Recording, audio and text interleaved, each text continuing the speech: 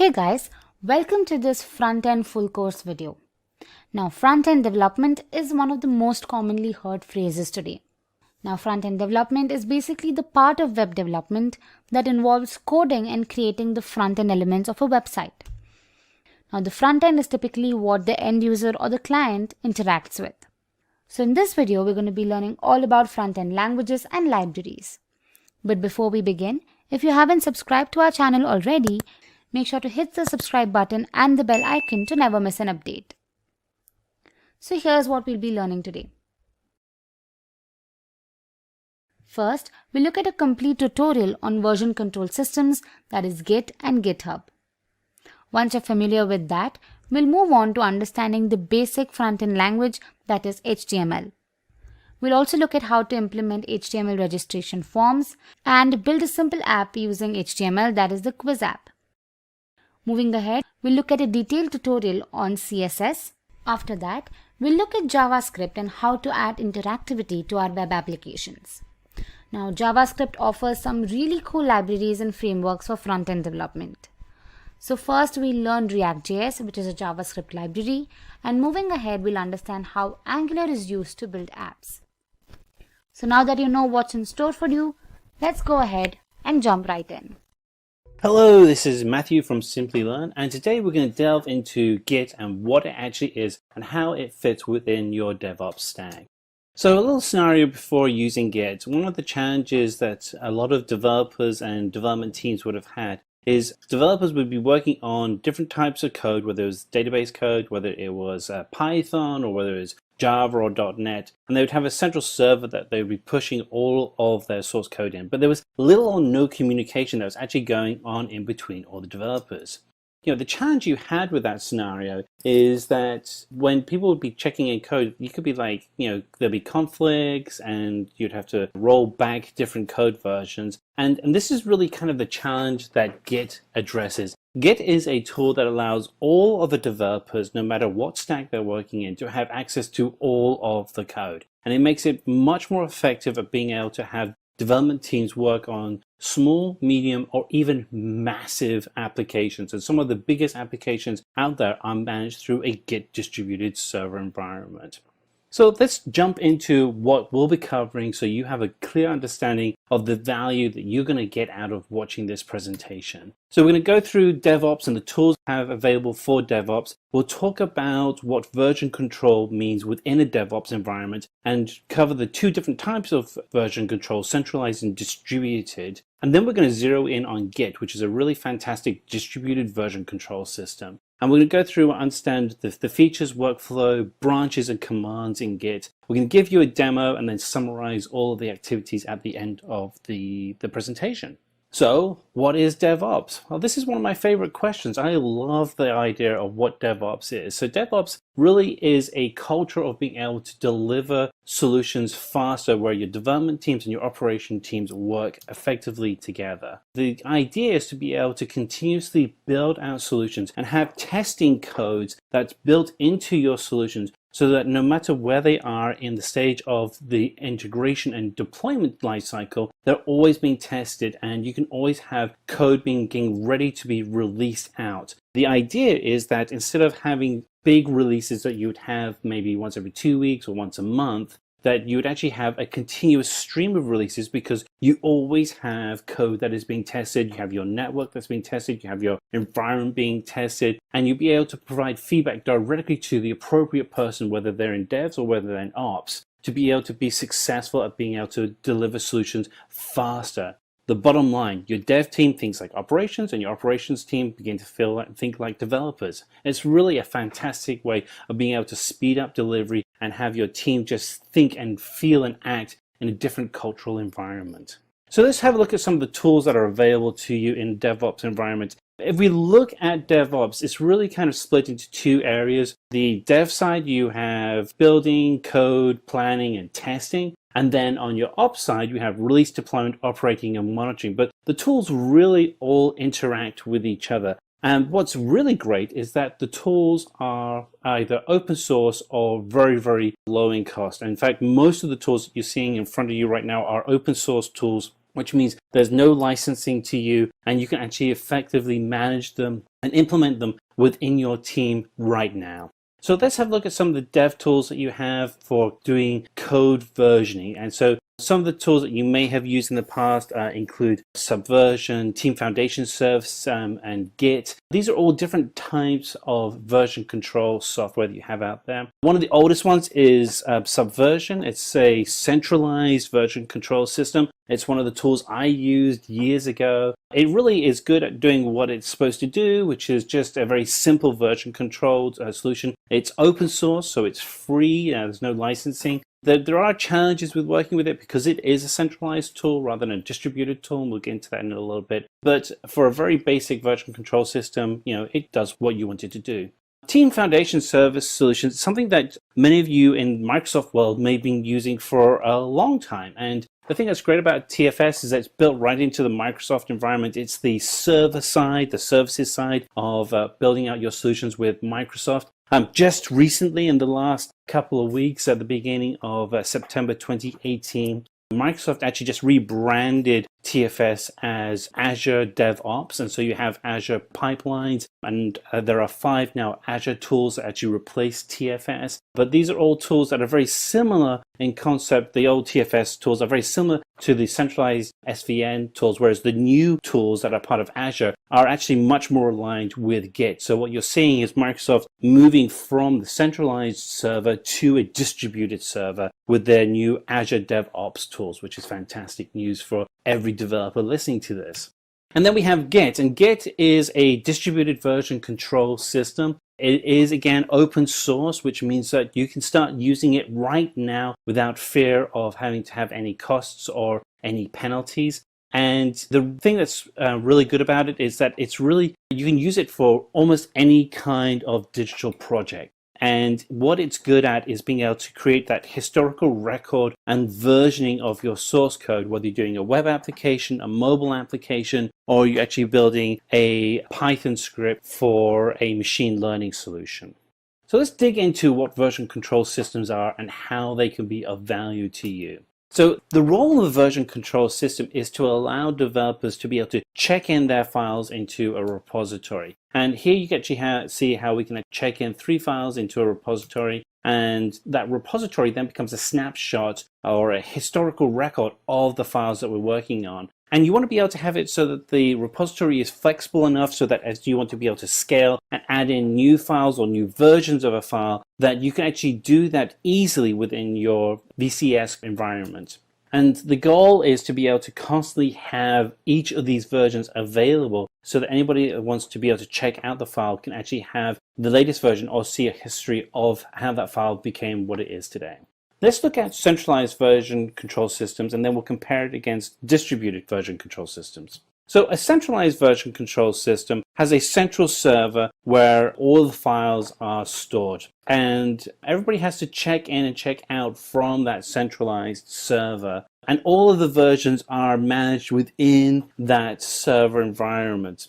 The problem is that if that central server crashes, which doesn't happen but very often, but it can happen, you end up losing all of your files. And I was actually on a project where that actually happened to us, and we lost 6 months of history of how the application was created. Fortunately for us, we actually had a backup, but it didn't have all the historical data. So we were able to at least continue working, but we just lost a lot of files and it took a while to get back into place. So let's now look at and compare this to a distributed version control system. With a distributed version control system, you still have a centralized server that manages the files. But the difference is that as a developer, you check out all of the files for a project. So you can actually manage the whole project locally on your development machine and make your changes. And then you can just check in and out the changes that you've made to the centralized server. The opportunity you have here is that the server itself, if it goes down, you're not going to be in a situation where you lose all of the history, because everybody that's working on the actual application has all of the versions of the code locally on their machine. Now, one of the more popular distributed version control systems that out there is Git. I mean, it really is probably the most popular by a margin compared to a system out there. So, let's dig into, what actually is Git. So Git is a version control system for managing files. And as a developer, you have a Git client on your machine and you're able to make changes and create local repositories of a program on your computer. And then you can sync up with a remote service such as GitHub or GitLab or the new Azure Labs environment, where you can actually store files remotely and then allow remote teams to have access to those changes in the actual application you made. So you can track your changes easily. The tool is inherently distributed, so it makes it very easy to manage the code for large teams. And you can bring people in very quickly, and you can have people come in as specialists and spin them up quickly and have them work on a piece of the code and then drop them out of the project. If you want to have a check on how this works, go and start contributing to any of the many thousands of open source projects at GitHub, where you can go in with your Git tools and just contribute to those projects. And then finally, one of the things that I really like with Git is that it's not a linear development approach. It's not starting from A and going to Z. It's a non-linear approach, which allows you to have branches that people are working on in parallel to your master branch, where people are actually doing the delivery of the production code. So let's step through some of these features. So Git, as you can imagine, the first thing it does is track history. That's probably the most important part of having a version control system. It's free, open source. You can actually go and use it right now. There are no costs for actually using it. It is a non-linear environment that allows people to be able to build out new features in parallel to the master branch, so that you can be constantly having the master code out there and adding in new features without breaking the code. And you can automatically create backups because each developer has a version of the code remotely. It's incredibly scalable. Some of the biggest projects out there now are being managed through Git. And because of this scale, the collaboration becomes a byproduct of teams working together. And branching just is so much easier within Git. So as you can see, this whole thing leads to a very effective distributed environment.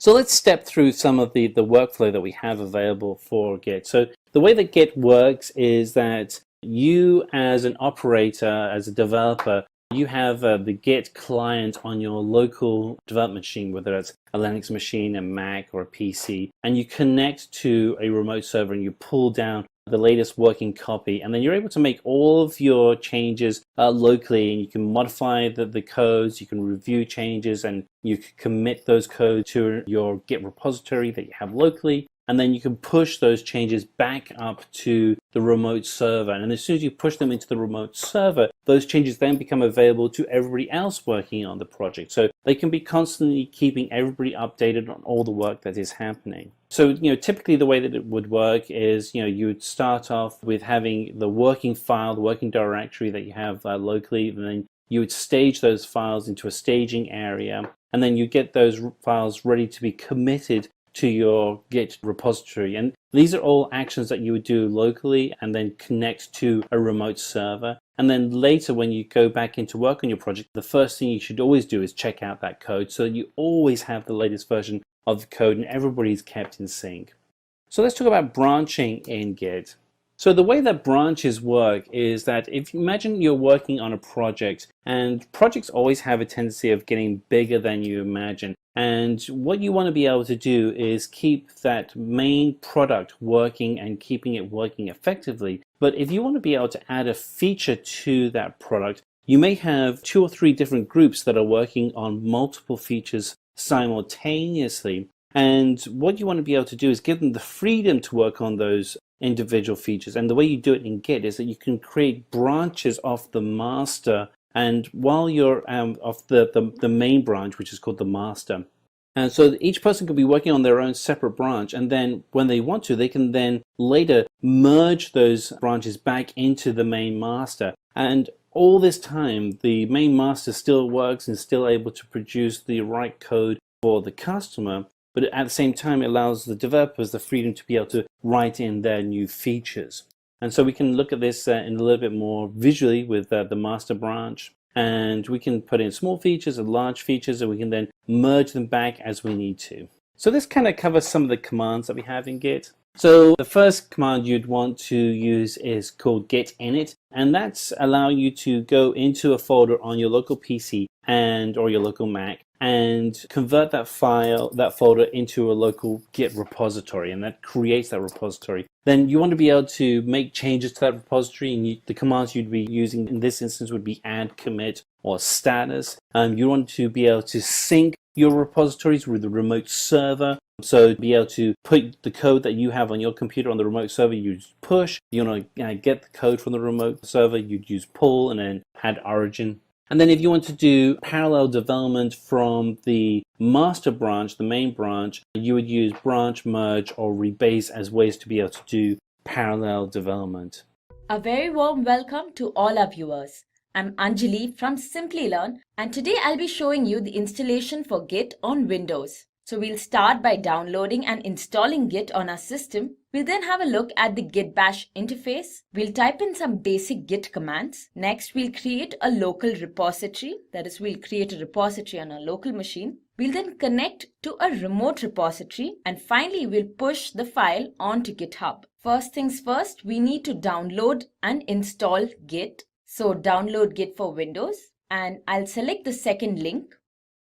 So 2.19.1, which is the most latest version of Git, that's the one we want for Windows system. Choose your version. So mine is a 64-bit system and it's downloading. So this will take a while. So Git is finally downloaded. Now we need to install this on our system. Click here, run. So go to next. We don't have to change this path. Just click on in quick launch and on desktop. Next. Next, again next, nothing to change here either. And install. So now Git is getting installed on our system. So we don't need to view the release notes, we just want to launch the Git bash. So let's just tick that and then click on finish. And your Git bash interface appears here. So we are on the master branch. The first thing we do is we'll check the version for our Git. So the command is git -- version. And as you can see, version 2.19.1 on our Windows system, which is exactly what we just downloaded. We'll now explore the help command.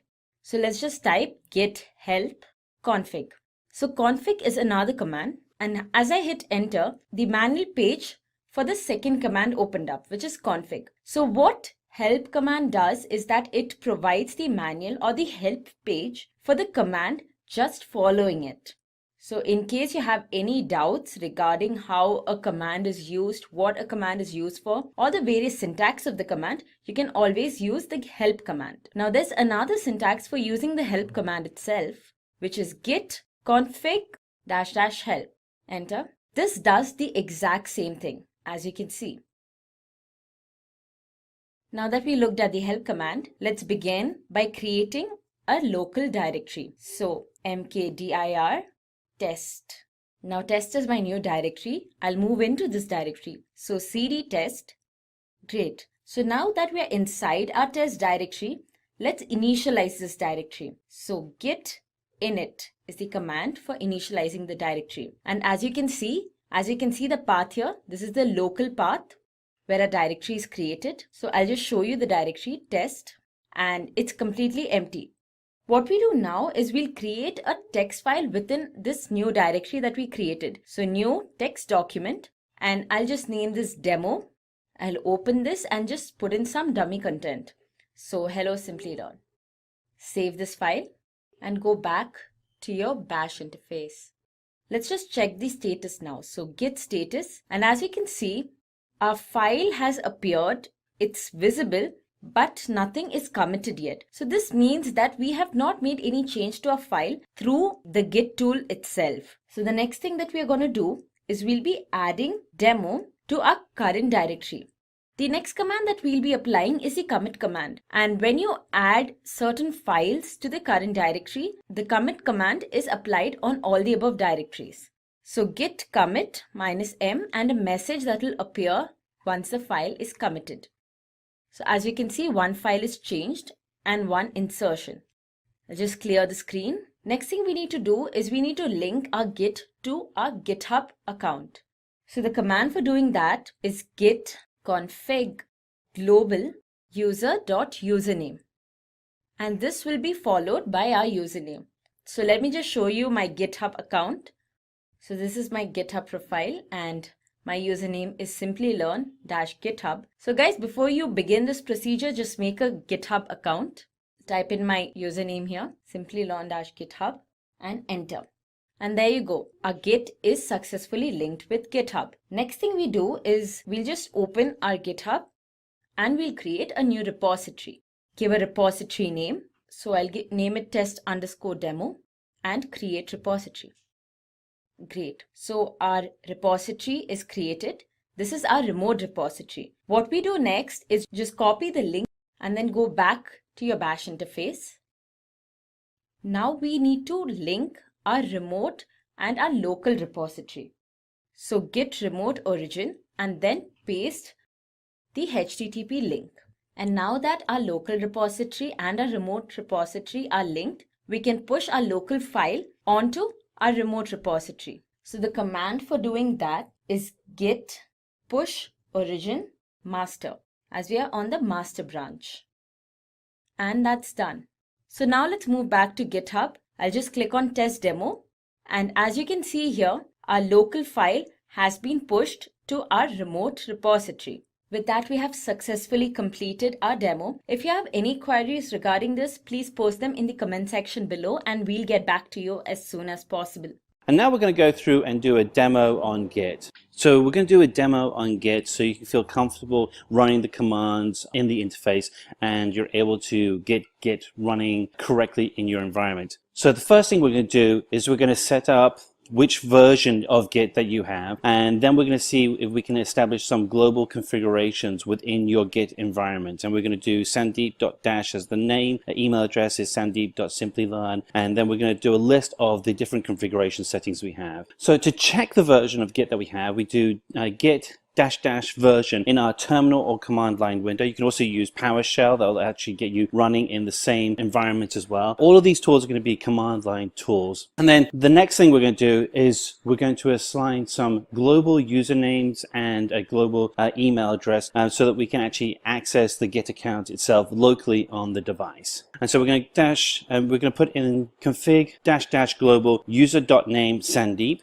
and then git config -- global user.email and sandeep.d@simplylearn.net. And now we're going to check the list of usernames and email IDs in our configuration environment with -list, and you'll see that we have everything in there correctly. Here is our username right here, and our name and our email ID.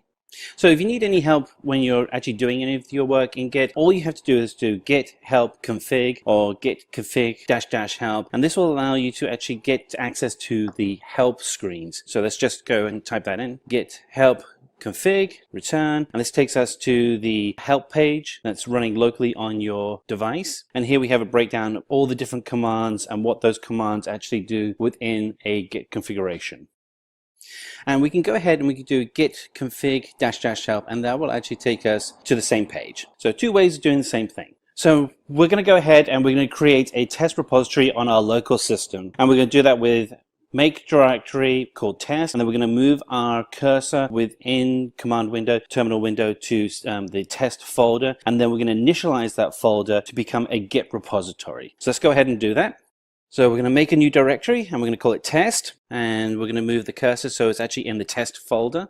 We do cd change directory to test, and you can see now we're actually in the test folder. And now what we have to do is initialize this folder as a Git repository. And so we're going to do this as git init, and it's now a new Git instance that we can actually now use for managing our Git environment. So we're going to create a new file and we're going to call it info.txt, and we're going to put some content in it, and we're actually going to put it in the folder that we've just created so you can actually see what it's like to test out the Git environment with a file that hasn't been checked into it yet. So let's go ahead and do that. So we open up our folder directory, and here you can see we have the test folder, and we're just going to go ahead and create a default test file. So right click, text, new document, info.txt, open that, and you can put really whatever you want in here. We're just going to put in this information right now. Name equals Sam, registration number 12479, and save that file, close it out. Now if we actually go ahead and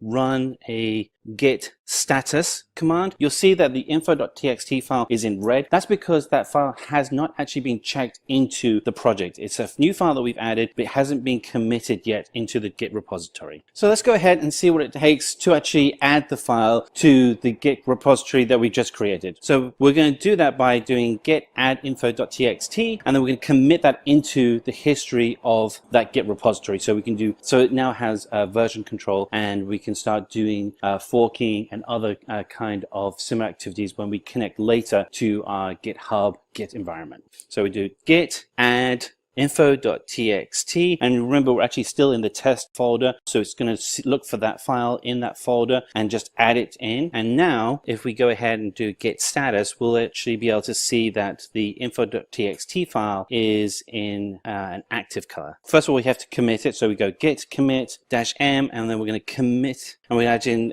some quick text here. You can write whatever you want. Committing the text file is now actually committed into the Git repository, and it's still running locally on your PC. So we're going to go make some changes to the file, and we're going to save it, and we want to be able to see how we can use Git to compare the differences between the two files. So let's go over, and we're going to make some changes to the info.txt file. Here we are. Here's info.txt. We're just going to add in a new line. We're going to add in the line address, and we're going to save that file. And now when we go over to Git, we're going to be able to review the difference. So we're going to do git diff, and here you actually see that we've added in a new address file. So now you can actually see this is the difference between the two documents. Now, as you can imagine, when you have code, this would become more elaborate, where actually will show you code that's been pulled out if you've eliminated any code, or if you added in new code. Really useful. So we're going to go ahead and add our Git username to a remote location, so we can actually start testing out the file that we've created into a remote repository. In this case, we're going to use GitHub, and you'll be able to see how we can actually then save that file into a Git repository that somebody else could then access and be able to make edits to. So let's just go ahead and make those changes. So git config -global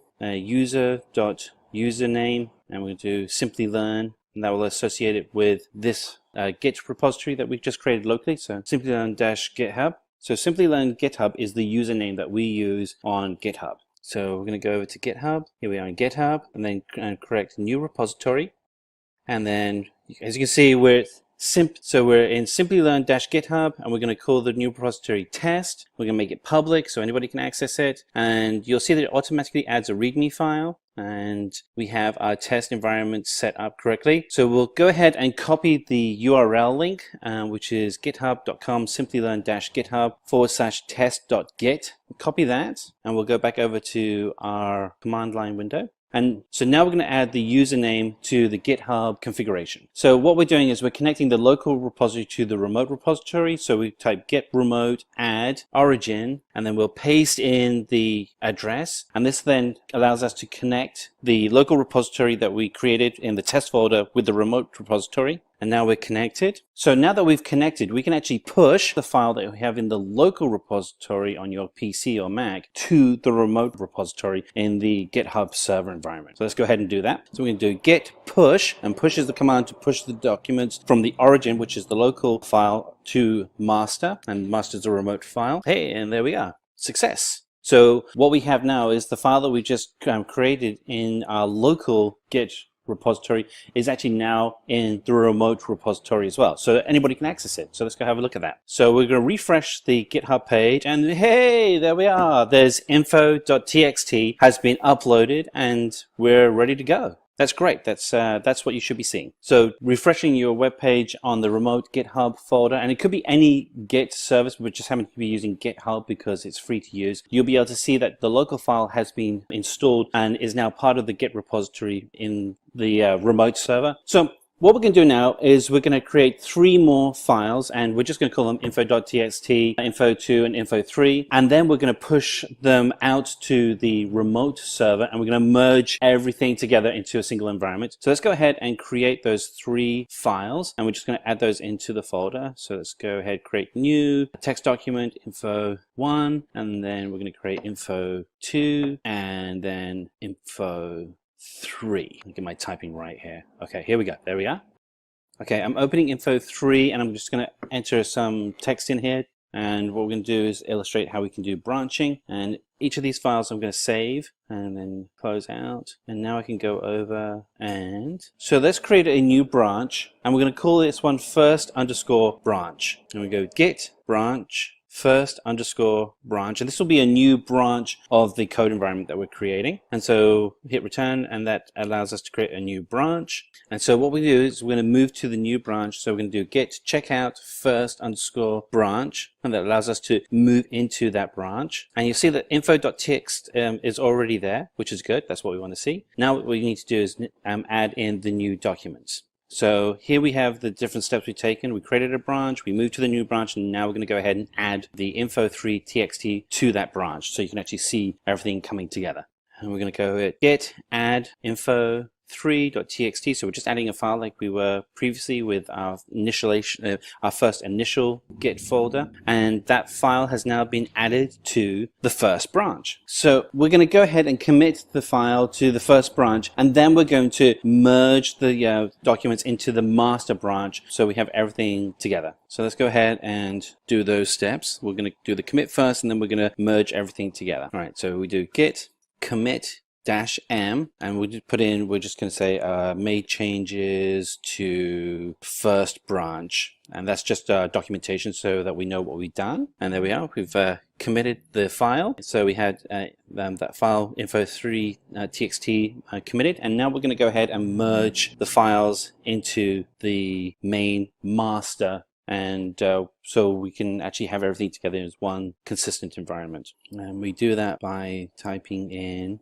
So this lists out what we have in our master file. So we just do ls, and that shows everything in the folder. And we have info.txt, info1 txt, info2 txt, and info3 txt are now all in the first branch. So let's go ahead and we're going to merge. Okay, so actually before we merge, we have to check out the master branch. So we do git checkout master. So it gets us into the master branch, and you'll see that we have just one file there, info.txt. So we're going to list out the files in the master branch. And so what you'll see is info.txt, info1 text, and info2 text are there, but info3 text isn't there because that was created in a separate branch. So let's go ahead and merge the first branch into the master branch. So we do git merge, and we do first underscore branch, and there we are, we've merged it in, and excellent, that looks good.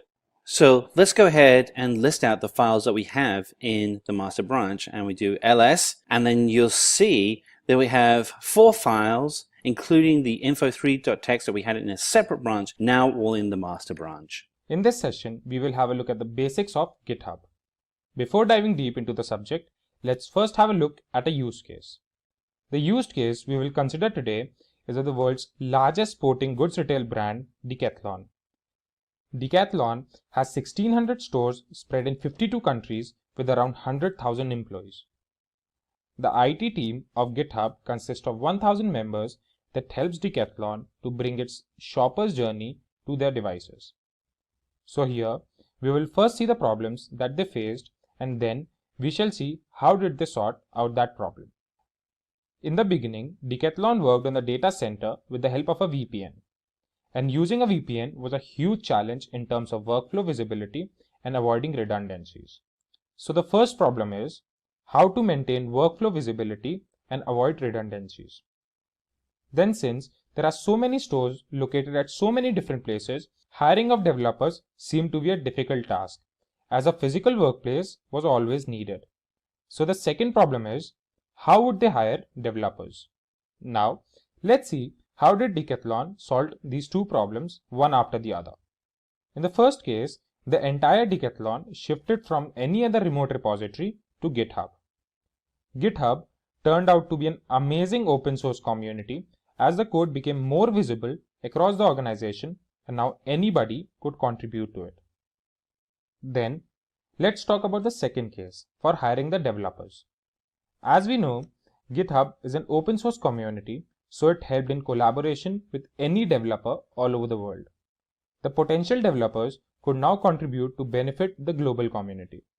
Now the question arises, what made this contribution possible? So the major contribution role was played by the version control system. This was just a single case amongst many others. There are many organizations that have benefited from GitHub. Now, when we have realized how GitHub has revolutionized the market, let's start learning more and more about GitHub. It is time for us to jump on the topic, what is GitHub? GitHub is a service hosted on the web where all the projects are stored. Every project on GitHub has its own repository and its unique URL. Git provides a graphical interface to store the files and helps team members to coordinate on the project from anywhere. GitHub provides several access control and collaboration features like wikis and basic task management tools for every project. Let's now have a look at the features of GitHub. The first feature we will see is easy project management. GitHub helps project managers and developers to coordinate better on the project. The work can be easily tracked and updated, which makes sure that the project is on schedule and as entitled. Second feature is increased safety with packages. The packages on GitHub can be published as desired. They can be published privately or within a community, or can also be published publicly. The packages can be easily downloaded from the GitHub to use and reuse them. Next feature is the effective team management. Now, as all the team members can stay updated with all that's happening on the project, so this helps them in staying organized and well coordinated. The pull request and other modification tools make sure that the team focuses on the code. Moving on, the next feature is improved code writing. With the help of GitHub, the quality of code has significantly increased. Now with the help of git pull command, one can review, improve, and propose new codes. Along with that, suggestions or modifications may be discussed before changing the original code. The next feature is increased code safety. GitHub uses CodeQL, which is the industry's leading semantic code analysis engine. This tends to find risks in the code which other tools tend to miss. The last feature we shall see is easy code hosting. As the name suggests, the codes and documentations are hosted in one place. We also know that there are thousands of repositories on GitHub, so each repository has their own set of tools to release and host the code. Finally, let's have a look at the competitors of GitHub. There are several competitors in the market. Here, we have just put the most common ones. First is Atlassian Bitbucket. Then comes Fugbugs, followed by Surround SCM and GitLab. Then we have Buddy, and finally followed by Beanstalk. Let's see the differences between Git and GitHub. Git is a software that can be installed directly onto our systems, whereas GitHub, as we saw in the demo, is hosted on the cloud. Then, Git can be used offline.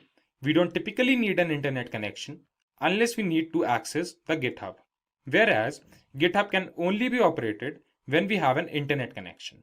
Next difference is Git is something independent and can be used without GitHub, whereas GitHub has nothing to do unless we make repositories in Git, which means it cannot be used without Git.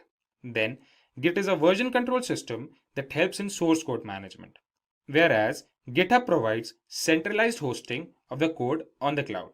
Next difference is Git does not work according to a graphical user interface, while GitHub is a simple graphical interface. Next difference is Git is a command line, so it operates on several commands like commit, merge, push, pull, etc. Whereas GitHub is a web-based service, so it has nothing to do with command line. Then Git is released under the GNU General Public License, which is an open source license. It ensures that the software is free for all its users. Whereas in the case of GitHub, there are two tiers, a free tier and a paid tier. In the end, let's have a look at the competitors of the two. As a competition, Git has Mercurial, Supervision, IBM, Rational Team Concert, and ClearCase. While for GitHub, the competition is Bitbucket and GitLab. Hello and welcome to Git Commands. My name is Chidanand and I am with the Simplilearn team. Today I'm going to cover a few essential Git commands and walk you through a demonstration for most of it. I begin by installing a Git bash on the Git client and configuring it for its first time usage. Once I'm done with configuring the Git client, I'm going to spin up few repositories locally and work on these repositories using Git commands. Once I'm happy with my local changes, I'm going to commit few of them and then push these changes to a Git server of my choice. For today's demonstration, I plan to use github.com, which is a cloud-hosted free service, and it provides free account registrations for anyone. Eventually, I will cover a few topics regarding Git branching and merging, because these two, in my opinion, are the killer features of the Git distributed version control tool. Git is one of the most popular distributed version control tools of recent times, and like any other distributed version control tool, it allows us to perform various version control tasks without really needing a network connection. Before I jump into my demonstration, let me spend some time explaining to you the Git client-server working model. What does it take for a couple of users to collaborate and start working with Git? The bare minimal thing that any user would need in order to start working with Git is something called as Git bash or the Git client. This comes as an installer for all popular operating systems like Windows, all flavors of Windows, Linux, macOS, and other operating systems. So once you install Git bash, you get a command line utility using which you can fire up your Git commands and ensure that you can bring up repositories. You can work with these repositories by adding files to it, committing changes to it, and all those Git commands would work perfectly well. So you can bring up a small repository and you can work with your repository using this Git bash. But what does it take for you to share this repository with another user who has also got Git bash installed on his system? This is where you would need something called as a Git server. So for user one or one user to share his repository with another user, he would need to collaborate using something called as a Git server. So in the present market, there are a bunch of Git servers which are popularly available. Some of them are free, some of them come with a cost because they are licensed. A bunch of these servers that I can think of are GitHub, which is one of the most popular Git servers that is around in the market for a long time now. It comes with two variants. One is the cloud hosted one, which is the github.com. And then the other one is an enterprise server, which comes as a black box that can be installed into your data centers. So typically organizations who don't want their source code to be put up on the cloud would go for this GitHub enterprise servers, wherein they buy these servers and these servers are hosted on their data centers. Other popular variant of the Git server is Bitbucket. This is from the famous Atlassian products and it integrates very well with all other Atlassian products like Jira.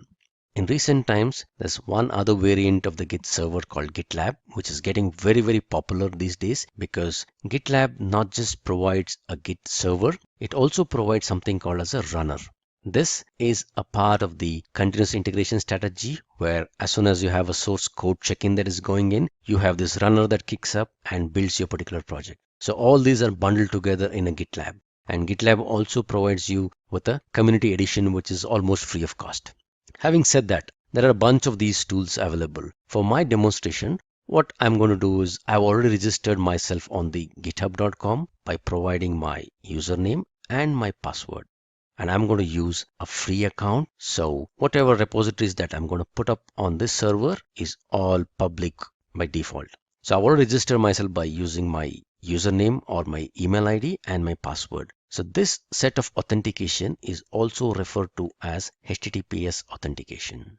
So in order for me to share my repository with say user 2, the first thing that I got to do is have an access to a Git server where both user 1 and user 2 are set up. So once I have that, I can push my repository onto this server and provide right kind of access so that user 2 or the other developer whoever wishes to collaborate with me on this repository can use his credentials. As long as he's registered properly on the Git server, he can use his credentials and pull down this repository and work with this repository. So this is the HTTPS way of authenticating and sharing repositories. Another popular way of sharing repositories or working with each other is called as SSH authentication. As many of you would know, SSH means nothing but creation of a private and a public key. A bunch of keys, public and private, are created on the client machine. While I create keys, I will be asked for a passphrase. I need to type in a passphrase and remember my passphrase. And then I take this public key and kind of post it onto my account within my Git server, so that whenever I'm going to connect next time using my command prompt or any of the tools, it's going to challenge me for my passphrase. As long as I remember my passphrase correctly, I can authenticate myself and get into the server. So both HTTPS and SSH are popular ways of communicating with the Git server. Having said this, let me just get started by installing the Git bash on my local system and then fire up some of these Git commands and build up some repositories, make some changes in my repository, commit these changes, and later use my GitHub credential to connect to my GitHub server and push my repositories out there. Let me now go ahead and find my Git bash for my Windows so that I can go ahead and install it. So I just type in Git client for Windows, open up a browser and type in for this. The first one that I find is a GUI tool. I don't need this GUI client, I need this one. So this is the Git client or the Git bash that I was referring to. It's about 40 megs, and let me just download this. Pause this video for some time so that the download happens and come back to you once I have the download. The download seems to be complete. When I'm recording this video, the version that I have, the latest version that is there is 2.19.0, and this is a 64-bit version for Windows. So I've got that downloaded. Let me go ahead and find it and install this exe. All right, I go ahead choosing all the default options. I want it to be installed in C: program files under the Git folder. Everything looks good for me. I'm not going to make any changes here. Git bash from Windows. Yes, I may want to use git from Windows command prompt. That sounds good for me. Open SSH, that's fine. Looks good. Looks good. No, I don't want any of these new features.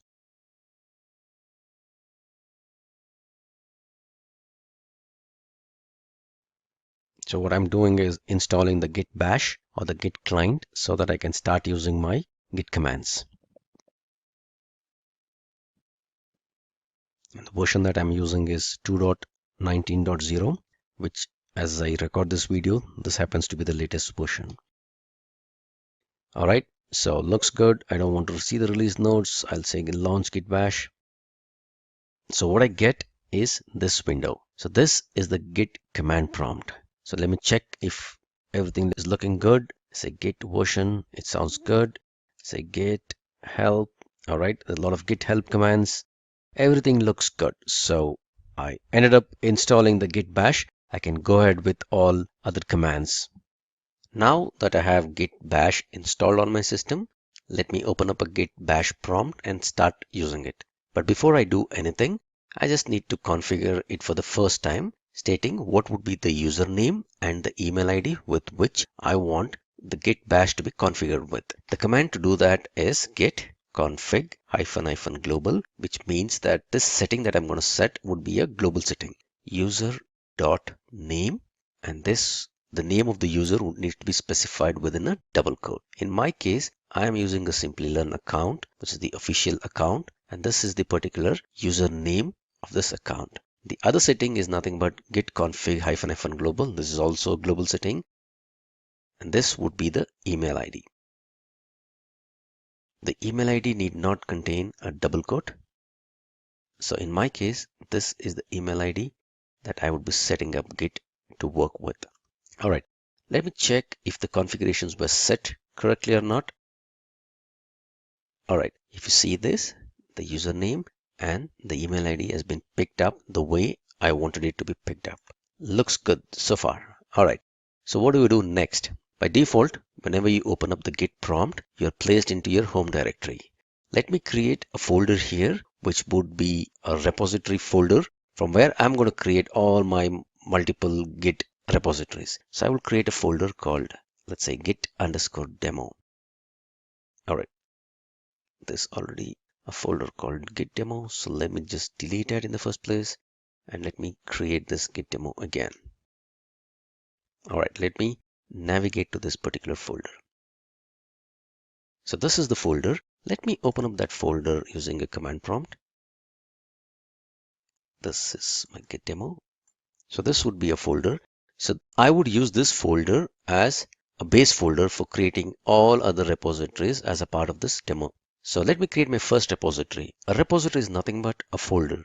So let me create my first folder called first repo. And let me get into this repo. All right. As of now, this is just an empty folder. If at all I navigate to this, you would see that this folder is empty. There's nothing much in this folder at all at this moment. Okay. So let me create a repository out of this. How do I create a repository of this? It's pretty simple. I just run a git init command.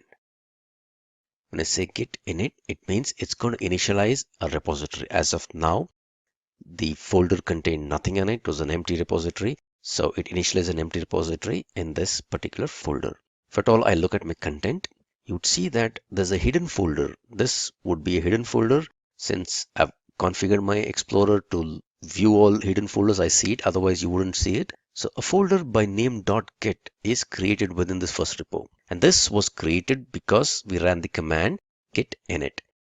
If I get into this folder, I see a bunch of directories and other configurations. If you see, there's something called as a hooks directory, a couple of configuration files that are here in this directory. All these relate to one or the other type of a client hook that can be enabled. And there's info, there's objects, there's references, a bunch of stuff that is there. So what is this folder? This is a magical Git folder. And this is created whenever a repository is initialized. So by default, if at all you get into any Git folder or any Git repository, you would see this .git folder. A word of caution, do not get into this folder and try to modify anything, because if you fiddle around with this and corrupt this particular folder, your whole repository will go for a toss. So let me come out of this and let me show you another thing. Now, if you notice here, when I was in the folder, the repository did not have anything after this. Now, when I say git init, there is something called as a master that shows up. So typically what happens is whenever a Git repository is created for the first time, it creates a default branch. The name of the branch is called master. And that is why you would see master within braces. This doesn't mean anything else other than we have a repository out in this particular folder. And by default, there is a branch called master and we are currently on that branch. If at all I create multiple branches in this folder, whenever I navigate to different branches, the branch name within these brackets would change. All right, so far so good. So we created a folder, we made it a Git repository by initializing that with a git init, and then I've not put anything yet in the repository. So let me try to do that. Let me create a few files within this particular repository. So I use a touch command. Touch is a Linux command. It kind of creates this particular folder. If at all you're not comfortable with the file creation by this way, you can always use a file explorer and create some files in this.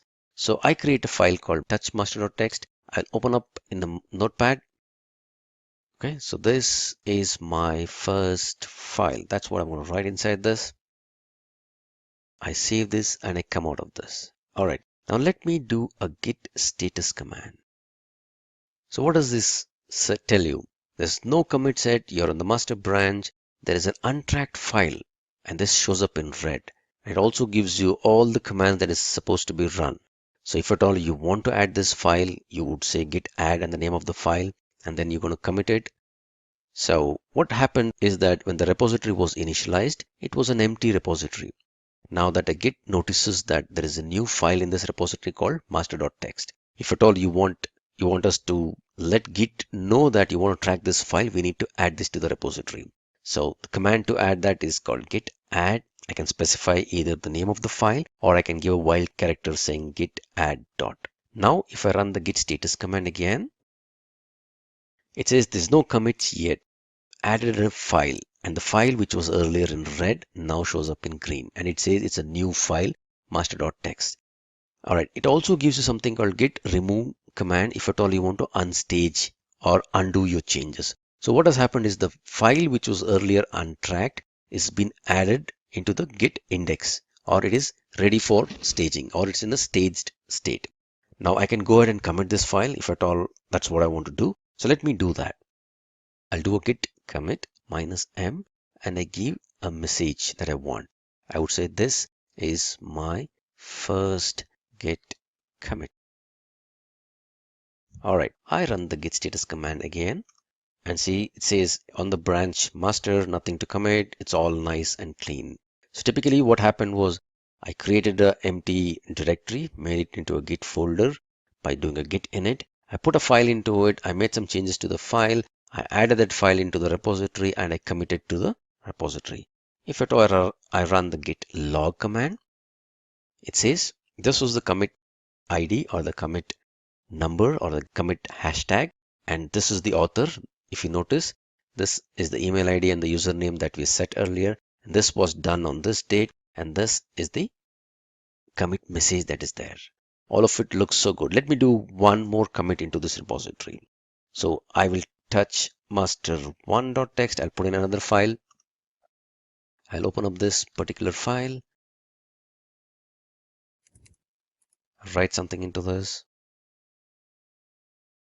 All right, I save this change. Let me also open up the older file, make some more change into this.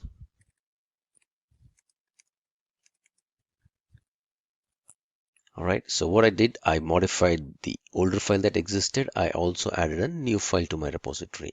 Now, if I run the git status command, it says modified this file, which is showing in red, and it says you have one more file, which was an untracked file.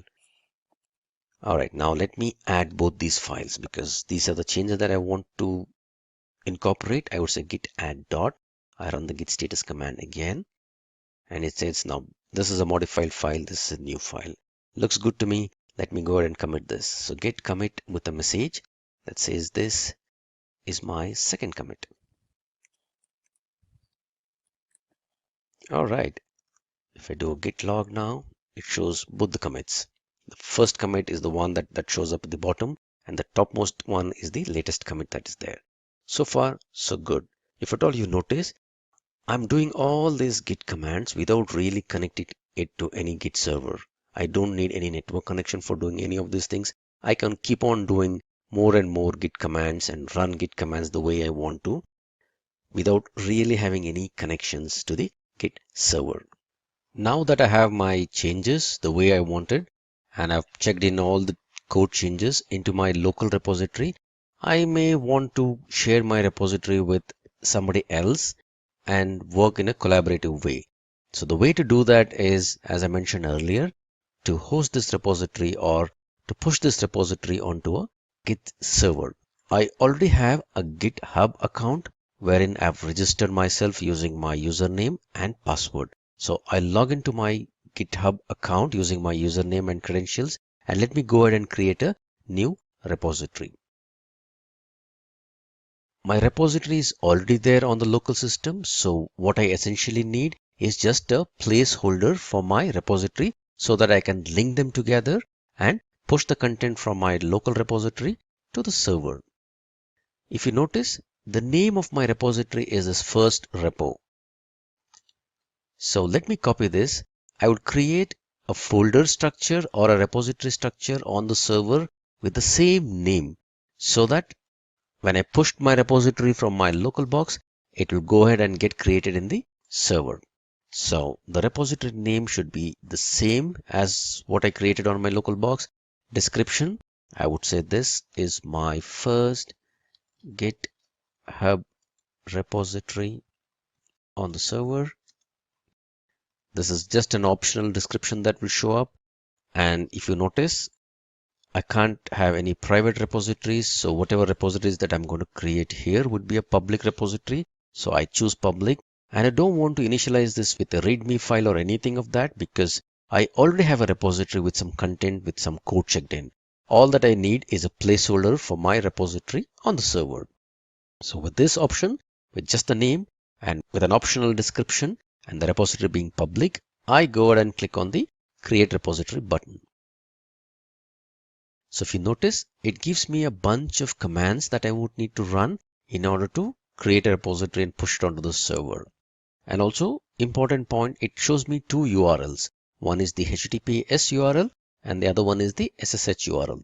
As of now, we do not have any SSH keys that is set up. So let me use this HTTPS URL to connect my local repository with the repository on the server. So I've done all these things. I already have the repository set up. All that I need is a placeholder for me to connect my local repository with the server URL. So this would be the command that I need to copy, which essentially links or adds an origin with the URL of the Git server. I just copy this command and run it here. Git remote add. The name of the remote is called origin and it points to an HTTPS URL, which is nothing but the placeholder that I've created on the server. All right, so let me check if it's added correctly. Okay, the URL looks good.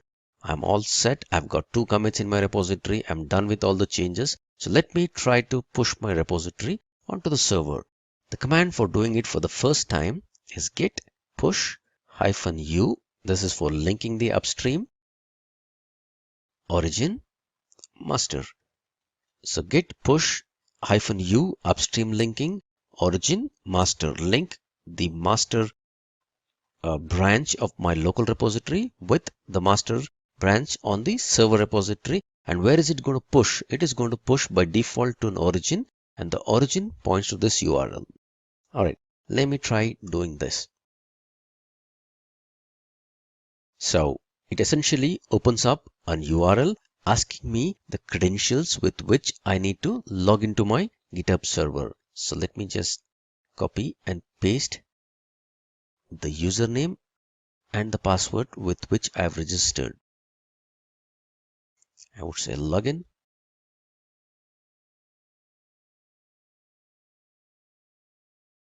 Okay, success. So I'm able to create a repository on the server and the content seems to be pushed and it created a new branch called master. It has linked the master branch from the local repository with the master branch on the server. So let me go back to my server and refresh this page and see if all my commits have come in. master1.txt. If at all I see the commits, there seem to be 2 commits. This is my first commit, this is my second commit. And if at all you notice, each of this commit comes with a hash key or a hash ID, which contains the details of my commits. In this commit, the files were added. This was the line that was added. If you look at the second commit, I added these lines. I made this, one line chain that was there. I also added this new file, which was not existing. These are the 2 commits that existed. And if you see the timestamp of the commit, this is the commit which was committed 15 minutes ago. So what does this mean is that the commit is the timestamp when we actually committed the code in the client. The pushing is just after we have committed the change, we have pushed it. So there's no timestamp of the push that happened. This completes the first part of the tutorial wherein I created a repository on the client and then I pushed it to the server after creating a repository skeleton on the server. Now let me demonstrate to you the SSH configuration that is required for creating a pair of SSH keys and ensuring that I connect to the GitHub server using the SSH mechanism. So for doing that, I need to first create a pair of private and public key. The command to do that is ssh keygen -t. I will use the RSA mechanism for creating my keys, capital C, and I need to specify the email ID using which I'm going to connect to, or I need to create the keys for. All right, so generating a private and public key pair, it says, let me know what folder should I create the keys in. So by default, the keys are created in the user home directory under a .ssh folder. So this is pretty good for me. So let me go ahead and say that. That's fine. Enter a passphrase. So let me enter some passphrase. Keep in mind that I would need to remember my passphrase, because when I'm going to authenticate myself using SSH mechanism, it will challenge me for this particular passphrase. I need to enter the right passphrase so that I get authenticated. So the key is generated, and by default it is created in this particular folder. So let me go over to that particular folder. And this is the folder where the keys is generated. You would see a public key and a private key that is created. Let me open up the public key with a notepad and then copy the contents of the whole file. And now I would need to stick it in on the server so that I can get myself authenticated using SSH keys. So I've logged in to GitHub using my credentials and go to my settings. And you would see an SSH and GPG keys. Let me click on that. As of now, there are no SSH key or GPG keys. So I would click on new SSH key and let me paste my public key that I've copied, and I would say add SSH key. It prompts me for my password just to make sure that I've got the right kind of authentication to be adding a new key. So this one looks good. That means the keys were added successfully. Let me check if my SSH keys are working well. So I do SSH -capital T. I would say git at github.com. This is just to double check if my SSH keys are authenticated correctly. Are you sure you want a connection? Yes. You want to continue? Yes. All right. Now a check for my passphrase. Let me enter my passphrase. I hope I remember it correctly. All right. Pretty good. I've been successfully authenticated. So that means now my SSH keys are good, and just by using my passphrase, I can connect to my GitHub server using SSH.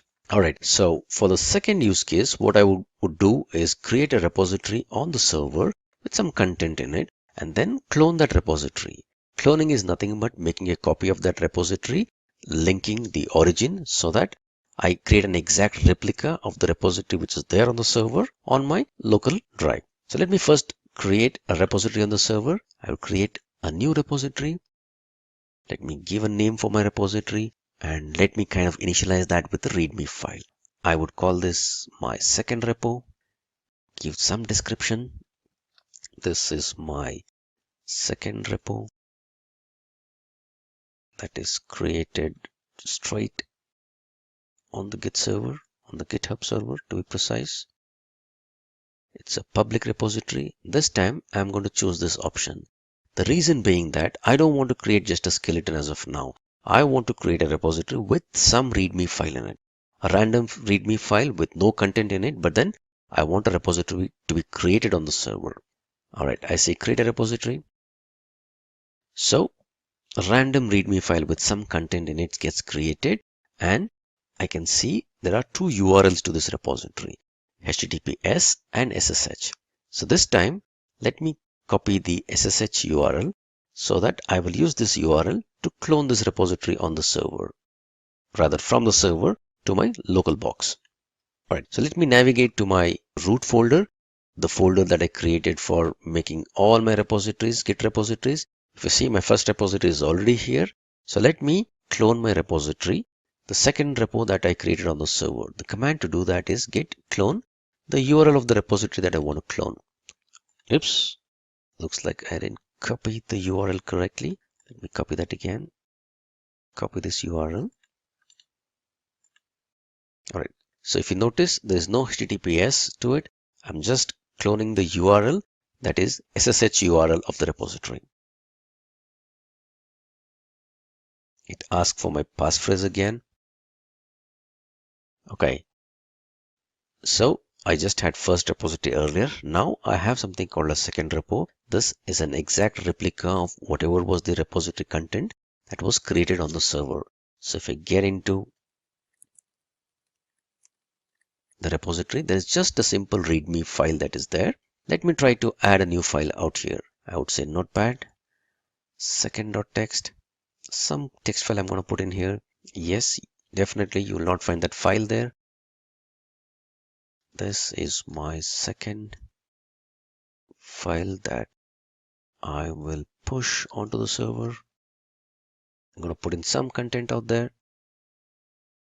I'm going to save this. And if I do git status, it says this is a new untracked file. Do you want to add this file onto the repository? Do you want to track this file? Yes, I definitely want to track this file. Let me also commit my change to the file with a message. This is my first commit for the second repo. I give in some particular message. And this time around, since I cloned my repository from a server, the origin is already set for me. I don't really need to add the origin and all that stuff, because what happened in the first case was that I was creating a repository from my local box and then pushing it on the server, which is why I had to set up the upstream branches and stuff like that. In this case, I have cloned an existing repository from the server. So when I clone, I get the replica along with all references to my repository. So I don't need to do anything more other than push the content. I would just say git push. To be on the safer side, I would say origin and master. Ask me for the passphrase. Okay, it pushed the content onto the server. Let me see if the contents have come in here. Okay, wonderful. I had only one commit. Now I see my second commit. So what was added as a part of the second commit? It says a new file was added. All this line that never existed got added. This is the second file, the content exactly what I pushed onto the server. Now this completes the tutorial when I created a repository on the server, cloned it, made some changes to the repository and pushed it to the server using SSH. A quick recap of all the git commands that we ran till now. Git init is used to initialize a repository. So if at all you're creating a local repository, you can get into any of the folder which is not a git repository and run this command. Whenever you run this command, a magical folder by name .git gets created in the folder, and from that time onwards, Git will start tracking any changes that happen to that particular folder. It also creates a new repository and a branch. By default, the branch that is created is called the master branch. Git add dot is a wildcard character for adding any number of new files into your Git repository. If you have a bunch of files, 1 file, 2 file, 10 files, a folder containing multiple files in it, all of them could be added into the repository using this command. So once you add any number of files into the repository, you can keep on adding more and more files into the repository. Once you're done with that, you want to commit the changes that has happened in the repository, you use the git commit command. Git commit -m with a meaningful message. This will commit all the work items that you've done in terms of the files that got changed, the files that got added, all this with one particular message. Git status will give you the status of all the files and folders, any file that got added, any file that got created, any file that was deleted, all the status of the files will be obtained using the git status command. Git log will show you all the commit history with the latest history or the latest commit showing up on top. Git add remote origin. This command is used whenever you want to link any local repository to a server. And this is when you want to really push a repository from the local to the server for the first time. Git push -u origin and master. This is the command that you would use whenever you want to push contents from the local repository to the server. Git clone and the URL of the server. This is the command that you would run whenever you have an existing repository on the server and you want to make a fresh clone or a fresh copy of that particular repository onto your local box. More than often, many developers or Git users find themselves in situations where they would want to go back in history and modify or change some of the files that they recently committed or checked into the repository. Now, from a perspective of Git, this is a very simple activity. However, from a perspective of version control tool, you will have to be really cautious about the change that you're going to do. In case the changes are pretty local, none of the developers or none of the other users who are collaborating with you would be affected by this change, you're good to go ahead and make this change. However, if your repository is being pushed to the server and you're trying to modify something from history, this would have a very bad or adverse effect on all the other users who will be using it. You need to be really cautious while running these commands. In case your repository contents are local, you've not pushed your changes to your repository, and if at all you made some changes to the repository, maybe to fix a defect or to include a new feature, and you missed few things, you can go ahead and modify this with some of these commands. Let's say I have this simple repository called undo repo, and if at all I look at the logs of these, I have the commit histories which are like this. I have about 5 commits that is there in my repository, and in C1 I've added a file, in C2 I've added another file, in C3 I've also added some file, in C4 I've made some changes to M1 and M3, and in C5 I've added another file called M4. Now this is my commit history. Now let's say I made these 2 commits, but possibly I want to club them together along with some other changes, because whatever changes I did not really fix things the way I expected it to fix. So there is a git command called git reset. This would allow me to go back in history, to go back to any of the snapshot, get rid of all this commit history or the commit messages, but retain the changes that were made as a part of these commits. So if at all I need to go back in history and go back to this particular commit, and however I just want to get rid of these commits that are there in terms of the commit messages, but I want the changes that were there as a part of these commits to still exist, I would do command called git reset -- soft. Now this would go back or unwind my changes back to this particular snapshot, getting rid of all the commit messages that were there as a part of these 2 commits, but a soft would ensure that the file changes that were done as a part of these 2 commits would still exist or full remain. So the command for that is git reset -- soft, which is the snapshot that I want to get back to. If this is the commit that I want to get back to, I just copy this and I paste this. All right, it doesn't give me any message, but if at all I do a git log pretty one line, what it says is C1, C2, now the head, which is nothing but the current pointer, which was earlier pointing to C5, it's gone back to C3. Now what happened to the changes that were there as a part of C4 and C5?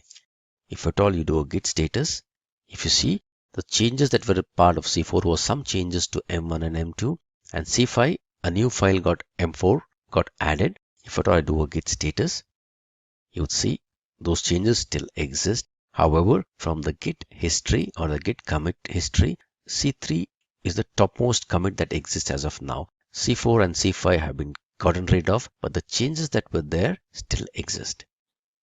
All right, now I can make some more changes that I want if as a part of my commit, and possibly go ahead and commit this whole thing as a new commit altogether. Maybe I'll open up a notepad and possibly create a new file called m6.txt and say one new file that was missed out. I make this change. I go to a git status. All these files are still there. I would say git add dot. I would say git commit -m C4 rewriting history, and I do a git log pretty. There you go. So C1, C2, C3 still existed, and whatever was a part of C4 and C5, the older ones, I've gotten rid of this. Along with those old changes, I also added a new file. I made some changes and I was able to commit it. Now if you look at my git history, it's all nice and clean. However, do this activity only when you don't push your git repository to the server. One other most powerful and useful command while undoing or resetting the history is something called as revert. This is a safe way of undoing some things. Remember what I talked about when exactly you can do a reset? It's only when your changes are local and is not being pushed to the repository. Take this scenario wherein, let's say I have a git server and I have the changes which are C1, C2, C3, and possibly C4.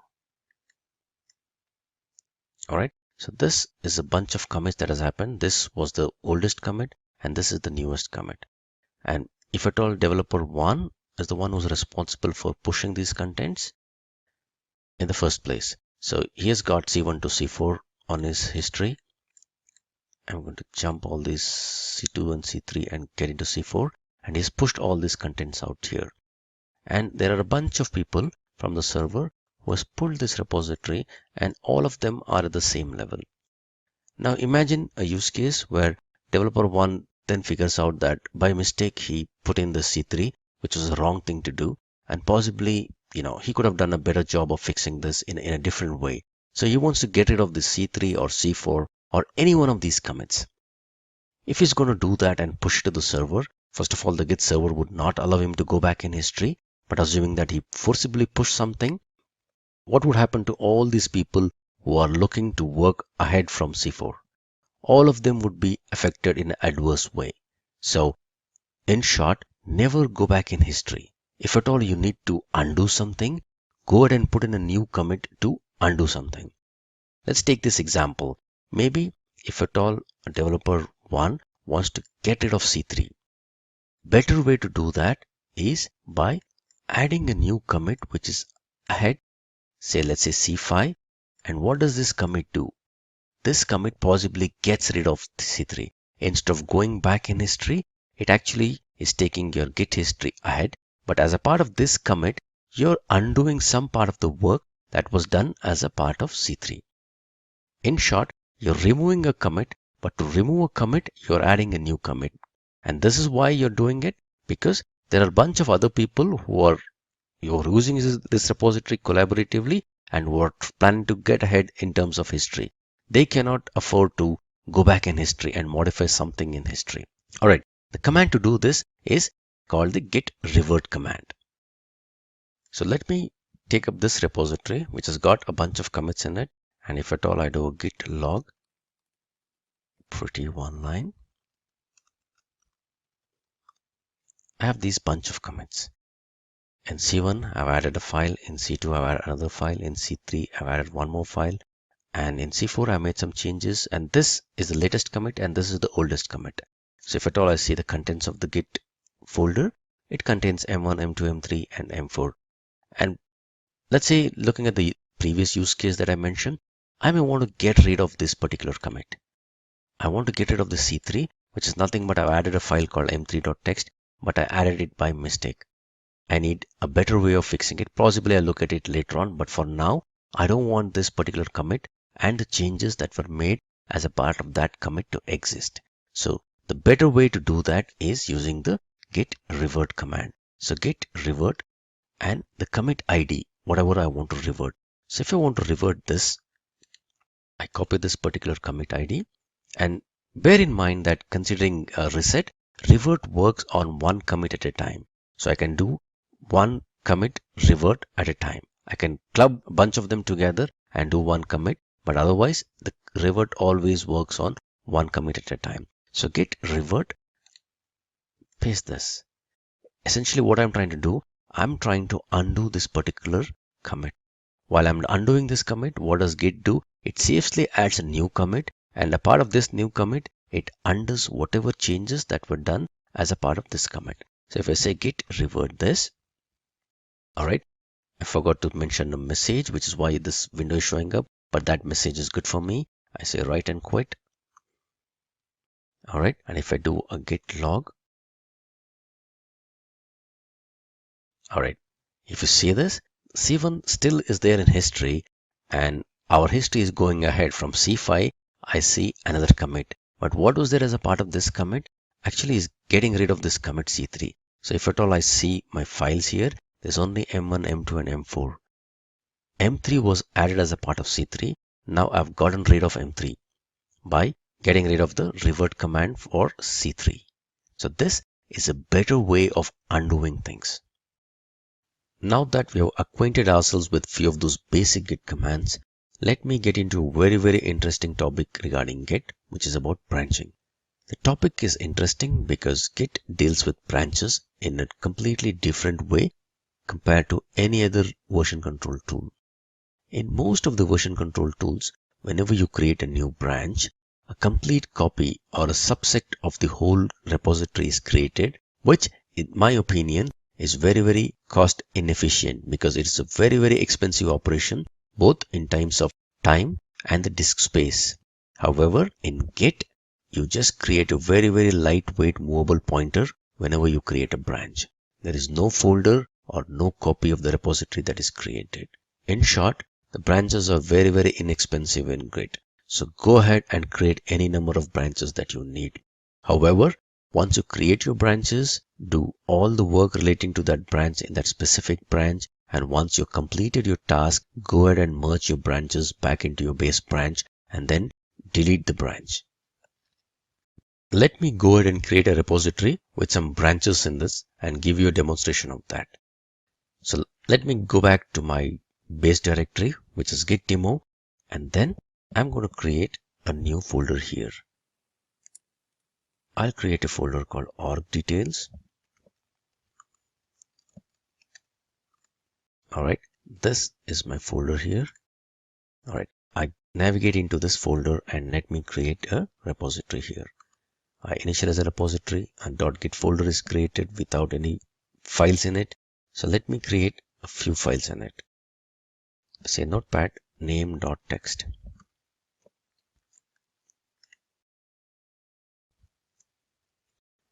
Organization name. I create a name.txt within this. Maybe I'll create one more file in this. Notepad employees.txt.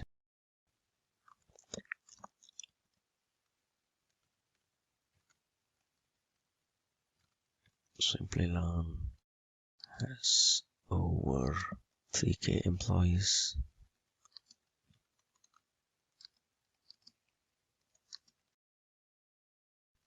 I just put in some content in this. Save this content. Alright. So if at all I do a git status, I just see two files in it. So let me go ahead and add these two files and let me commit my changes. So git commit -am or -m. First commit. So if I do a git log, I see only one commit and there are two files and you can see those two files that is here. Alright, so at this stage, let me go ahead and create a new branch. And the command for creating a new branch is git branch name of the branch. So let me name my branch as Bangalore branch, BLR branch. And this created a branch. But I don't see any changes in the folder structure or in the file that exists here. I've just created this branch. So if at all I do a git branch, I see these two branches. And whatever star means I'm currently in this master branch. So let me go ahead and get into the BLR branch. At this moment, the number of files that exist in this repository is same. There's absolutely no change in any of the branches. Both master and BLR branch point to the same snapshot. So let me get into the other branch, and the command to do that is git checkout BLR branch. Now I actually switched into Bangalore branch. If you see the content of the files, there's exactly two files the way it was earlier. Because I've created a branch from my base branch, which is the master branch. And when I created a branch, there were two files existing here. If you see the content of these files, they would all be the same. Alright, so let me create a file that is specific to Bangalore branch. So I would just say notepad. Maybe I want to put down the address of this organization specific to Bangalore in this address.txt. So I say notepad address.txt. I'll say Simplilearn Bangalore office. Say located in some address. I would say Bangalore. That is the content of this file. And I'm creating all this new file in this BLR branch. So I would say git add dot, and I would say git commit -m Bangalore branch commit. Alright, if you see this, now I have an address.txt which is there only in the Bangalore branch that I'm presently on. Now let me switch back to my master branch. The command to do that is git checkout master branch. If you remember, when I forked out or when I created a new branch from the master branch, I didn't have this address.txt in it. So let me go back to git checkout master branch and keep noticing this particular. What happened to the address.txt? It kind of disappeared. Now, how did that happen? It's all because of this magical git folder. So what happened is, now git knows that when you are in the master branch, the file that was there in the Bangalore branch, which was called the address.txt, didn't exist. So git is playing around with the file system snapshot. So if I come back, let's say I come back to git checkout Bangalore branch. If you see this, the address.txt file appears. So this particular file is only present in the branch, and git is playing around with the file system snapshot by moving the pointers across and ensuring that whenever I'm switching to Bangalore branch, I see this address.txt. When I go back to my master branch, I don't see this Bangalore branch contents, which is the address.txt. Alright, now that I created this branch, maybe I may need to push this onto the server. So let me go ahead and create a particular repository structure on the server, similar to whatever we did in our previous exercise. So the name of the folder needs to be exactly this one. So let me copy this and let me create a repository very quickly. I'll go here and say new repository. Alright, this is the name of the repository, git branch demo. This is what I'm going to put in as a description. I would say public. I don't want any readme files in it because I already have a repository. I would just say create a repository. Alright, let me use the SSH URL. Yeah, this is the SSH URL. This is good for me. So let me copy this URL. Let me add it here. I'm linking my local repository with the server. And let me come back to my master branch.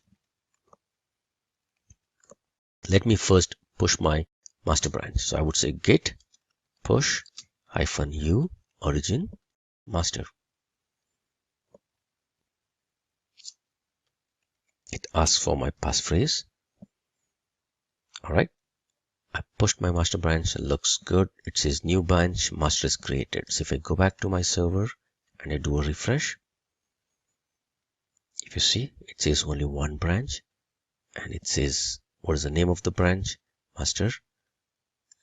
If you see the contents, there is employees.txt and name.txt.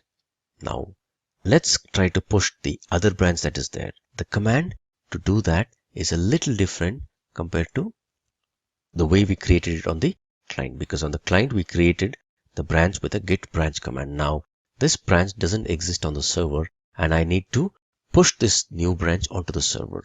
So the command would be git push -u origin and the name of the branch that I want to specifically push.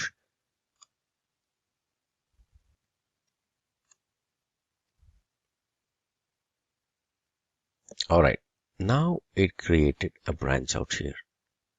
Let me do a refresh of this. Alright, it says 2 branches. If I get into this Bangalore branch, I would see the address.txt. If at all I go back into master branch, I would not see this address.txt. Wonderful. Now let me do one thing. Let me try to get the changes from the branch that I created back into the master branch. That is what I would mean by merging. I would want the changes that is there as a part of the Bangalore branch to come back into my master branch. So if I go to git checkout Bangalore branch, I see this address.txt. This is there only as a part of Bangalore branch. Now assuming that I'm done with the changes from the Bangalore branch, I want to get those changes back into my master. So let me come back to my master branch, and the way to merge in the changes is git merge. So what is it that you want to merge? I want to merge the Bangalore branch changes. And where will it merge? It will merge it into the current branch that I'm on. Presently, I'm in the master branch. So this command would merge the changes from the Bangalore branch into your master branch. So with this, if you'll keep looking here, the content that was there that was added as a part of Bangalore branch, which is nothing but the address.txt, this file should appear as soon as we do a merge. Alright, so it happened quickly, and you would see this address.txt that is here.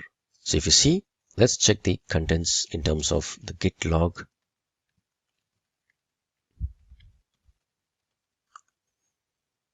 Alright, so there was only one branch that we had earlier, which had only one commit. Right now, we are at this Bangalore branch commit, which was there as a part of the Bangalore branch commit. So with this change, let me push this change onto the server as well. Git push origin master.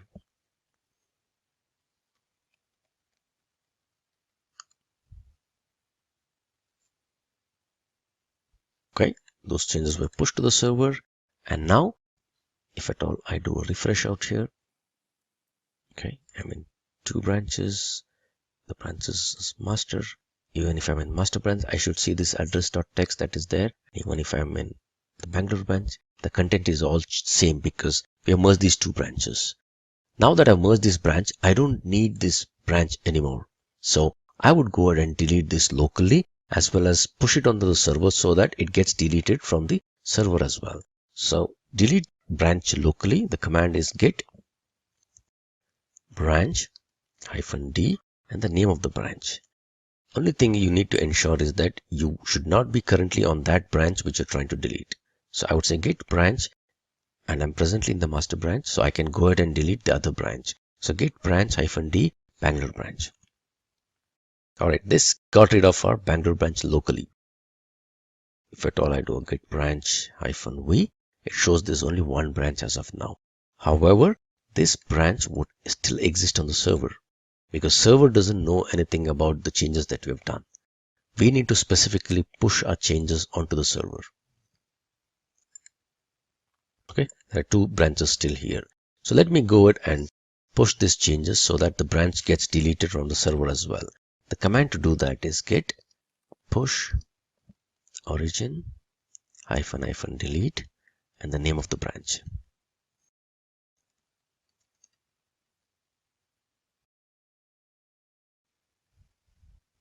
Alright, so this went ahead and deleted the branch from the server. Let's check that. Okay, if you see now, there's only one branch. These are the basic steps that you would need to know before you work with any of the branches within Git. And as I said before, the branches are very, very inexpensive in Git. Go ahead and create any number of branches that you want, but just ensure that once you create your branch, finish off your task, and once you finish off your task, go ahead and delete the branch. And before you delete the branch, please ensure that you merge in the branches so that you get in or take in the work that was done as a part of that particular branch. To summarize, the Git branching commands are as follows. To create a new branch, you issue a command git branch, the name of the branch, and this would automatically spin off or create a new branch from the existing branch from where you issue this command. If you are on the master branch and if you execute this command git branch new underscore branch, it creates a new underscore branch from the master branch. Once you create a new branch, in order to get into this branch, you would type in git check out the name of the branch. This would automatically switch the file system snapshot between different branches. Now the branches that are created are by default created on the local repository. In case you want to push any specific branch onto the server, you would have to issue a command git push -u origin and the name of the branch. So this will ensure that the contents of the new branch are pushed onto the server. At any time, if you want to list out all existing branches on your local repositories, the command would be git branch -av. Assuming that you did all your work in a new branch and you're happy with the changes, you would want to bring back those changes into the master branch. The command to merge the contents of any new branch into a master branch would be git merge and the name of the branch. And this would automatically merge the branch contents that you specified into the branch on which you currently reside. If at all you're on the master branch, and if you issue a command git merge new underscore branch, this would merge the contents of the new branch onto the master branch.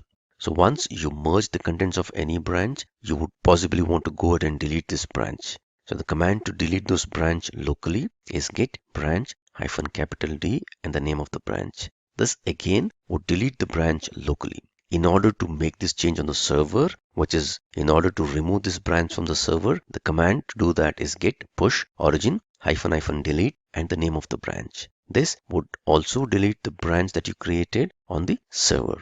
Welcome everyone to this lesson by Simplilearn over here, in which we are going to talk about the git merge conflict over this one. Now we all have worked on Git and we know that Git is a very good version control system which we have all together. But how to resolve a problem which is known as git merge? Because during the developers check-in or do any kind of merge activity, this is a common problem which they face on daily basis. Now this is something which we are going to talk about in this, so that we can give an kind of an insight to all those developers and to other particular different people who are using the Git version control system here. Now what exactly we are going to talk about here? We are going to talk about what exactly is Git version control system. We are also going to talk about what exactly is the basic Git commands used in Git. And then we are going to talk about that what exactly is a merge conflict all about. And then the different type of merge conflicts which we encounter while doing any kind of merging or any kind of modifications. And then how to resolve these merge conflicts faced by a particular individual or a particular developer. And then the last one is that the various git commands which is involved in resolving these conflicts. And then we will be going on with a small demo to better understand that how these conflicts can be resolved altogether. Right? So let's first of all talk about that what exactly is a Git version control system. Now Git is a kind of a version control system which we basically used for storing a kind of source code there, which can be used for storing a source code of Java, .NET, Android, Node.js. Different kind of programming languages can be stored all together in this version control system. So in an organization, you will be having a full-fledged version control system known as Git. Now you may be having different projects, different repositories, multiple developers, multiple collaborators working on different projects. So it's a very extensive tool which is used by different developers, and in fact, it is not only limited to developers. A lot of other people also exactly use this specific tool. Now, the main task of using this tool is to perform a better coordination of the work here among the different people, among the different developers, and also to have a proper track of the particular progress of the specific project. So using the repository, you can see that over the period of time, you can do the tracking that how the different commits are happening here, how the different source code modifications are being done. So the complete status and the complete stats you will be able to get from this a kind of a version control system here. Now it's mainly used for source code management here in particular software development process or a particular team here. So it's a very important and in fact a key tool for any kind of development project. So the development cannot survive without having a Git version control system. Now Git favors both programmers and non-technical users. Now if you are a programmer, definitely you will be using it for storing the source code and having those particular files, having some .NET source code, Java, or some particular source code present there.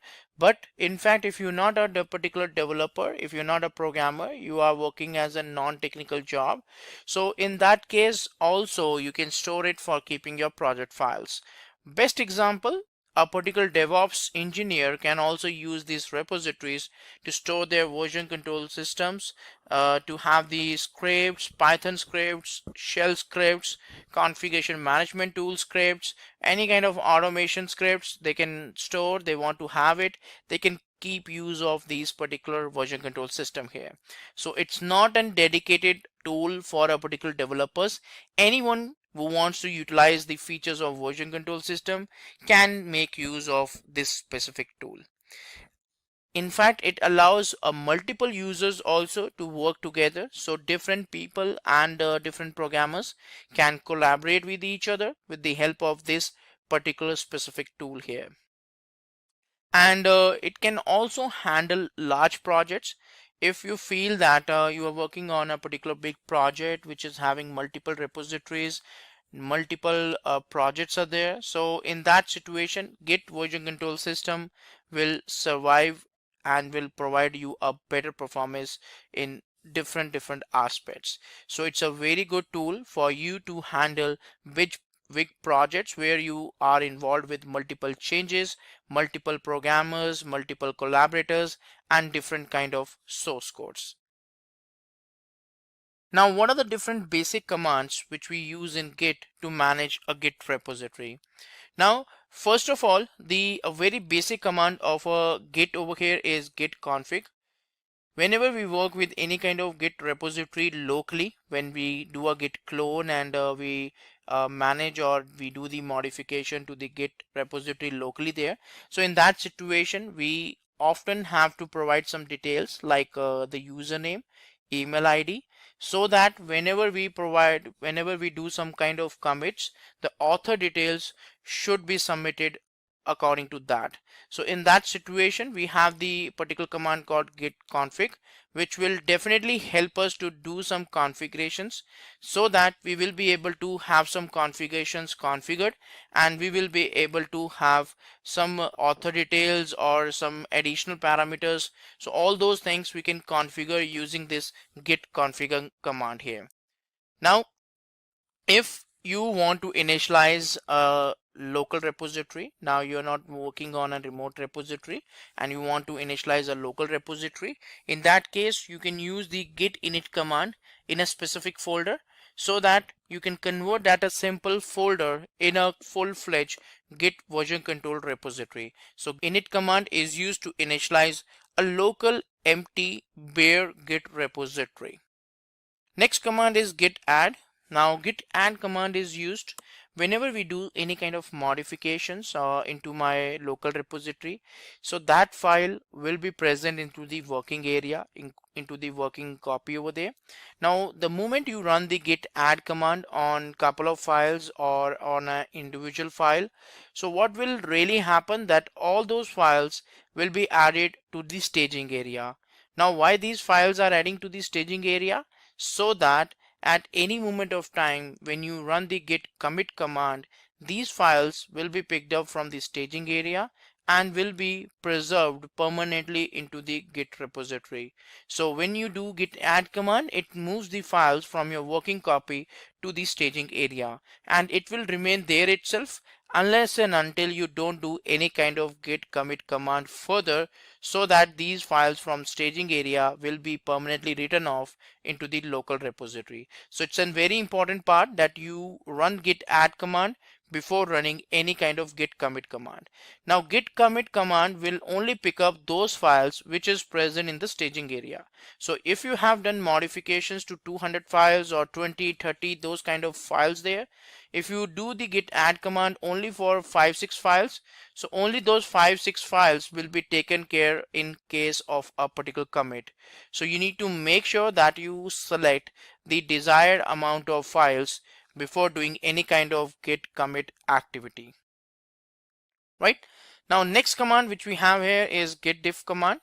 Now git diff command is a kind of best tool which we have here, which really helps us to understand that how we can check the difference between two files, and in fact this git diff command can also be used to see the difference between two different branches also. So if you feel that if you have done some changes to the file to a specific content here, now if you want to see the difference between your particular head revision number and whatever the modifications you have done right now, so in that situation you can run git diff command. It will let you know that what the different kind of changes and modifications you have done. So if at any moment of time before doing any kind of commits you want to do some kind of review, you want to see that what different changes you have done, so in that case you can go for the git diff command. So git diff command used to see the content, the difference or the modifications which you have done recently to the specific file, right? And the last one we have already discussed, the git commit command, which commits the changes to the head revision number, and these commits are something which is stored locally and you will not be doing the direct commits to the remote repository. So commit is something which is done into your local repository only. But yes, this is the last stage of doing a modifications there. Once the commit is done, it will directly modify your history, your Git repository history there, and the changes will be permanently preserved into the repository. So git command is primarily used for permanently preserving the changes into your local repository, right? So these were some of the commands there. Now there are some further commands also. Let's discuss about them. Now next command is git reset command. At any moment of time you want to do some undo activity for some local changes done to your local repository into your git repository. In that case we can use the git reset command. Then next command is git status. Now git status command will show you the state of the working directory and the staging area. So both these area will be shown when you run the git status command. If you have done any kind of modifications to the working area, that will also be visible to you, and if you add some files to the staging area, that also will be displayed using the git status command. So git status command is very important because ultimately it lets us know that how the different things and then how the different files are modified over here, right? The next thing is git merge here. Now git merge is a very specific command which is used to move the changes from one branch to another. Now at any moment of time, if you feel that you are working on some other branch like develop branch or some other feature branch, and you want to move the changes from this feature branch to the master branch, so in that case you don't have to do the commits all together again in the master branch. All you can do is that you can go to the master branch and trigger the merge activity. So this merge activity will check what is the difference between the two branches, and whatever commits is missed out, it will also be synced back into the master branch. So git merge actively helps us to move the changes from one branch to another one. Next one is the git push command here. Now git push command will eventually help you to move the changes from your local to move the different commits from your local repository to the remote repository. Now in this case what happens that if you are working in offline mode, if you have done some couple of commits, now git push will help you to sync those commits back to the shared to the remote repository. Now these remote repository can be GitHub, Bitbucket or GitLab. That is a different story, but yes, all your changes will be synced or will be moved from your local repository to the remote repository, right? And the last one is the git pull. Git pull is an opposite activity of push here. Now you might have seen that some other developers are also doing some check-ins or some push activity to the remote repository. Now if you still work on an old version of your source code, it may cause a lot of problem for you. So at frequent intervals you may have to pull the changes, or you may have to download some changes from the particular network or from the remote repository.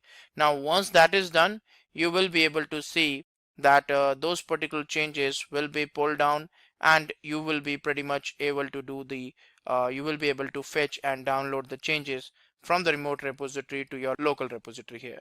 So this is an activity which really helps us to understand that how we can pull some changes from the remote repository to your local repository so that you can have the latest source code which might be pushed by some other developers or by some other collaborators, so that you can always work on the latest source code into your local system. So this is again a mechanism in which we are trying to see that what are the different Git commands we can explore and we can utilize here to interact with the Git repository. So this was some of the basic commands which we can use for managing the Git repositories here. Now let's talk about that what exactly is a merge conflicts. Now merge conflict is something which gets originated the moment we do some kind of merging activity. Now merging is a process in which we move some source code from one branch to another. Now all the developers cannot work on the same piece of branch there. So what really happens that in that situation all the developers mainly work on some couple of branches and then they all collaborate to some other branch, or different developers try to push their changes from the local repository to remote repository. So in all these situations the source code gets moved from one location to another. Now what happens in as per this diagram, we have a remote repository over here. Now all we are trying to do is that we are trying to push some source code over here from a particular developer here. Now he is doing the pull and push activity, and this another developer is there who is also doing the pull activity here. So merge conflicts basically happens then, for example, this particular developer A is trying to do some push, right? So that push is almost done here, and when the particular developer V is trying to push the particular results or try to push its own content to the remote repository, he got a merge conflict, which means that his particular developer B merge activity is cancelled, is deferred here. Now it could be a possibility because of the changes on the difference on the two piece of source code there. So let's talk about that. Now in order to prevent such kind of conflicts, developers usually provide it with the isolated branches so that they can work on their branches, and once the development is done they can do a single merge and they can sync their changes into a single branch. So the git merge command combines separate branches and resolves any conflicting edits over there. So once the developers are done with the specific changes, with the modifications to the source code, later on they can combine those things, they can work on these components, and they can resolve all these conflicting modifications, right? So a merge conflict is an event that takes place when Git is unable to resolve the differences in the source code between the two commits automatically. Normally the Git is having the capability to understand that okay, these are the two different piece of source code which is getting pushed to a remote repository, but in any case it does not happens automatically. There is any kind of conflict which arises over there and Git is not able to take any kind of decisions. So in that situation we will be able to get a merge conflict. Now it could be a possibility that one merge can happen successfully, then the next merge will be cancelled and will be deferred due to this merge conflicts. So Git can automatically merge the changes only if the commits are on different lines or the branches here. So if at any moment of time you are diverting from the process, you are having some different lines of source code, so that is where the merge conflicts comes into the picture. Now what are the different kind of merge conflicts which we normally face? The main types of merge conflict is, first of all, there are 2 points where we can say that a merge can happen or can come into a conflicted state. The very first one is the started the merge process. Now if at any moment of time there are changes in the working area or working directory and we are moving, or these changes are getting moved to the particular working area of the stage area of the current project. So during the merge activity itself, the particular merge will fail because there are some changes or there are some kind of modifications which is right now present over here in the working area. So in this case conflicts happen due to pending changes. Now for instance, you have done some modification to the changes. Now you were planning to do the commit, but before that you felt that I want to do some kind of merge. Now since there are some pending changes which is available there into your working area, so what will happen that your merge will definitely fail there itself. So before even starting, before even initializing the merge, as in particular pre-check, your merge activity will fail there itself. So in that situation, you have to either remove those pending changes or you have to resolve those pending changes before even going for the merge activity. Second, during the merge process, definitely if you are getting some conflict, so the merge conflicts gets originated. So the failure during the merge process indicates that there is a conflict between your local branch and the branch being merged, right? So you're trying to move the changes from one branch to another, so it means that there are some particular conflicts which is coming up in the particular branch in which you are trying to do the merge. So in this case, Git resolves as much as possible. So if there is any kind of difference in the source code, in the commits and the different line of source code there, so Git automatically try to resolve it as much as possible, but at any moment of time it's not able to do, it's not able to manage. In that case, a particular human interruption is required so that we can merge or we can resolve these particular conflicts manually there. So these are the two types of situations in which a particular merge can enter a particular conflicted area. Now, how to resolve these merge conflicts? Now, what happens that in order to resolve these merge conflicts, the simple way to do this is that we open the file which is in conflicted status. Now, once that is done, you do the required changes. Whatever source code you feel you want to proceed, you will select that source code, you will use that source code, and once the addition or editing of the file is done, so what you can do is that you can run the pretty much straightforward command called git add to add that file to the staging area. And then what you can do is that you can do the git commit activity so that the particular merge conflicts can be resolved and you will be able to see a merge here. Now this is something which is known as one of the best approach for resolving the merge conflicts, because even if it comes up, if Git is not able to handle it automatically and it requires for you to manage it manually here, so definitely in that situation we have to open the source, we have to select that which portion of source code we want to keep, do the modifications manually, and then follow the traditional approach to perform a custom commit. So git add and git commit command you will be doing there in that situation to have a particular final merge executed all together. So this is the steps which we can follow to perform a custom to resolve a particular custom merge conflicts over here. Right now, the various git commands which we can use to resolve the conflicts here. Now git log -- merge is a command which helps us to list down all the commits that are causing the particular conflict here.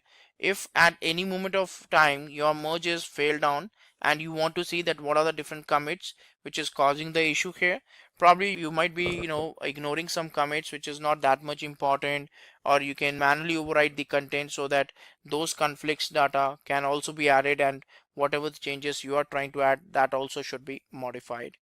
Second command, git diff command, you can always use the to check the difference between the particular files between the repository.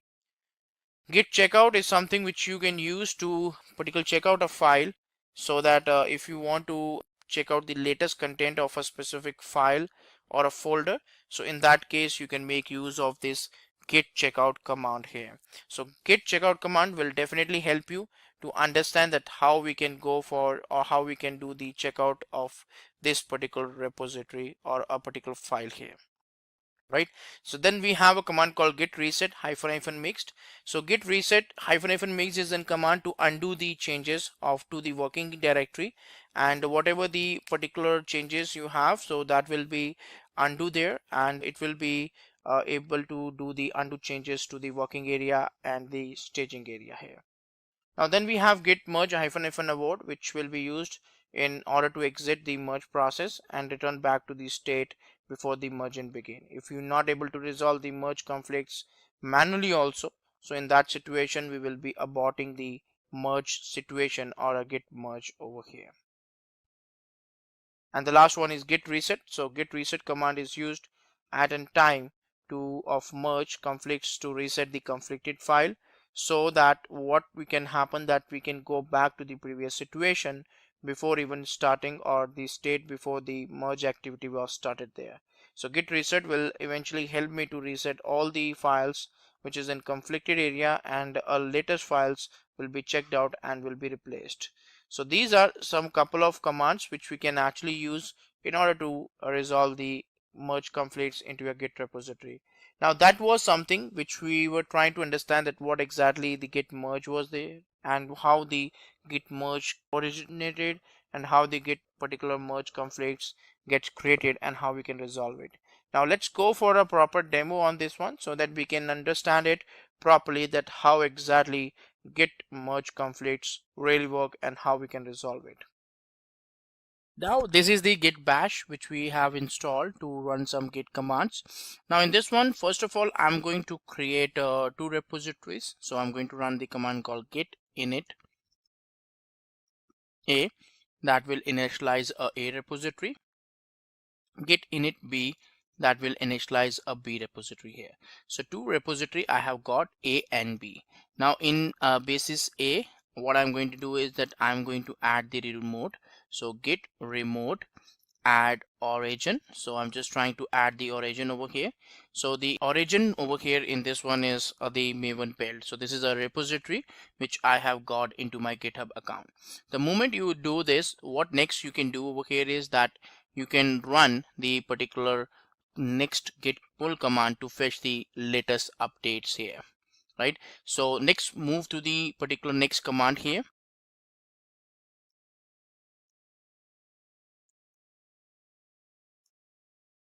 Now when you do this, what will happen that all the changes which is present in the remote repository or central repository will be available here also, right? So you will be able to see some couple of files all together here.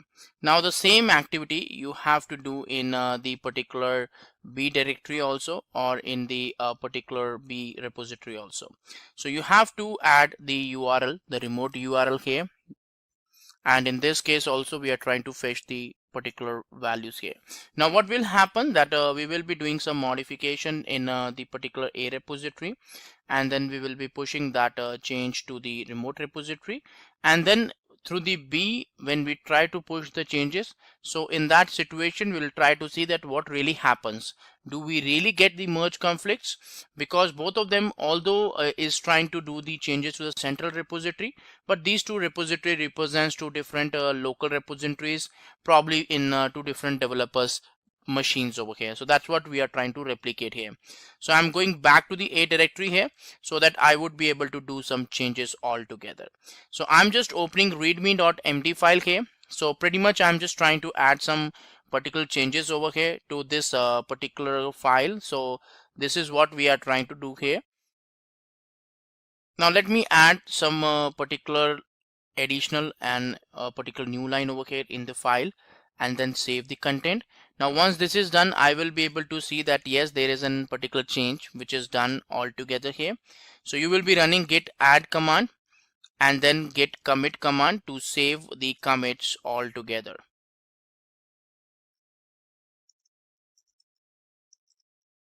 So we are giving a particular commit here, so that we will be able to identify that this is something which we have committed from a repo A. Now once this is done, I will be doing the push activity so that I can push these changes to the particular remote or the central repository here. So exactly what we did over here, so far we have a particular downloaded remote repository in a repository A, and then we are doing some changes, some modifications, and once those modifications are done, we are pretty much changing or putting up that new commit all together to the GitHub repository. So this is what we are trying to do so far over here in this one. So this git push activity will take the particular access, right? So when I do the particular push activity here, so if the credentials are saved, then that's fine. Otherwise it will ask for the particular username and password all together here. So that will be asked by the particular activity here. So it will ask for the password. So all you have to do is that you have to just share that password and your git push activity should be passed on or should be done there. And as you can see, the changes really got moved to the GitHub repository. Now sometimes the credentials get expired, so you may get some particular message saying that you have to put some password there. A particular interactive window will be open there, and you have to prompt or you have to provide that password, and according to that it will proceed further, right? So this will eventually help you to move the changes into the GitHub repository altogether. So all of your changes will be pushed to the GitHub central repository, right? After some time, it really pushes my commits to the remote repository. It will take some time depending on the network connectivity and the kind of changes you are trying to upload. So now since my particular repository is done, so what I can do is that I can further go back to the particular directory here. Now what we can do is that we can go back to the B repository over here, and in this case also I'm just trying to do some modifications. So for instance that I'm just trying to do the changes here to the readme file, again a kind of a changes in this one. Now in this case I'm trying to delete this line, the last line I'm trying to delete here, or a couple of modifications I want to do over here, like added data from repo. And then furthermost I want to have, let me do some arrangement, like let me have this data added all together over here, or I can add it, yes. So data is added and this data is removed. So the idea is that we can do different kind of reshuffling of the data up and down so that we can understand that how it really works. So I have shuffled the data, I have removed a couple of lines, and let's see that how it works, right? So I have even added some couple of lines over here. In this new line I have added one line, I have removed from the last, and this particular line I have shifted 5-6 line up over here. Now let's me save this file and then run the git add command. After this we are going to run the particular commit here saying commit from repo B. Once commit is done, same activity, pushing it to the remote repository. Now let's see what really happens. Now when we are trying to push this particular change to the remote repository, after the change was pushed from repo A, it will throw an error saying that the particular, due to the conflicts, the updates are simply rejected here, right? So in this case what really happens, that because we are having a different stream of source code in a remote repository, and from local repository you are trying to push some different line of source code. So what next you need to do is that first of all you need to do the activity called git pull -- rebase origin master. So you're going to pull the changes from the remote repository so that you should be able to get some particular content all together in this particular repo B over here. Now the moment you run this, let's wait for this activity.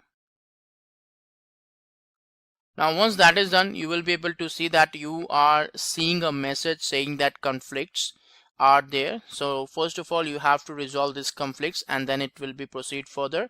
You have some couple of options, like you have to resolve the conflicts manually, and because git is not able to handle it.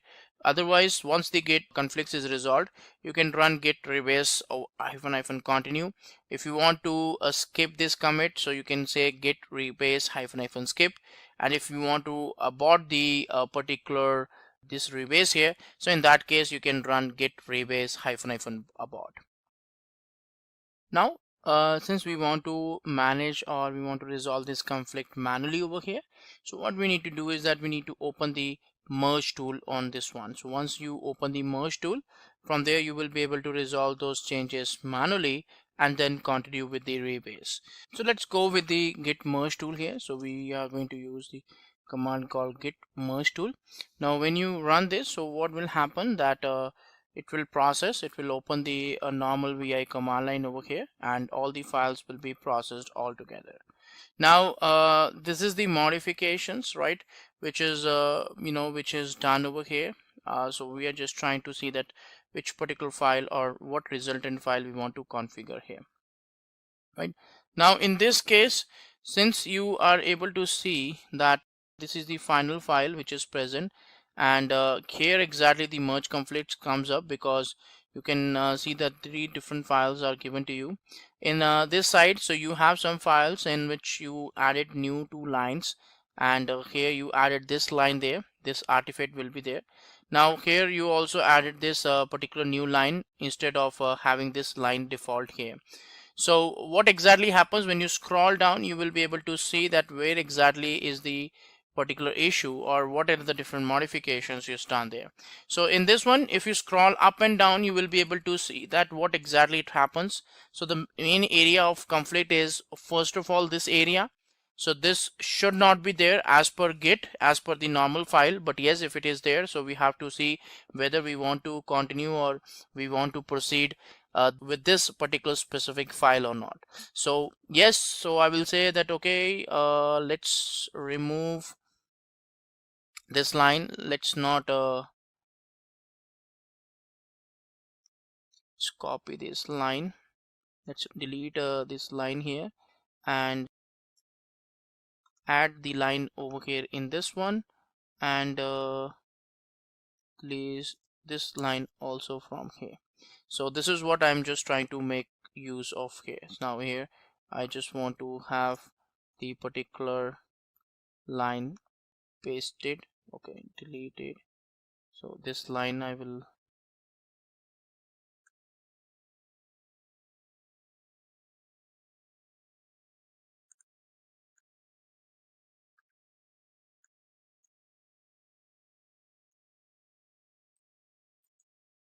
okay. So I have added this line in the final. I'm just trying to resolve this conflicts manually. I'm just editing this file here, trying to remove this one, this one, this one, and this one. So this is how my particular final file looks like, and I am good to go to this one. Now you have resolved the conflicts manually by doing the modification to the file. Now just press :WQ, save the file over here, and then close the other files also.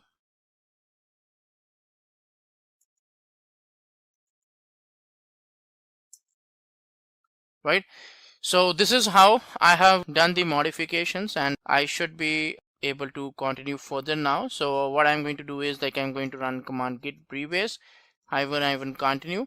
Now once that is done, so the particular commit which or the modifications which you have got over here, so that is something which is totally done, and yes, the rebase is finalized over here. Now again, this is the manual modifications which you have done, so you should be good to go to push to remote repository. So again, in this case, what you're going to do is you're going to run like git push. Before that, if you want to check the particular git log, so you can check the particular git log over here. So the last commit which we were try to doing, like commit from repo B, is also available over here, right? So A and B, both changes are present now, so we should be able to push the changes to remote repository. So it will take some time to do the push.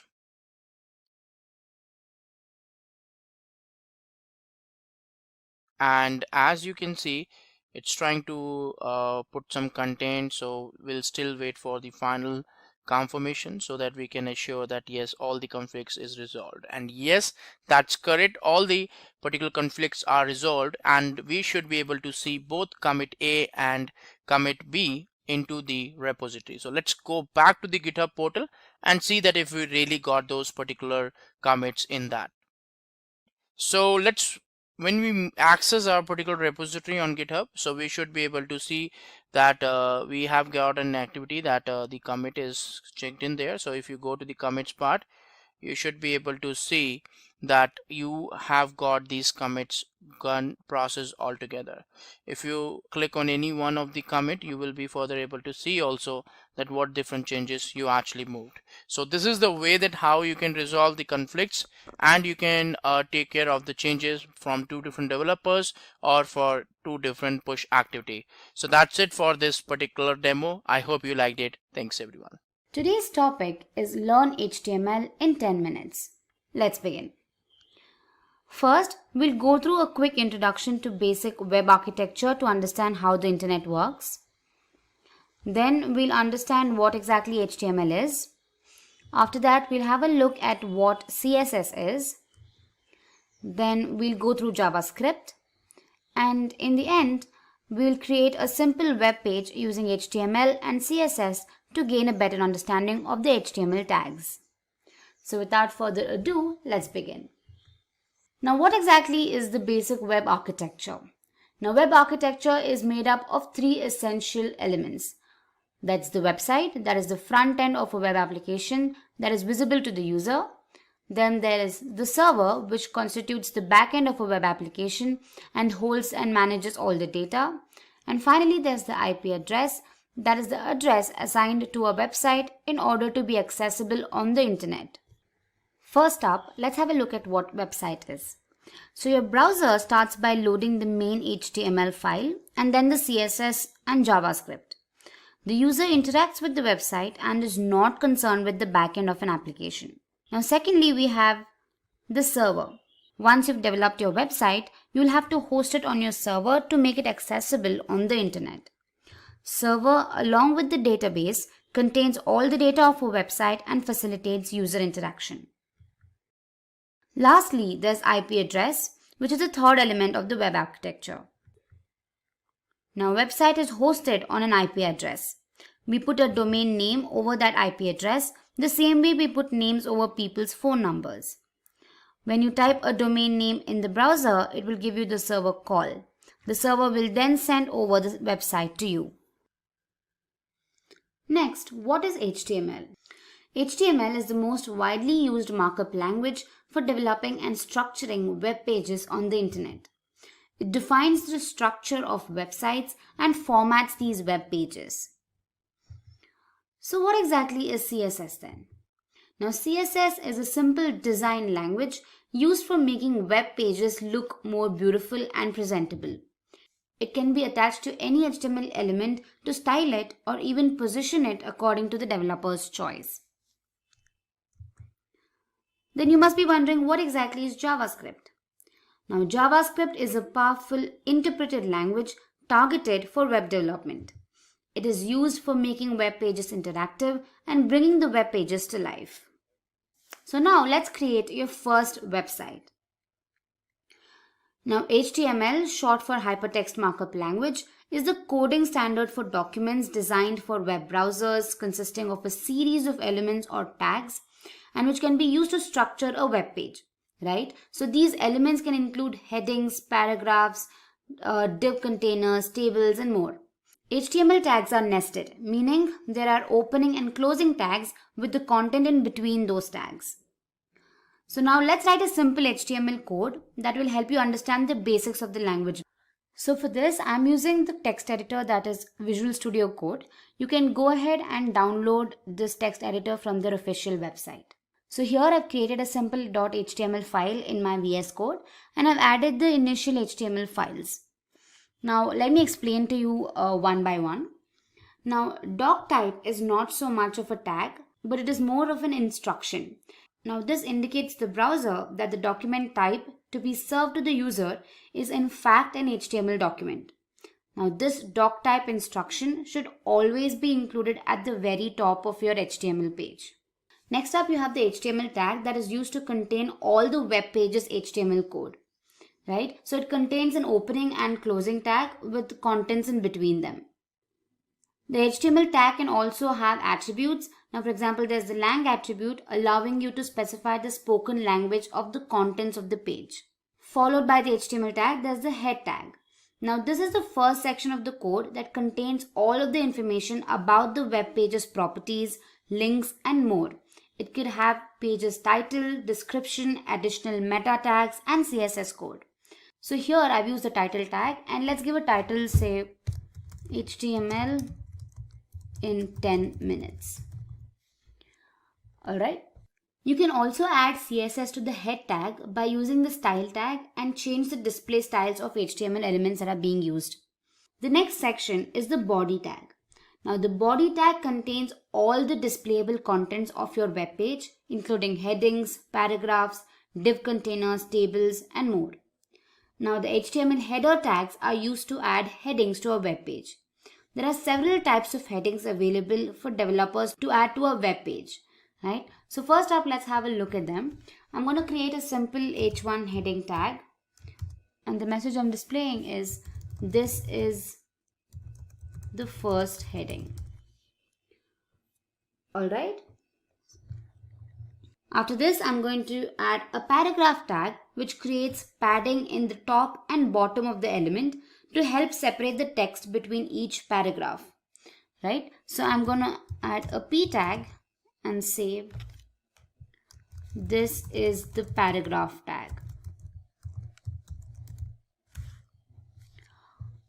After this, let me add a simple h2 tag, which is another heading tag, and say this is the second heading. Now you can also add line breaks, which are helpful from time to time. If you want to provide a single line break in your content, you can do so by adding the BR tag. So here, let me just add one for better understanding. Now the HTML div tag defines a division or a section in an HTML document that is used as a container for other HTML elements. Now these elements can include content areas, sidebars, page bars, page headers, footers, etc. This tag is used to apply styles to HTML elements that cannot be added otherwise. We can also make use of the HTML image tag to add images to a web page. Now these images in a web page are a very common sight and they can make the website look more attractive. So for that we can use the image tag. So say img, within which I mention the source.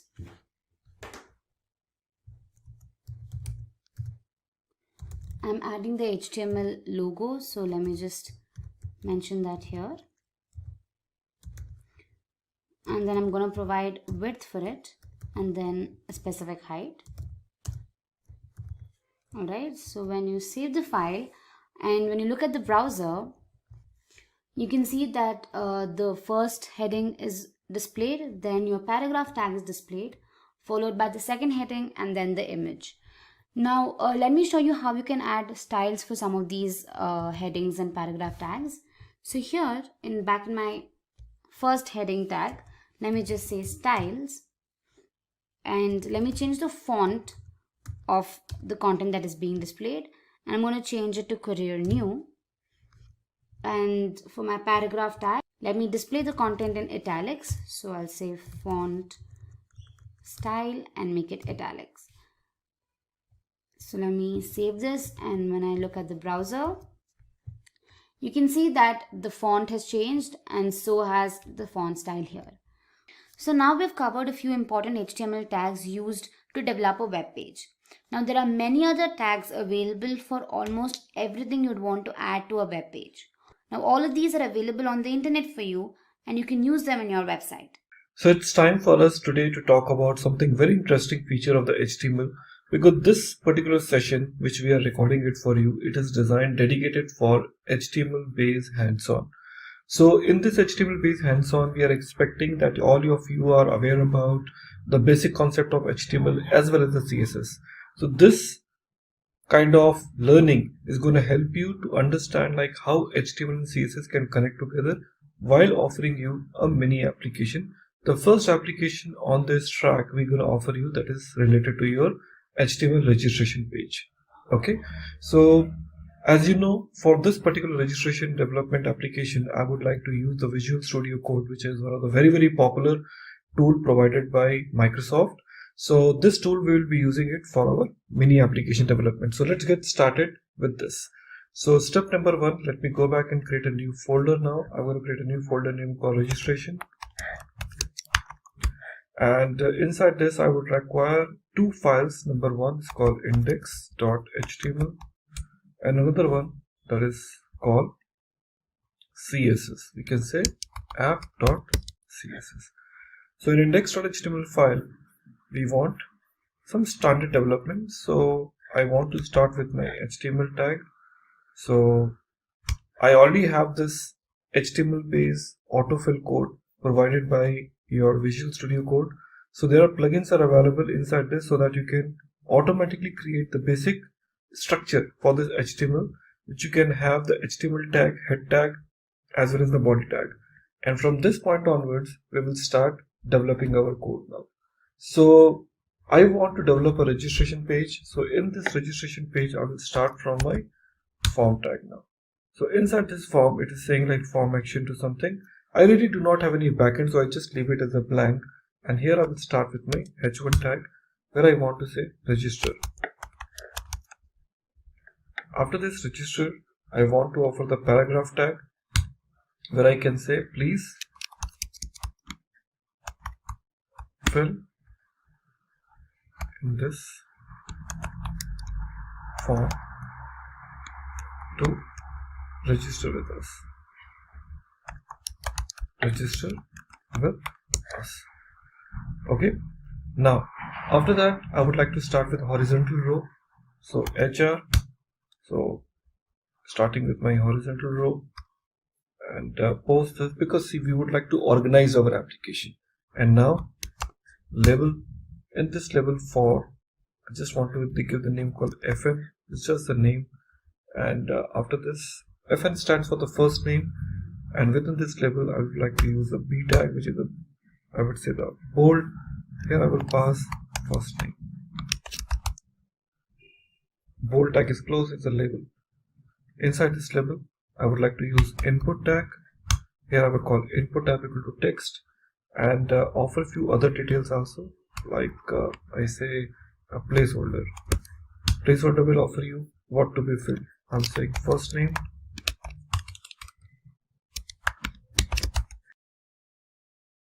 that is the placeholder value. After this, name equal to FN, that is the stand for first name. After that, ID. ID is optional, but if you want to pass, we'll use this ID FN.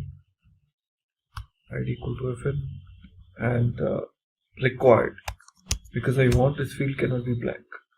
So this is my first text box where I have this first name with me. Like that, I will go ahead and talk about my next property called password. And for password also, I would like to have the similar details with me. So this label I'll copy and paste it below. And this is for your password. So we're giving the name called PSW. Here we are saying password and input tab equal to text. So here I will change input tab equal to password because password field details would not be visible to you. Please, here we'll say placeholder, I can say enter, password, name equal to, we can give PSW, ID equal to, we can give same PSW. So we have a called password. In a similar line, we would like to offer the confirm password fields too. I will copy this line and paste it again. And here we can say confirm password. We can say CPSW. Again password. Enter. Confirm password. CPSW and CPSW. Now it's over. After this, we want to make it as a horizontal row. Closed. And once it is run, then we'd like to have the button with this. So here is the button. We can say register. And here in my button, I would like to offer the type equal to submit. Type equal to submit. So that's it. So this is the simplest form I have it. Now I would like to see how it really looks like it. So from here, I would like to open it, reveal in Finder. Let's open this. Well, it looks like that. Fine. So this is what my form is. Form is ready. And now we would like to go back and start developing my CSS, in which I will beautify my form to offer some more details on this. Well friends, as we know the HTML page is ready, it's time to go back and start developing a CSS to beautify my HTML now. So inside the CSS, I would like to start with the tag which is called body, and inside this body tag I can offer some basic setups, but I just want to give the basic background color now, which is called background-color. I can just give the name called TEL. That's a background color. Rest of the things I can just leave it as it is. Now for all the other properties, I can say box sizing, border-box. After that, dot container,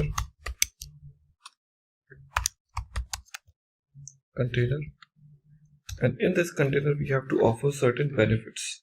Now first thing you need to understand which are the places I will be using the container. So you see here in my index.html file, when we talk about form actions and all, okay, we say h1 register. We haven't used any container right now. So let's get added the container div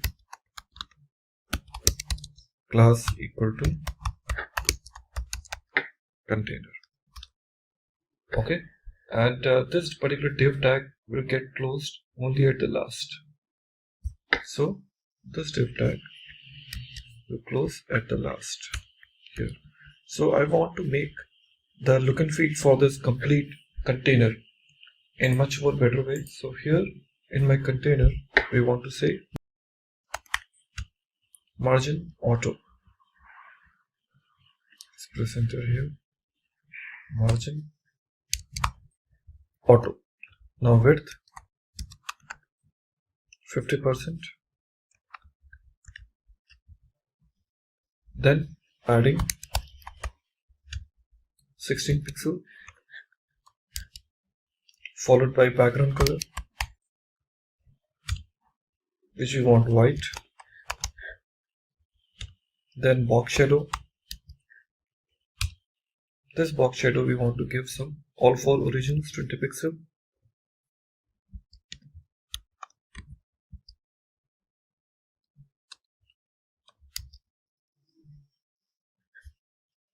Continuation to same 20 pixel and 0 pixel. And which color we want, so I just say RGBA.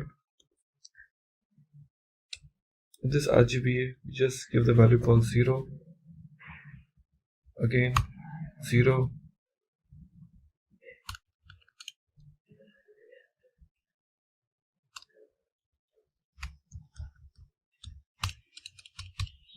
again 0, and the value which you want to give to this alpha, because it is always between 0 to 1, we are saying 0.7, that is an opacity. Well, 4 properties is given. Now let's see how it looks. Yeah, why? Because we haven't added a CSS in my HTML. So let's add a CSS. So inside my browser HTML, now inside my head we add link rl equal to style sheet href equal to app.css. That's it. Now let's see. There we go. Looks better now. So this is your container, okay, which you can see it is having some shadow. I would like to organize this all set of text boxes in much more better way. So after this we want to offer the other properties too, like in for my input. Go back to my app CSS. So after this container we want input again type equal to text. Now also to input type equal to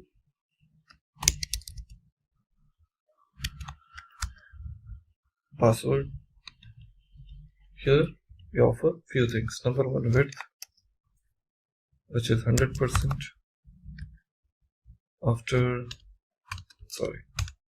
Then padding,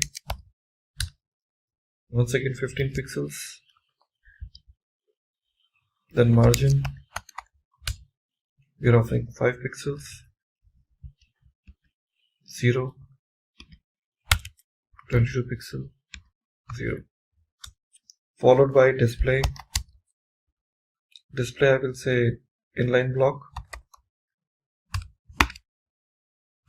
Inline block. Followed by border. Do you want any border? So I say none. Border none. And background, we can offer the color. So we can say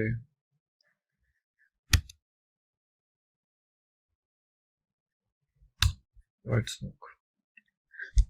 That's it. Let's see in my HTML. Awesome. So this looks more beautiful, more organized. So this is your form, but I want to make it even more better now, because I want to perform the validation, and in validation we want to check how the focus will come in. So the beautification needs to be added more.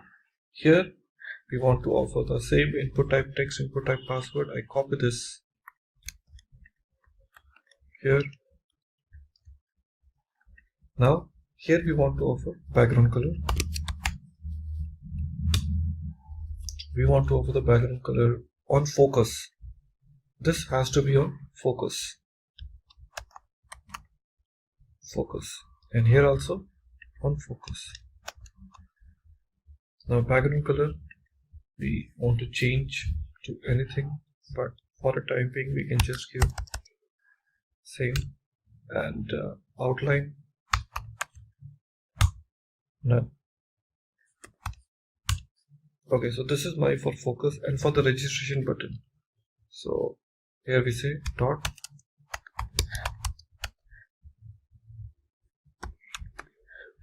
I do not have that class for register button, so I have to create this class inside my button.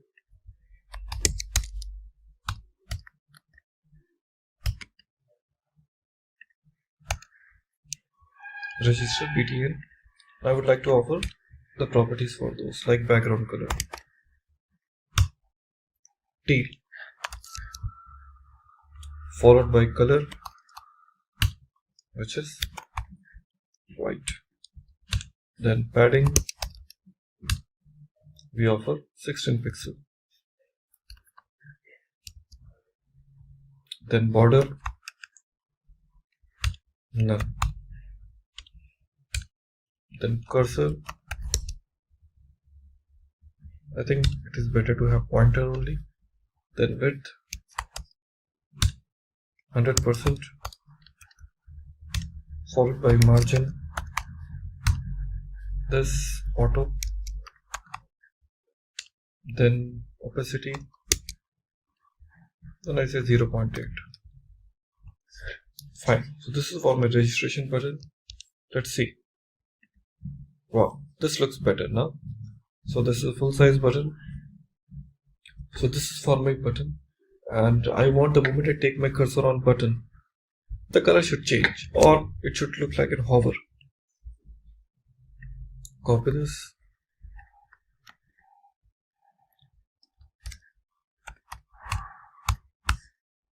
Hover. And here we say opacity. I just make the value equal 1. That's it. Now you see, now the color is changing. Great. So like this, you see how the conditions are working. When I press on register, you see the messages, please fill the field blank, and it is changing the,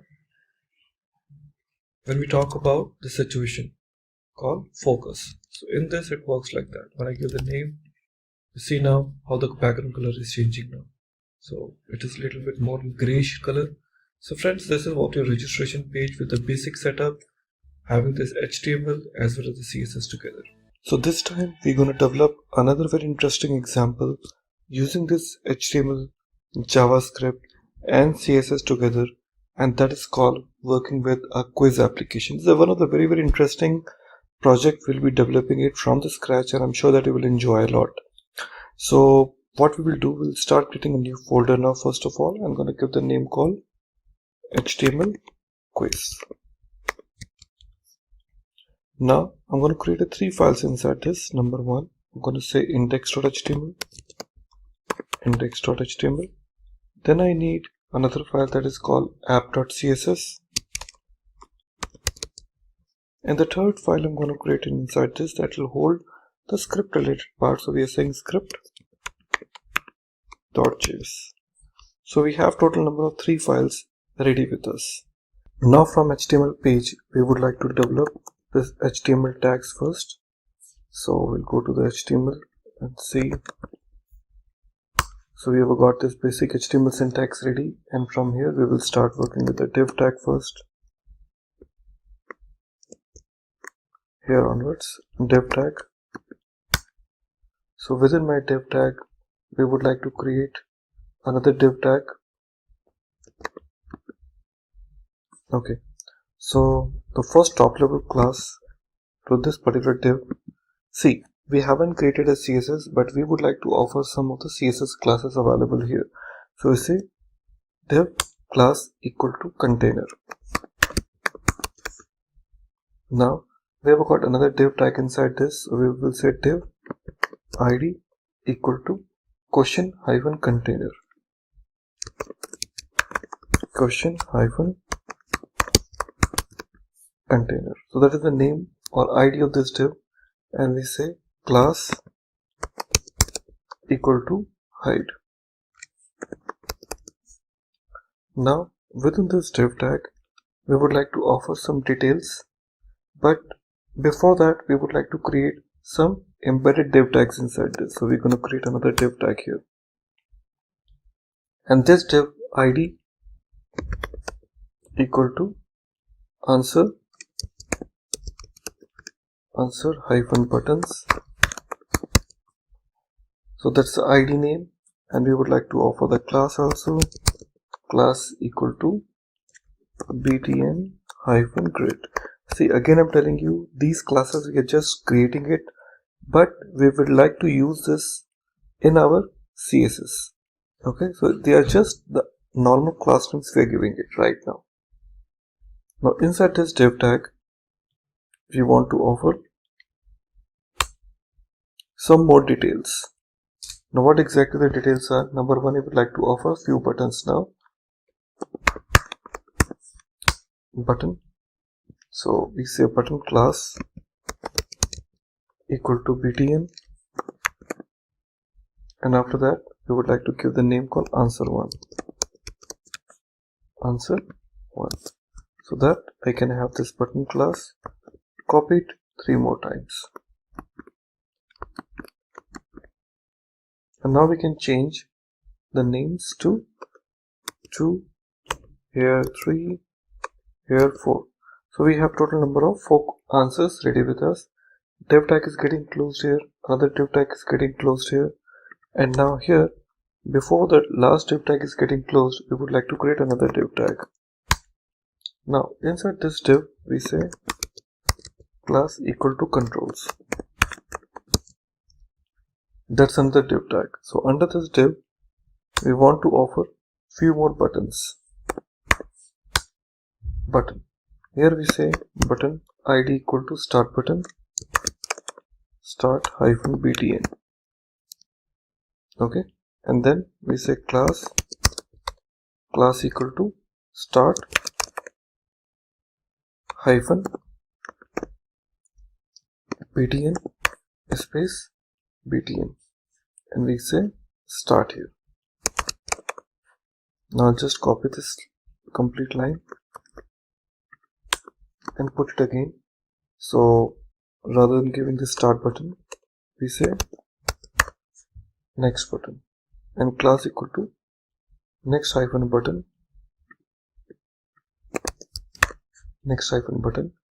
btn, and we will give additional property called hide, and here we give the value called next. Let me make this S capital and next.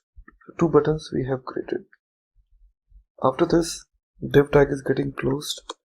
After that, I would like to start another div tag, and in this div tag we will offer class equal to score. Okay, and here we would like to start working with a span, and here we will say span id equal to write hyphen answer, or answers I can say. So after that the div tag is getting closed, and that's it. And in last, the last div tag is getting closed, which you can see right now, we would like to use the script tag. But one more thing, this div tag I would like to close even before. So two div tags are getting closed, and this is another div tag which is closed at the end. And here we want to include a script tag,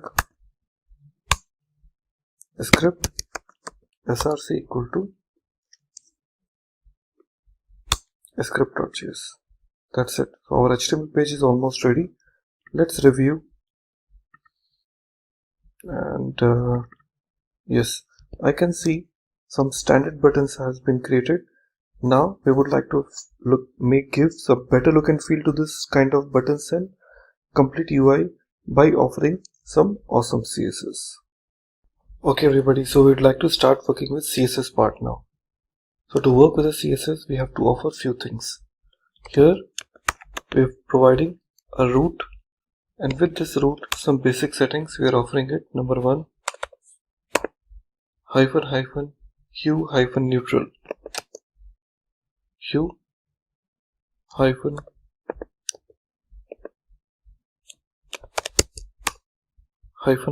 hue hyphen neutral. The value we're giving is 200. After that we're giving call hyphen hue, again hyphen wrong. This value we're giving is 0. Then we are saying hyphen hue hyphen correct 145. So these three values we have given, followed by body. In this body we would like to offer few details. Number one, hyphen hue.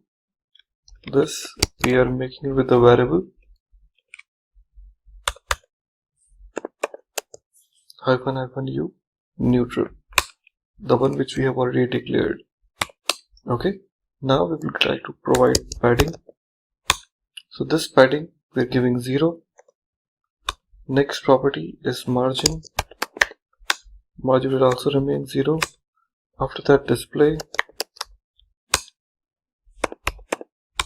none. After that, not display, I would say none. Instead it is better we can have flex. After that width, we are providing width almost 100, followed by height. So height we are providing is called once again 100.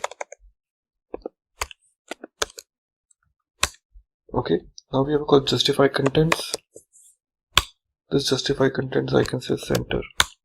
Perfect. Going forward, align items. Here we can say center again. Now background color, which color you would like to give it, so we can just use this option called HSL, and this we'd like to use this var. Again this, in this var we are using hyphen hue and followed by 100% comma 20%, these things. And this is style we would like to use in my index.html page. So within my head tag, well, in index.html file, how you would like to define the style. So we always use link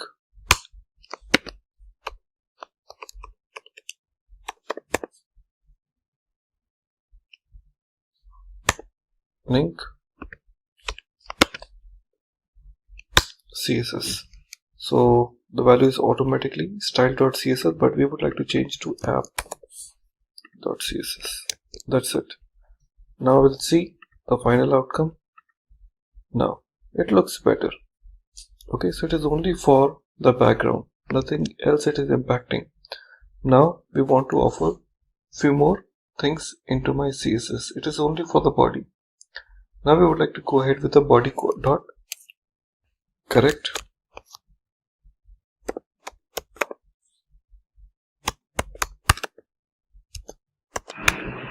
body dot correct.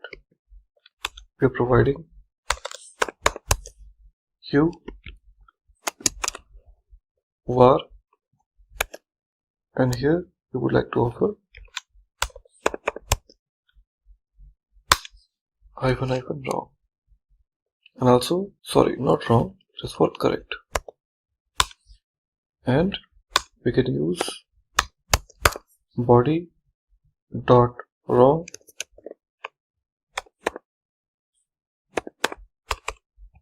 body dot wrong. So same thing I'd like to copy.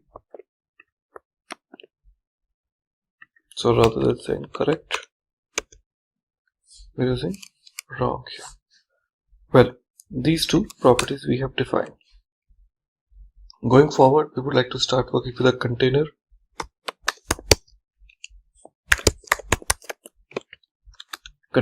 Inside my container, I would like to offer width. Basic thing that we are providing 800 pixels, followed by max width. This max would be 80%. Now, going forward, background color. We are offering white, that always looks better, followed by border radius. That we are providing 5 pixels. After this, padding. This padding will be 10 pixels,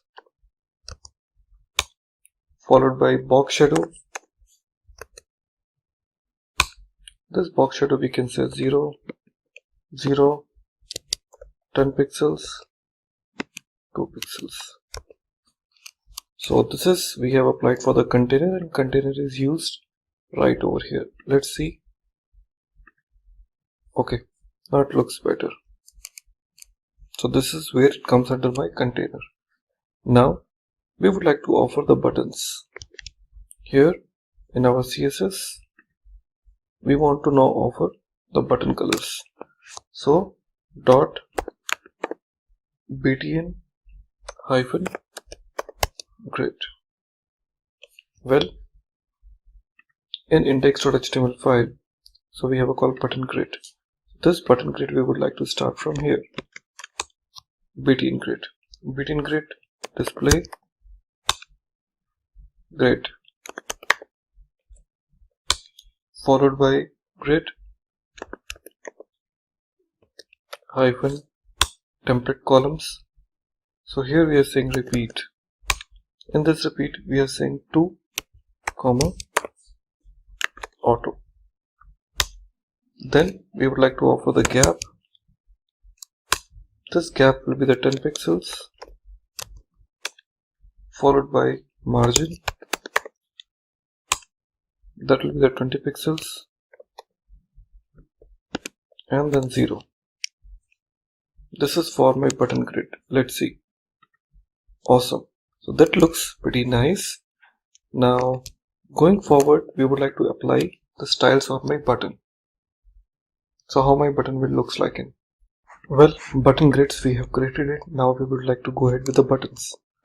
So dot btn followed by the details. So hyphen hue var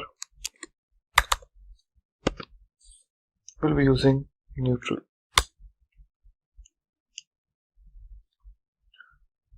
Okay. Going forward, we would like to use border. So this border we want to use 12 pixels, or I would say 1 pixel, and then solid, and HSL. Values we would like to give it once again var -u followed by 100%, 30%.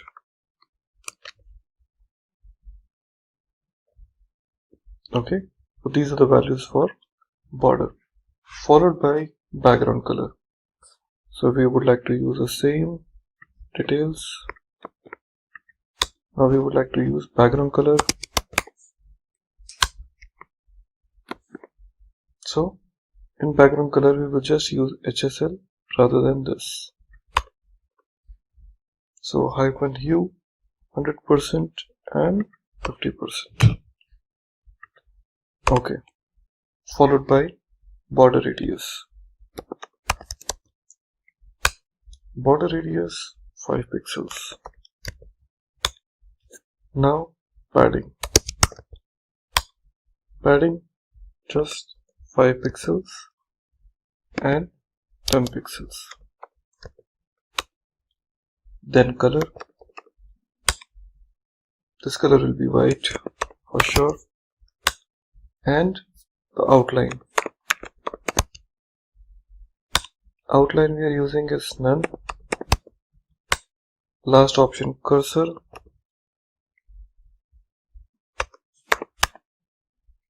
So cursor we will be using pointer, as you should say. So these are the details are available which we want to use it for my button. Now the last option, we want to use it for the button hover. .btn or hover, and for this hover we want to say border color. This border color we would like to use black. That's it. Let's see. Awesome. So this looks pretty nice, as you can see right now here. Well, so this is how my initial looks like. Okay, now I also want to change this start button and next button both. So here we want to use dot start -btn, and also for dot next -btn. Common look and feel for both. Font size 1.5 rem. Next, font weight. Now this font weight we want to give bold, followed by padding. This padding is be the 10 pixels and 20 pixels, followed by 10 pixels, 20 pixels. Next, cursor will be as usual pointers. Now we want to go ahead with the controls. With controls we say display,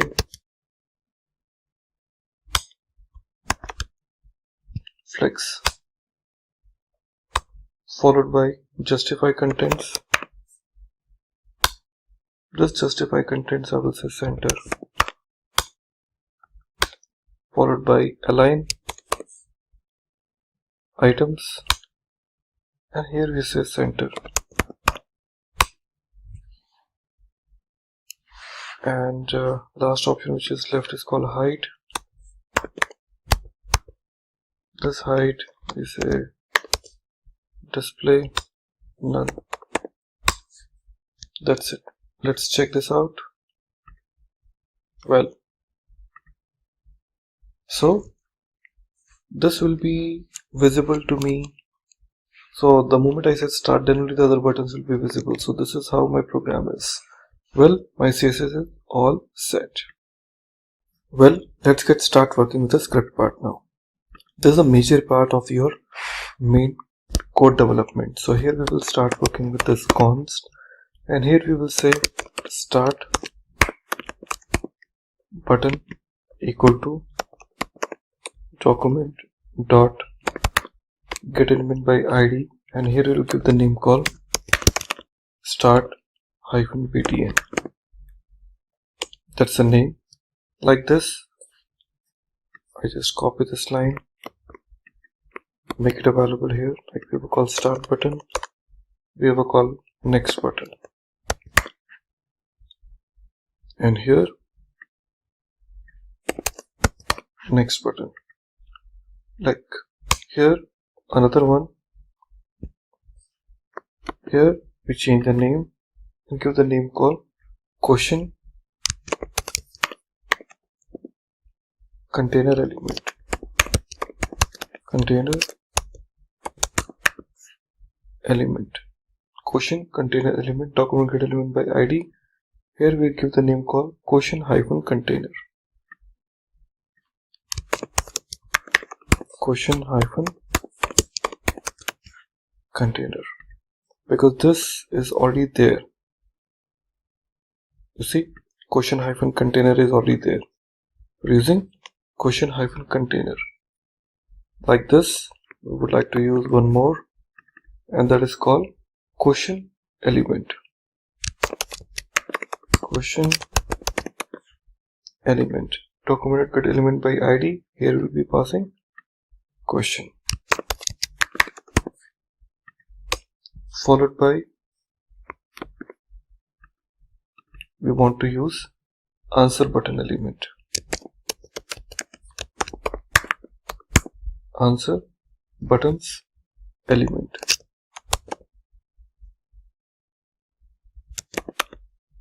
Answers, or I can say answer buttons element, answer hyphen buttons.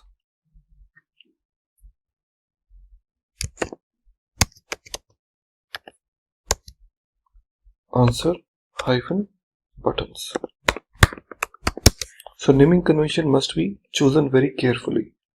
Now we will provide option called shuffle question, because we want every time the questions to be get shuffled.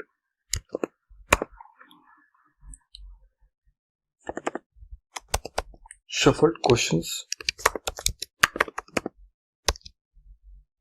Shuffled questions. Current question index.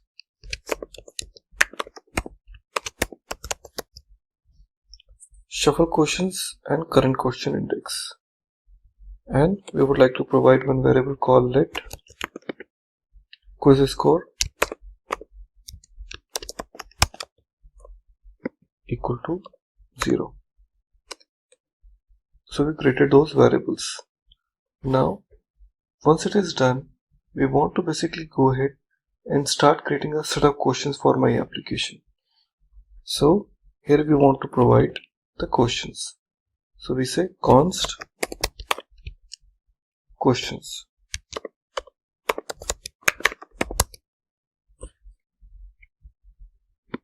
Const questions equal to array. First question which I would like to create it here is called question. Now here we will say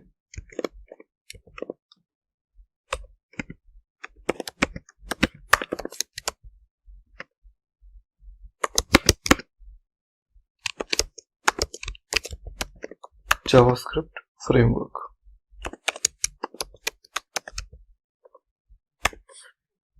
So which one of these is a JavaScript framework? So that's my question now. Okay, so I would like to have answers for sure. So here we are providing answers. So what answers we would like to provide? So in this answers, the first answer I can say like this. Here I say text. First will be Python.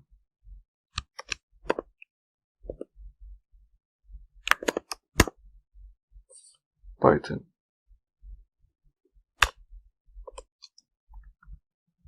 Okay, Python. Answer is true or false?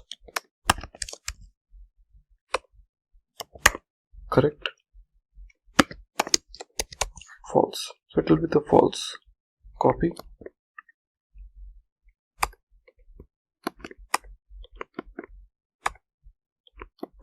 Now let's change the value.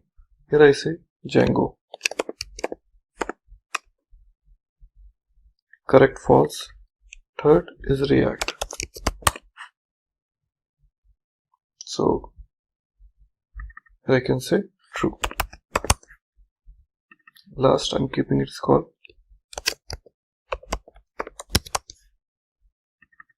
false, as usual same. So like this we have created a question and 4 answers. Okay, so we're all set now. So here after that we want to create a few more. Okay, so once again I would like to bring some questions now and related answers. So I just copy this.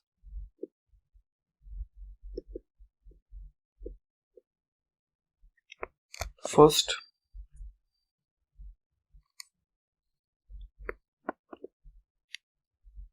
so second question I can say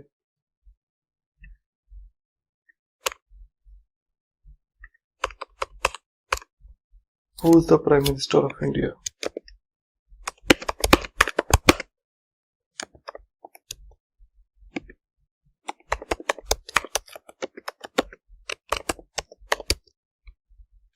So we can have 2 answers available. Okay.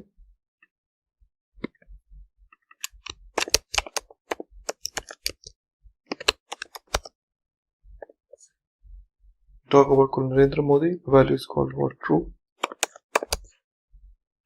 Second, we're going to give the name called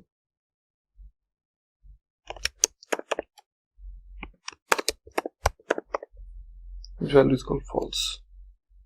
So I've taken the values like this, and we can take one more just for the demo purpose. So like here, next is called what is 4 multiplied by 3.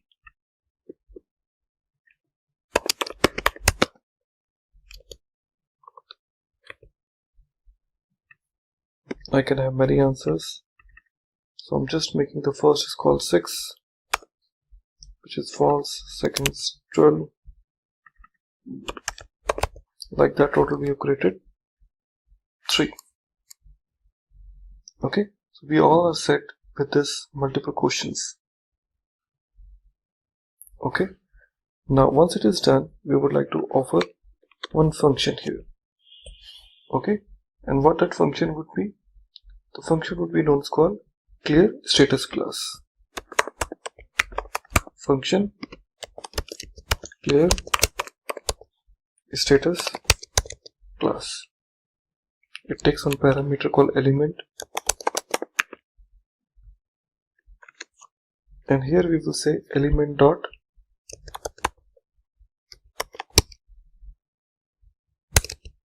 class list dot remove element dot class list dot remove. Correct. And once again I copy the same line. Wrong.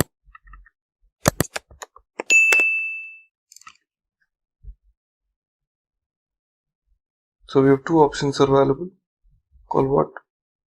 Right and what? Wrong. Now going forward we want to have few more functions to be attached. There's only one function we have attached, that's called clear status class. Now we would like to add one more function here called function set status class. Okay, and here we pass 2 parameters now. One is called element and second is called correct. Two parameters we are passing it now.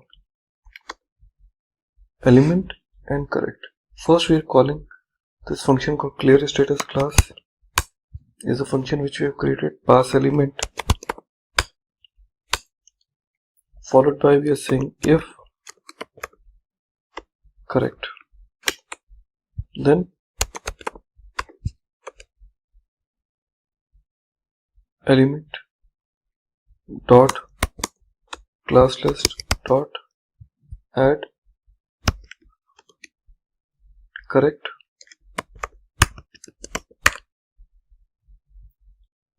okay, else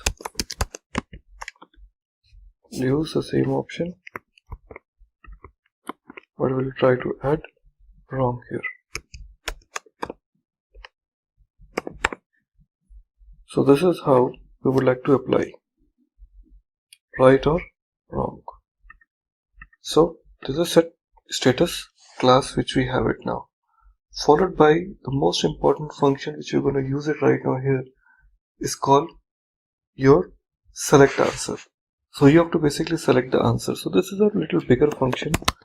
So let's try to understand. Function select answer.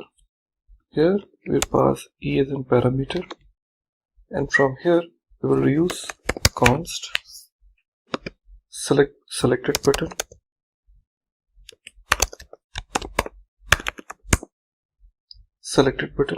equal to e dot target. Number one. Second, const correct equal to selected button dot dataset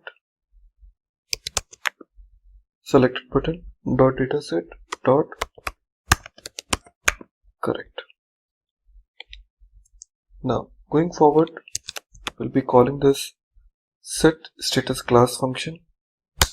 In this set status class, we'll be passing document dot body as the first parameter and correct is the second parameter.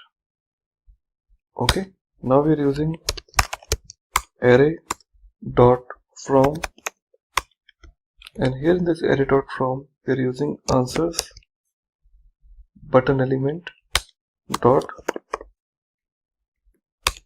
children. Okay, followed by dot for each. Here we're using this button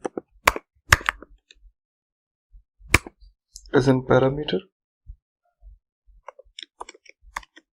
Now here what I will do, we're using this option called set status class.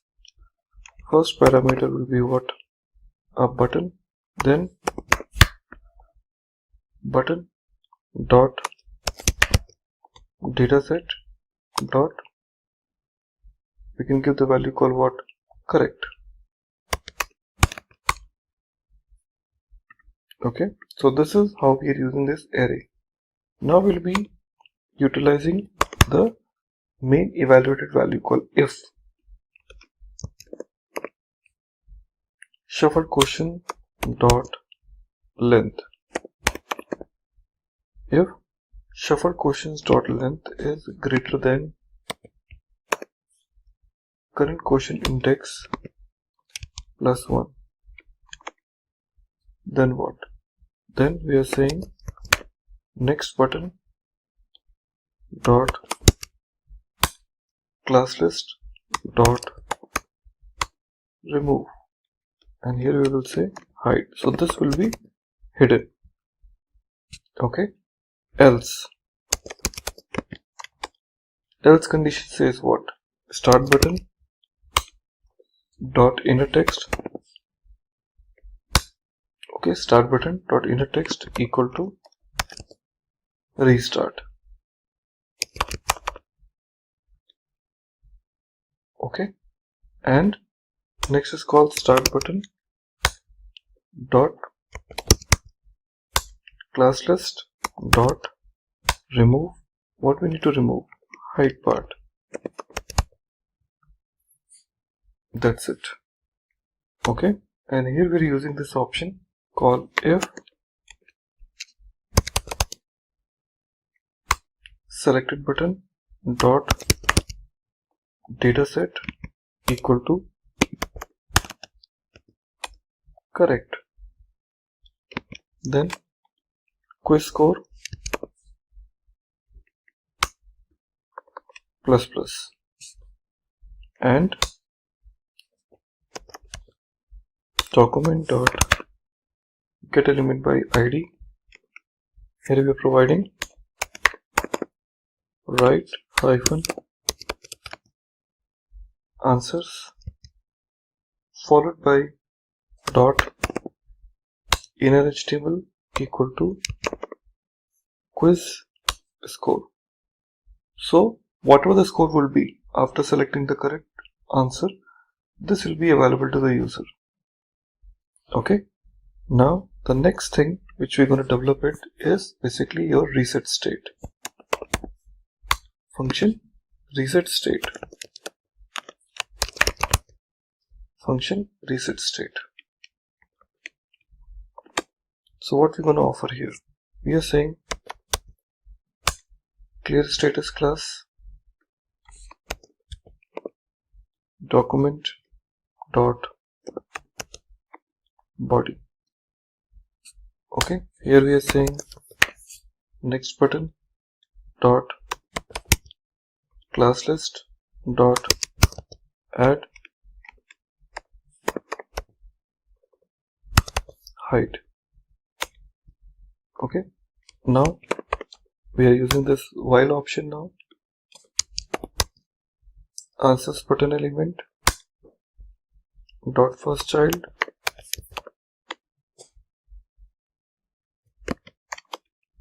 so here I will be using answers button element dot remove child.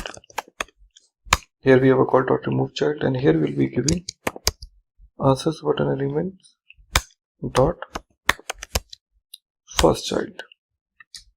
So these are the functions are used right now. We haven't called those functions, but we'll be calling those functions one by one. But this is something which we wanted to start with. Okay, well, reset state is already set. Now going forward, we would like to start working with the show questions so that the user can start seeing the question. We are saying function show question. Show question. The first parameter will be question, and from here onwards we would like to use a question element. So we have a call question element dot inner text equal to question dot question. Now followed by questions dot answer question dot answers dot for each, and here I would like to use, we are passing what answer as a parameter. Now here we like to create a button called const button equal to document dot create element. I'd like to create a button now. Okay, after that we are saying button dot inner text. We have to set the value equal to answer dot text, then followed by button dot class list dot add. Here we are offering BTN. Okay, now we are saying if the condition is answer dot correct. If answer is correct, then what? Then button dot dataset dot correct equal to answer dot correct.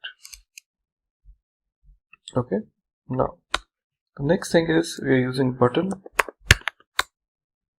dot add event listener, attaching the listener to this event. Which event? On click event. Second parameter will be select answer. Then answer button element dot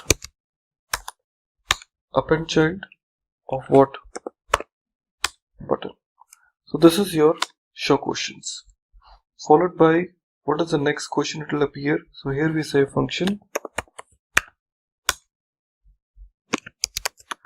set next question. Next question.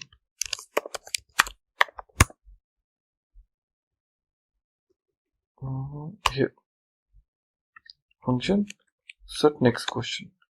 Here in this next question we are just saying reset state, the function we are calling it, and saying show question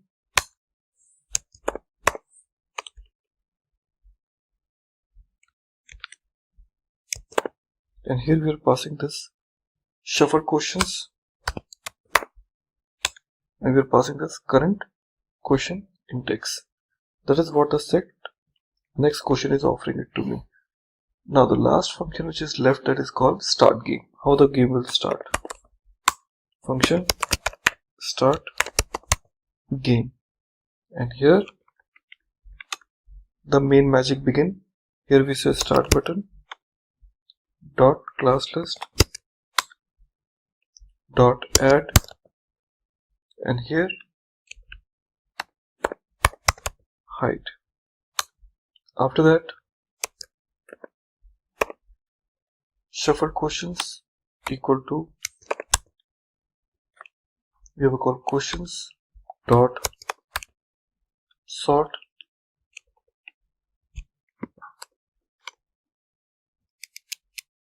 okay. Here we say math dot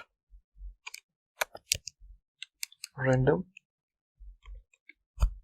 and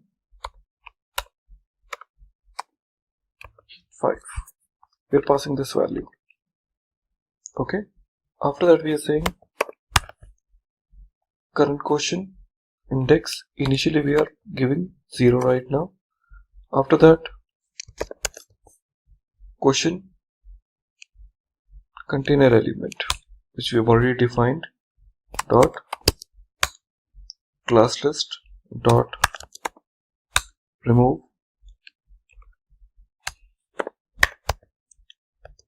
hide.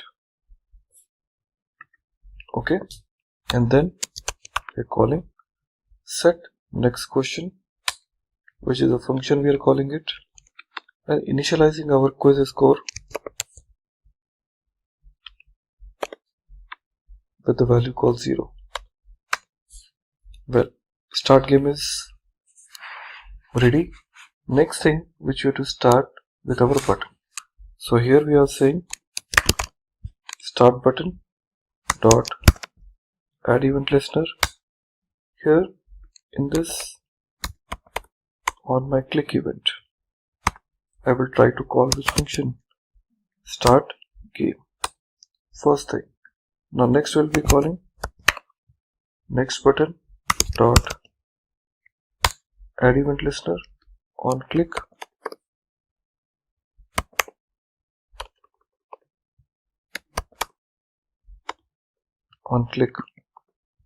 we are using.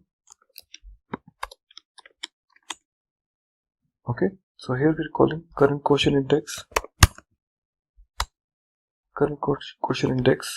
plus plus and set next question. That's it. So we are mostly done with our code. Script.js we have basically already initialized there. Okay, so the values will be kept automatically. So most of the things are now ready with us. Okay, so our JavaScript is almost ready. Index.html file is there and app.css is also ready with us.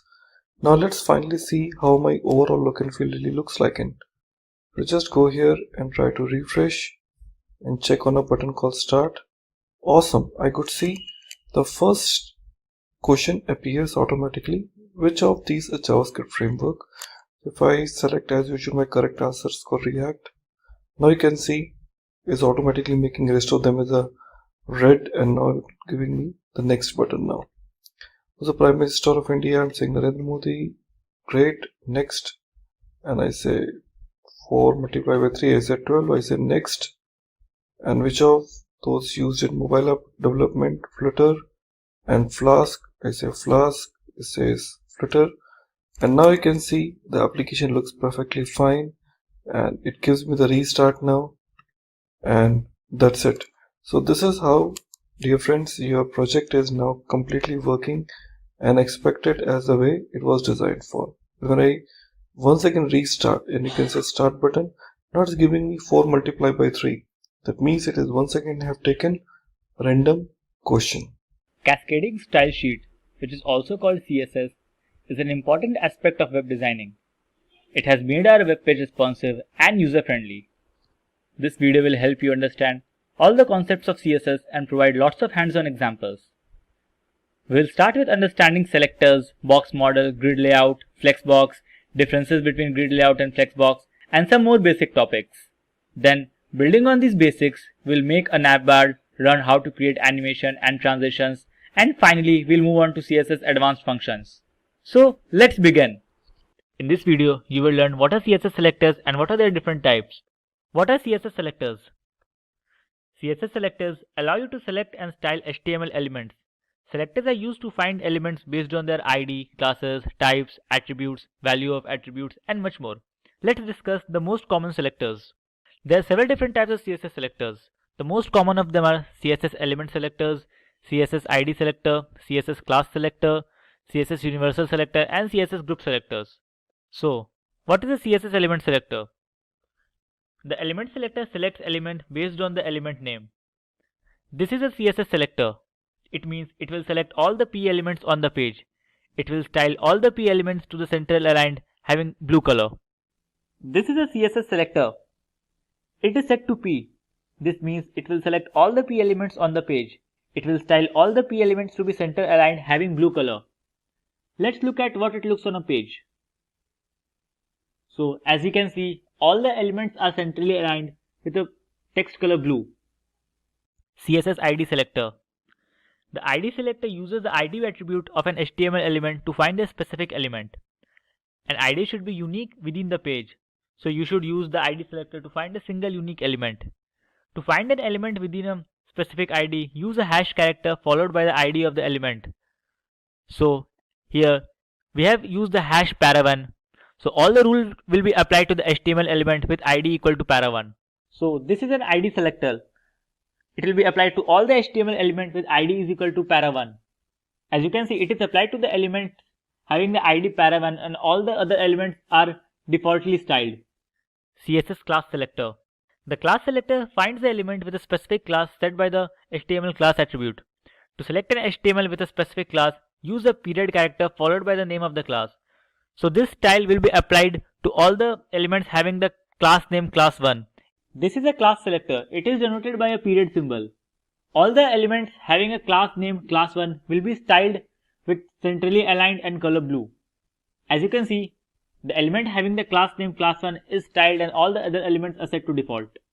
CSS universal selector. The universal selector selects all the elements on a page. The universal selector is assigned by a star character. The universal selector selects all the elements on a style sheet. As you can see, it is denoted by a star mark. All the elements inside our web page will be centrally aligned and the color will be set to blue. As you can see, all the elements are centrally aligned and the colors are set to blue. CSS group selector.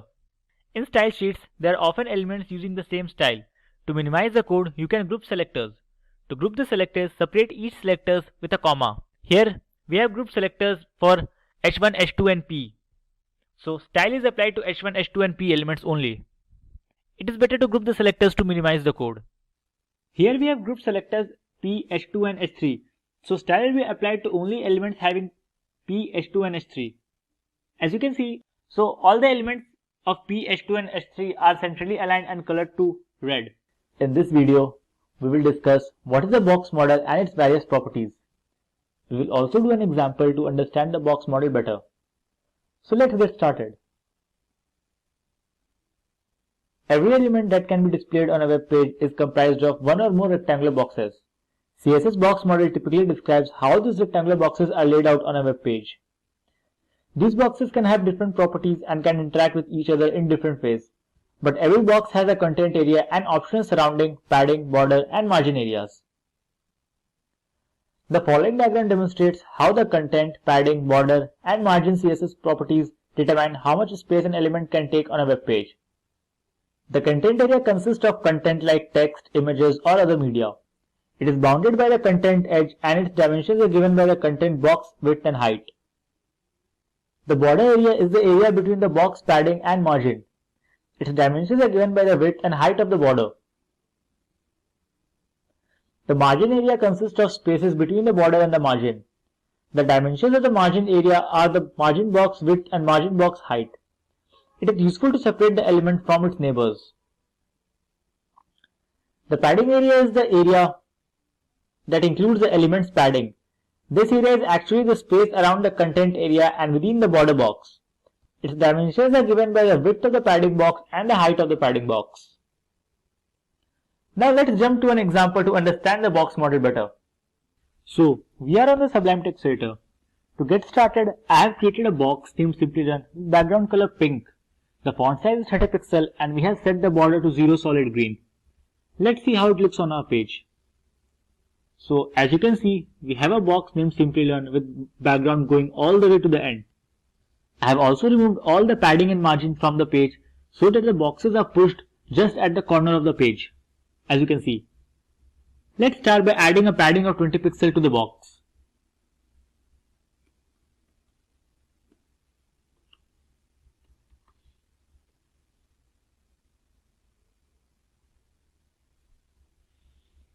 If you save the file, you can see the box increased by 20 pixels from all the sides.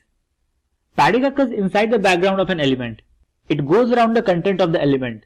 Most of the buttons inside the CSS is designed using padding so that the background of the button becomes wider than the actual text. The next thing we can do is change the border of the element. If we change this border size to 15 pixels, we will get a nice solid background of color green.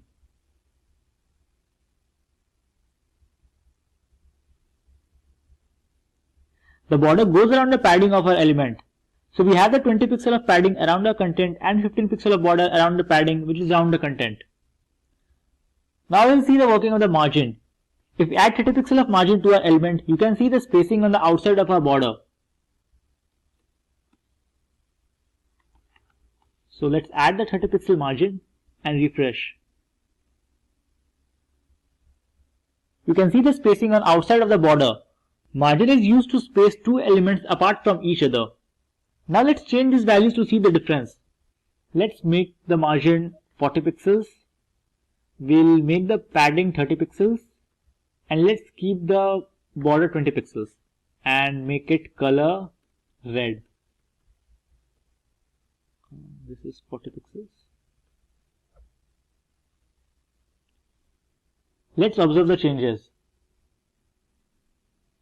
So as you can see, our border now has a red background. The padding is 30 pixels, the margin is 40 pixels.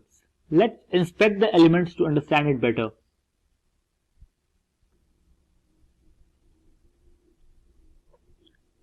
By clicking on inspect, you can see the different styles. Here in the computer tab, you can see the box model. This is the content area, this is the padding area, this is the border, and this is the margin area. We have the margin of 40 pixels around the border. So you can, when you click on this area, you can see the margin gets highlighted. The border area gets highlighted of 20 pixels. This is the padding and this is the content. You can change the size of the content by adding the height and width. So let's try adding height and width. We'll give the height 50 pixels and we'll give the width also 50 pixels. Just save the file. Now when you refresh, you can see the content area 15 to 50. In this tutorial, we will discuss everything needed for you to get started working with grid layouts. We will start by discussing what is a grid layout. Then we will move on to the features of the grid system and some basic terminologies which will help you understand the grid system better. In end, we will work on an example to understand the grid system. So let's get started. What is a grid? A grid is a set of intersecting horizontal and vertical lines defining the rows and columns. And what is a grid layout? So, CSS grid layout is the most powerful layout system available in CSS. It is a two-dimensional system, meaning it can handle both columns and rows, unlike Flexbox, which is largely a one-dimensional system. You work with grid layout by applying the CSS rules to both the parent element, which become the grid container, and the element's children, which become the grid items. The CSS grid layout excels at dividing a page into major regions or defining the relationship in terms of size, position, and layer between parts of a control-built HTML primitives. You can see this is the basic layout of a grid system. Like tables, grid layout enables an author to align elements into columns and rows. However, many more regular layouts are either possible or easier with CSS grid than they were with tables. For example, a grid container's child element could position themselves so they actually overlap and layer, similar to the CSS positioned elements.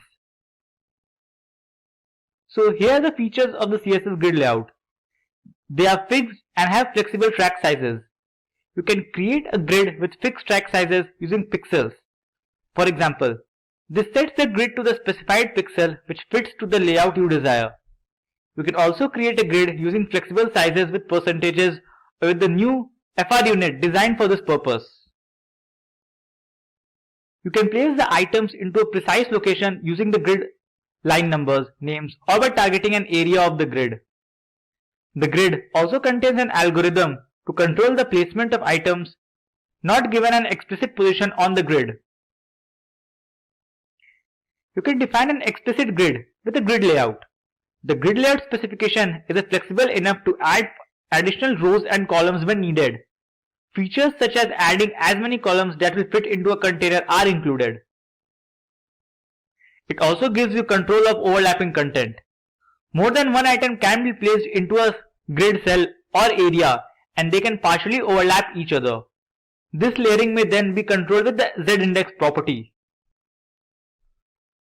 So, here are the basic terminologies you should know to work with the grid system better. The grid line is the dividing line that make up the structure of the grid. They can either be vertical or horizontal and reside on either side of rows and columns. A grid column is a space between two adjacent vertical grid lines. The size of a grid column is determined by the grid template columns property. On the other hand, a grid row is a space between two adjacent horizontal grid lines.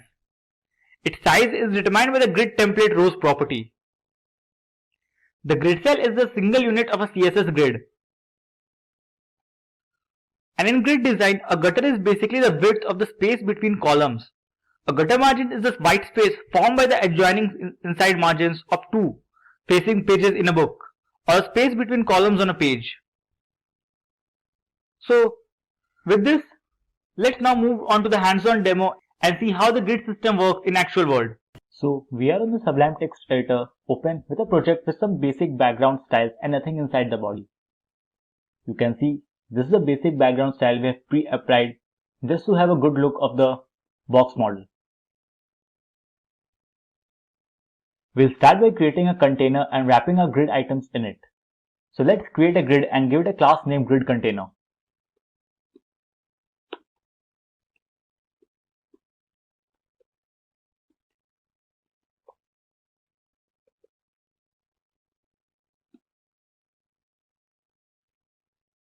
And inside of it, we'll put our different grid items. So we'll just create different grid items and give them a class grid item followed by a class number they belong to, so that we can easily distinguish between them.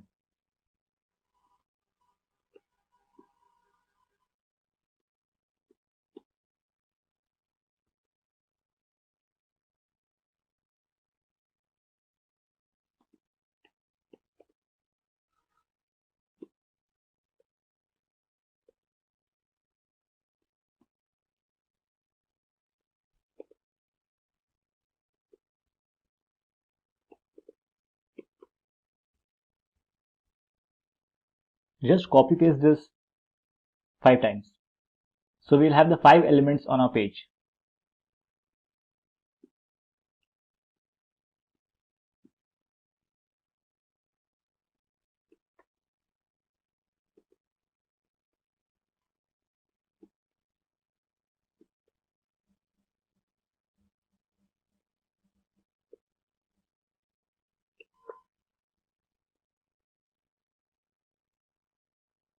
Let's save the file and see how it looks on the page. So you can see we have the different grid items on the screen, so that it's easy for us to visualize. We have not applied any styles to them other than the visual styles.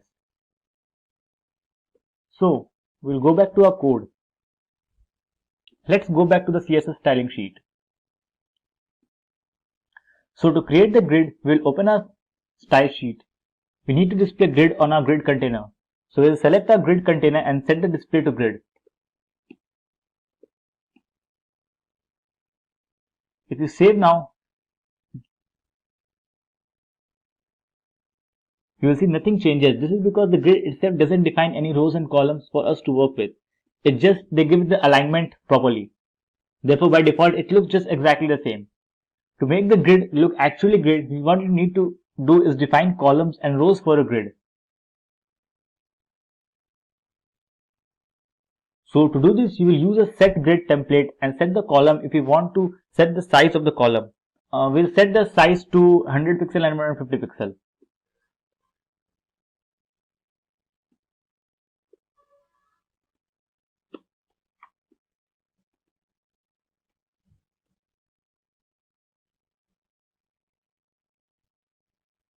Now, if you refresh, you have the 100 pixel column on the left and a 150 pixel column on the right, and then the grid captures our next row. But what if we want our box to flexible size themselves according to the items inside of them? Here, we'll use a fraction in it. Instead of a 150 pixel column, we want one fraction of our size, and instead of a 100 pixel, we want the 2 fractions of our size. So we'll just replace with 2 fractions and this with 1 fraction. Now if you save the file and go back to the page, you will see that the items on our left here in our first column are twice as large as the item on the second column. And that's because of the FR units we have defined. You can see the difference in the sizes. The item 1 is the twice the size of the item 2. Another thing you can do is with columns is use repeat. Suppose you want 4 columns of a size 100 pixel wide. You can just write repeat command and inside of it how many times you want to repeat the size. So we'll just delete this and use the repeat. We'll set the number of times we want to repeat and the size of the columns. Now if you save the file, you will see we have a 4 columns of 100 pixel wide. We can do the same things for row. Just set the grid template rows and define the size you want.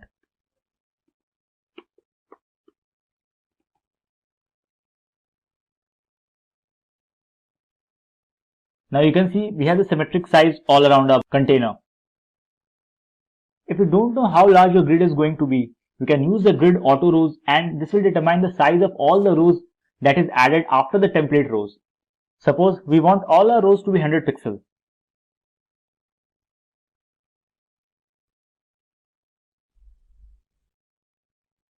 So we'll just delete the grid template rows and set the grid auto rows to 100 pixels.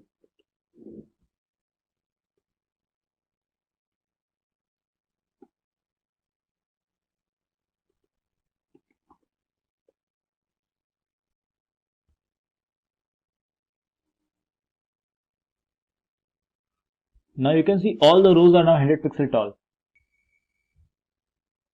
Let's change our column back to 100 pixel and 150 pixels so that it will be easier for us further.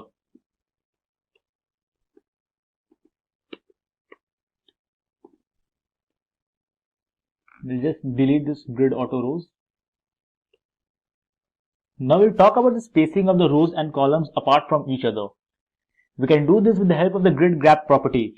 Grid row gap will give some spaces between the rows. Similarly, the grid column will give you the spaces between the columns.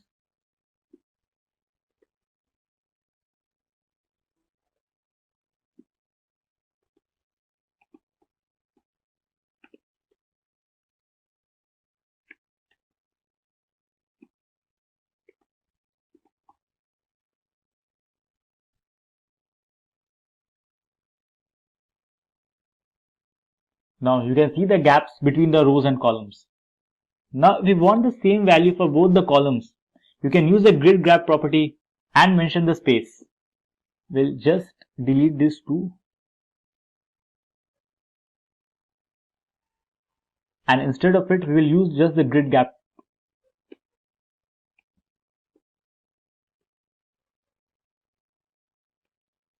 And set the size to 20 pixels.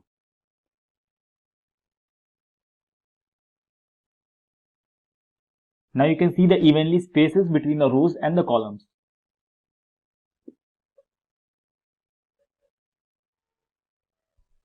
This is all you need to know about the sizing of the different columns and rows. Now let's talk about the positioning items within its grid cells. So for horizontal positioning, we could use the justify items and we can set that to center.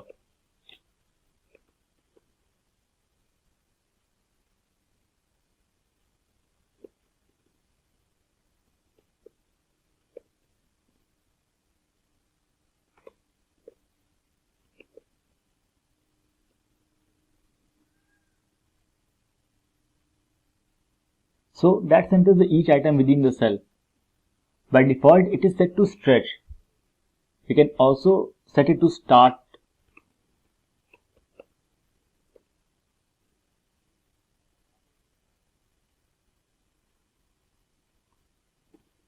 Or end.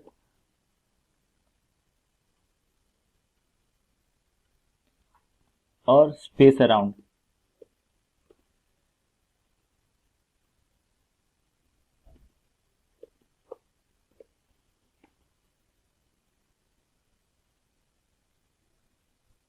We will leave this to center.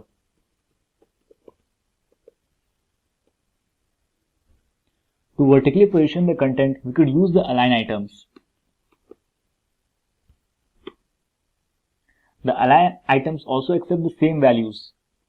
We can set it to center. We can also set this one to start or end.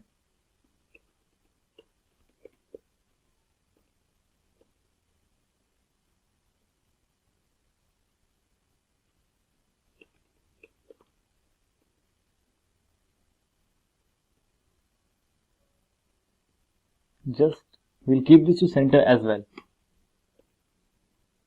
You can also align the entire grid within the container. So let's get rid of these to just demonstrate them in a proper manner. We could use the justify content and that will align the content horizontally within the container.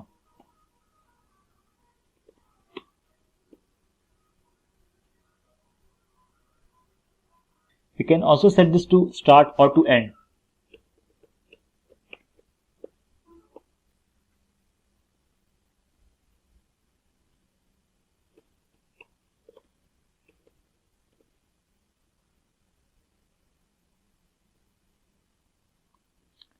Just set this back to center. To align the content vertically, we could use the align content and the align content also accepts the same value. We can set it to center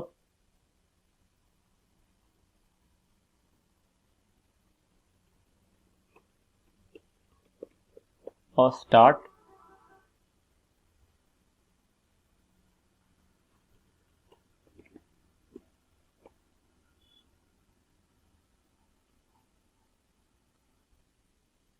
If you inspect the elements,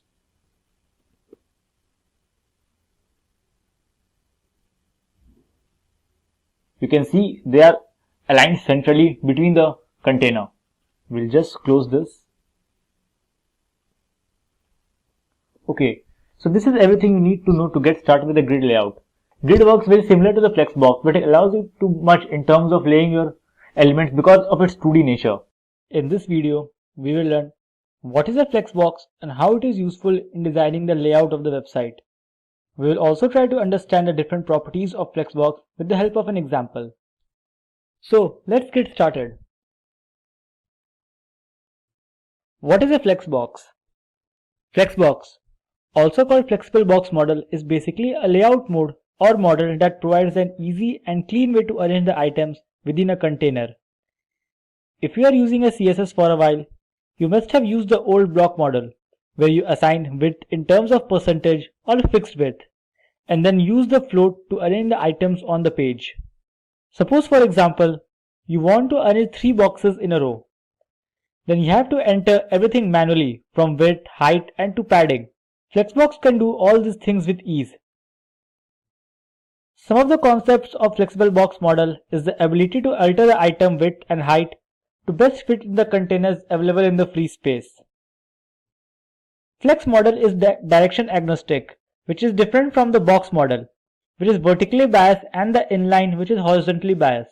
Flexbox works for both. Flexbox is more effective in a small scale layouts. So here are the main properties of the Flex. Okay, so let's jump to some code and learn how these Flex properties work. Okay, so we are on the Sublime text editor.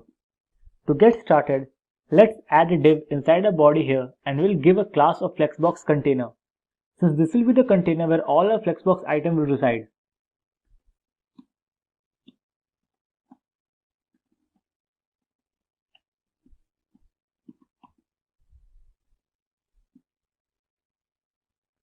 Then inside this container, we will add another div and give it a class Flexbox item and one more class Flexbox item 1, which will help us to understand which items we are referring to when we style our elements individually.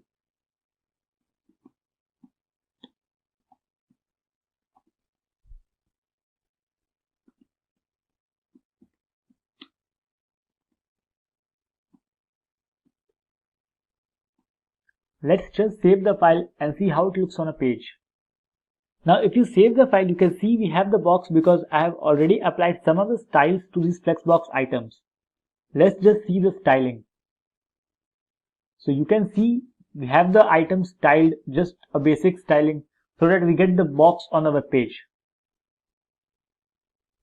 Now let's just copy these and add 2 more Flexbox items, and you will see we have 2 more boxes on our page. Just copy and paste them below. Give them the class name Flexbox item 2 and Flexbox item 3. Just save the file.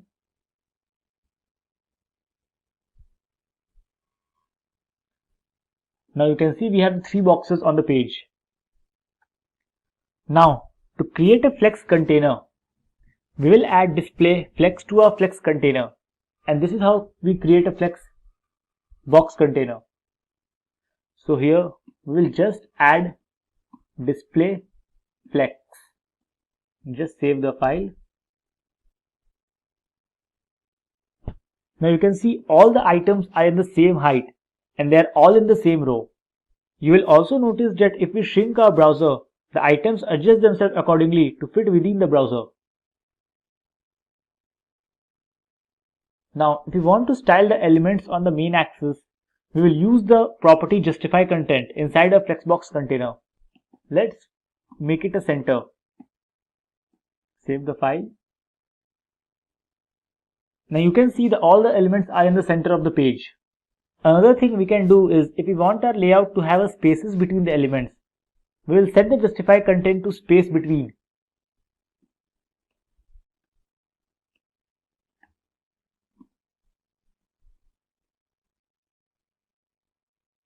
You can see all the items are now evenly spaced. If you want to lay out your items on the cross axis, we will use the align items property. The default value for this is stretch. If we want to keep the size of our items, we will use the center and then all our items will be center vertically. Before Flexbox, aligning the items vertically inside the container was nearly impossible. With Flexbox, you can do it easily. Now you can see the items are aligned vertically inside the container. Now let's just delete everything and we'll just keep the display flex. Now if we want to have a column layout instead, we will use the flex direction and change it to column. Flex direction, column. Now if you refresh the page, you will see all the items are shown up in a column. Now we can start talking about the different properties that can be applied to our different Flexbox items as opposed to the Flexbox container items. The Flexbox container is only for laying out and spacing between your items as well as the positioning of your item inside the container. The actual Flexbox item properties are used to override those item properties or to apply different sizing to these elements. Now if we want our first item that it does not shrink when we shrink our browser, we'll set the flex shrink to 0 to our first item. So we'll set the flex shrink to 0. Now if you go back to the page and try to shrink this, you'll see the first item remains the same. It does not shrink. Now in the same way, you can set the items to grow in proportion with the web browser. Suppose we want our Flexbox item to grow with as the page grow and cover all the empty spaces. So we'll set this flex grow to 1. Now you will see all the empty spaces are taken by the second item. Let's say we want our second box to be the center of the container instead of stretching to full height. We can use the align self property and set it to center.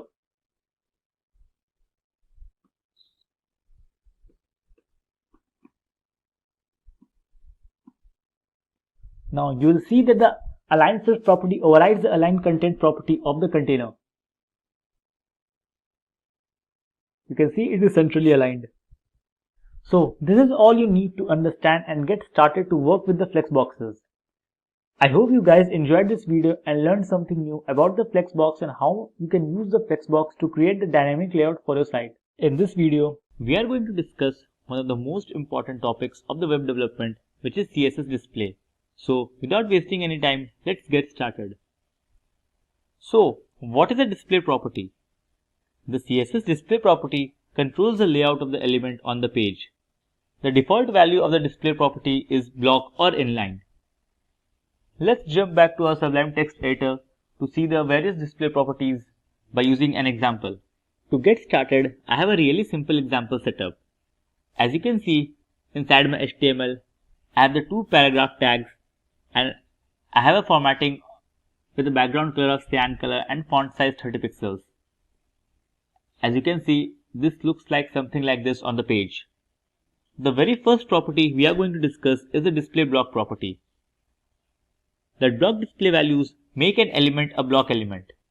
The block elements start a new line and span the entire width of the viewport by default, like how P elements behave. There are also line breaks before and after these elements. The default value of the P element is a display block. So here, this looks something like this.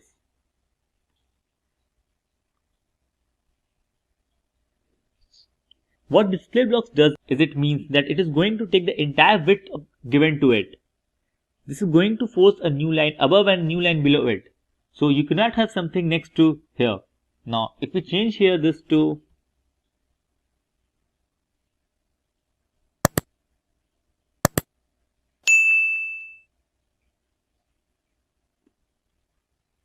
the next property we are going to discuss is inline.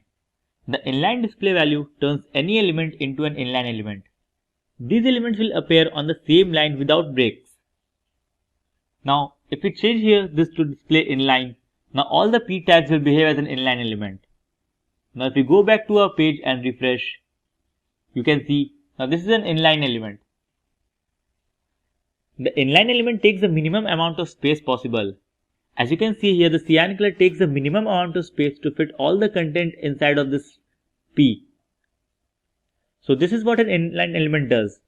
Also, all the inline elements are on the same line. They share the space together because they take the minimum amount of space possible. There are no line breaks in these elements and they try to fit as closely as possible. Now, one of the demerits here is we cannot change the height and width of the inline element. If you change here height to 200 pixels and width to 100 pixels and save, just go back and refresh, you'll see nothing happens. This is because in the inline display property, you cannot change the height and width of the element. The next property we are going to discuss is the inline block value. The inline block value is a hybrid of inline and block elements. Elements assigned display inline block appears on the same line with the other inline elements, a characteristic of inline elements. However, inline block elements are also like block elements in that you can change the width and height of the CSS. Now, if here we try to change the height and width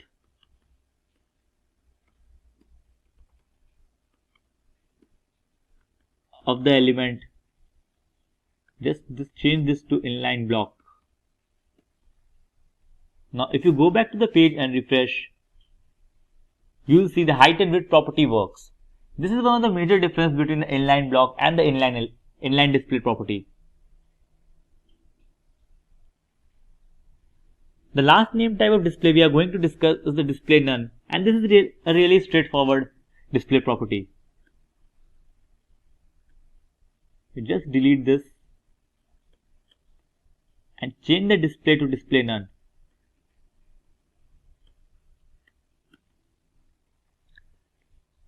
Now if you save the file and go back and refresh, you will see both the element disappears. The display none removes the targeted elements and all its child elements from the page. This causes accompanying elements to behave as if this element does not exist. In this video, we will discuss everything you need to know about CSS positioning. By the time this video is over, you will be able to position the elements in CSS like a pro. So let's get started. First, let's cover the theoretical part. Here, we will discuss what is CSS position property and its different types. After that, we will jump to practical example to learn how to work with these properties. So let's get started. So what is a CSS position property? The CSS position property allows you to define the position of an element on a web page. The top, right, bottom, and the left CSS position properties are used to determine the final location of the element. There are 4 values that you can use to set the position of an element on a web page. They are static, fixed, relative, and absolute. Using one of the 4 values above, you can specify how an element should be positioned.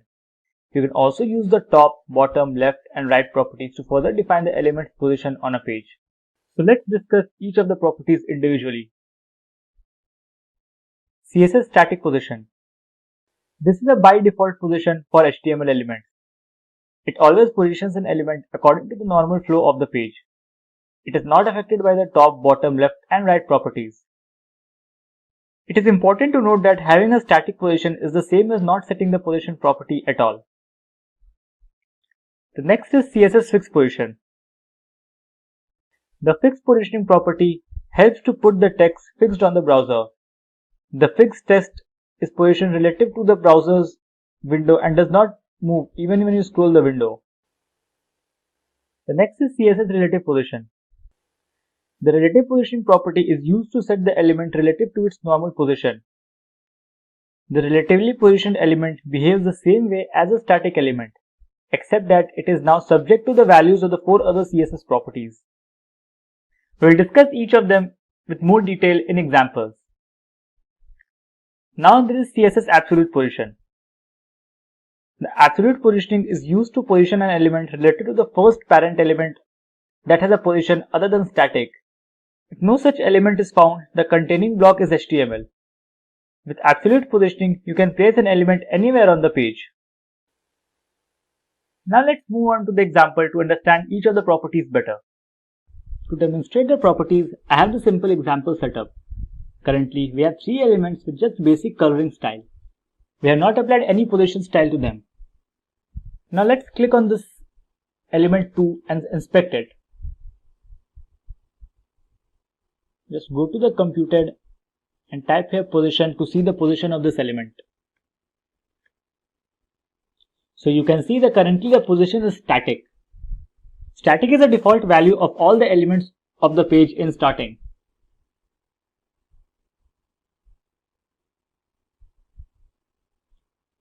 The next position we'll see is the relative position. It works almost in a similar manner to static. If we go here and change the position to relative,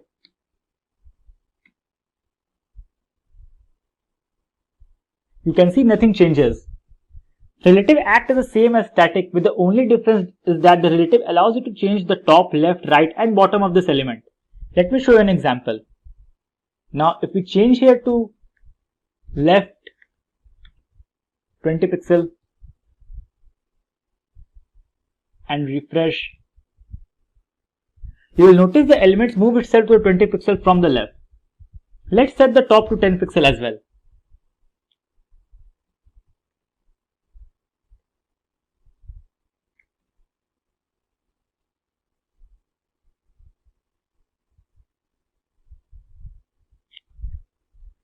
You can see the element has moved 10 pixels from the top and even overflows the element below. This is because relative position, when applied with the top, right, left and bottom, actually takes that element out of the document flow. So let's just reset it.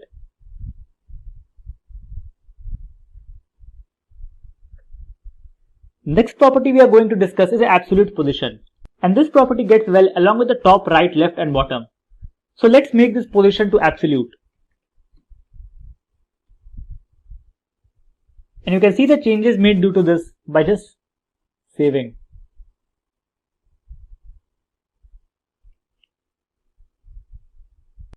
The absolute value completely removes the element from the document flow. This is useful when you want a particular element to be a specific position but you don't want to disturb the other element's positioning. Absolute position positions the element inside some parent container that it can reference. Now just let's shift the top to 10 pixels.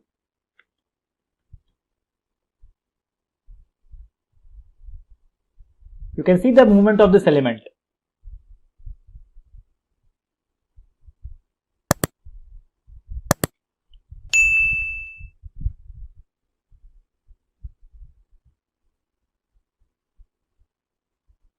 The absolute position always positions the element inside some parent container that it can reference to.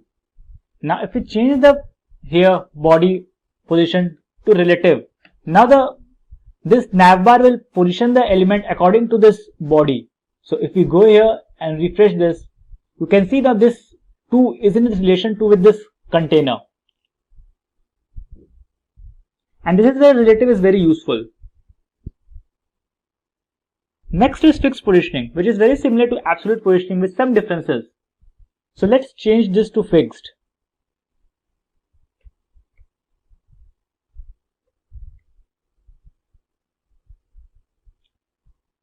And just save this.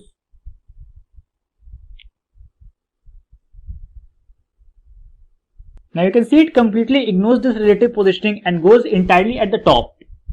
This is because fixed position elements are always fixed based on the entire HTML element. It has nothing to do with the parent elements. One unique feature of the fixed element is they stay in the same place when you scroll. Let's make the height here to 200 vertical height.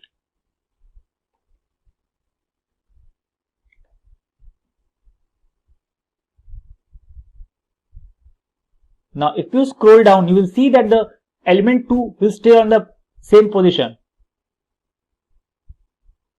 See, the 2 elements stick to the same position.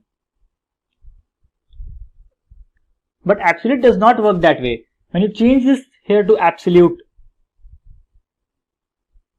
you can see it does not stay at the top now. This is one major difference between absolute and fixed.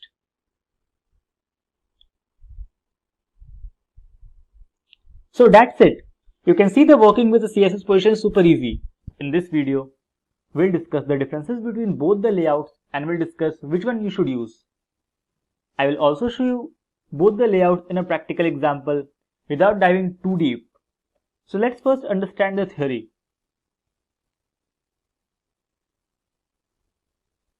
CSS Grid allows developers to construct custom grids with more flexibility and control than ever before. it is for two-dimensional positioning. We got rows and columns here. Whereas flexbox is for one-dimensional layout. It is useful in allocating and aligning the spaces among the items in a grid container. The flexbox layout pattern makes it easier to design and flexible and effective layouts.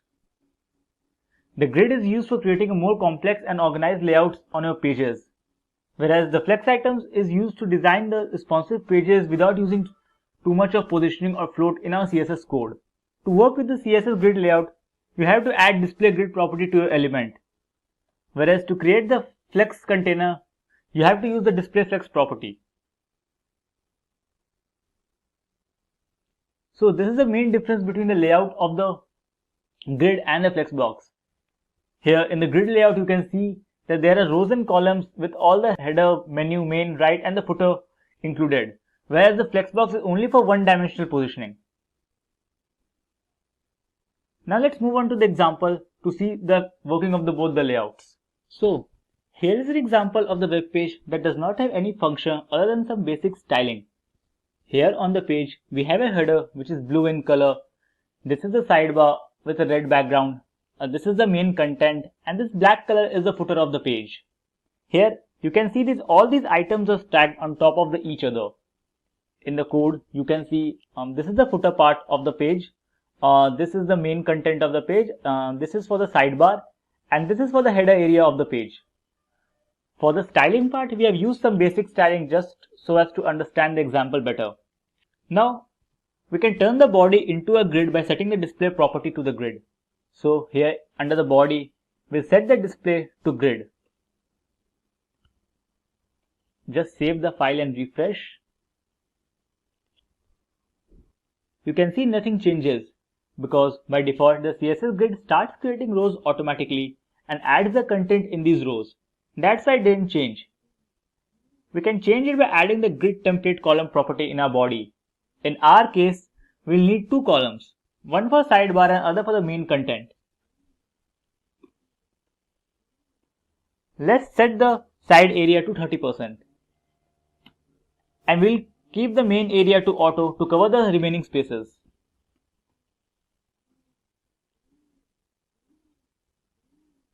Now if you save the file and reload, you can see the elements are broken into the cells we created. We'll also define the rows for our header and we'll use the grid template rows. We'll set the grid template rows for the header to 60 pixels. For the sidebar and for the main content, we'll set it to auto.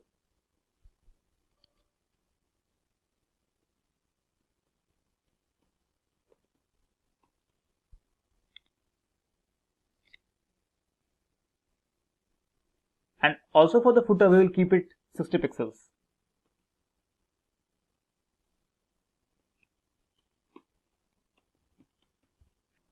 Now if you save the file and reload, you can see the elements are adjusted in a 2D manner just as we wanted. This shows the power of the grid and the flexibility it provides to the developer. However, we can see that the items are not positioned properly in the header and the footer. This is where the flexbox comes into play. As discussed earlier, flexbox is about positioning elements in a one-dimensional area. So what we'll do is we'll go back to our navigation list class here and we'll add display as flex. Now if you save the file and reload, you can see these are sitting next to each other. By default, the display sets them into the rows. Now we want the contents to be in the center of the main axis. So we will use the justify content and set it to center.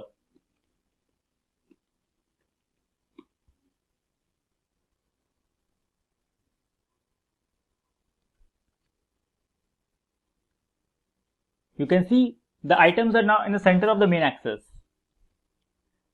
To center them vertically, we will use the align items and set it to center as well.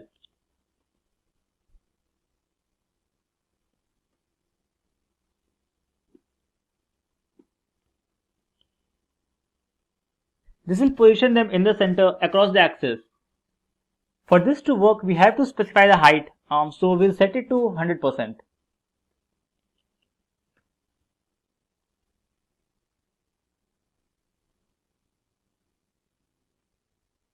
So now you can see the items are aligned centrally both on the main axis and the cross axis. Let's now add some spacing between these items. So to give some spacing between, we'll add a margin to navigation item class.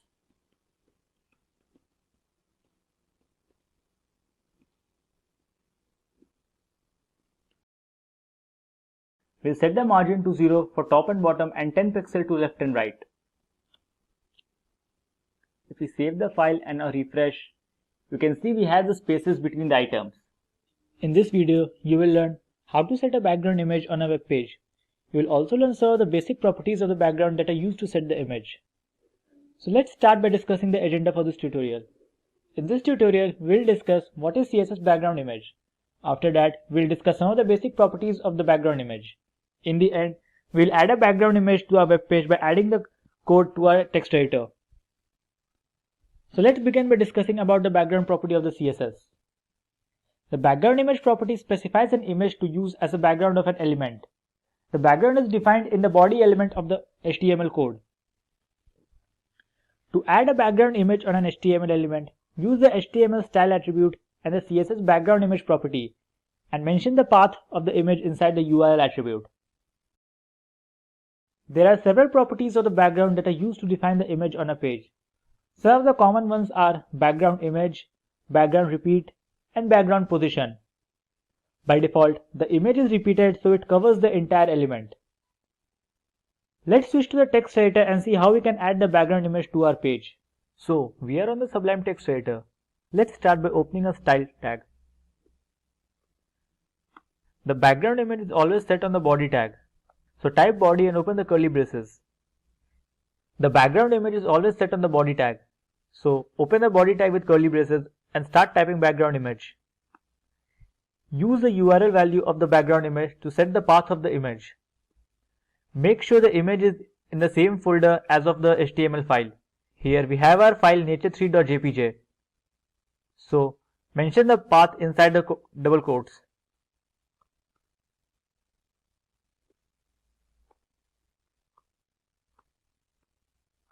Save the file and let's see how it looks on a web page. As you can see, we have the image on the web page.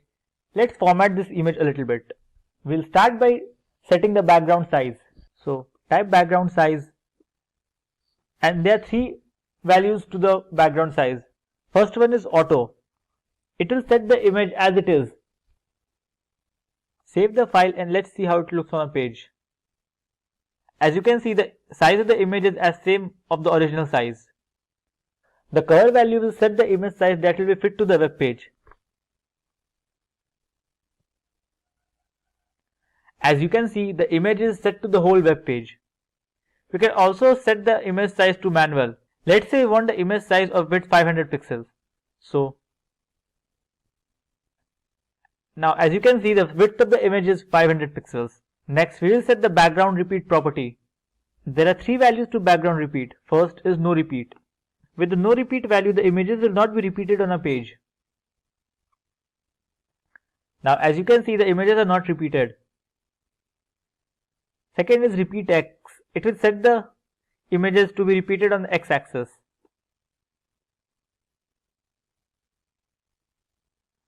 As you can see, the images are not repeated on the X axis. Similarly, repeat the images on the Y axis. As you can see, the images are not repeated to the Y axis. And there is a default value repeat which will repeat the images on the web page. So let's keep it to cover. So let's keep the background size to cover and set the background repeat to no repeat. Let's save the file and look it on a web page. Now, as you can see, the image is fully fit to the web page. Let's add a text above our image to see how it looks like. So I'll add a paragraph tag and type some random text here.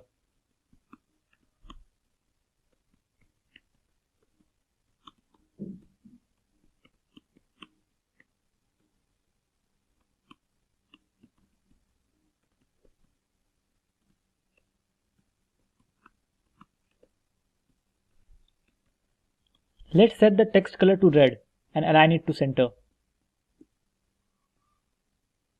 I'll type P and open the curly braces. I'll set the color to red.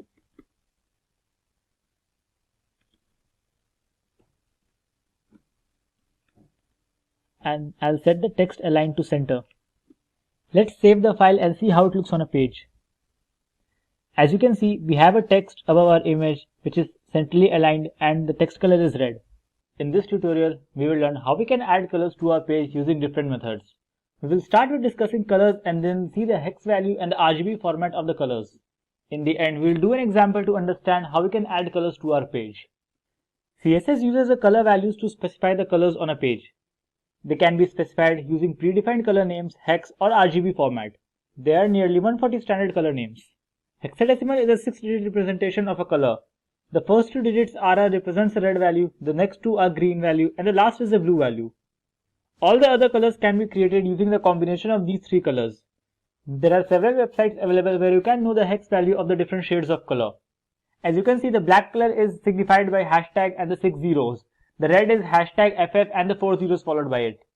The RGB color value is specified using the RGB property. This property takes 3 values, one for red, green and blue. The value can be the integer between 0 to 225 or a percentage. As you can see, the black color is signified by 000, the red by 25500, the blue by 00255 and the green by 02550. Now let's move to an example to understand how we can add the colors to our page. In this example, we will see how we can add colors in different ways to our HTML. So we are on the Sublime Text Editor. As you can see, we have the standard boilerplate ready with an H2 and a paragraph on our page. Open the style tag and make the font size of the paragraph to 25 pixels so it is clearly visible.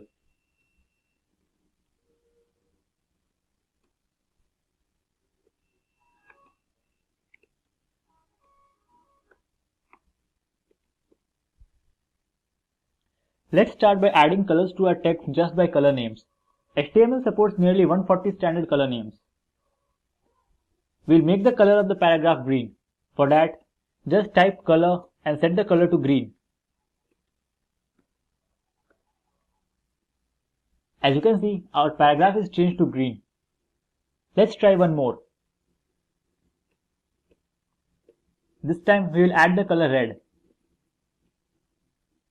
Let's refresh. As you can see, the color is now changed to red. There are nearly 140 HTML standard colors that is supported by the web browser. You can also add colors using the RGB format. There are many websites available to know the RGB or hex value of the desired color. One such is htmlcodes.com. As you can see, in the htmlcodes.com we have the hex value and the RGB value of the desired color. Let's try one. We'll add this color with the RGB value 171, 229 and 27 to our paragraph. So for that, just type RGB and the color code you want.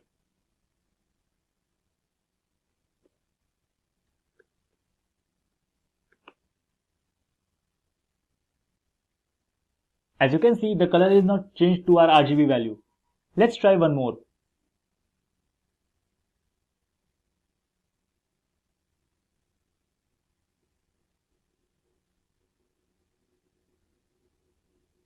This time we'll use this RGB value to our text.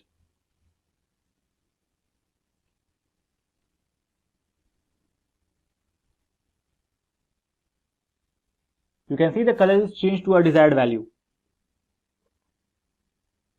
In this way, you can use the RGB format to change the colors. The next way is using the hex values. Hexadecimal is a 6-digit representation of a color. The first 2 digits are red, next 2 are green, and the last are the blue value. Let's see how you can use the hex values. As you can see, the hex value for this color is #31787F. We'll use this value to our text.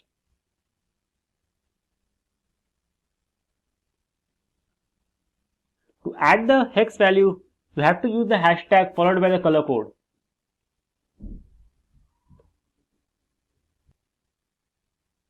You can see that color is changed to our hex value. Let's try one more.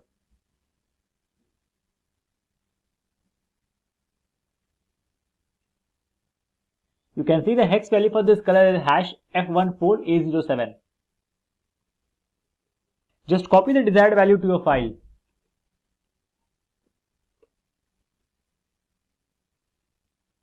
you can see the color changes. You can also add color borders to our heading. Do that, just mention the border style along with the color code.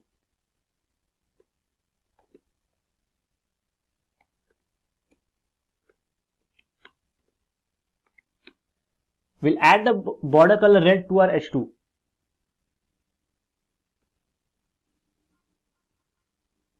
Now you can see we have the border around our H2. I hope you have understood how to use the color values to a web page. There are mainly three ways by which you can add the colors to a web page. They are hex, RGB values and the color names. In this video, we will discuss what are keyframes and how you can use them to add animations to a page. We are going to discuss what are keyframes and we'll try to understand the syntax of the keyframes. So let's get started. The keyframes are used to specify the animation code in the page. They are used to change the animation from one pattern to another. Keep in mind that the keyframes do not have any selectors on them. They are not nested inside anything. They are on the root of the CSS page. You write @keyframes and the name. You can name it anything you want. We are going to use that name later on to call the selector. In this case, we are looking at from and to. From implies the initial state and to the ending state. Here in this example, the element will start from 0 pixel and will go all the way to 100 pixel. So what we are going to do right now is we are going to jump to the keyframes and work out some examples to understand the working of the keyframes better. So we are on the Sublime Text Editor and this is a simple setup. We have created one HTML element named box and we have a CSS body of padding 50 pixel and the box element has an inline block, background red with height and width 200 pixel. And also I have an animation style declared on the box. Currently it's doing nothing because it is calling keyframes called myFrames. But we have not yet created any keyframe. We will discuss what this animation line means at later stage, but right now I need those lines to be able to explain you to the functioning of the keyframes. You can see we have a box on our page with the color red and padding 50 pixels around it. We are going to write add the keyframes and I am going to use the name myFrames. Then we will write from condition to have the starting state and let's just keep the height 200 pixel. And then we want it to grow and we will set it to increase till 500 pixels. So let's just create our keyframes.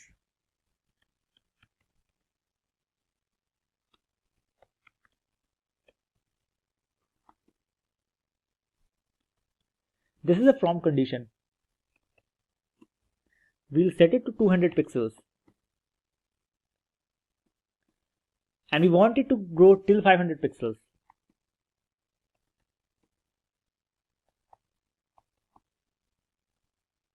Just save the file.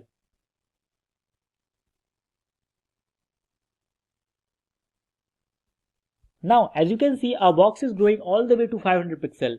And when the animation is done, it resets back to 200 pixel and starts again because the animation is looping. You can also put multiple style declaration. For example, I am going to write background pink in the to condition.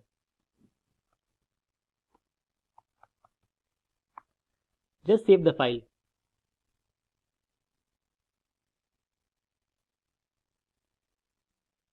You can see that the animation is starting at red and ending at pink. Now instead of saying from and to, you can also say from 0% to 100%. This is as same as doing from and to. But what it enables you to do is you can add something in the middle of here, say 30%, and we will make the color any different. So in the place of from, we will write 0% and we'll replace to with 100%. Let's just add one more condition in between, say 40%. So at 40% we want the color to change to say something green. Let's save the file and see how it looks on the page. So as you can see, it starts with red, it turns to green in the middle and then all the way converts to pink. As you can see, there are lots of interesting things you can do with the keyframes. All of the things that I am showing you today are just like how this works. To really get a great understanding of how it works, you just have to open your editor and start experimenting on it. Okay, so now let's go back to our code and learn about the animation property. So here we have the animation name myFrames. The animation name should be as same as keyframes name to work it properly. The animation duration specifies for how long we want our animation to last. In this case 2 seconds. Let's just change this to say 10 seconds. Just save the file. Now, as you can see, the animation is going at a slower speed just to cover the 10 seconds of that. Let's just reset it to 2 seconds. The timing function is used to mention the transition. There are some keywords such as ease in, linear, ease in out, and some more. The animation delay is interesting to understand.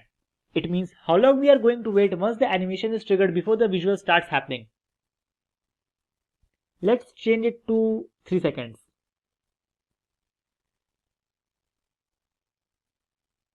As you can see, the animation starts after the 3 seconds. Iteration count specifies how many times the animation should happen. Here, we have set it to infinite, which means animation will keep on going. Let's change it to something, say 5.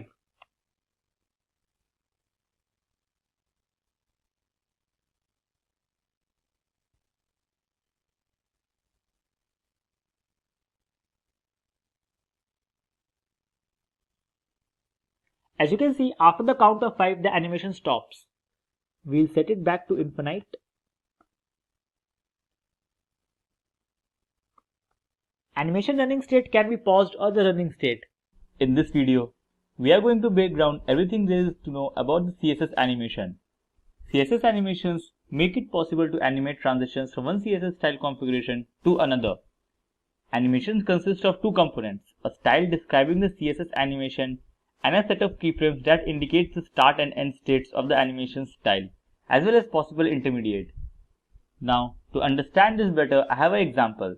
So let's get started now. So, we are on our Sublime text editor. Now to get started, I have a very basic example with HTML and CSS.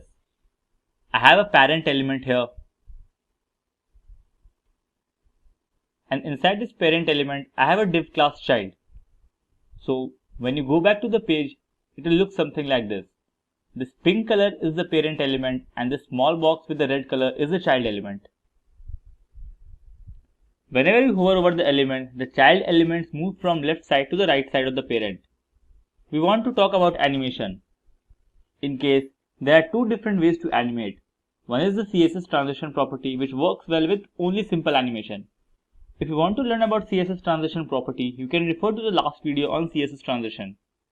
There is a full-fledged animation property which is used for more complex animation. I am going to show you how you can make this simple transition into animation. For this example, we'll make this child element move all around the box using animation.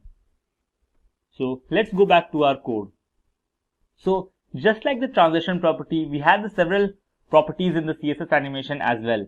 This consists of like timing function, fill-in mode, and several other functions in the CSS animation. So to convert the transition into animation, all we need to do is write the word animation. And you write the animation where you want it to happen. In our case, here is our hover, so we write the animation here. And as you write, you will notice that you have more properties in animation than transition. In general, you will write everything in this animation keyword because it is easier. You can write it separately as well, like animation delay, duration, animation name. But we will use the shorthand property of the animation. So we'll select the animation, and the first thing that the animation needs is the animation name. So we will give some name to this animation, say example. This is just like transition, we can specify our duration. In our case, we will use 1 second. So we have given the name of the animation, we'll give the duration. We can define a timing function which will be ease out. This is all the code we need for our animation. This line is same as writing it individually, like animation name,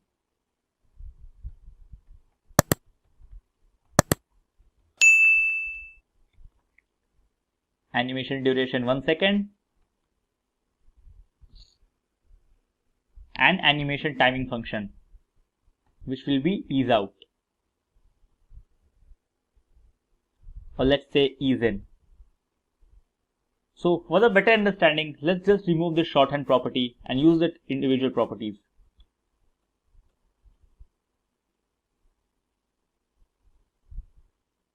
Now just save the file. Let's understand briefly what each of these properties do. The animation duration property defines how long time an animation should take to complete. If the animation duration property is not specified, no animation will occur because the default value is 0 seconds. The animation timing function property specifies the speed curve of the animation. Now comes the keyframes. Keyframes are used to define the animation name. We'll come down here and write at the rate keyframes, followed by the name of the animation. The keyframes has to be put outside any selector. Keyframes essentially determine what our animation looks like between the value 0% and 100%. So at our animation, we want to have this translate. So we'll write 100% and we'll write transform translate x 100% and save the file. Now, when you save and go back to the page, you will notice the smooth transition of the animation when you hover over. One thing you will notice that as soon as the animation is over, the box goes back to the original place. The reason for this is all the process happens inside this keyframe, this one. As soon as the animation is done, the default state kicks in. If we want this to stop in the transform state, like box should be here, is on the right side, we have to specify it in the animation property. We'll set the animation fill mode to forwards. So here, we'll set the animation fill mode to forwards. Just save, and then when you go back to the page and refresh, you'll see the box stops on the right side and doesn't go back to the original state. Now that we have a basic understanding of the animation and its different properties, let's work around our main aim to move this child element all over the parent element, from this to this side to this side to this side. So here at the keyframes, we'll just delete this and we'll start with 0%.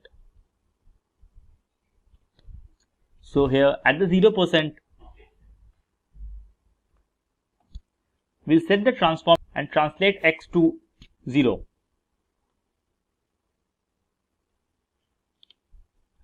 After that, at the 33%,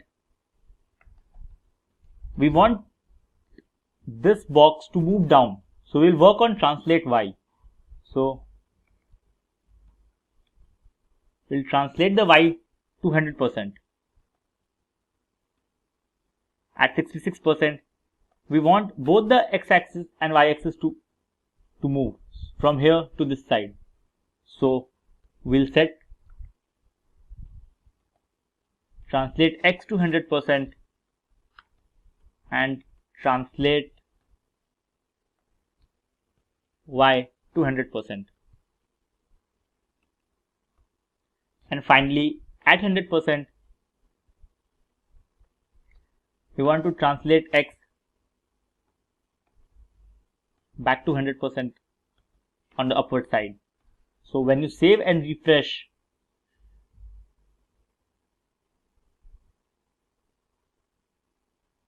you'll see we have achieved our target.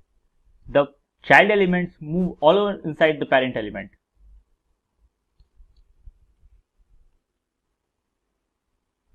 To watch it a little bit more slowly, let's change the time here to 3 seconds.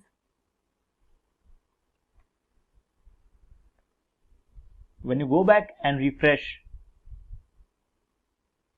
you can see the box move a little bit slower.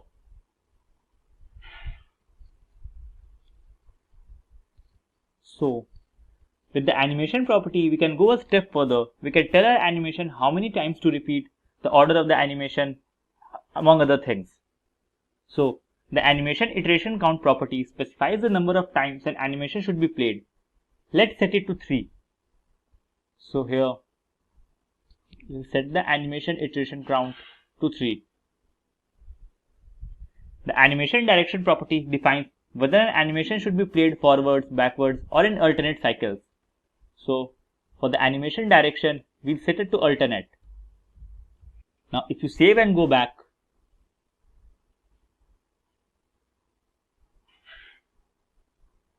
that's 1, 2, and 3. After the 3 count, the animation will stop, and you must have noticed that the box were moving on the alternate rounds. Let's go back to see it again. This is the first cycle. Now it moves alt on the other direction, and now on the other direction. So this is for animation. You can see animation property is as same as a transition property with some more functions and sub properties. You can add more complex animations to the page with the help of this animation property. The CSS transition property is the simplest way to add the animation to our website. And in this video, we are going to see how to use it. So, animation is a good way to catch attention on the page. And if done properly, it increases the user experience. The most basic way to animate something is by transition. According to the MDN definition, transition enables you to define the transition between two states of an element. Basically, when the state of an element changes, such as hover, focus, or anything else, we can change the CSS property through a transition. There are a handful of transition properties. Let's discuss what they are and how they work. So, we are on our code pen. I have a box that changes the color on the hover. The first property that we are going to start is with the transition duration property. The transition duration property specifies how many seconds or milliseconds a transition effect takes to complete. So here I can write transition duration and I can write here a number. Take note that here we can enter time in milliseconds or seconds. I will suggest you to use the milliseconds since JavaScript does not accept time in seconds. So I will enter here 500 milliseconds.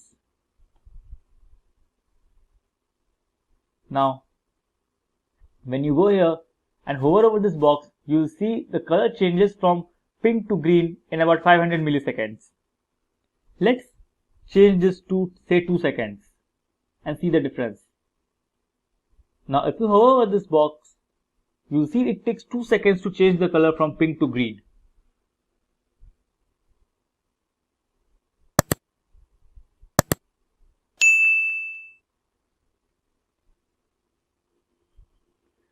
The next one we are going to look is a transition property.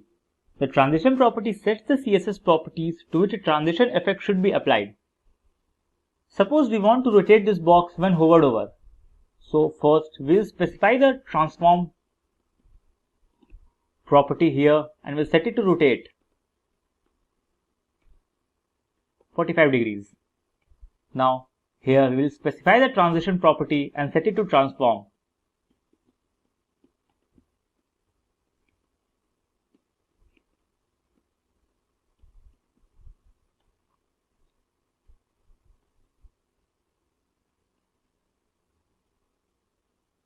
Now if you hover over this box, you will see it takes about 500 milliseconds for the box to rotate to 45 degrees while the color changes instantly. Suppose we set it here to 2 seconds and save. Now you will notice the box will take to about 2 seconds to rotate to 45 degrees while the color will change instantly. You can see the difference here.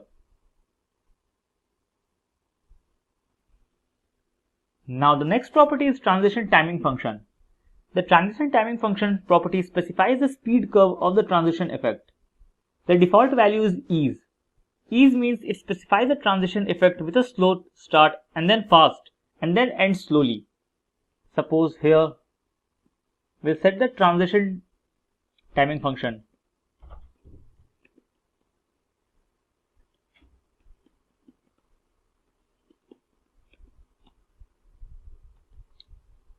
to ease.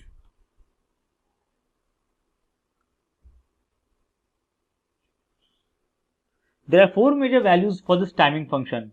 They are ease, linear, ease in, and ease out. Let's see one by one in detail. So, the linear function specifies the transition effect with the same speed from start to end.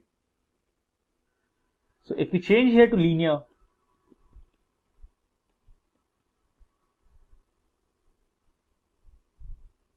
you will see that it rotates with the same speed from start to end.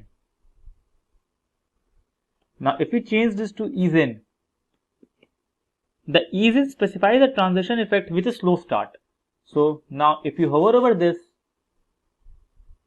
you see the box rotate with a slow start and then increases the speed at the end. The ease out specifies a transition effect with a slow end. So if you set it to ease out,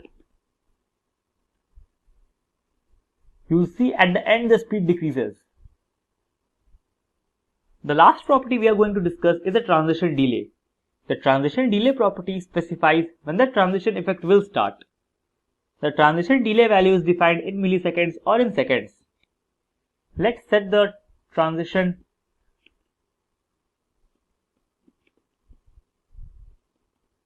delay to 2 seconds and just remove this.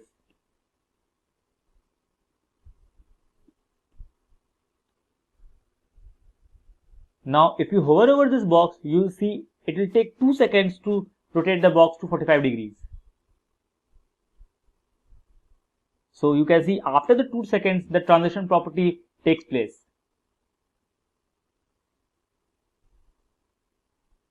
Now if we change here to background, you see the box will rotate instantly while the color will changes from pink to green after 2 seconds.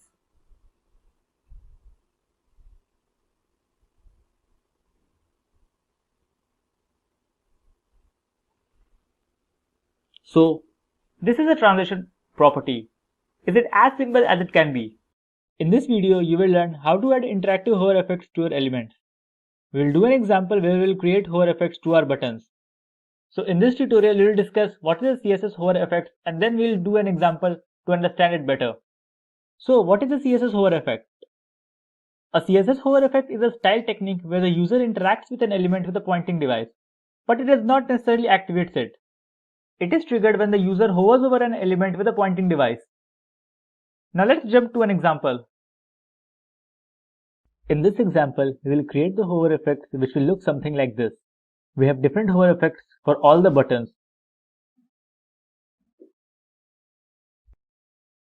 So let's get started and see how you can make this all by yourself. So we are on the Sublime text editor. Create two new files, index.html and style.css, where we will write our HTML and CSS code respectively. Start by linking the CSS file with the HTML file.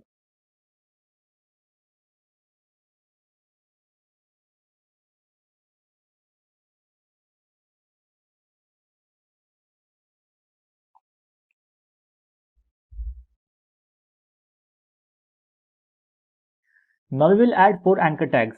We will specify the class name for each of them so that we can style them separately later. Put all the anchor tag inside the div tag and name the class middle.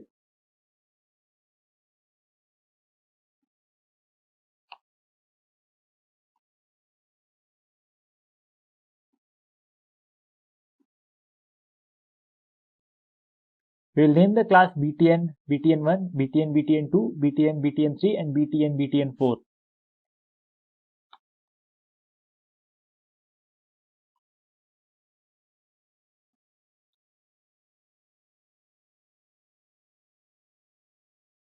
Just copy paste it 4 times.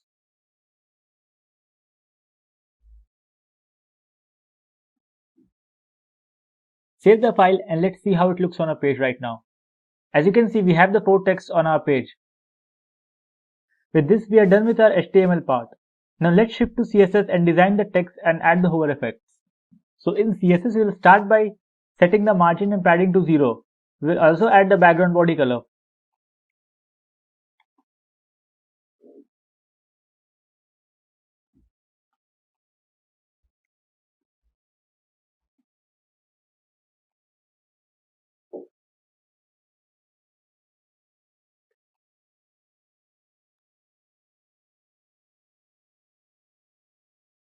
As you can see, the margin and padding is now 0 and we have a good background color. Now we will design the buttons and give them proper formatting. We will start with the class middle.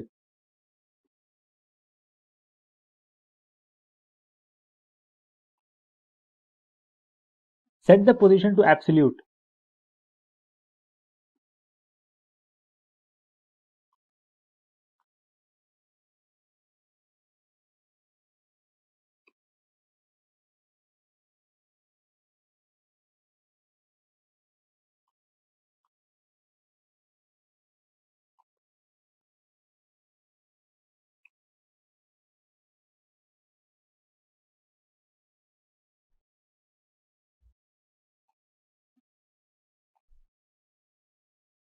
The top property affects the vertical position of a positioned element. The left property affects the horizontal position of a positioned element. The transform property applies a 2D or 3D transformation to an element. This property allows you to rotate, scale, and move the elements. As you can see, the elements are now in place. Now let's format the buttons.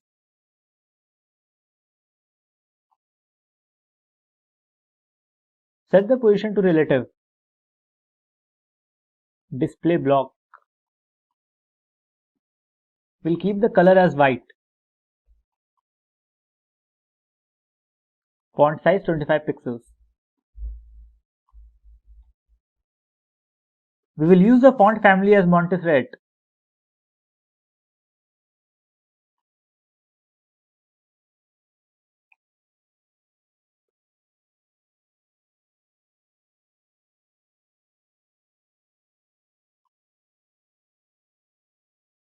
Keep the text decoration to none.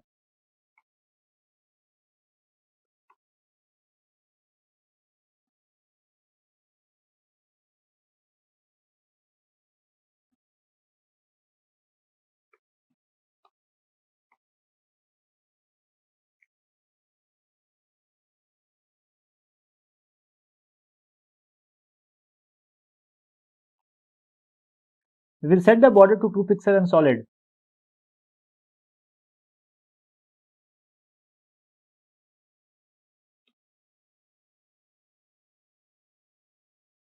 We'll keep the text transformation as uppercase.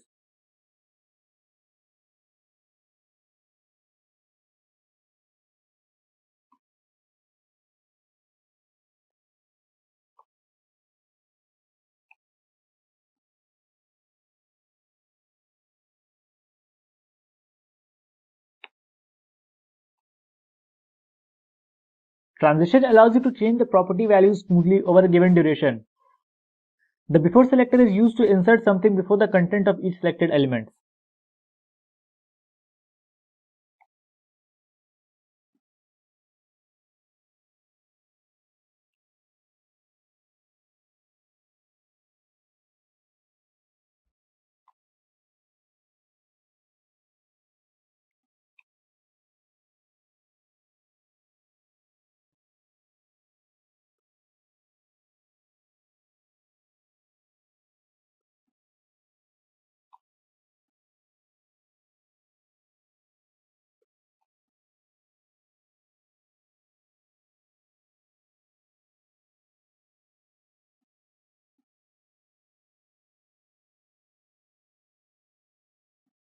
Keep the position to absolute.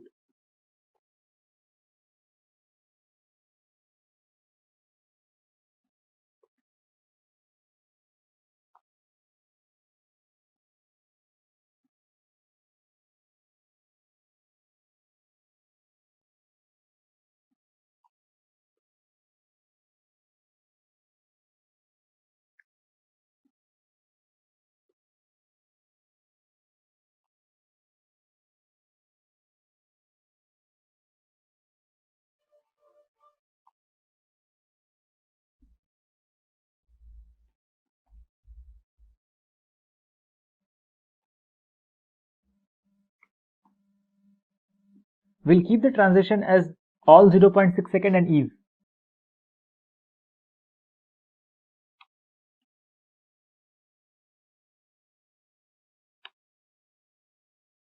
Let's save the file and see how it looks on a page. Now, as you can see, all the elements are in place with proper background and text. We have the padding and border properly formatted, and now we can add the hover effects to this button. Now we'll add the hover effects to the first button.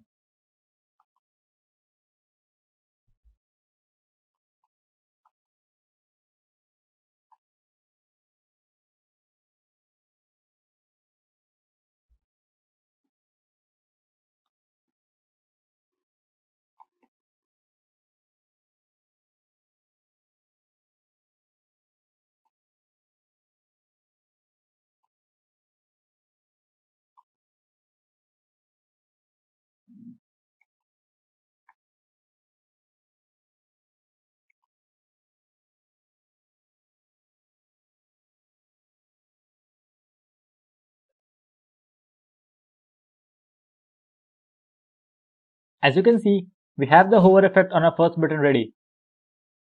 In a similar manner, we can add the effects to the second and third button as well. We'll just copy and paste this above code below and make changes to this code. We'll set the width to 100% here and height to 0.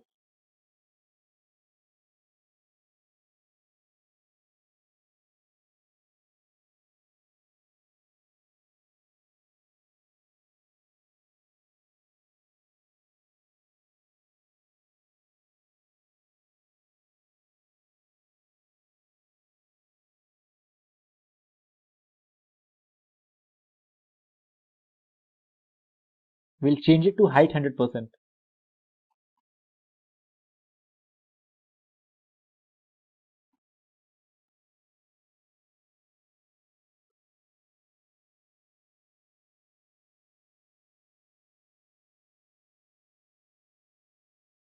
Just save the file and refresh the page.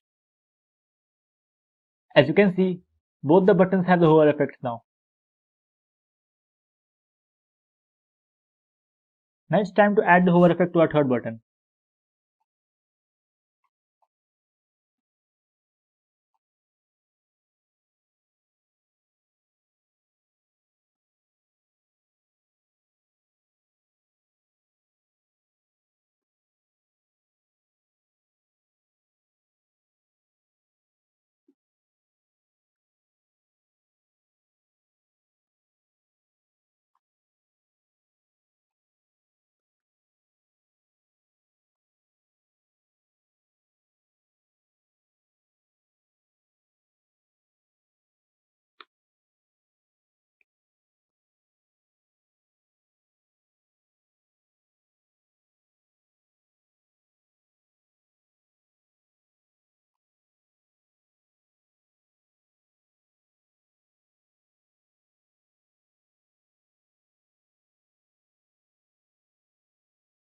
Now we'll add the hover effect to the button third.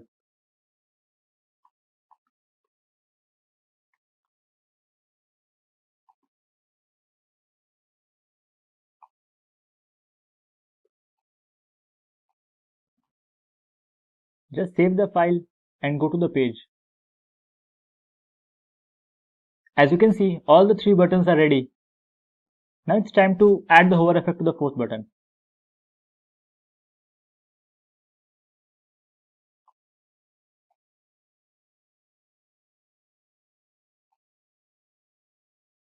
We'll set the color to #FFF.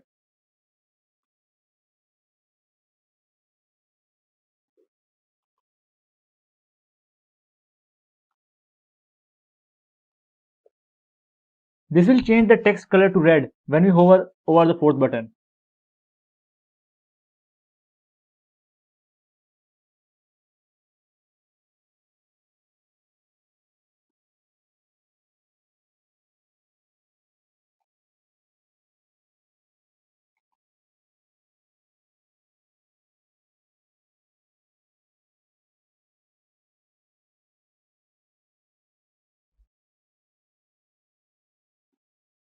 Set the position to absolute.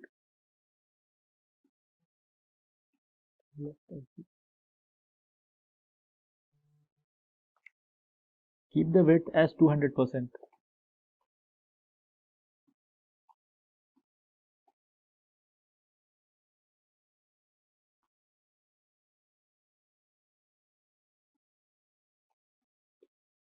We'll set the background to #DCD159.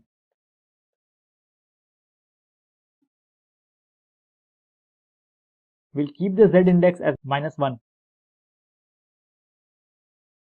Keep the transition to 0.8 seconds.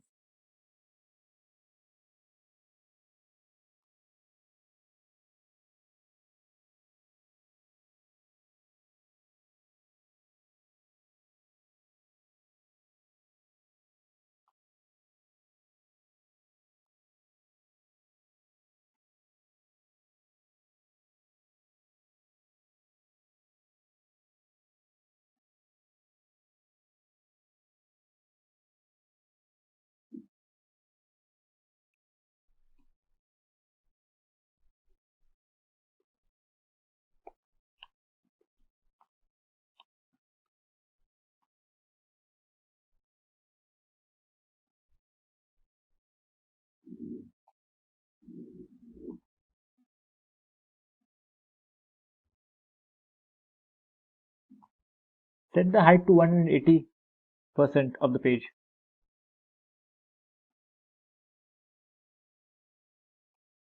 Now to add the hover effect, write the following code.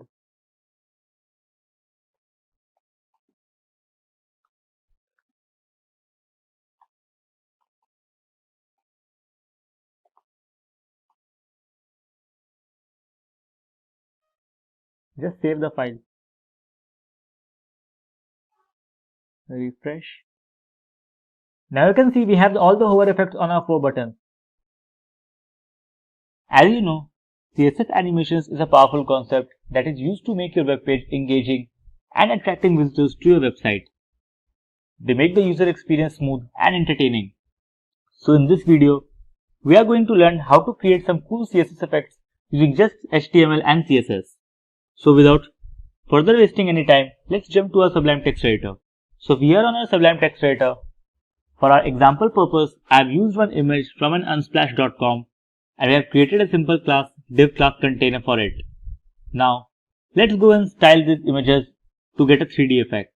So first let's design the body part. We'll set the margin and padding to 0 pixels.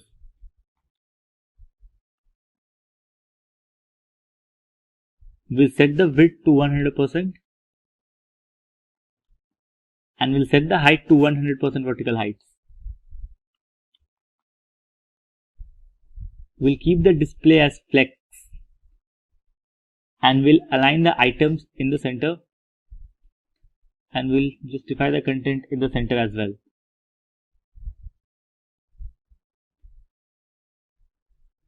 Now we'll design our container class. So for the container class, we'll set the position to relative. We'll set the width to 360 pixels and we'll keep the height to 640 pixels.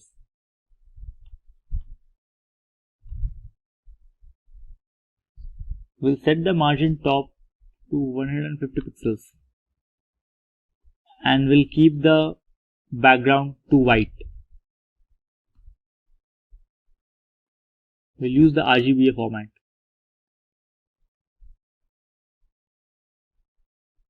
We'll use the transform property to apply a 2D or 3D transformation to an element. So we'll use the transform and we'll use its properties. We'll keep this to 30 degrees. We'll set the skew to say 25 degrees and we'll scale it to 0.8. Let's discuss more about these properties. So, the translate property defines the 2D or 3D translation. The scale defines the 2D or 3D scale transformation. And the skew property is used to skew transformation along the X or Y axis. Now let's design the images.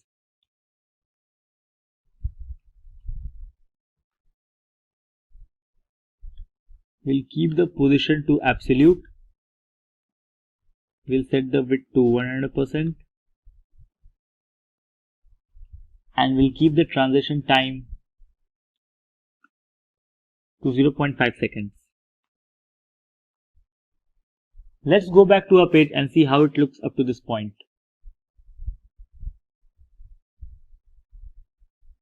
So as you can see, we have the images aligned as we want on a flat side. Now we will create the 3D transformation when we hover over it. So let's go back to our CSS file.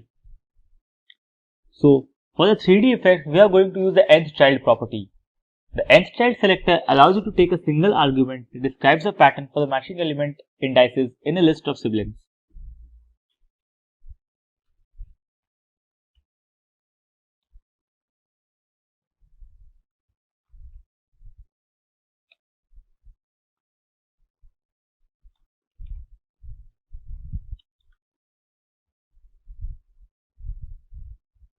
We'll design the each image separately.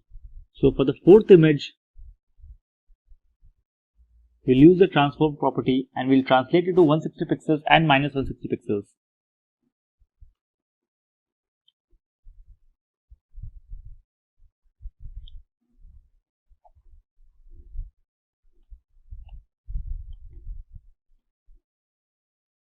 Let's copy this code 4 times.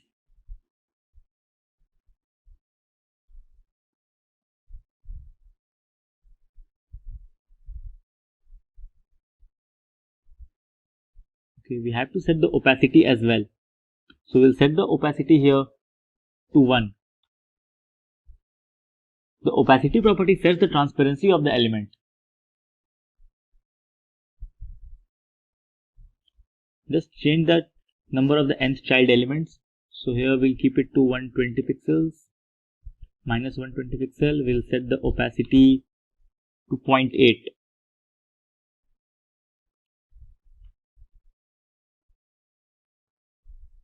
For the second element, let's keep the translate to 80 pixels. Minus 80 pixels, and we'll set the opacity to say 0.6. And for the last image, we'll translate it to 40 pixels and minus 40 pixels, and we'll keep the opacity to say 0.4.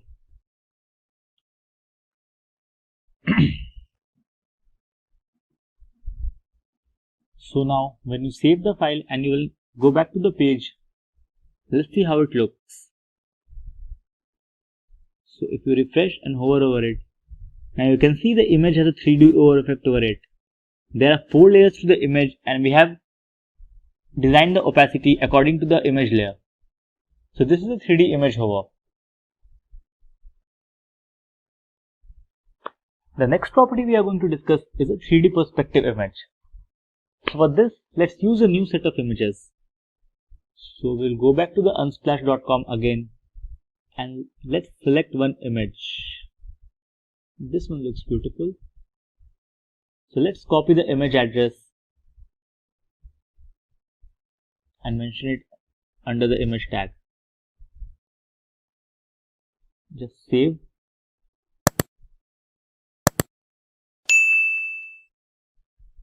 Now when you go back to the page, you'll see you have your image here. Now let's add the 3D perspective image design over it. So under our CSS file, let's first design all the elements. Let's keep the margin and padding to 0.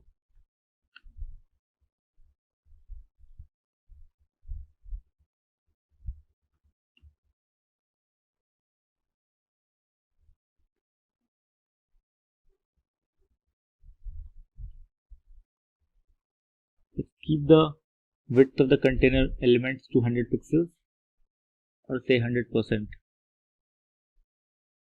Let's keep the minimum height to say 100 vertical heights. And we'll use a background color of #333.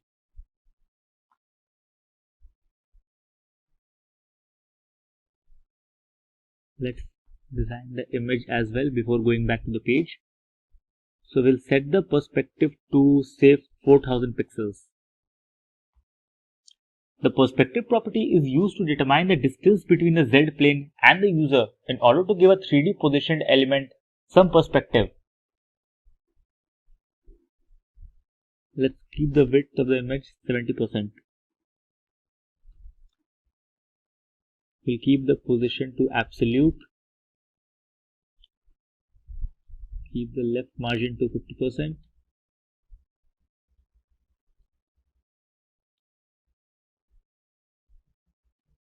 And top to 50% as well.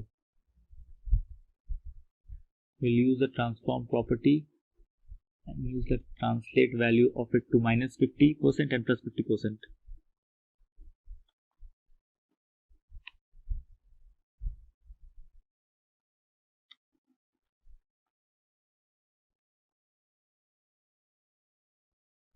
We'll use the transform style property and set the value to preserve 3D. The preserve 3D indicates that the children of the element should be positioned in the 3D space. So just save the file and let's go back to the page to see how it looks up to this point. So as you can see, we have the required background image and we have the image in a required position. Now it's time to style our image.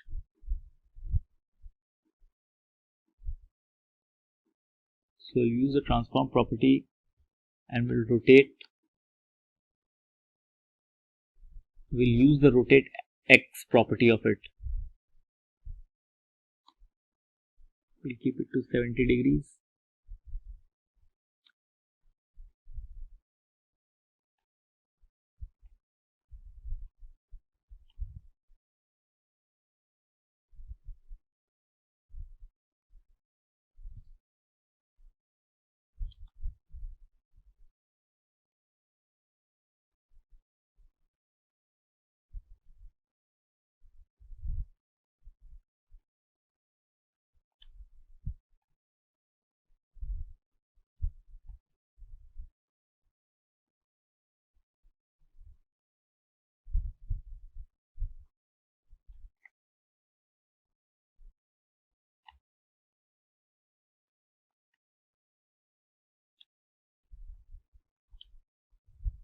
Let's discuss this property translate 3D. The translate 3D CSS function repositions an element in the 3D space. It results in the transform function data type. The transformation is characterized by a 3-dimensional vector. It coordinates how much the element moves in each direction. Let's set the box shadow to minus 80 pixels, 60 pixels, 15 pixels, and RGBA value to 0, 0, 0, 0.4, let's say. Let's set the transition to all 0.4 seconds. And we'll set the transform style to preserve 3D. So just save the file and let's go back to our page to see how it looks up to this point. So as you can see, the image is flat and ready for the 3D effect. Now let's design the 3D hover effect on it. So for the 3D hover effect, we'll use the hover property image :hover over the image. We'll set the transform rotate X 0 degrees, rotate Z to 0 degrees, and translate 3D to 0 pixels, 0 pixels, 0 pixels. Let's check this once again. This is right. Now we'll set the box shadow to 0 pixels, 0 pixels, 0 pixels, 0 pixels, and RGBA 0, 0, 0, 0. Just save the file and refresh. Now when you hover over it, you will see that the perspective of the image changes. So this is a 3D perspective image. Now there are many CSS effects that you can design using these properties. In this video, you will learn what is navigation bar and its importance on a web page. You will also learn how to create a basic nav bar using HTML and CSS. So let's start by discussing the agenda for this tutorial. We will start with what is navigation bar and why navigation bar is required in a web page. You will look at some of the well-designed navigation bars on websites. After that, you will work on the code to create the basic navigation bar using HTML and CSS. So let us begin by discussing what is navigation bar. A navigation bar is a graphical user interface intended to aid the user in accessing the information. It is usually placed at the top of the page. A navigation bar needs standard HTML as the base. Navigation bars can be created either vertically or horizontally. So, what makes a navigation bar so important? A navigation bar is an important element of website design since it allows users to quickly visit any sections within the website. If you have ever visited a website without a navigation bar, you may have found it difficult to locate the page you need. You may have also had to click back several times in order to find a link to the next section you wanted to visit. Thankfully, web design has become more standardized in the recent years and nearly every website now includes a navigation bar. Keep in mind that you want to keep people on your site to explore further. A well-designed navigation bar is an important part of the user experience. Now, let us look at an example of a navigation bar on a website. We are on the homepage of Amazon website. As you can see, this is the navigation bar that has several elements on it. As the user clicks on these elements, they will be directed to the different sections of the website. The navigation bar allows the user to easily move through any section of the website. By clicking on the Best Sellers button, you will be redirected to the Best Sellers page on the Amazon. Now we are going to create a navigation bar with HTML and CSS that's going to look like this.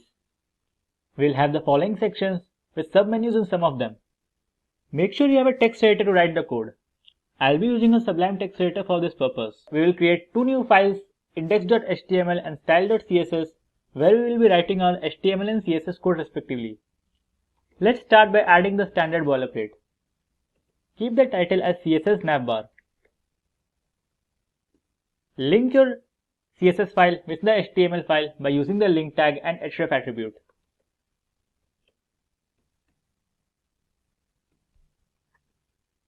This navigation bar is going to consist of a bunch of UL tags, which means an unordered list and list items. Let's create our first unordered list, and this will be our main menu of the navigation bar.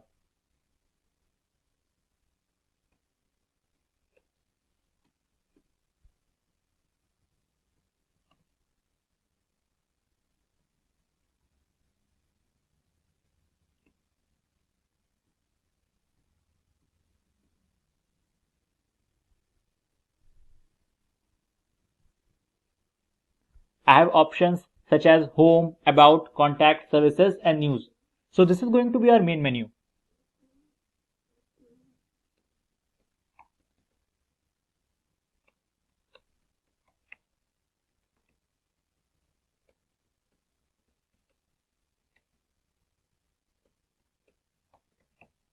Save the file. Let's see what it looks like right now by opening it inside our browser. You can see it is just an unordered list with no menu at this point. Let's go ahead and add our submenus. Home will not have any submenus, but the about list item is going to have a submenu. Add another UL tag inside the li tag. This will create a submenu inside the about item. Save the file.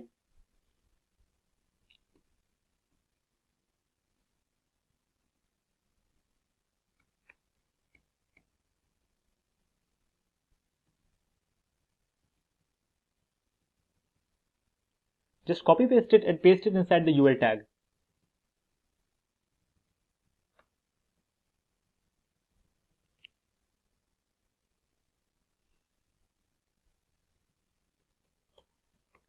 Name them as team, clients,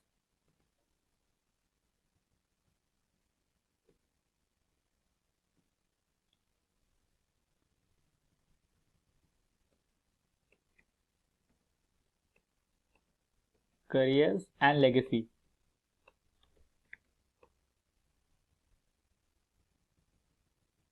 Just make the indentation properly. If you see this in a browser, you'll see that we'll have the submenus inside the about. Let's do the same thing for contacts. Just copy paste this whole section and place them inside the contacts list. Rename them according to your wish and save the file.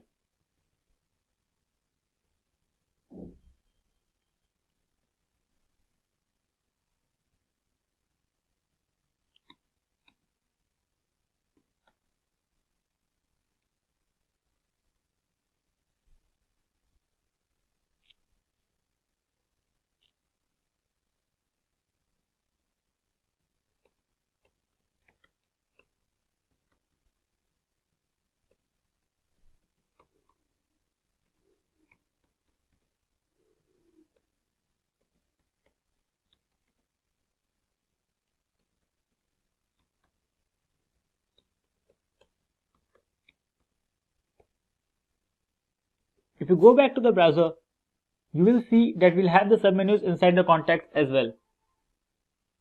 As you can see, this is our complete submenus without the styling.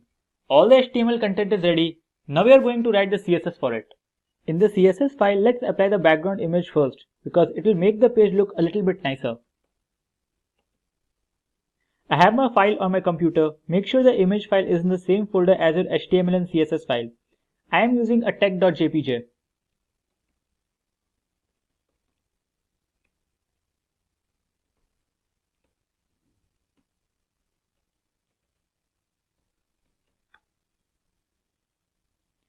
And for the background size, I will set it to the cover, which is going to adjust it to the image screen, and it's going to cover the whole background of our web browser.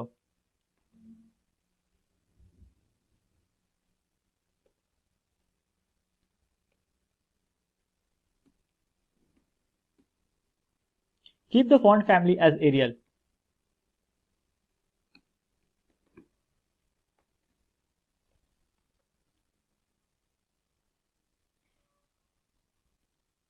Let's see what it looks like at this stage. You can see we have a background image and the font is changed to Arial. Now let's make sure our unordered list does not have any margins or padding by setting it to 0.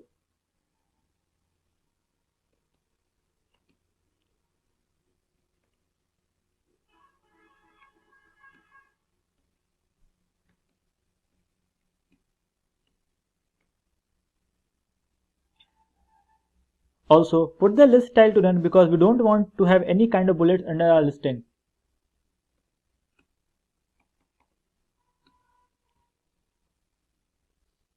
Now, unordered list items. They are the main items that are going to apply the style to the list items of the main UL tag.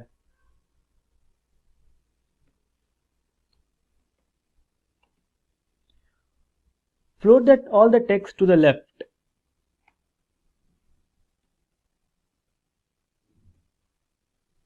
And set the given formatting.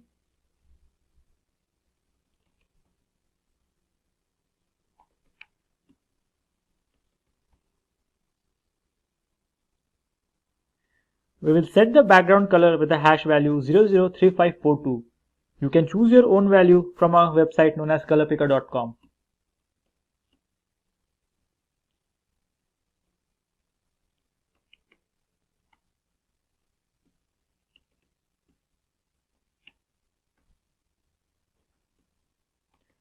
We will fix the line height to 40 pixels. This will center the text vertically.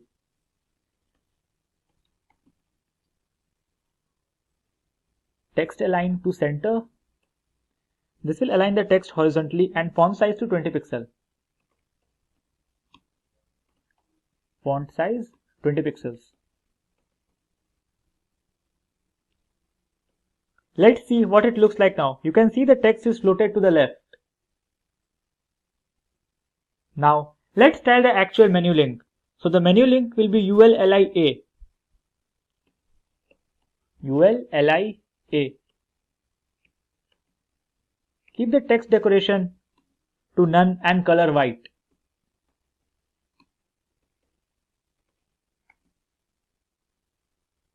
Keep the display as block. Now it's time to set the hover effect of our array. The ULLI hover will set the formatting when the user hovers over the menu.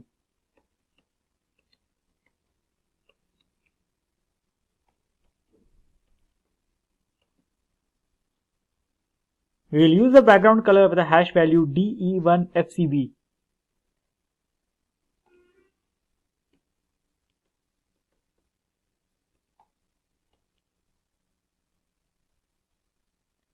Save the file and let's see what our page looks like up to this point. You can see we have the hover effect over our menus and we have the sub-menus under the main menu. We want our sub-menus should be visible only when we hover our menus. So we will set the ULLI to display none and we will set the hover effect to the block.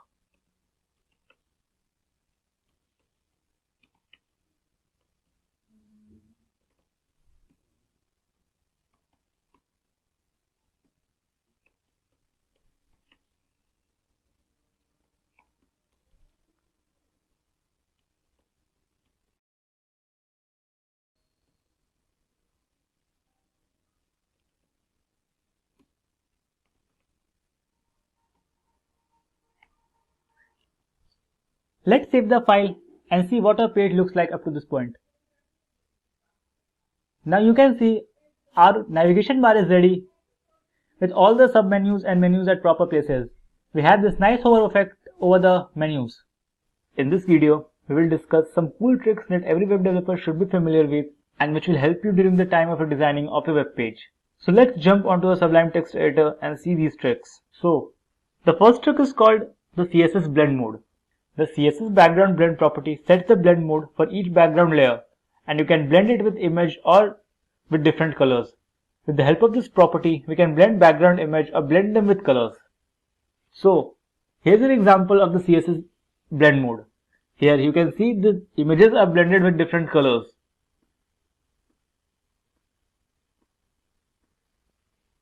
So let's see how we can achieve this. So for our example purpose, I am going to use this image to our page.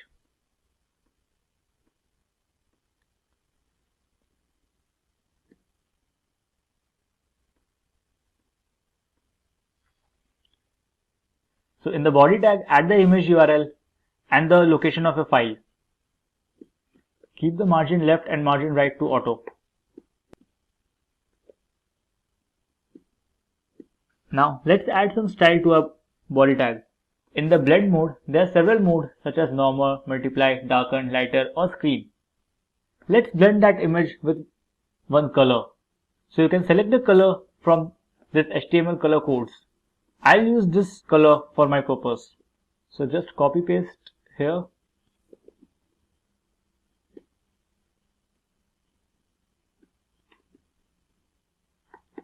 And in the background blend mode, let's keep it to lighten. Now if you save and then refresh here, you can see we have blended our image with color. Let's go back and change here something different. Let's keep it to darken.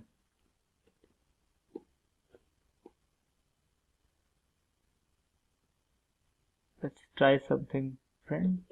Let's keep it to screen. So as you can see, there are several properties for this blend mode and you can use according to your needs. The next trick is called clipping. The CSS clip path property creates a clipping region that specifies the region that should be shown on the page. So let's understand this with the help of an example. Here we'll create a div and give this class, any class, say tr. The easiest way to generate the clip value is to use a generator. There are several websites that give the value of the clip. So we'll use this website to generate our clip value.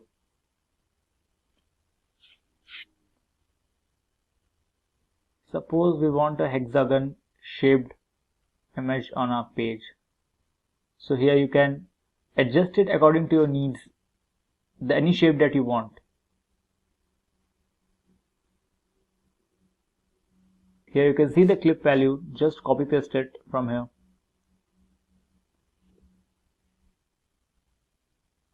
Now here we'll use that class that we have specified. We'll just copy paste the clip value here. We'll keep the height to say 50%, let's say 60%. Set the width to 60% as well. Select the color you want to give to your clipped image. I'll use the same color from the previous example. So just copy paste this color code.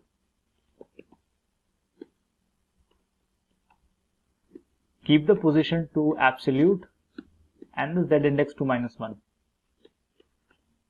Just save and go back to the page and refresh. Now you can see we have the clipped image on our page. Let's try something different. Let's say I want a left arrow. So just copy paste this clip path value.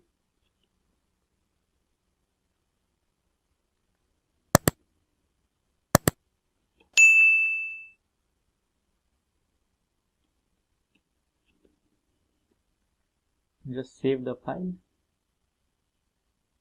and you can see we have the arrow on our page. Another must-have for web developers is animations. CSS allows us to animate almost every property that we use in the CSS. Let's look at one example. So here an HTML file, we'll just add one div tag first. And to start with animation, we'll have to mention a keyframe. The keyframes allow us to create different steps for our animations. We'll keep the keyframes name to blink. So here in this example, we'll create a box and we'll add different colors at different points of animations. Right, so we'll write 0% and we'll set the background to indigo.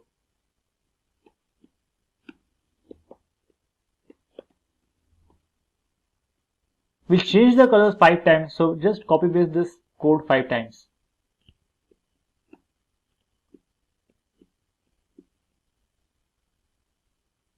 We want next change at 30%, so we'll set the background here, suppose say red. At 50% we want it yellow. At 70 we want it green. And finally we'll change it to say blue.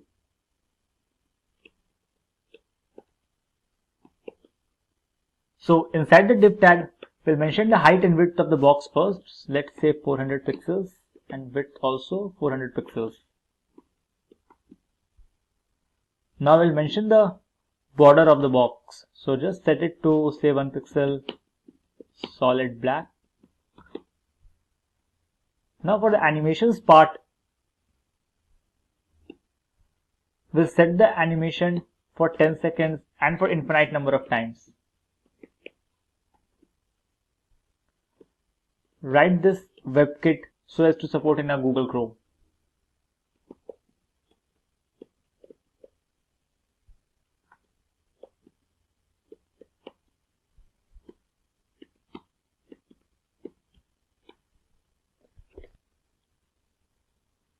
Now just save the file and go back to our page. And here you can see we have the animation on our box. You can style each and every element in an HTML using animations. Another thing you can do is add CSS gradient. The CSS gradient property allows you to add smooth transitions between two or more colors. For this purpose, you can get the gradient value from a website called cssgradient.io.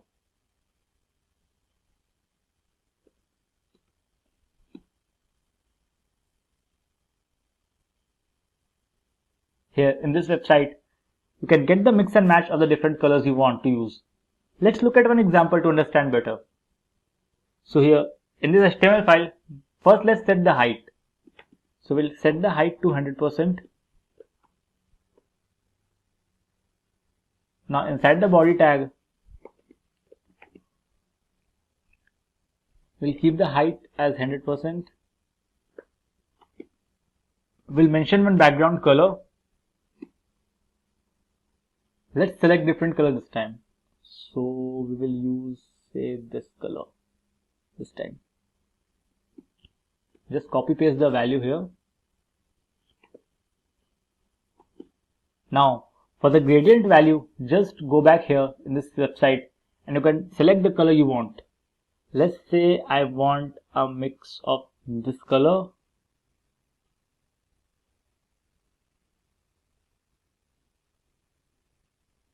and you can change the shades from here.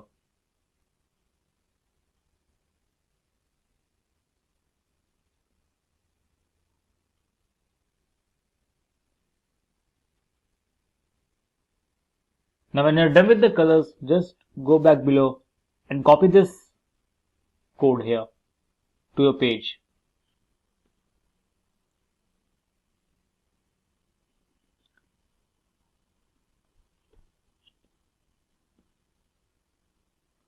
Now when you go back to the page, you'll have a beautiful gradient here.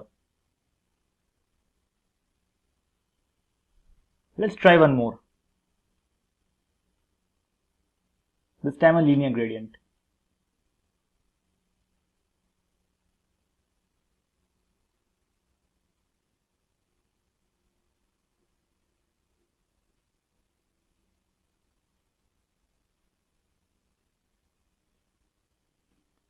Just copy this value to your code.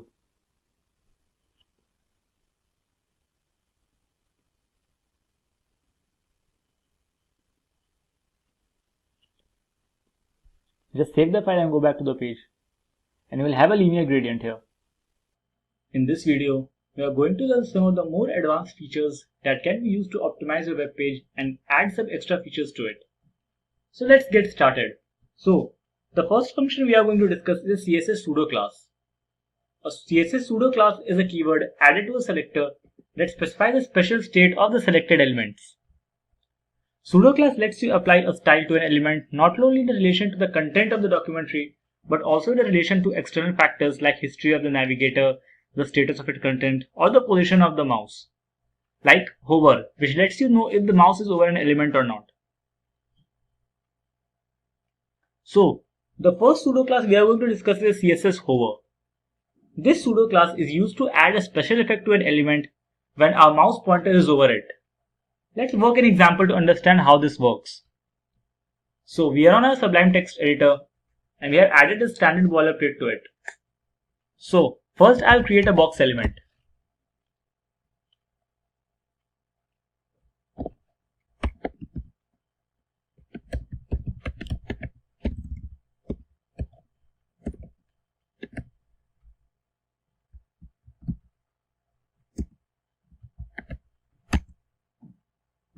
We'll give this div class box.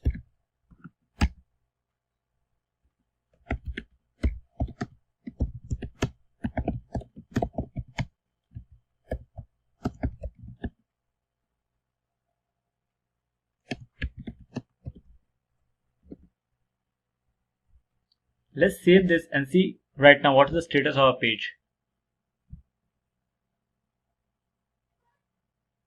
So as you can see, we have this Simplilearn tag and the heading that we have given that the color changes when you hover over me. Now add a style tag to define the styling of the box. So we'll keep the background color of the box as pink. We'll keep the width to 300 pixels and height to 200 pixels. We'll set the margin to auto. Let's keep the font size to 40 pixels so that we can see the text clearly. And we'll align the text to the center. Just save and go back to the page. Now you can see we have this box with the tag the color changes when you hover over me. Now to add the hover effect, you just have to mention the class with semicolon and hover. So we'll mention the class box with a semicolon and hover. We'll mention the background color to which the box will change when you hover over a mouse.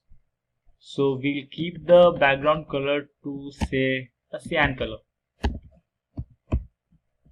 Just save and go back to the page. So if you refresh and when you hover over it, you can see the color changes. So this is how the pseudo hover class works. The next pseudo class we are going to discuss is an active pseudo class.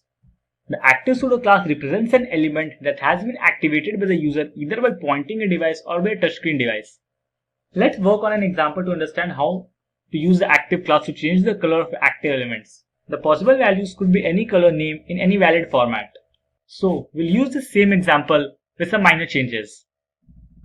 First, let's change this text here. We'll keep it to click here to see the effects. We'll keep this part as same, and instead of hover here, we will use the active pseudo class. So we'll type active and we'll keep the background color to cyan.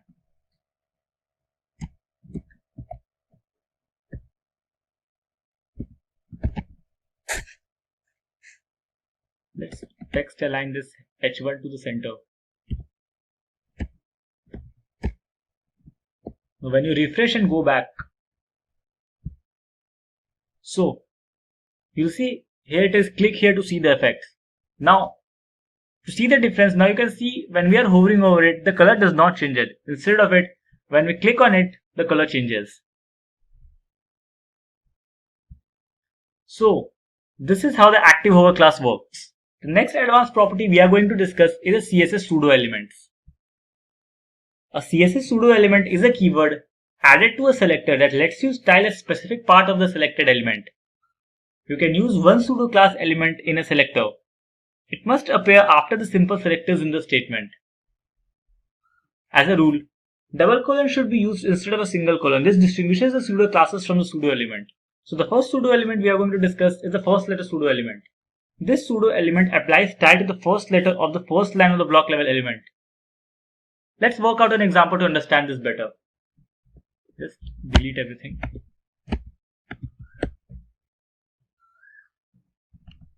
So let's add some content to the body. We'll add an h1 which says welcome to Simplilearn. And we'll add an h2 which says this is an example of first letter pseudo element. Let's add a style tag. We'll align the text in the body to the center. So we'll use text align center. Let's just give proper spacing here. Now to this h1 tag, we'll add the first letter pseudo. So to add the first letter pseudo element, just use the double colon and type first letter.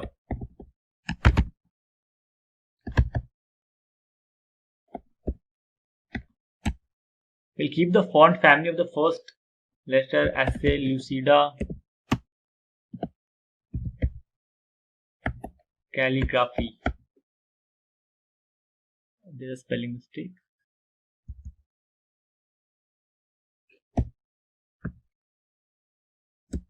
We'll keep the font size to 3 centimeters. We'll keep the color to red. And let's add a text shadow for better animation. So we'll keep the text shadow to 5 pixels, 8 pixels, 9 pixels, and a color cyan. Now when you save and go back, just refresh. So this WUC is a first letter pseudo element. As you can see, we have changed this first letter with a proper shadowing of a cyan color and a different font size. So this is how the first letter pseudo element works. The next one we are going to discuss is the before pseudo element.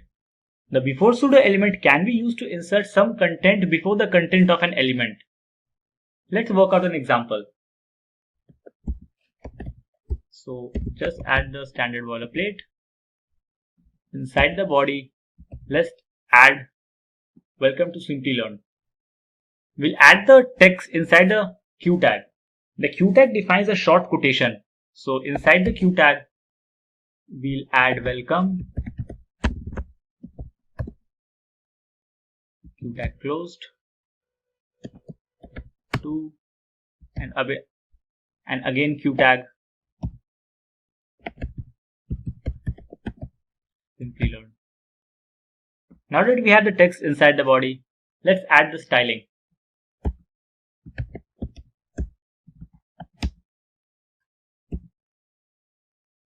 So we'll keep the font size of all the text to 30 pixels. This is the all selector we have used. Font size 30 pixels. Now before the text we are going to add some symbols. So we'll use double colon Q before. We'll add the content with some symbol like this.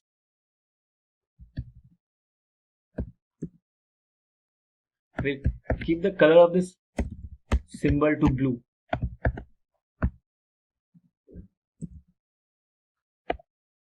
And we'll use the after pseudo class to add the content like this. We'll keep this color to red. Now that we have everything in place, let's go back to see how it looks. You can see the symbols before and after our text. So this is how the before pseudo element works. So the next function we are going to discuss is CSS loader. The CSS loader is an animation that shows the visitor about the page when it is loading. It is helpful when a page takes some seconds to load the page content. It is similar to the buffer sign. So let's see how to create a loader. So I hope you remember the concept of the keyframes and animations. If you want to revise the concepts, you can watch the previous videos on the keyframes and animations from the playlist. So let's create the loader. We have the standard boilerplate. So inside the body tag, just add the center tag, and inside it we'll add one h1 which says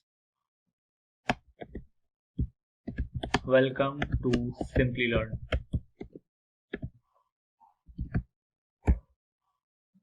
We'll add 5 div tags with the class A1, A2, A3, A4 and A5.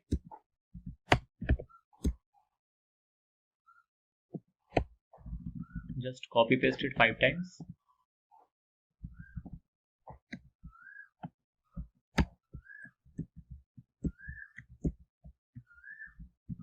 So this is A1, A2, A3, A4 and A5.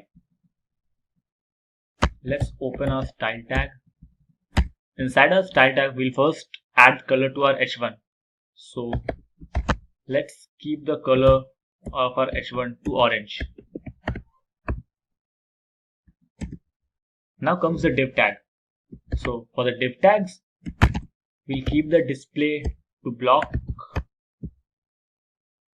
keep the position to absolute. We'll set the width and height to 10 pixels each. So width 10 pixels and height 10 pixels.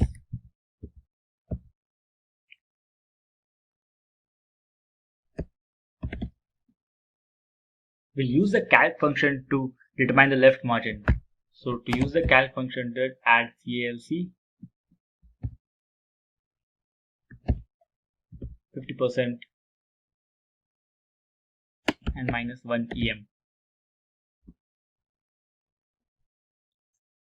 The calc function performs a calculation to be used as a property value.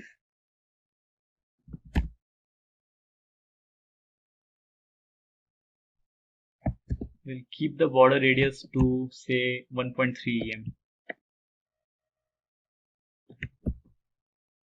Em is relative to the font size of the element. 1.3 em means 1.3 times the size of the current font.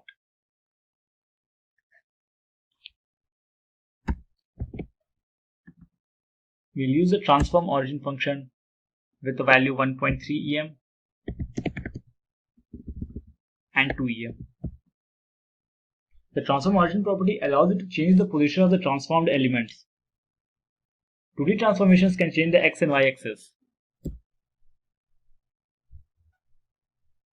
We'll keep the animation to rotate.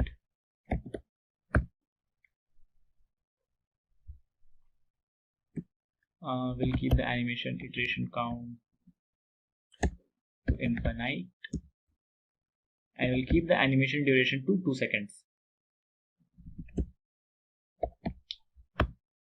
Let's save and go back to the page to see how it looks at this point.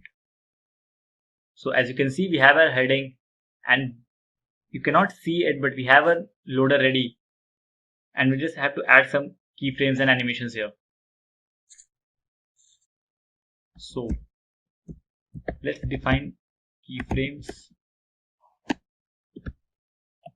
with the name of the animation, rotate.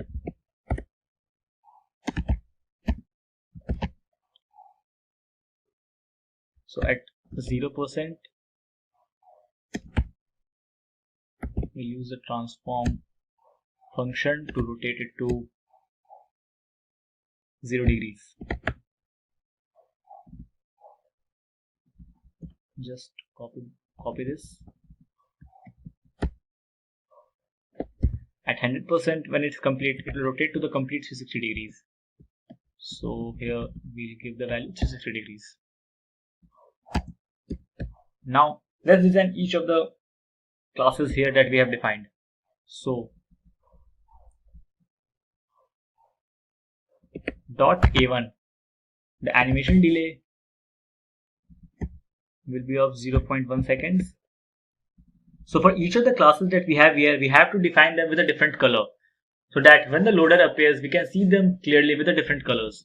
So for this A1, let's keep the background color to say cyan. Just copy paste it so that we don't have to write our code again and again. 3, 4, and 5. Let's make changes here. So for the A2, we want it to appear after 0.2 seconds with the color pink. Let's keep this to 0.3 seconds.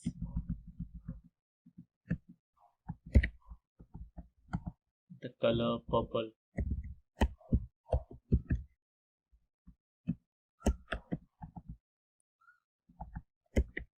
.4 seconds with color green.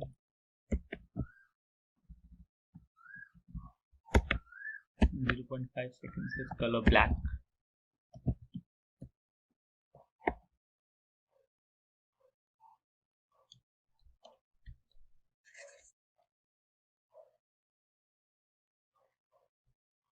We have kept the animation delay to so close like 0.1 seconds, 0.2 seconds, 0.3 seconds, so that the loader appears in a complete sync with each other.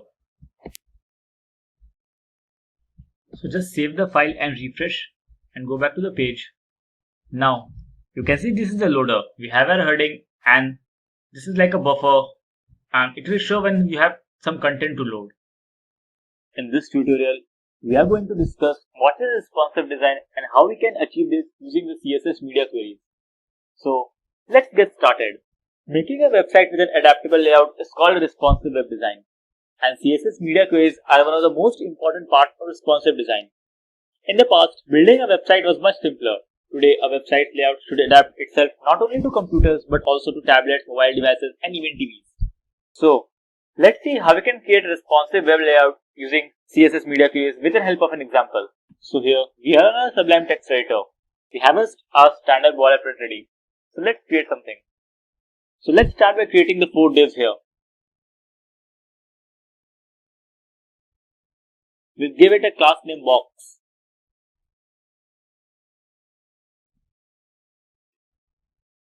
With an ID box1.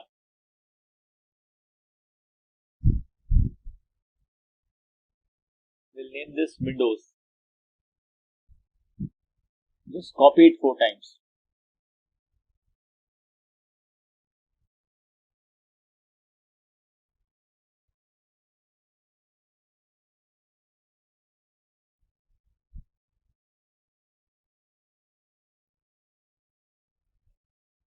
Let's rename this ID to box2 and here we'll type macOS. For the box 3 we'll have Linux, and for the box 4 we'll have Android.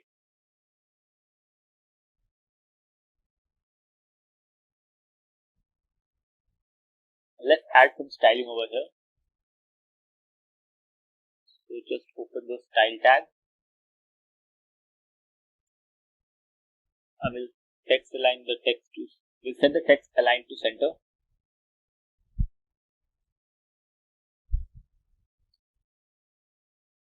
We'll set the background color. Let's select some color.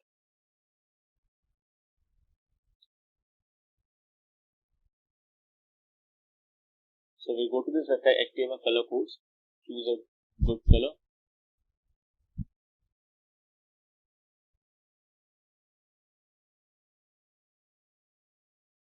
Select this color. This looks good.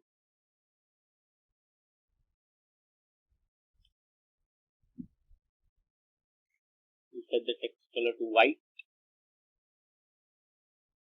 And we'll set the font size to say something 50 pixels. And just save the file and let's go back to and refresh the page. we have some error. Let's figure it out. Okay, so first this is not valid. Split this.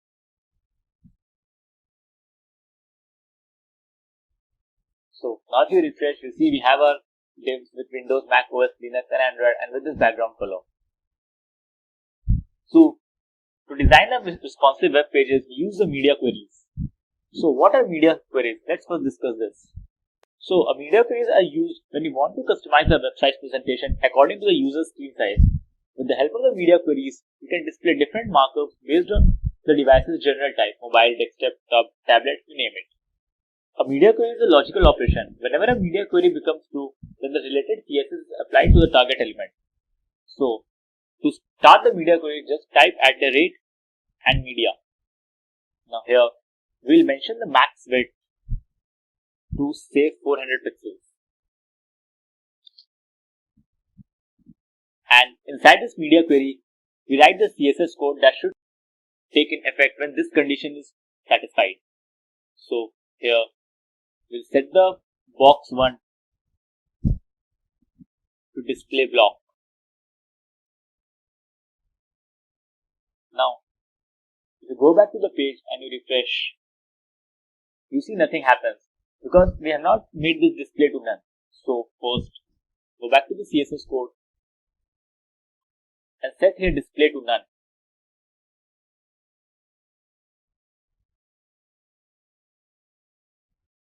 Now you can see we don't have any display here. So let's inspect the page first. So you'll see we have our contents here. Now you can see this is the layout we are currently using. The current width is 685 pixels into height 255 pixels.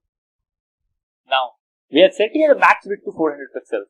This means if this width decreases to less than 400 pixels, this CSS code will kick in. So let's decrease the width here.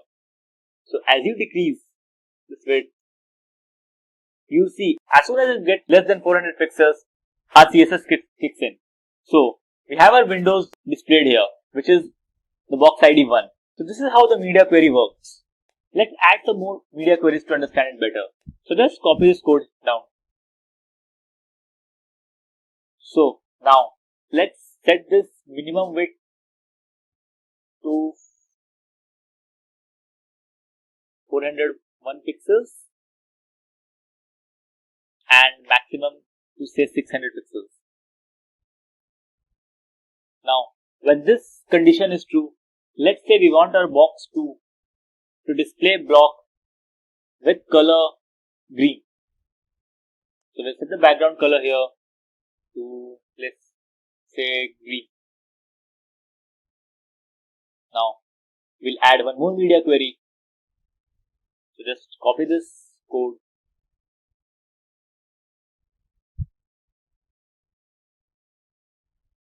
paste it here. So when the width is from 601 pixels to say 800 pixels, so we'll set the box tree display to block and color to say pink.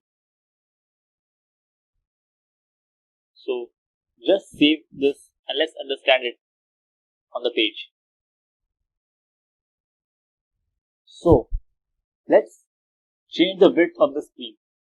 So see, as soon as the width goes less than 400 pixels, we have our windows on display.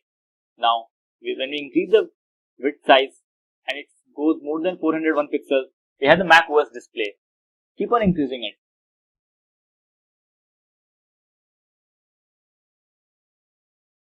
Now see, the width is more than 600 pixels and we have a Linux on display.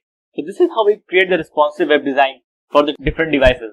In this session, we bring to you all the fundamental concepts of JavaScript. First, let's have a look at the agenda for the session. First, we'll look at a simple Hello World program using JavaScript.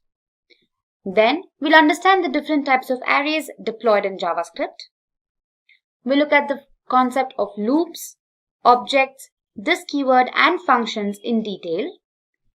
Then we'll learn about form validation, JavaScript regular expressions, and JavaScript email validation.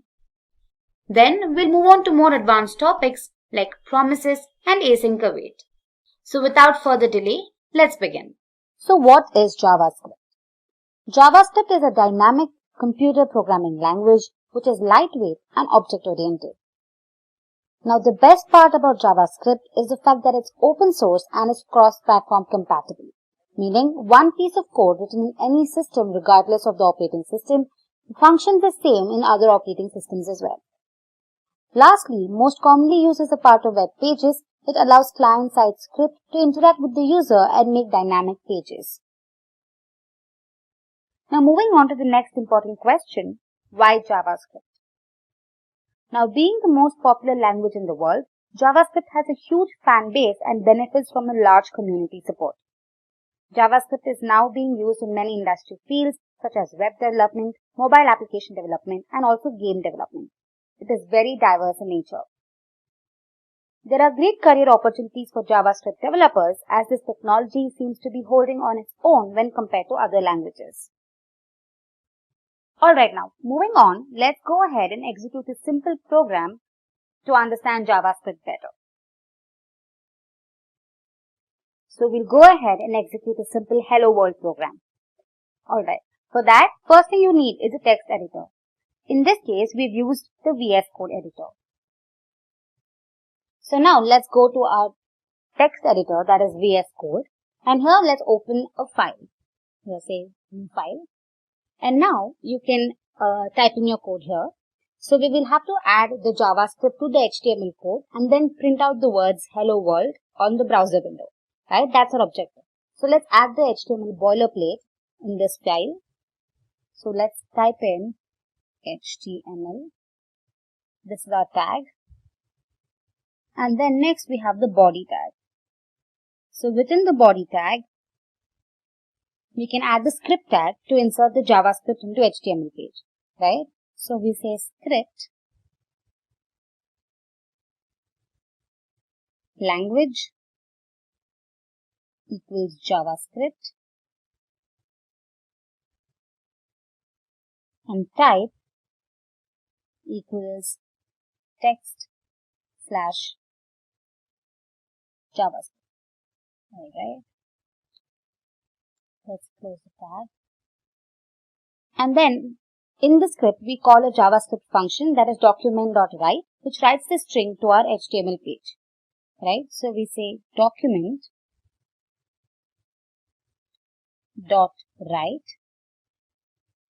and within braces we say hello world.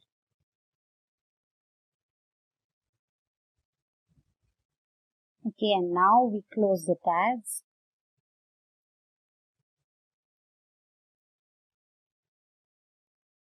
We also close the body and finally the HTML. Alright. Now when we save the file, we're going to save it, say on my desktop, and I'm going to call it index.html. Right? So make sure the extension is HTML and then save it. Alright, it says it already exists. I say replace it. And now once you save it as an HTML file, you can see that the colors have appeared. So any errors will be easily indicated here. So now let me save this. And now let's go ahead and execute the file that is stored. So let me go back to my desktop. And here I have index.html. There you go. When you click on the file, it opens in your browser and you can see the words hello world. In this, we will be learning all about JavaScript arrays and the popular methods of the array object. So what's in it for you? We'll start by understanding what a JavaScript array is. Then we will get to know about the operations that we are performing on the array. After that, we'll get familiar with some of the most used array methods. And lastly, we'll go through map, reduce and filter functions. So what exactly is an array? Now an array object lets you store multiple values in a single variable. It stores a fixed size sequential collection of elements of the same type. Now an array is used to store a collection of data and it uses only integers as element indices. However, associative arrays can also use string indices. Moving on, let's understand what array operations are. Now we can perform various operations on an array in JavaScript. But let's start by creating an array. So for that, let's go ahead and create a folder first, which will consist of the file that we're creating, right? So for that, let me just go ahead and create a folder. And I'll call it demo_array. So once you're done with that, open your Visual Studio Code editor and here say open folder and click on demo array. Okay, it's creating the workbench. Alright, and now here you can see the new file icon. So go ahead and create demo.html file. Alright, here you go. Now let's start typing the code. The first thing we do is type in our HTML tag. And here I have the head tag. And let me say JavaScript tutorial. Alright, and now let's create the body tag. Now within the body tag, I create a paragraph tag and create an ID and let me call it demo and then close the tag. Now I'll explain to you why we're doing this a little later. So first let's go ahead and create the script tag. So say script, and within the script let's create our array. So let me use the keyword let and say we give the name of the array cars equals in square braces we say BMW and Volvo and then say Honda. Alright, so now we create an array. Now one more thing is that we use the keyword let so that which indicates that the array can be changed throughout the program. Alright, so now we go ahead and display it. So I say document dot get element by ID, and here I say now the ID created was demo, so I say demo here, and I use the dot inner HTML property which is equal to cars. Okay, let me change this to BMW first. Alright, so what exactly inner HTML does is that it is responsible for what is being displayed on the web page. Okay, now since we've taken ID as demo, any changes made is reflected in this ID and then displayed onto the web browser. Alright, so let's save this and now execute the file. So here I go back to my folder and then to the file and go ahead and click on it. So there you go. The heading is displayed and the entire array is displayed here. Alright, so let's go back to our VS Code. Okay, so I hope this was easy to understand. Now let's go ahead. So the next operation is to access an array element. So let's go back to our VS Code and here let's create another variable, say let BMW. BMW is the name of a variable. Don't get confused with the array element. So BMW equals cars of the index 0. So basically cars of 0 is nothing but BMW. Alright, so that is being saved in the variable BMW. And now let's just go ahead and display this. So let's just copy this and paste it here, and instead of cars you use the variable name BMW, that is this one. Alright, so now let's save this, and when we execute it you see BMW here. That's how you retrieve an element from an array. Next up we have the array length property which displays the length of the array. So again, let me show you how to do that. Let's go back to our code. And here, let's create a variable and let's call it length variable. So I say let len equals cars.length. Now you can use the length property, which will retrieve the length of the array for us. It's as simple as that. And now after this, again, let's just copy the same code here and then let's pass len. Okay. Now let's save this, and when you execute it again, it says 3. So we've successfully retrieved the length of the array. Alright, so the next operation is to access the last array element, right? So let's go back to our VS Code, and now let's create another variable and let's call it last, and we'll just say last equals cars, and within square braces cars.length -1, right? So basically the length of the array is 3 and 3 minus 1 is 2. So it should retrieve cars of 2, which is Honda, right? So let's just execute this. Let me pass last here, save it, and see if it displays Honda for us. There you go. It's as simple as that. Alright, so moving on, the next array operation is loop over an array item. So for that, let's go to our code, and here let's use the for loop. So I say cars dot for each, and within this we'll say item comma index comma array, and now we use the arrow function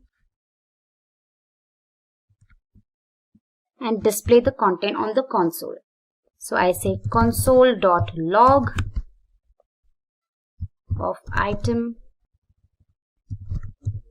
along with its index.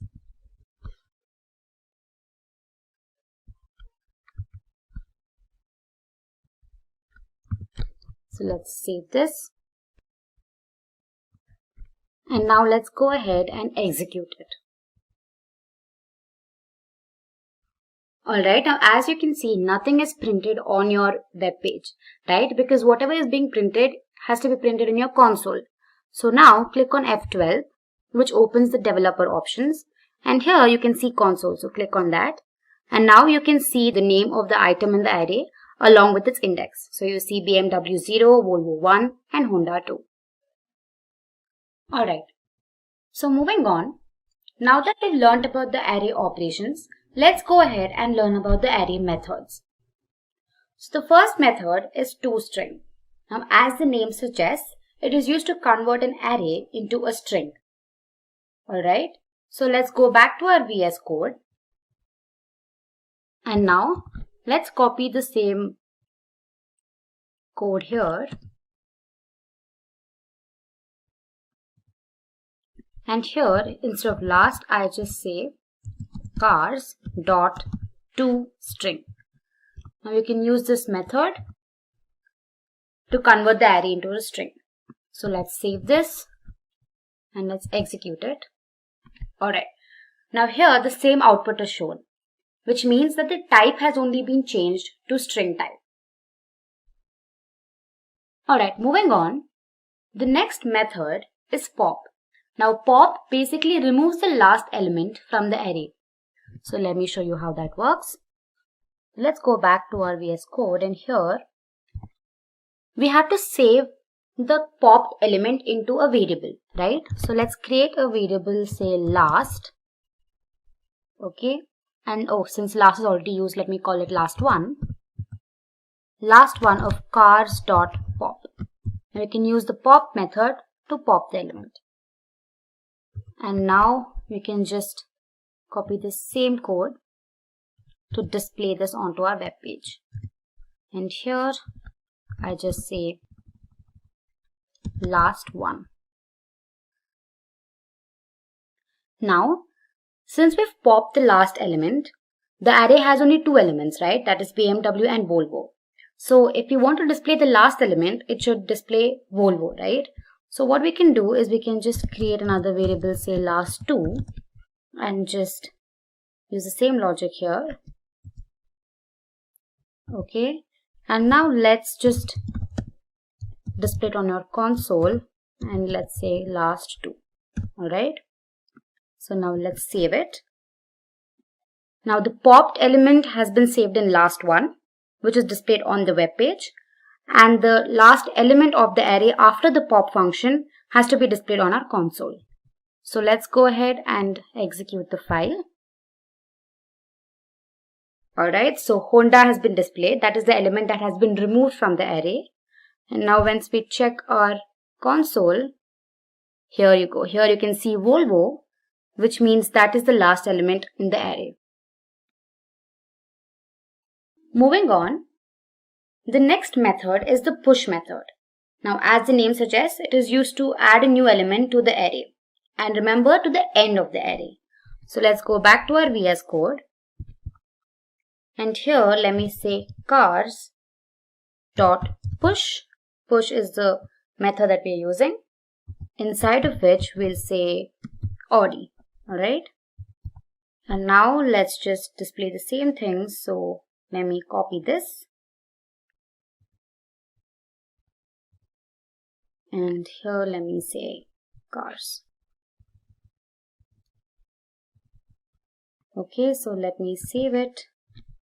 And once I execute it, it says BMW, Volvo and Audi.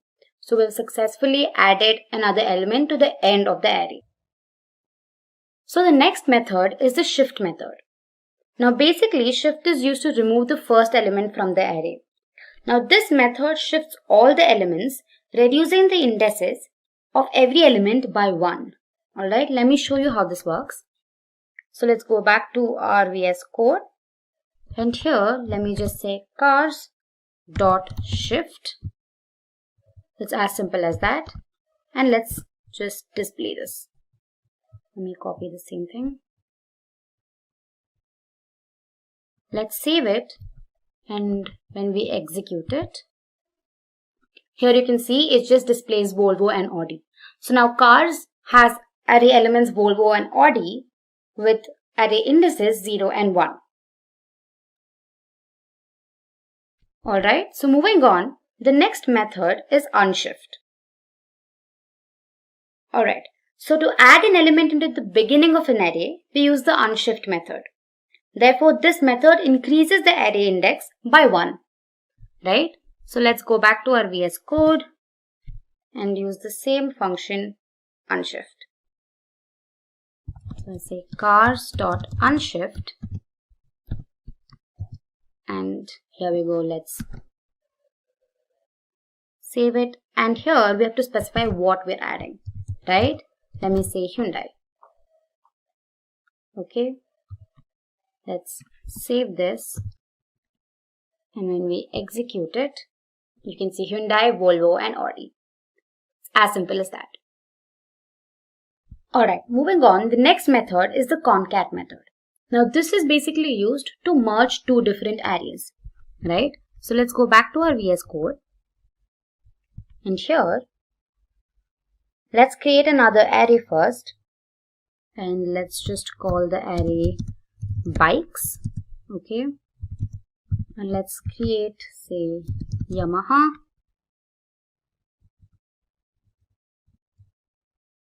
And let's say Suzuki. And then we'll say Royal Enfield. Okay. And now, let's save this and say let vehicles, this is another array, which is basically the after concatenation, the entire array is saved into this array, alright. So let's say cars.concat of bikes. We just concat bikes and cars together. Okay, and then let's just display this over the web page. So let me change this to vehicles. Alright, let me save this. So let's go ahead and execute it. There you go. Now both the arrays have been merged together into a single array. So the next array method is the sort method. Now basically sort is used to sort the entire array into ascending order. Alright, so let's go back to our editor, and here let's just use the sort method on the array vehicles. Alright, vehicles dot sort. Okay, and let's just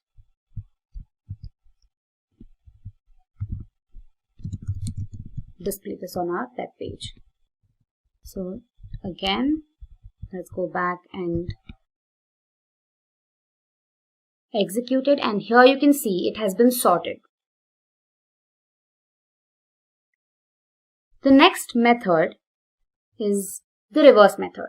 So the reverse method is again used to reverse the elements in an array. So it's logic, right? So sort was used to sort it in ascending order. Now when you reverse it, it just sorts it in the descending order. So let's go back here. I want to copy the same thing. Alright, and here instead of sort, let me just say reverse. So let's save this and execute it. There we go. It has displayed the entire array in the reverse order. Alright. With that, we finished the array methods. Next up, we have map, reduce, and filter. First up, we have array.map. Now the map method is used for creating a new array from an existing one by applying a function to each and every one of the elements in the first array. And it does not change the original array. Alright, so to make you understand this better, let's go back to our Visual Studio Code. And now here, let's first create another array. Okay, so let me call this num1, and let's have integers, let's say 2, 3, 4, 5, 6, and 7. Okay, and now let's have another array, num2. So let's go ahead and say num1 dot map of, let me define a function, say multiply. Okay, so multiply is the function that I'm going to define here. So let's say function multiply of value. Okay, and inside this, let me say return value into 2. Okay, so what this basically does is that it multiplies each and every element of the array num1 by 2 and saves the new elements into the array num2. Okay, now after this, let's go ahead and display the content. So let me copy this, and let's display the content in the array num2. Right, so let me save it. Let's go back here, execute it.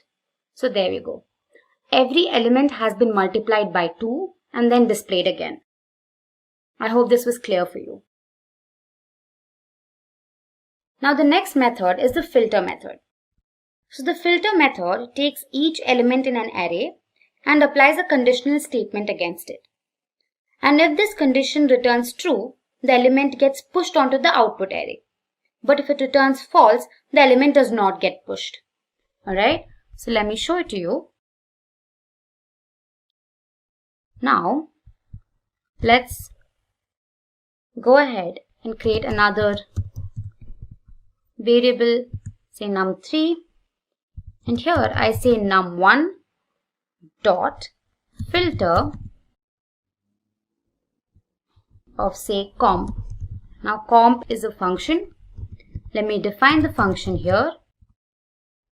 Let me say function comp of value takes a value as a parameter within which I'm going to check if the value is greater than 4.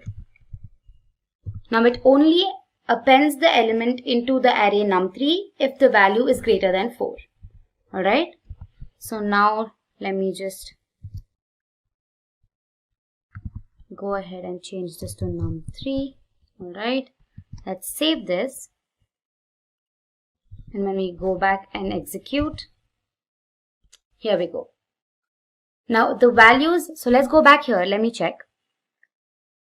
Now num1 had the values 2, 3, 4, 5, 6 and 7, right? So according to this, it has to only display 5, 6 and 7. Do not get confused with num2 here. We've passed num1 here, so it checks for this array, right? So according to the logic, it should display 5, 6 and 7, and it has done so here. Okay. Moving on. The next method is the reduce method. Now the reduce method reduces an array of values down to just one single value. Now to get the output value, it runs a reducer function to each element of that array. Okay, now this method does not reduce the original array again. So let's go back to our VS Code. Now let me create another variable, say num4, and say num1.reduce, and let me call it sum. So what we're basically doing is that we're adding all the digits 2, 3, 4, 5, 6 and 7 in num1 to a single value, right? That is the sum, and then we're going to be displaying that. So what we're going to do is let's define the function here. Function sum basically is total comma value, right?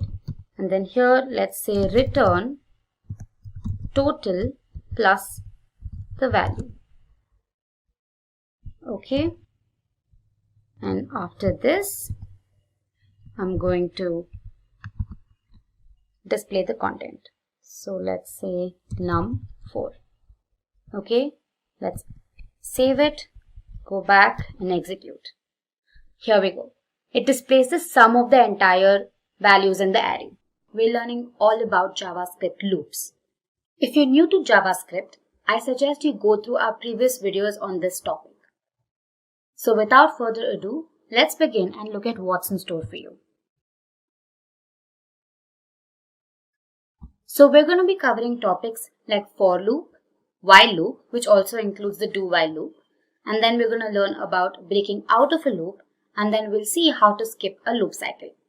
Now before jumping into the for loop, let's first understand what exactly a loop is, right? So a loop is basically a programming construct that executes a piece of code as long as a certain condition is met.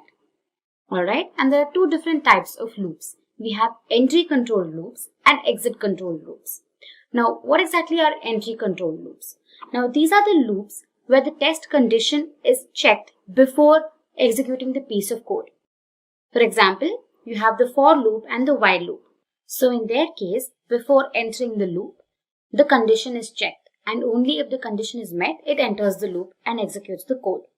Alright, when it comes to exit control loops, the test condition is checked after the loop has been executed. Alright, so in this case, the loop at least gets executed, the code in the loop gets executed at least once. So the example for this is the do while loop. Alright, with this basic knowledge, let's go ahead and learn about the different loops. So the first loop is the for loop. Alright, so what exactly is a for loop?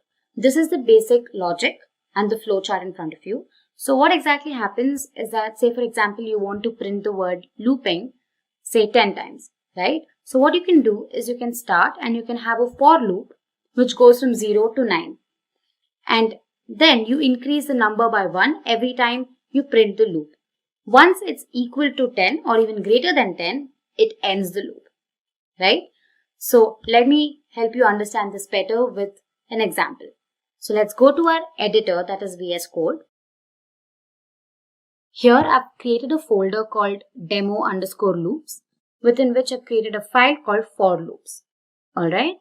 So now let's just write down our initial code for HTML, that is HTML, and then I have a head tag within which I say JavaScript loops. Alright. Now I have a body tag within which I give a heading for clearer understanding. Let me have a heading, say JavaScript for loops. Alright. Let me just call it for loop. Now let's have the script tag within which I'll have a variable, say x, and now we'll have the for loop. So we say for x equals 0, x less than 5, x plus plus, within which I say console.log of x.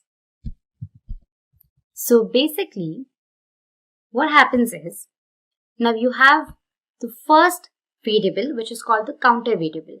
Now this keeps track of how many times the code is being executed, right? And next, I less than 5 is the condition. Now the loop keeps executing as long as the condition is met. And lastly, the counter variable is incremented, and usually it's incremented by 1, right? So here we've done the same thing. And inside the loop, we print the value of x. Alright, so let me save the file and then execute it. Alright, it's printed JavaScript loops here. Let me just go back. Okay, my bad. I missed out on the title tag. So this has to be enclosed within the title tag. So let me just change it here. Now let's save this. Let's go back and just refresh the page. And that is it. So whatever is in the title tag basically appears here. Alright. So now since we're printing the value of x on our console, we'll have to inspect our element. So let's go here. And here let's check on console. And here you can see all the values have been printed from 0 to 4. Alright, now this is a simple for loop. So next up is a while loop. Now the logic is similar to that of a for loop. First, the condition is checked, and if the condition holds true, then the code is executed, and if it is false, it terminates. Alright, so moving on, let's understand the general syntax. So here, first you have the variable whose value keeps changing, and then you have the ending condition, which is basically the maximum value a variable can reach. Alright, so let's go back to our VS Code. And here, for better understanding, let me just change this to JavaScript while loop. Alright, let's just delete this, and here, let's initialize the value of x to 1. And now I say while x less than or equal to 5, within braces, I say console.log of x, and then I increment the value of x. Alright, so let me save this and let's execute the file. Alright, so it says JavaScript while loop, and let's inspect. And here in our console, it displays the values of x. Alright, so according to the logic, x is initially initialized to 1, and the value gets executed once it enters the while loop. Alright, it's incremented and then checked every time until the value reaches 6, right? And then it breaks from the loop since the value does not hold true, and then it terminates. So this is the logic behind the while loop. Next up is the do while loop. Now here, as you can see, first the code is executed and then the condition is checked. If the condition is true, then the code execution continues, and if it falls, it's terminated. Alright, so this is an exit control loop. Also, in an exit control loop, the code is executed at least once. So let's go back to our VS Code. And here, let me just delete this. Now let's initialize x to say 15. Alright. And now I use the do keyword within which I write the code. So first I'm going to print the value of x. Console.log of x. And then I increase my value. And here I mention my test condition, which is while x less than say 10. Alright. So according to the logic, initially the value is x, and once it enters the loop here, it should print the value of x, which is 15. Alright, and then it increments the value. But once it comes out of the loop, it checks for the condition. Here the condition says less than 10, but since x is not less than 10, it prints the value x, that is 15, and then terminates. Alright, so let's save this and execute it. So let me execute this. And here, let's check the console. So there we go. It prints 15. So what it does is that it prints the value 15 first and then checks the condition. Now, let's go ahead and change the value of x to say 5. Alright. So now it enters the loop and then it prints the value of x and then increments it. And when it comes out of the loop and checks the condition, as long as the value of x remains less than 10, it prints it. Okay. So let's save this, go back here and let's refresh the page. And here you can see the values 5 to 9 are printed. So this is how the do while loop works. Moving on to the next concept, breaking out of a loop. Now, as the name suggests, break is the keyword that is used to break out of a loop. Now, here is a simple code for you. So, according to the logic, it prints the values between 1 to 10. And say at the value 5, you want to break out of the loop. You can simply use the keyword break. So, let's go back to our VS Code. And here, let me just make it simple and say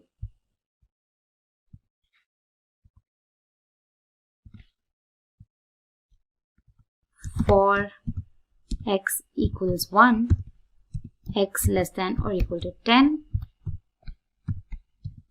Let's increment it. And within the loop, let's display the value x on the console, and then we're going to check for the condition if x equals 5. Alright, so if x equals 5, we break out of the loop. So let's save the file and execute it. And there you go. It's displayed the values from 1 to 5. So basically the code inside the for loop is executed, and once the value of x reaches 5, it breaks from the loop. Simple, right? Alright, so let's move on. Next up, we have skipping a loop cycle. Alright, so here, what exactly we do is we make use of a keyword continue to skip a particular loop cycle. Say in this case, we have a for loop which displays the values of I ranging from 1 to 10. However, we want to skip the cycle when it reaches the value 3. So what we do is we make use of the keyword continue here.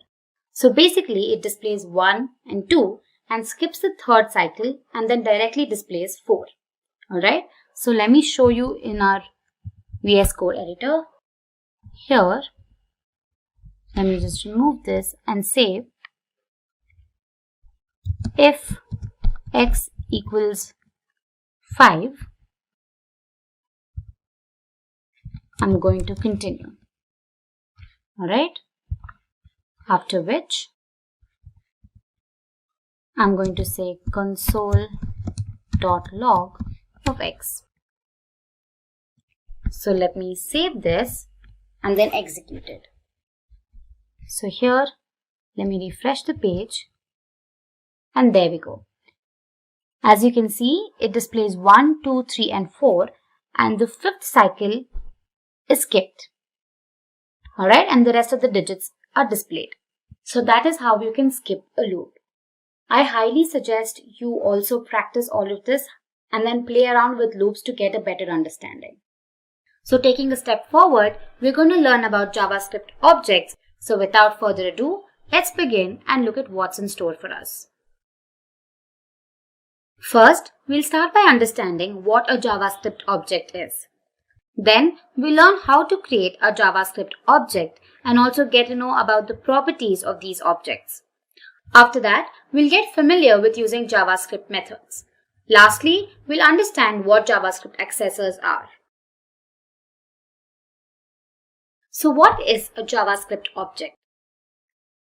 JavaScript is an object-oriented programming language, so everything in Java is an object. A JavaScript object is like a real-world entity having state and behavior, for example, a car. Now we can take a car as an object. It will have its state like color and model. It will also have behaviors like accelerate and brake. JavaScript is template-based and we can create objects without having the need to create a class.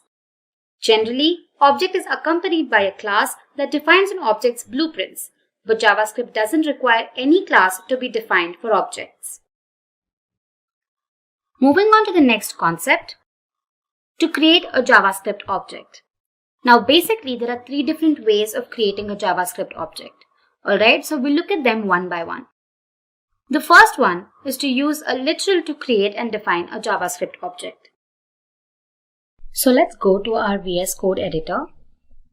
Now if you have any doubts regarding the initial setup, then I suggest you go through the previous video, that is JavaScript arrays, to get you started with it. So here I've created a folder called demo objects, and now I'm going to create a file called create_objects.html. Alright. So we'll begin by writing the initial code, that is the head and the body. So I say HTML. Within this I create the head tag, and then I create a title tag, and let's say JavaScript objects. Then after the head tag, I'm going to create a body tag.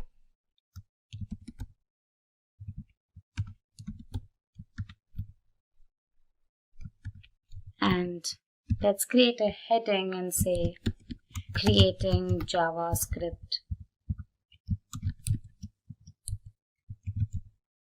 objects. Okay. And now we create an ID. All of this is explained in the previous video. I really suggest you go through the video beforehand so that you get a clear picture. And then I say ID equals, say demo, and then I'm going to close it.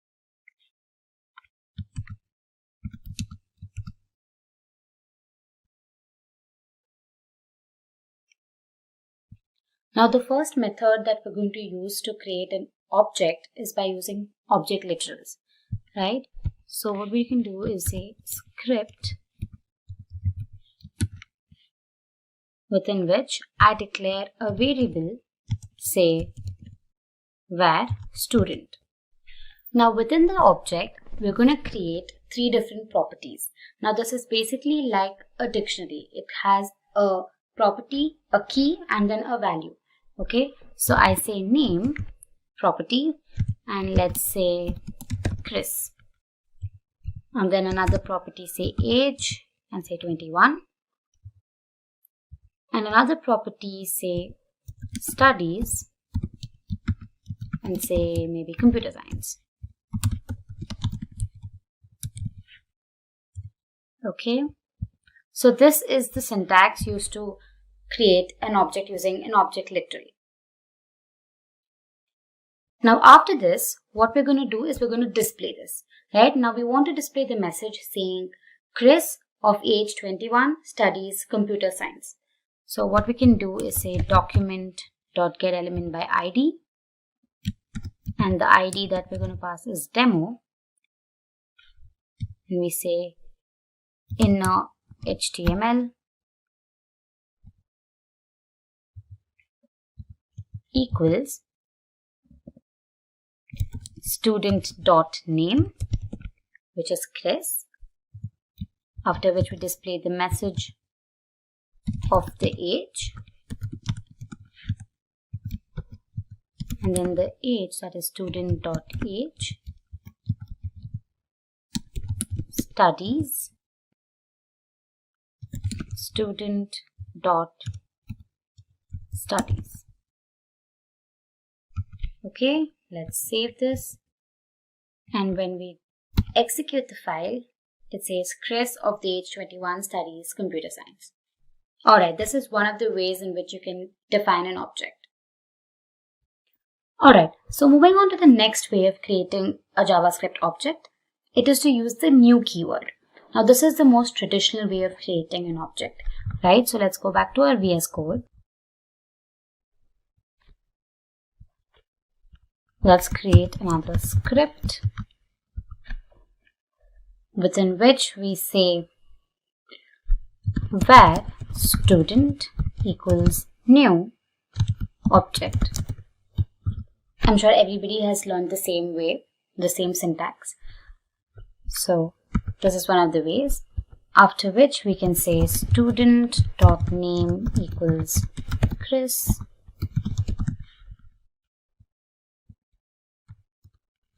Again, student.age equals 21, and then student.studies equals computer science.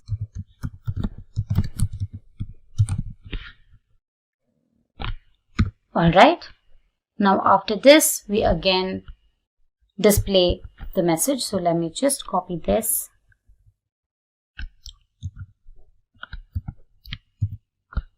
Alright, so let's save this and run our code again. And there we go. It displays the message Chris of the age 21 studies computer science. Alright, this was the second method used to create an object. Alright, so then moving on to the third method.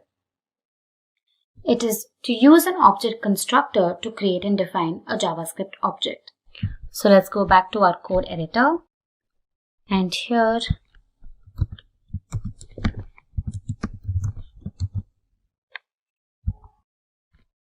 we define a function. So we say function, say stud, with 3 parameters, that is name, age, and say studies. Okay, and now within the function we use the keyword this. So we say this.name equals name. Alright, we say this.age equals age. We say this.studies equals studies. Now what we do is that we can create a variable and pass parameters to the function. So we say var student equals stud, and within braces we say Chris, comma 21, comma computer science.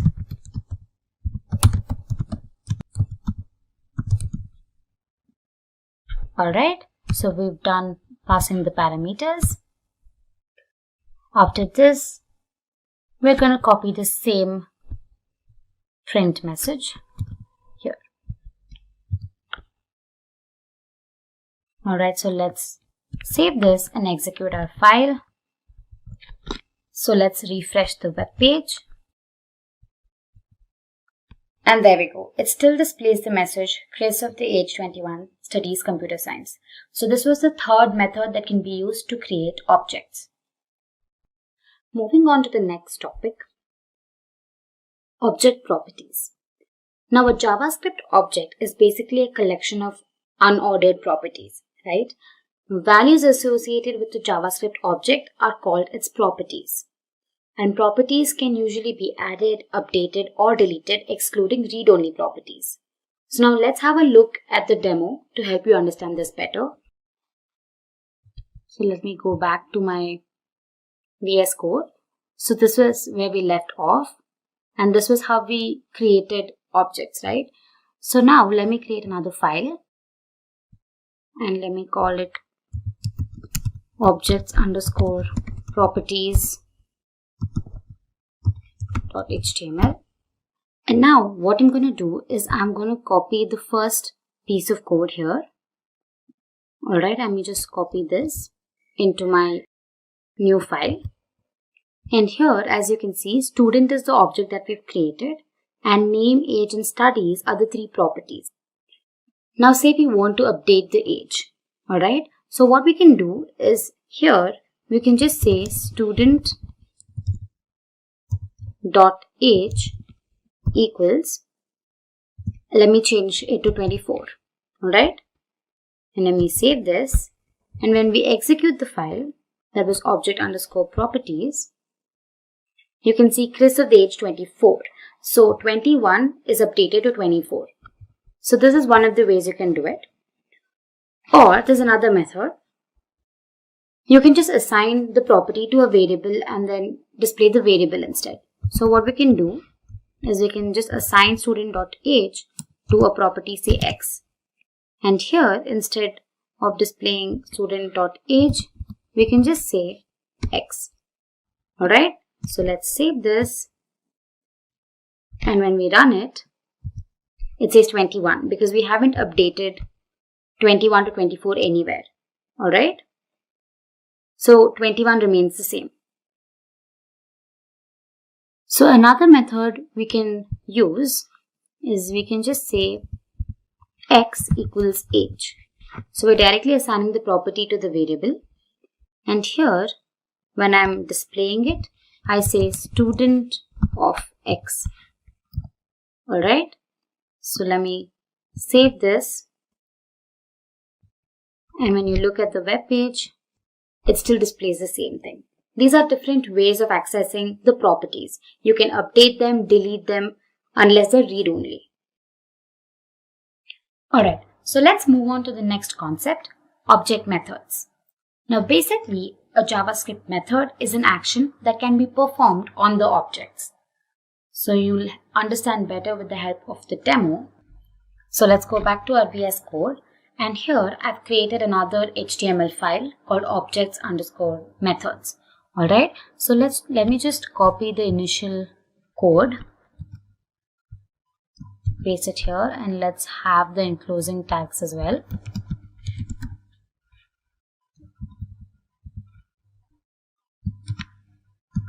And HTML. Alright. Now here I declare another tag, that is the button tag. So we're going to be making use of button here. So I say button ID equals click me. So that is the action that I'm going to be performing. And the message that is going to be displayed on the button will be click me. Alright. So we're going to see the usage of it a little later. Now let's go ahead and create an object. So I say script, within which I create the user object. So we're creating using a object literal here, and I declare the property name as Chris again, and age say 24. Okay. So let's close this. Alright, so the next thing I'm going to do is I'm going to create a new function that we will use as an object method. Alright, so I say function and let's give the name say hi. Okay. Within the function we basically display a message. So we're going to say alert and hello. Alright, so this is going to be displayed in a separate dialog box. So now once the declaration is done, what we're going to do is we're going to create another property, basically say user dot, let's say message, and assign say hi to it. So basically what we're doing is we're adding the previously created method to a new property that is user.message, the message property. Alright. So now I say document.getElement by ID and say demo.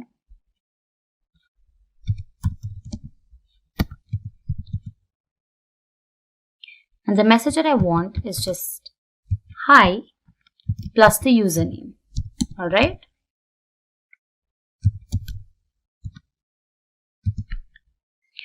So what we're going to do is we're going to display the message hello, alright, when the user clicks on the button. So for that, let's just copy this.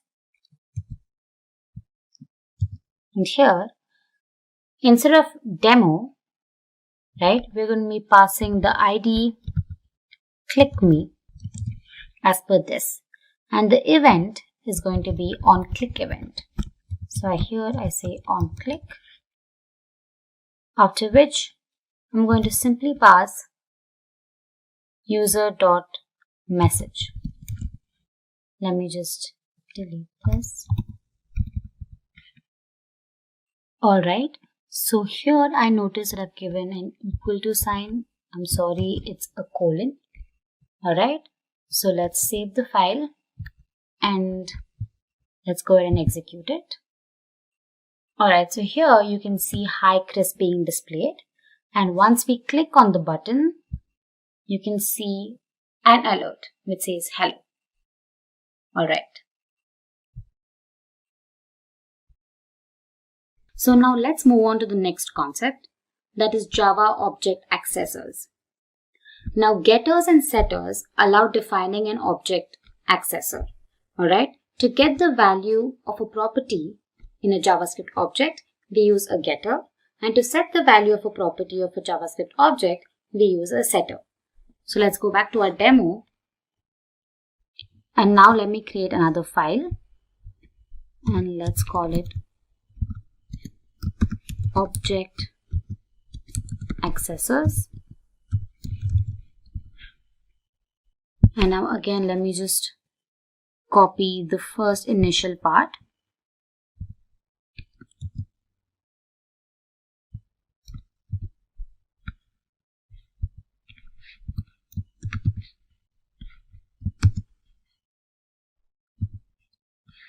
Alright, so now let's go ahead and create a new object. So let me say script, within which I say var, and let's call it car. Alright,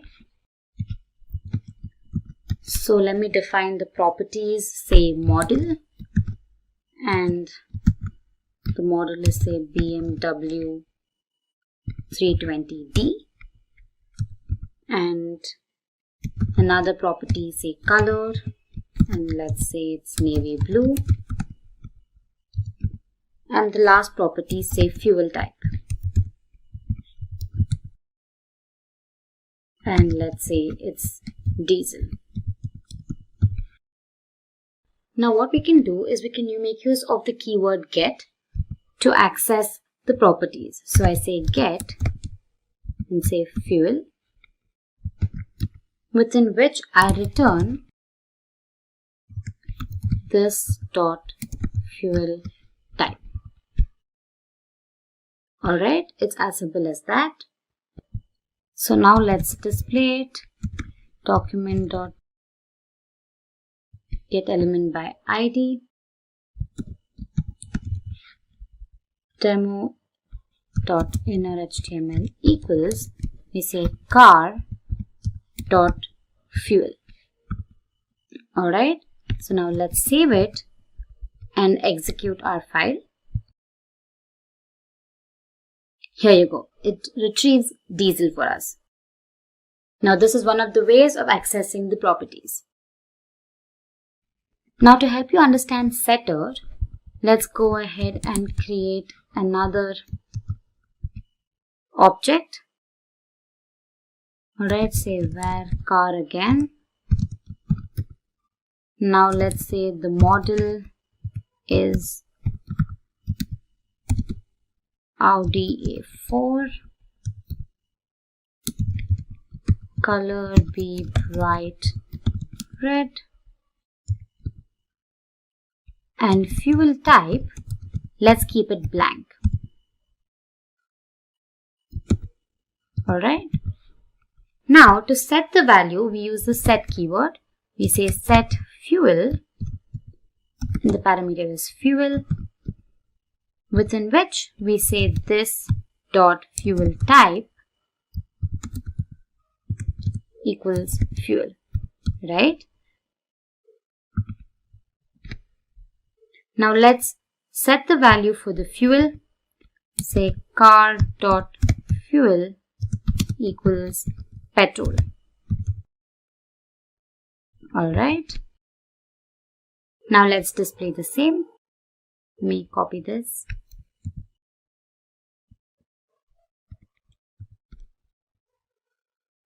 And what we want to display is the fuel type, right? So here we say fuel type. So let's save this. And let's go ahead and execute the file. And there we go. It retrieves petrol. So what it does is basically it assigns the value petrol to the property fuel type, and then we display the same on our web page. So this is how you make use of getters and setters. We're going to be learning all about JavaScript, this keyword. So without further delay, let's jump right in. So you must have heard about the this keyword several times. So in JavaScript, the this keyword basically refers to an object which is executing the current piece of code. Well, in simple terms, this keyword basically just references the object that is executing the current function. Now, if the function that is being referenced is a regular function, then the this keyword references the global object. Alright, I'm sure it must be a little tricky at the moment, but please hold on. And if the function that is being referenced is a method in an object, then the this keyword references the object itself. So to help you understand the concept better and to clarify all your doubts, let's look at a simple demo. So here in VS Code, I've created a file called this.html. Alright, you can give it a name of your choice. Now here, let me first define a variable, and let's call the variable, say, value, and let's set it to, say, 50. Alright.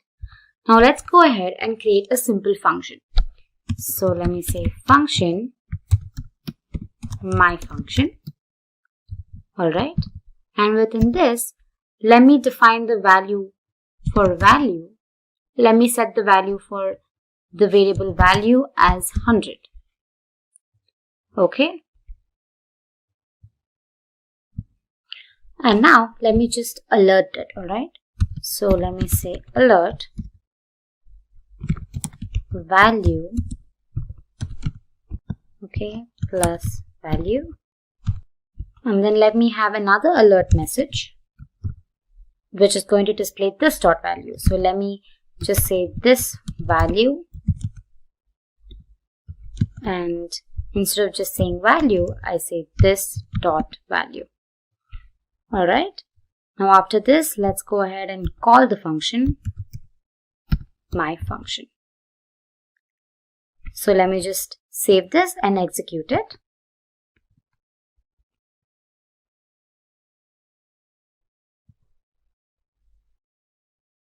So here it says value equals 100. And then when you see this dot value, it says 50. So now here you can come back to the code and see. Now when I just say value, it takes the value 100, alright, which is taken locally. But when I say this dot value, since it is a normal function, it references to the global variable, which is here, this value. I hope this makes sense to you now. Now moving on, let's look at the behavior of the this keyword within an object method. So let me create an object here. But before that, let me just comment this out. Let's say script. And now let's create an object. So let's say const. And then I give the name of my object as random. And within this, let me say name and let's call it John. And then I create a method called info. Okay. And within this, I display a console message that says, hi, my name is. And now I make use of the this keyword. I say this dot name. Alright. And now let me just go ahead and call this method. So I say random dot info. Alright, so let's save this and execute it. So let me check my console. And there you go. It says, hi, my name is John. So if you clearly observe here, when we say this dot name, since it is being used within a method that is defined inside an object, it references to this property here. Alright. Unlike this case where it references to the global variable that was mentioned outside. So I hope this helped you understand the difference between the two. Now let's look at another simple example. So now let me just change the value of name here to say tutorial. And now let's define another property which is basically an array. So let me just call the property video, within which I have an array, let's say JavaScript, another value, say this, and then let's say keyword. And in my info method, I'm going to just display these video tags. So let me just say this. Okay, let me just delete this first. And let's say this dot video. Now since it's an array, we can make use of for each. And now for each in turn takes a callback function. And then I say, I'm going to call it a tag, the parameter that's being passed, within which I just console log it and say tag. Alright, so let me save it and then execute this. Now here you can see that the values in the video property are displayed. That is JavaScript, this and keyword. Now let's suppose that you want to display the name along with every string here, right? So naturally you would go ahead and just say this dot name, right? It makes perfect sense. So let me just save and execute this. Now if you see, just the values of the property video are displayed here. Now the main reason for this is, if you closely observe, that this function here is mentioned within the callback function, right? So when it is referencing to the global object, which is unclear, which is undefined in this case. So to overcome this, what we can do is that the for each method takes in two properties. One is the function, the other one is the object. So here we just pass this. Alright. So what happens is, it's going to reference the current object, that is random. So let me save this and then execute it. And there you go. You can see that tutorial, that is the name, has been displayed. Alright, I hope you understood the concept of the this keyword. It could be a little tricky, but as you work on it, you'll get the hang of it. We're going to learn all about JavaScript functions. In our previous videos, we've covered topics like JavaScript arrays and loops. If you're new to this topic, I suggest you go through these topics before. Alright, so before jumping in, let's go ahead and look at what's in store for us.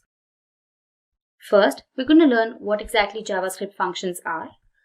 Then we'll look at JavaScript function expressions, then the function constructor, self-invoking functions, functions as values, functions as objects, arrow functions, generator function, and the predefined functions. Also, don't forget to subscribe to our channel and hit the bell icon to never miss an update. Moving on to our first topic, what are JavaScript functions? So basically, a function is a group of reusable code which can be called from anywhere in your program, right? When you have a piece of code that you want to execute repeatedly in your entire program, it makes more sense to define it once and call it over and over, right? It makes the code more efficient and readable. This also helps programmers write modular codes. So this is the syntax. You make use of the function keyword, followed by which you mention the name of the function. The name of the function is completely your choice. Next, you mention the parameter list. And within curly braces, you can define the function. Now, the function body is basically the code that is executed every time the function is called. So let's go to our VS Code editor. And here I've created a folder called demo functions, within which I've created an HTML file called functions.html. Alright, and now I've just typed in the initial code. Now let's create a function. So let me say script, within which I use the keyword that is function keyword.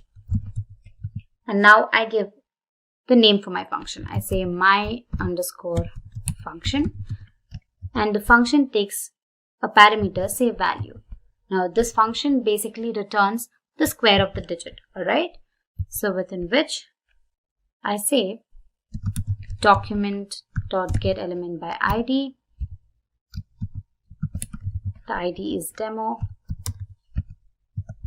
And now it just displays value into value. Alright, so the function basically displays the square of the number. Now outside the function, let me call the function. It is my function. And let me pass the value 5. Alright, now let's save this and execute it. So let me go back to my file. And here we go. It displays the value 25. So this was a simple function which took a value, a digit as a parameter, and then returned the square. Moving on to the next concept, function expression. Now what we learned previously was function declaration. But a function can also be defined as an expression. Now this is what the syntax looks like. Now here the function is created and assigned to the variable explicitly like any other value. The meaning remains the same. That is, you create the function and store the value that it returns into a variable, and in our case it's x, right? So let's go to our VS Code and let me help you understand this better. So now I create another function and here I say let x equals, let's use a simpler function. So I just mention function and within curly braces I display an alert message and I display a message saying hello. Alright. Now after that, to display the message, what we can do is, let me just copy this, our output code, and we paste it here. And here what we're going to be displaying is the value x, right? Now since it consists of a function, you'll have to type the curly braces. Now this is crucial for its execution. Alright, so let me save this and then execute. Let me execute this. And here you go. It says the site says hello. So we've successfully executed the piece of code. We can also assign this variable x to another variable and then call that variable instead. right? We can say let y equals x, and instead of calling x here, we can simply call y. Let me save it and then let me refresh the page. And there we go. It still displays the message hello. Alright, so this is one of the ways of defining a function, that is as an expression. Moving on to our next concept, function constructor. Now JavaScript functions are defined using the keyword function, right? Now functions can also be defined using a JavaScript built-in function. Now this is the basic syntax. So here we've created a function called myFunction and we've used the keyword new. After which we've used the constructor function, and inside we provide the parameter list. After that, the return value. Next you can call the function here, right? So let me just go back to my VS Code. And now let me just make changes to the same piece of code here. I create a function, say my_function. Okay. Alright, let me just change the name to my function. Alright. And then here I use the keyword new and the function constructor, that is function, within which I'm passing all the parameters. So I have a, b, and I'm going to return the sum of the digits. Alright. And now while calling the function, let me just store the value in a variable, say x. And let's call the function, that is my function, with the parameters 2 and 3. Alright. And now let me display it. So I'm just going to copy this. And I want to display the value of x, right? Alright, so let me save this and execute it. If you refresh the page, it displays the sum, that is 5. To make it more readable, let me just display another message here. Let me just say the sum is x. Alright. Let me save it and then refresh the page. It says the sum is 5. Alright, now this is how you make use of the function constructor. Next up, we learn about self-invoking functions. Now, as the name suggests, these functions are invoked automatically without being called. Now, previously when we learned about function expressions, we saw that parentheses were crucial. So you have to add parentheses around the function to indicate that it is a function expression. So here is a syntax for you. So what we've done is we've made sure we've enclosed the entire function within parentheses. So let me help you with that. Let's go back to our VS Code and let me create another script. And here, let me create the function within the parentheses and say function. It's not taking any parameters. Instead, it is going to alert a message. So let me say hello, welcome. Alright. After which, we are going to call the function. So again, we have to mention the parentheses. Let's save this and execute. So when we refresh the page, it says hello, welcome. So we never called the function, rather it got invoked by itself. So these are self-invoking functions. Now let's go ahead and look at functions as values. Now in JavaScript, a function is basically a value. So we can deal with it as a value. Now here is a simple syntax. Now if you closely look at the syntax, you might think that this is same as function expressions. Well, no. In this case, what we do is we first define the function and then we assign it to a particular variable. But in the case of expressions, the function definition was defined during the initialization of the variable, right? And also we had to specify the parentheses in order to call the function. So to help you understand this better, let me go back to our VS Code. And here, let me just erase this. And let's define a function that returns the product of two digits. So let me just call it product which takes two parameters, let me say A and B, within which we return the value A into B. Alright, now after this, let's create another variable, say Y equals function, the name of the function is product. So product of 2 and 5. Alright, so this basically returns us 10. Right, so let me just copy this to display this on our web page. And here I change the message to the product. And here let me change it to Y. So let's save this and execute it. So let me refresh the page and here you go. You can see the message, the product is 10. Now what we can do is we can make alterations to this. Now say I want to multiply the value with 5 again. Right, so basically this returns 10 and that value is multiplied by 5. So let me save this and refresh our page and there we go. It returns and there we go. It displays 50. So this is how you can make use of functions as values. Moving on to the next topic, functions as objects. Now JavaScript functions are a special type of objects called function objects.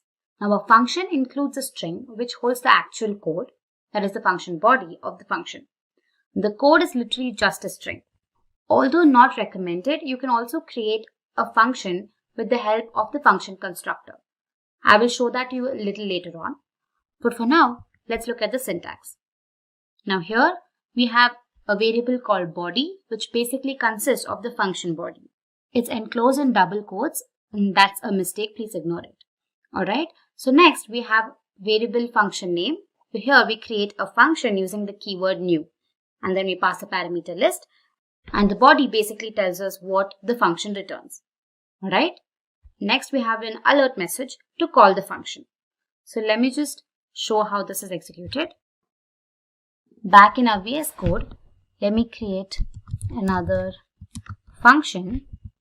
And let's say the function returns the area of a circle, right? So let me just create a body variable which returns. So the area of a circle is pi r square. So we make use of math.pi into radius, right? So it's basically pi r square. After which, let's say where circle, and here let's create a function using the new keyword function, and then here we pass the value, that is the radius, and then the body, right? So basically this is the definition of our function.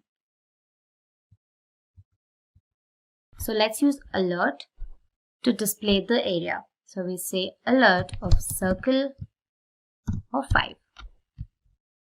Alright, so let me save this and execute it. So when you refresh the page, it displays the area of the circle. So this is how you can use functions as objects. Moving on to our next concept, arrow functions. Now functions can be written more compactly and more precisely with the help of arrow functions. Alright, now arrow function expressions are ill-suited as methods and they cannot be used as constructors. Now also while using arrow functions, using const is a safer option because a function expression is always a constant value. So this is the syntax. Now you can only omit the return keyword within the curly braces if the function is a single statement. So this is the syntax. First you provide the name of the function with an equal to sign followed by the argument list. And later you make use of this arrow icon and define the expression. So this is basically nothing but this. So let's go back to our VS Code and check for ourselves. So let's create another function. And here let me say const myfunc equals. Now say we want to display the product of 3 digits. So let me just pass A, B, C as my parameters. and we make use of this icon, which indicates that this is an arrow function, within which I say return A into B into C. Alright. Now let me just assign this to a variable. Okay, let me say product, because we've used X here. And then let me call my function, that is my func, and pass the value 2, 3 and say 4. Alright, so let's display the product. So let me just copy this code. And here let me say the product of the 3 digits is. And let me say product here, because that is what is being used here, right? Alright, so let me save this and execute it. Alright, first it displays the area of the circle. Alright, and then we say OK. And there we go. It displays the message, the product of the 3 digits is 24. So let me do one thing. Let me just comment this out. Okay. Let me save it and then execute it again. It just displays this. Alright, so this is how we can make use of arrow functions. Moving on, let's look at the generator function.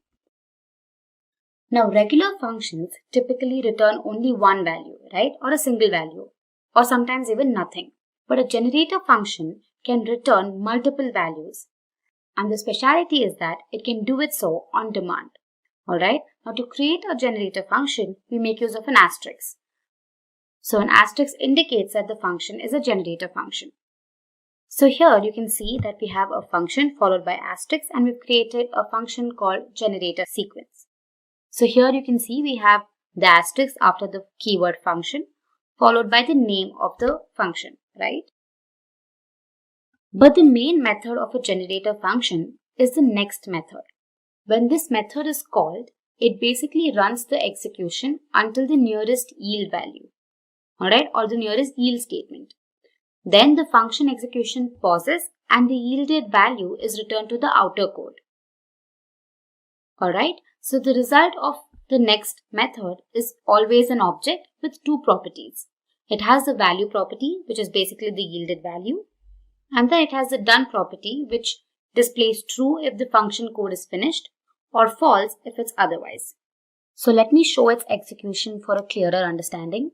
So let's go back to our VS Code.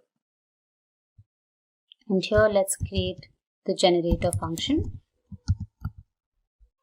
Let's say function asterisk generate function. Alright.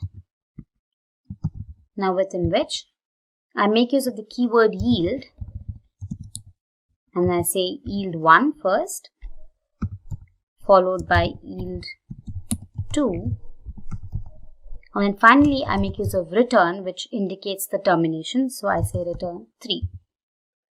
Alright. Now we make use of a variable, say generator, and assign it to the generator function, that is generate func. And now I create another variable, say 1, which will basically return the value when I call the next function. So here I say generator dot next. Okay, so whatever generator dot next returns, it's stored in 1. So to display the message, I say alert. And now I'm going to make use of a method called JSON.stringify. Alright, so basically this method converts a JavaScript object or a value to a JSON string. Alright, so within which I'm going to say 1. That is this. Alright, so now let me save this and execute it. Let me refresh the page. And there you go. Here it returns two properties, that is value and done. It says value is 1 and done is false, right? It is false because we haven't reached the return statement yet. So what we can do is to display the rest, let me just copy these and display it one by one. See there, let's see this. And here, let me say 2 and this is 3. Let me copy this. Okay, here I say 2 and then I say 3. Alright, so let me save this and then execute it. So when I refresh the page, it says 1 and false. After which again it says 2 and false. And finally when it displays 3, it returns true for the done property. That means we've reached the end of the function definition. So this is how we make use of a generator function. Now let's move on to our last topic, that is predefined functions.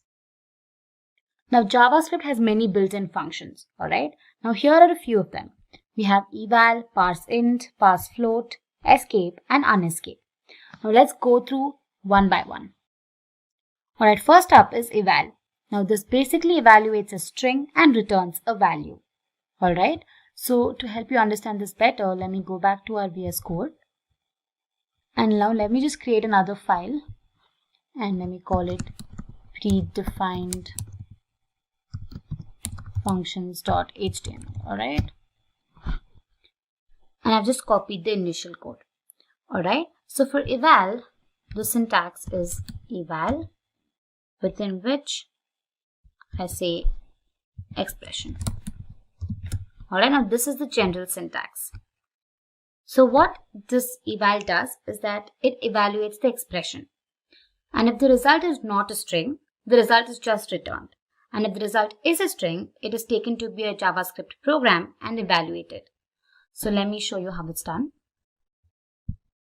So first, let's create 3 variables. Alright, let's call them x and initialize it to 5. Then y with 6. And then let z be 7. Alright. Now let's just display the result on the console. So let's say console.log eval of, let me say, x plus y. Alright. After which I again say console.log of eval of z. Here, since the expression is a string, this gets evaluated. And here, since it's not a string, it just returns the value z. And here, since it is not a string, it just returns the value of z. So let me save this and then execute it.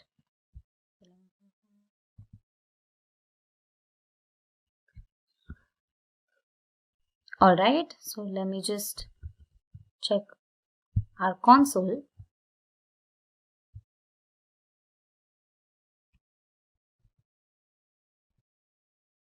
There you go. It evaluated the expression and added the 2 values, that is x and y, and returned 11. While z is returned as it is. Alright, this is what eval does. Next up is parseInt. Now, as the name suggests, it parses a string argument and returns an integer of the specified radix or base. And the syntax basically includes the keyword parse and the string within parentheses. ParseFloat, on the other hand, parses a string argument and returns a floating point number. Again, the syntax has the keyword parseFloat along with the string within parentheses. Next up is escape. Now this returns the hexadecimal encoding of an argument. And on the other hand, unescape returns the ASCII string for the specified value. We're going to learn all about JavaScript form validation. So what exactly is form validation? Now I'm sure you must have filled several online forms, right? A simple example would be a new registration for a website. Now every time you miss out on giving a particular detail or end up giving faulty information, the website alerts you. So this process of ensuring that the information provided is legit is called form validation. Now this generally happens on the server side. However, JavaScript facilitates form validation on the client computer before sending it over to the server. Now there are two functions performed. One is the basic validation, which ensures that all the mandatory fields are filled. Now this is implemented with the help of a simple loop. And the other is a data format validation. Now this checks the data for its correctness. So to help you understand form validation better, let's look at a simple demo. Alright, so back in my Visual Studio Code, I've created a file called forms. Alright, it's an HTML file and I've typed down the initial code. Now the simple use case that I'm going to show will include the validation of the email and the password fields in a form. Alright, so for that, let's go ahead and first create a simple form. So here, HTML allows the form tag. So I say form, within which I'm going to provide our fields. So I say input, and then the name I'm going to be providing is email. Alright, and then I'll provide a placeholder and call it email. And then the type of the input is going to be text. Alright, and then let me just give a break tag here. So now let me just copy the same thing for my password as well. So here we go, I say password here.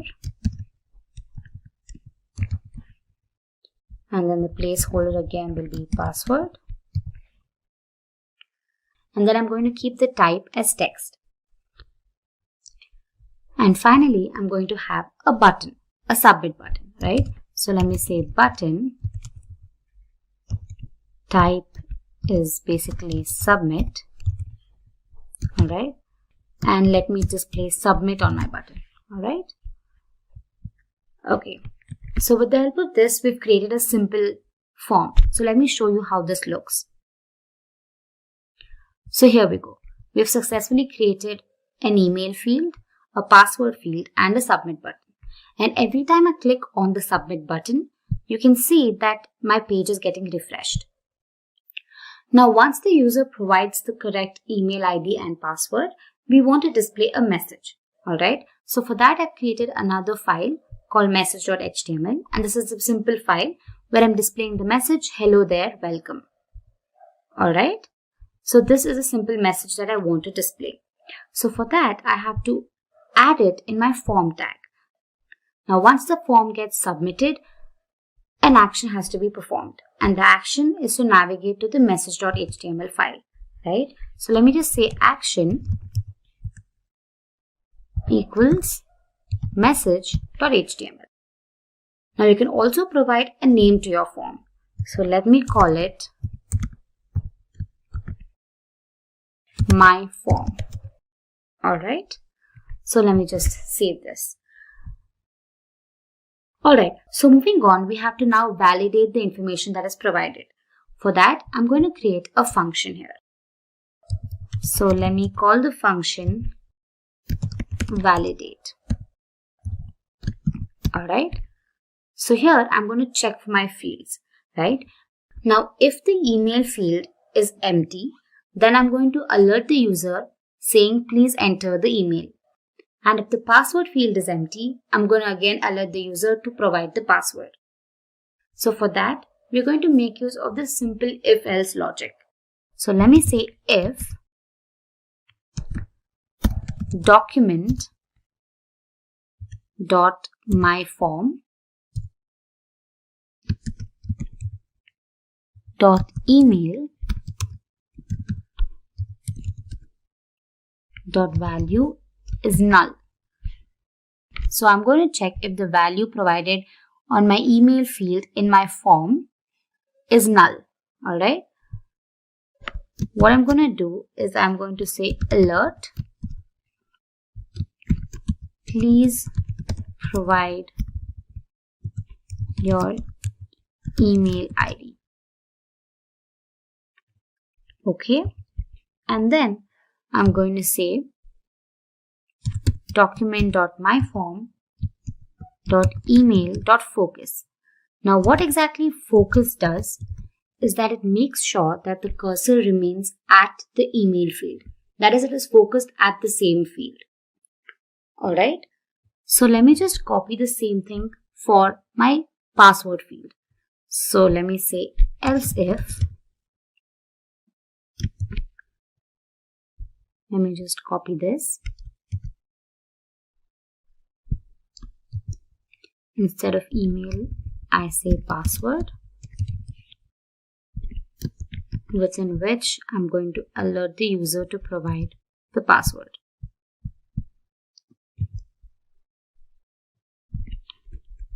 I'll say please provide your password.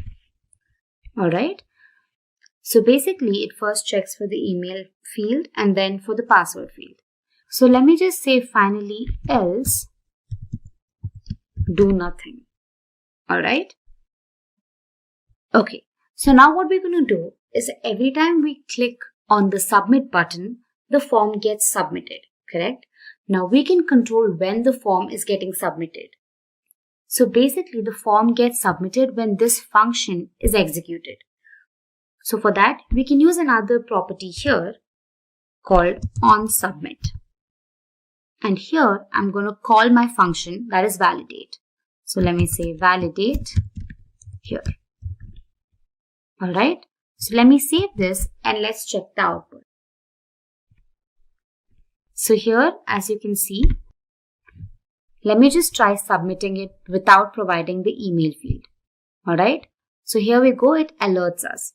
Alright. And once I click on OK, it still displays the message, hello there, welcome. Now that is not what we want, right? So once the email field is empty, it should remain in the same page and the form shouldn't get submitted. But here in our case, it is getting submitted. So for that, we're going to have to make use of return values. So what happens is, if my email field is empty, then I'm going to return a false. So here I say return false and here as well.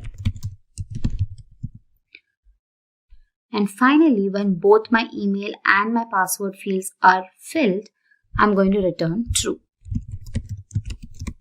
Alright. And same goes here. Let me just say return validate instead of just validate. Right. So here we go. Let me save this and now let's check the output. So here, let's first submit the form without providing any information. Alright, so it says please provide your email ID. When I click on OK, observe that the cursor remains at the email field. So here, let me just give some random value. And then let's try submitting it again without providing the password. And then it says please provide your password. Alright. Okay, now if you observe that the cursor remains at the email field. So let me just check my code once. Here we go. I haven't mentioned password here. So let me change email to password. So let me just provide some random value at my email field and say submit. And then I get a message saying please provide your password. And now you can see that the cursor is at the password field, right? So let me just give random information there. And then I say submit. And here we go. The message hello there, welcome is displayed. So this was a simple demo on form validation. So I really suggest you pause the video here and then go through the code once. We're going to learn all about JavaScript regular expressions. So now, without further delay, let's begin. So what exactly are regular expressions? Now, a regular expression is basically a sequence of characters. Now, these characters could be digits or the letters of the alphabet. And this expression usually searches for a particular pattern. Now, the user can basically define what has to be searched in a text, alright? And these expressions could be alphabet or digits as I explained before. Also, one of the main reasons that we use regular expressions is for text search and text replacement operations. So this is the general syntax. You have a pattern that needs to be checked and you have a flag associated with it. So further on in the video, I'll explain to you what flags and patterns are. But before that, let me give you a small example of what a regular expression is. So I've made use of this website called regexr.com. I'll link it down in the description box below. So this is the website. Now here, let me just show you a simple regular expression. Now say we have a text that says apple. Alright, and now we have to search for the letter A. So what I do here, now this is going to be my expression. So I first provide a pattern, right? So I just say capital A.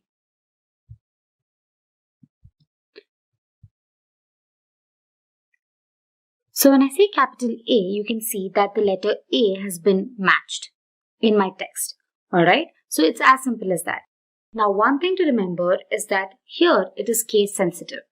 Alright, so if I say a regular small a, it does not get matched.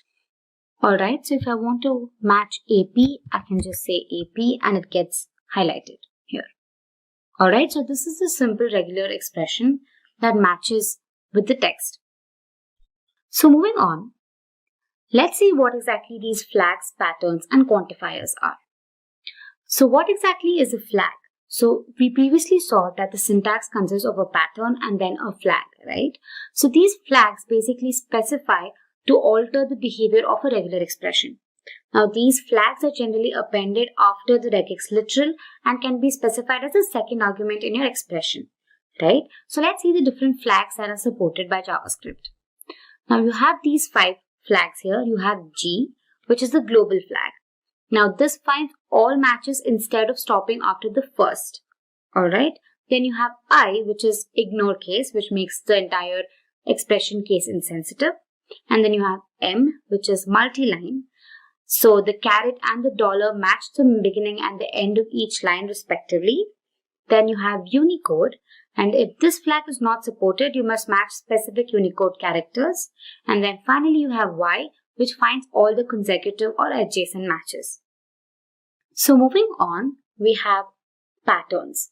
Now these patterns are basically brackets and are used to find the range of characters. Now again we have these patterns. You have A to Z, which finds all the characters from A to Z in lower cases only. Then we have 0 to 9, which finds all the digits between 0 to 9. And finally we have the letters of the alphabet and the digits separated by a pipe. Alright, so this basically finds any character, be it an alphabet or a digit. I hope this was clear to you. So moving on, we have quantifiers. Now these quantifiers define the number of occurrences of a particular string. Now consider n to be a string. So we have 3 quantifiers here. We have the plus, we have the asterisk and we have the question mark. So plus indicates one or more occurrence of the character n. Alright, and the asterisk indicates 0 or more occurrences of the character n, while a question mark indicates 0 or 1 occurrence of the character n. So now that you know flags, patterns and quantifiers, let me help you understand them better with the help of a demo. Alright, so here I have a simple text which says, "Welcome to this tutorial on JavaScript. This video teaches regular expressions." Now here, when I search for a particular word, say let me search for the word this, okay? So I say this. Now ideally, even this has to be highlighted, right? However, it does not. That is because, as mentioned earlier, it is extremely case sensitive, right? So what we can do is here we have flags. So here I say case insensitive. So once I click on that, both these words get highlighted. Alright, so this was how you make use of the I flag. Now moving on, let me help you understand patterns. Now as mentioned, you can have a range of characters. Now just in case here, say I just make it case sensitive again. And here I would like to select all the letters of the alphabet from A to Z. Alright, so when I do that, you can observe all the letters are highlighted except the ones that are in the uppercase. Correct? Because that is not mentioned here. So here when I make it insensitive, you can see all of them get highlighted. So this is how you can make use of a pattern. Now to understand quantifiers, let me use a separate text. Alright, let's have a couple of A's and a few B's. Now here, when I say A, you can see all the characters A are being highlighted, right? Which is correct. But when I use the asterisk symbol here, what happens is you can observe all the 4 A's are considered to be a single unit. What asterisk does is that you can see here it says matches 0 or more of the preceding token. Now the preceding token is A and matches 0 or more occurrences of the character A. Now same, if I say B next to it, you can see all the characters B are matched, right? However, you can check the characters A in this particular text are not highlighted. I'm sure you can understand why, because the expression that I'm looking for is any occurrences of A followed by the character B. In this text here, there are no characters A and B together, correct? So here you can say that A is not highlighted. But once I give an asterisk again, what happens is that the character A gets highlighted. What happens is that B can have 0 or more occurrences. So here there is a 0 occurrence of B. So A gets highlighted. So this is how the asterisk quantifier works. Now one of the most important concepts of using regular expressions are the special characters. So here we're going to indicate the special characters with the backslash. So we have \W, for example. Now what W does is that it matches any word character, right? So all the characters here get matched. Now it also has a counter character, which is the capital W, alright? So what this does is that it does not match any word. So it matches everything that is not a word, including the periods. Now let's say we want to match all the white spaces. You can make use of the character S here. Alright, and when you have the uppercase S, it matches any character that is not a white space. Now let's say you want to match a digit. You can just have \D. So let me just type in a few digits and here you go. All of them get matched. Now let's say you want to have a range of values that get matched, right? Now let's say I want to match just 3 digits. So I can make use of curly braces and within which I can mention 3. Now here you can see that it matches 3 of the preceding token, correct? So the preceding token is basically a digit. So it groups them in 3s. So let me just add 2 other digits and there we go. Same goes with the matching of words. So here let me say W. So when I say 3, all of the characters are grouped in 3s. Alright. Now let's say I want to group the words that are 3 or 4 in number. So here I can just say comma 4. Alright. Now it gets matched. Alright. So now it gets grouped in 4s.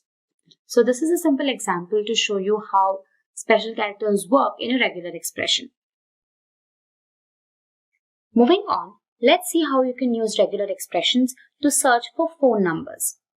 Now here in my phone number, I'm going to have an area code. So let's say 080 followed by an 8-digit number. Alright. So let me give a random number. Alright. So it's 8 digits. So some people write a phone number like this, while others could write it something like this. You could have a hyphen in between and then an 8-digit number. Alright. Now how are you going to look for this text? So what we're going to do is we're going to make use of the special character, that is for a digit, we'll make use of -d. And first we're going to look for the area code, that is a 3-digit number, right? So let me just say 3 here. And next we're going to have an optional hyphen.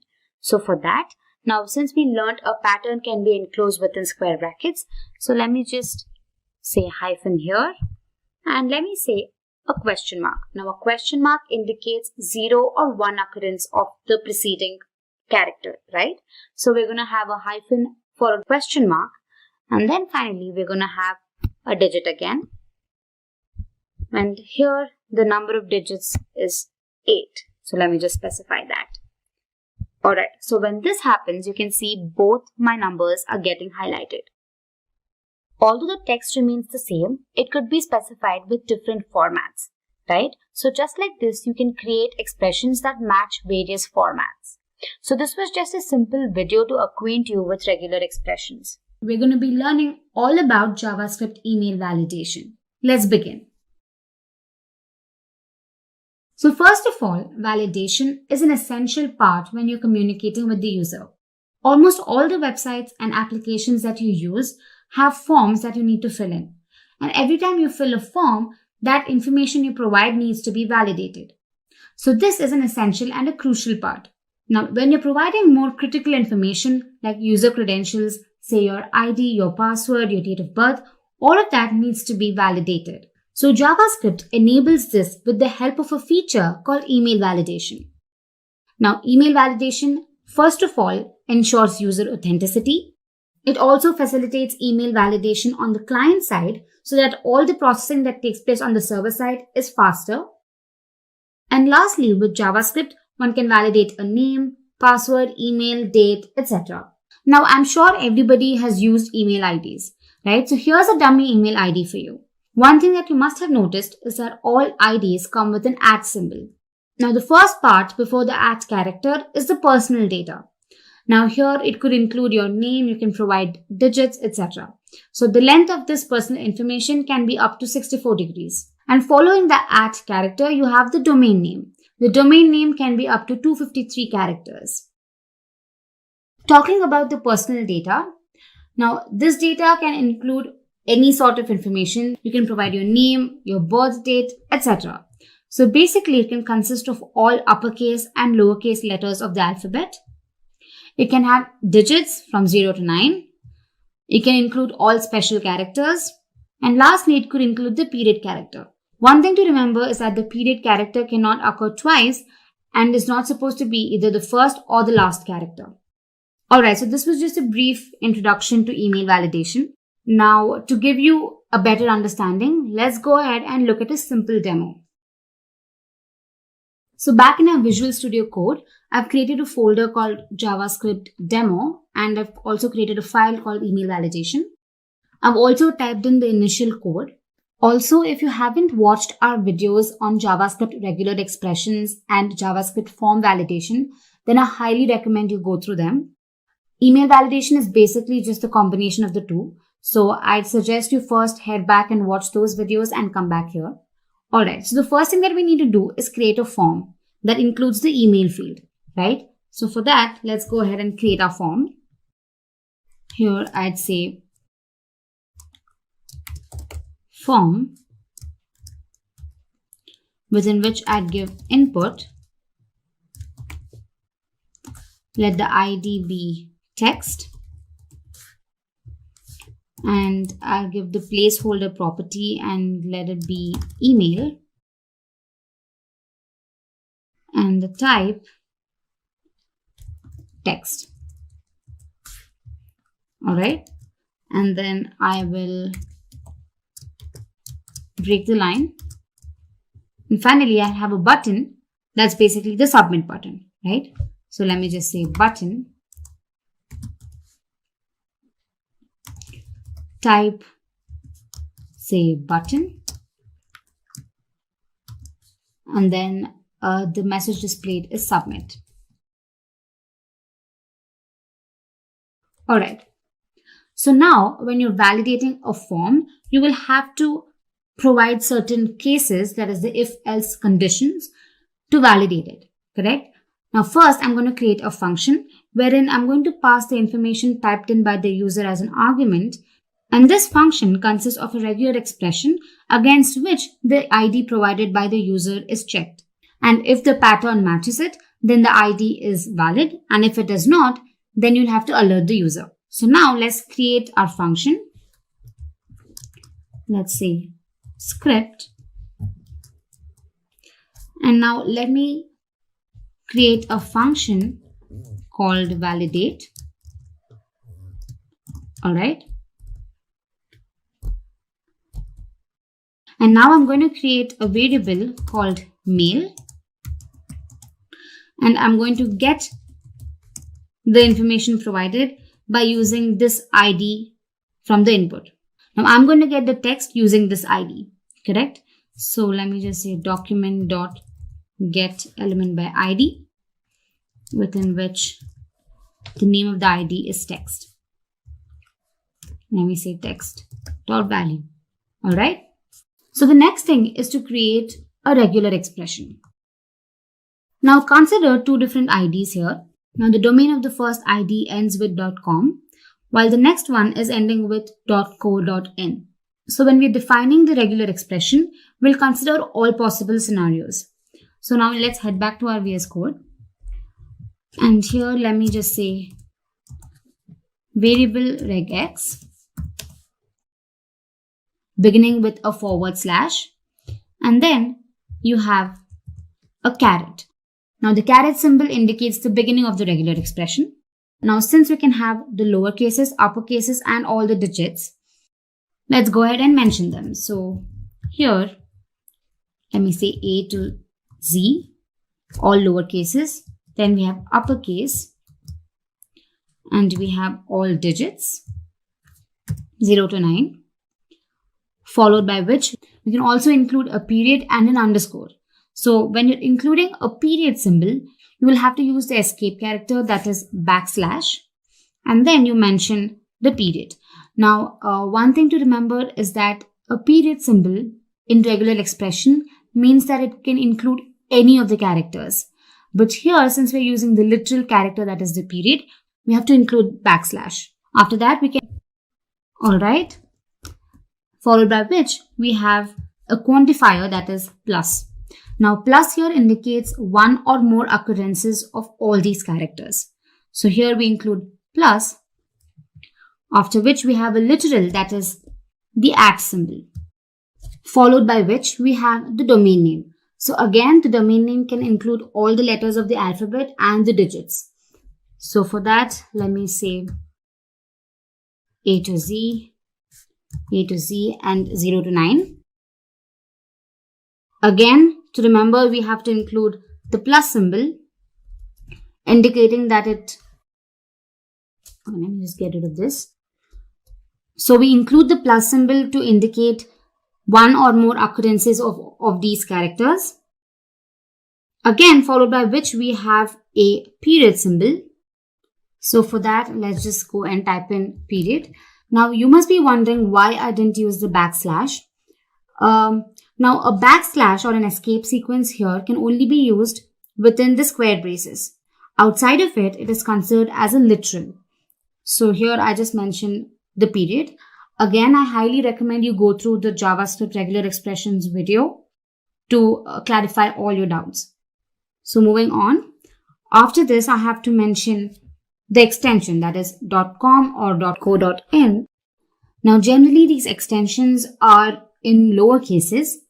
So for that, let's just go ahead and mention A to Z, again followed by a plus, that is a quantifier, with an optional dot again, followed by the letters A to Z.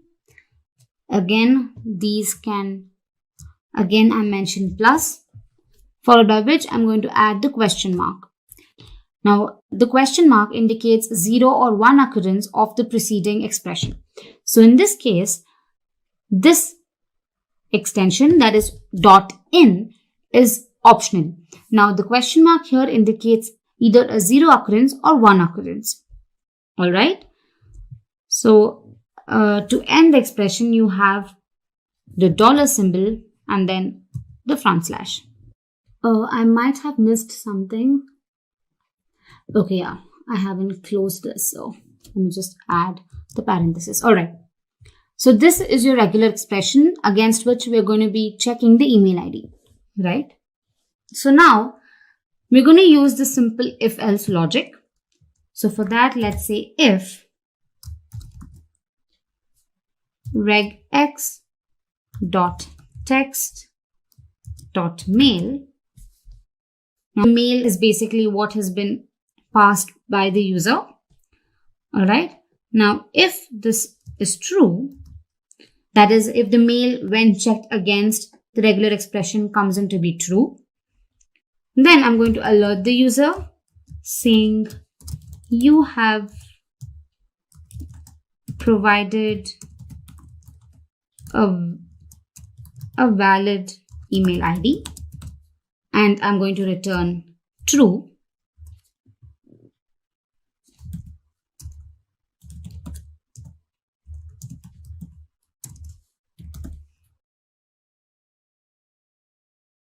Else,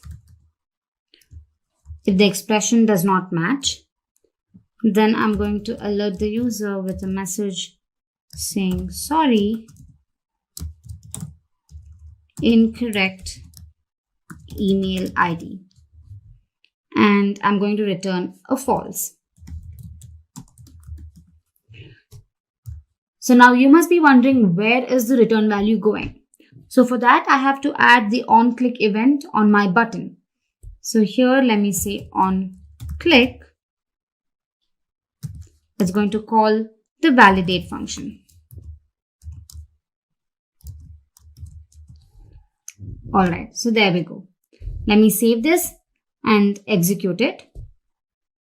In my browser, when I type in xyz@gmail.com, and when I click on submit, it alerts me saying you have provided a valid email ID. So to check the other condition as well, let's type in .co.in and submit. And again, it says that we've provided a valid email ID. Now, let's just add a period and an underscore as well. So if I say xyz.a_bc@gmail.co.in, and when I submit it, it again says it's a valid email ID. For a false case, let's go ahead and remove the @ symbol and submit it. It says, sorry, incorrect email ID. Or you can also go ahead and remove the period here. And when I submit it, it still says that the ID is valid. Now here what happens is that Gmail Co is taken as one domain name with an extension .in. So here this is valid. So this was a simple video to explain email validation. I encourage you to play around with regular expressions and also consider all possible scenarios while you're validating your ID. In our previous few topics, we learned about arrays, functions, and loops. However, this time we're going to take a step forward and then learn about promises. Now you must be wondering why JavaScript promises even came into picture and what exactly these promises are. So don't worry, I've got your back. In today's video, we're going to learn about promises, why they were introduced, and also I'll explain their functionality. So let's go ahead. First up, why JavaScript promises? Now, JavaScript is predominantly single-threaded, meaning all processes contain the execution of instructions in a single sequence. So basically, in simple terms, one command is processed at a time. Now, if a function relies on the result of another function, it basically has to wait for the other function to finish and return. And until then, the current function remains idle. Now, this can be extremely frustrating because it's time-consuming and very restrictive. I mean, you're not using the system to its full capability. So to overcome these drawbacks, asynchronous concepts or asynchronous programming came into picture. So in this case, the main thread continues its execution while JavaScript allows long network requests and other tasks to happen simultaneously. Now with the help of features like callbacks, promises, and async await, asynchronous programming can be easily achieved. I hope now you understood why promises or asynchronous programming came into picture. Moving on, what are JavaScript promises? Now in the case of synchronous actions, you could, instead of arranging for a function to be called at some point in the future, return an object that represents this future event. This is what the standard class promise is for. Now a promise is basically an asynchronous action that may complete at some point in the future. And when it's completed, it produces a value. Now it is able to notify when its value is available. The easiest way to create a promise is by calling the promise.resolve method. Now this function ensures that the value you give it is wrapped within a promise. Now a promise basically has three states. First up is the pending state. Now this indicates that the underlying operation has not yet been completed. Next up is the fulfill state. This indicates that the promise has been fulfilled with a particular value. Lastly, we have rejected. Now this indicates that an error has occurred during the operation and the promise is rejected with a particular reason. Moving on, a promise is said to be settled when it is either fulfilled or rejected. Because remember, promises are immutable. They cannot change their state. So once they're either fulfilled or rejected, they're said to be settled. So when a promise is fulfilled, it has to do a particular job. So for that, we make use of the then method. Now the then method basically runs for a result, and this is used to attach a callback when the promise has been resolved. Alright, same with the case of the scenario when the promise is rejected. It makes use of a catch method, which is used to attach a callback when the promise has been rejected. Don't worry, you'll understand the concepts better when we get to the demo. So moving on, let's look at a quick flowchart to understand promises better. First up, you have a new promise. Now the promise is in the pending state. Now this promise runs for an asynchronous action.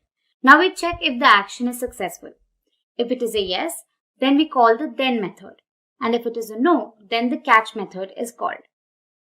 And to end it, if it is fulfilled, then the asynchronous action is performed. And if it is not, that is if it is rejected, then error handling is performed.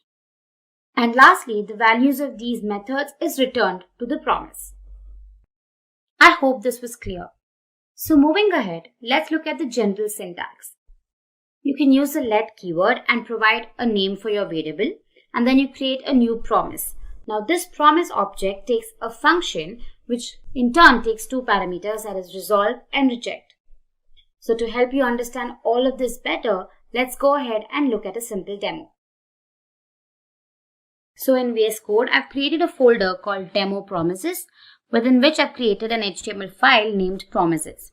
So I have the initial code ready here. So let's begin typing our code. So let's say script. And here, as I explained, we say let, and let's give the name car to our variable. Say car, and we create a new promise. Alright, so the promise object returns a function which takes two parameters called resolve and reject. Alright, so within the function, let's define a simple use case. Now let's assume that we're checking the car for its fuel. Alright, so we'll create a variable called fuel underscore full tank. Now let's set the variable to say true. Alright, now let's set the variable to true. Now this indicates that the fuel tank is full. So now if the fuel tank is full, what I can do is I say resolve. Alright, else I reject it. Okay, I hope you understood what I'm doing here. I'm just checking for the fuel tank, and if it is full, which is true, then it gets resolved, and if it is false, then it gets rejected. So if the promise gets resolved, the then method is called, right? So let me call it here. I say car.then. Now this runs a result, right? So it's a callback function within which I say document.write the fuel tank is full, happy driving. Alright, and if it is rejected, I say dot catch, which also returns a function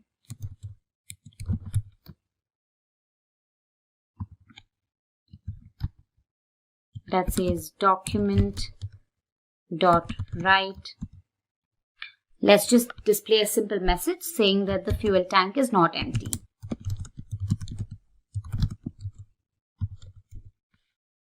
Alright, so let me save this and execute it.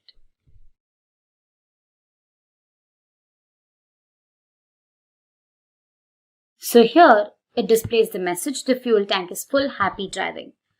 Now that happens because we've set the value to true here. Now in case we change it to false, let's see what it displays. Alright, it displays the message, the fuel tank is not empty. So this was a simple example showing how a promise works. Now let's go ahead and understand nested promises. So for that, let me just comment this out. And now let's create a function that returns promises. So in our case, what we're going to do is first we'll check for the fuel tank. Now in our case, we're taking a scenario where the fuel tank is empty and the engine of the car is overheating. So as a result, the car is not safe for traveling. Alright, so let's go ahead and create these functions. So I'll say let empty underscore tank, okay, which returns a promise. So within which I say return new promise, and the function takes two parameters, that is resolve and reject,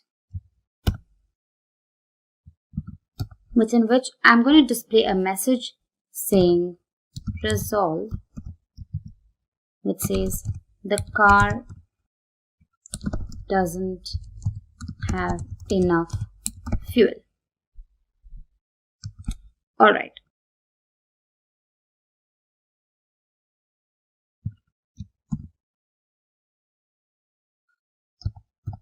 Now let me just copy the same piece of code to check for the engine. Alright.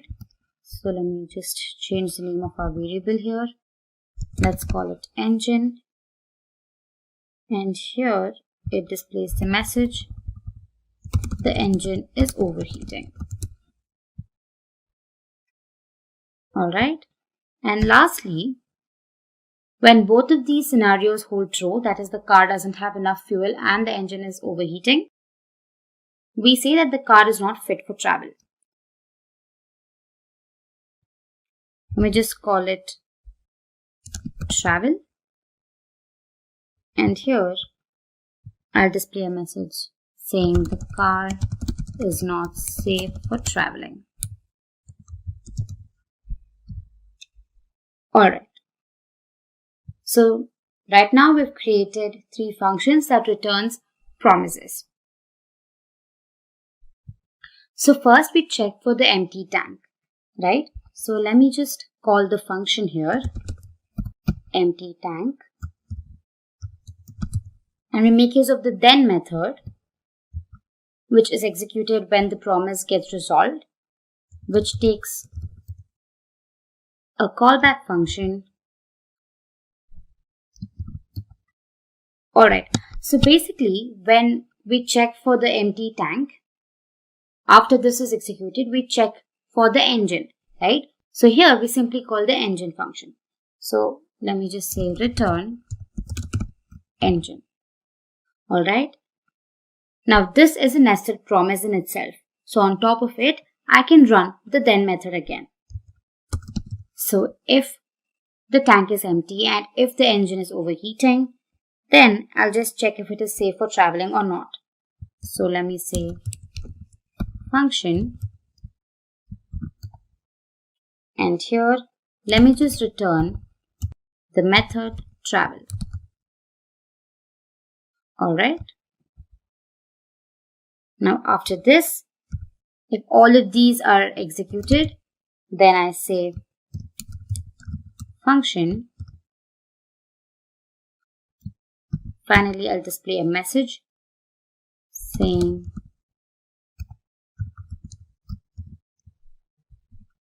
done. Alright. So let's save this file and execute it. So here I go ahead and click on promises. Let's go and check our console.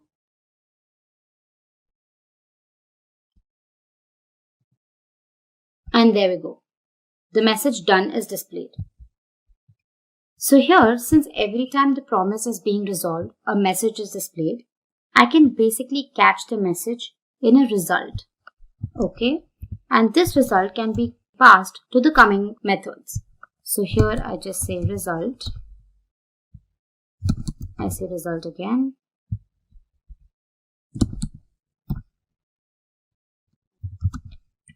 Alright.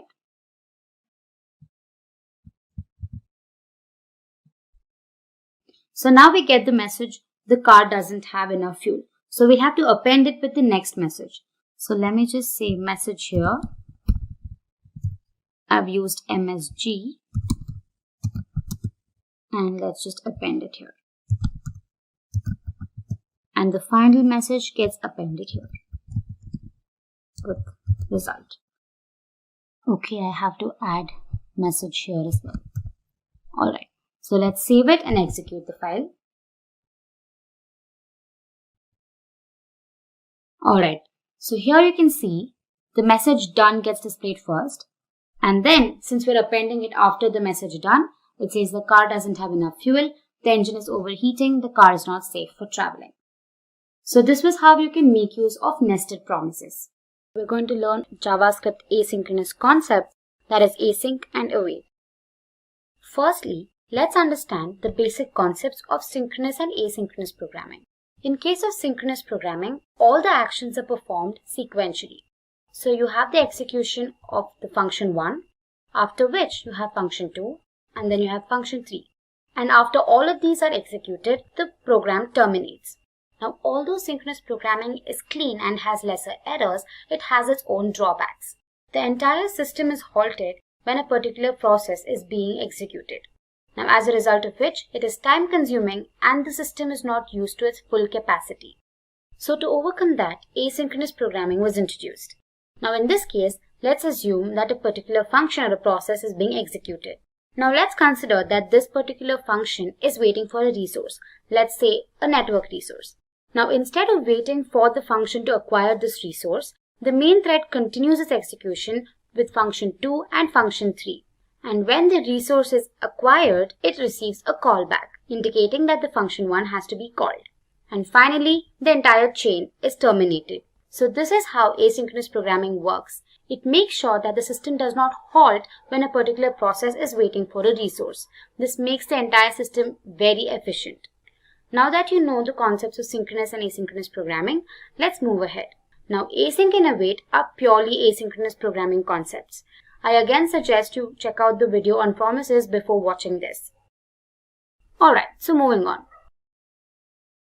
What are JavaScript async functions, that is async and await? Now, async and await are built on promises. The function is basically accompanied by the keyword async, indicating that it returns a promise. Within this function, the await keyword is applied to the promise that is being returned. Now, the await keyword ensures that the function waits for the promise to resolve. Now, on the surface, the execution looks synchronous while it's actually asynchronous.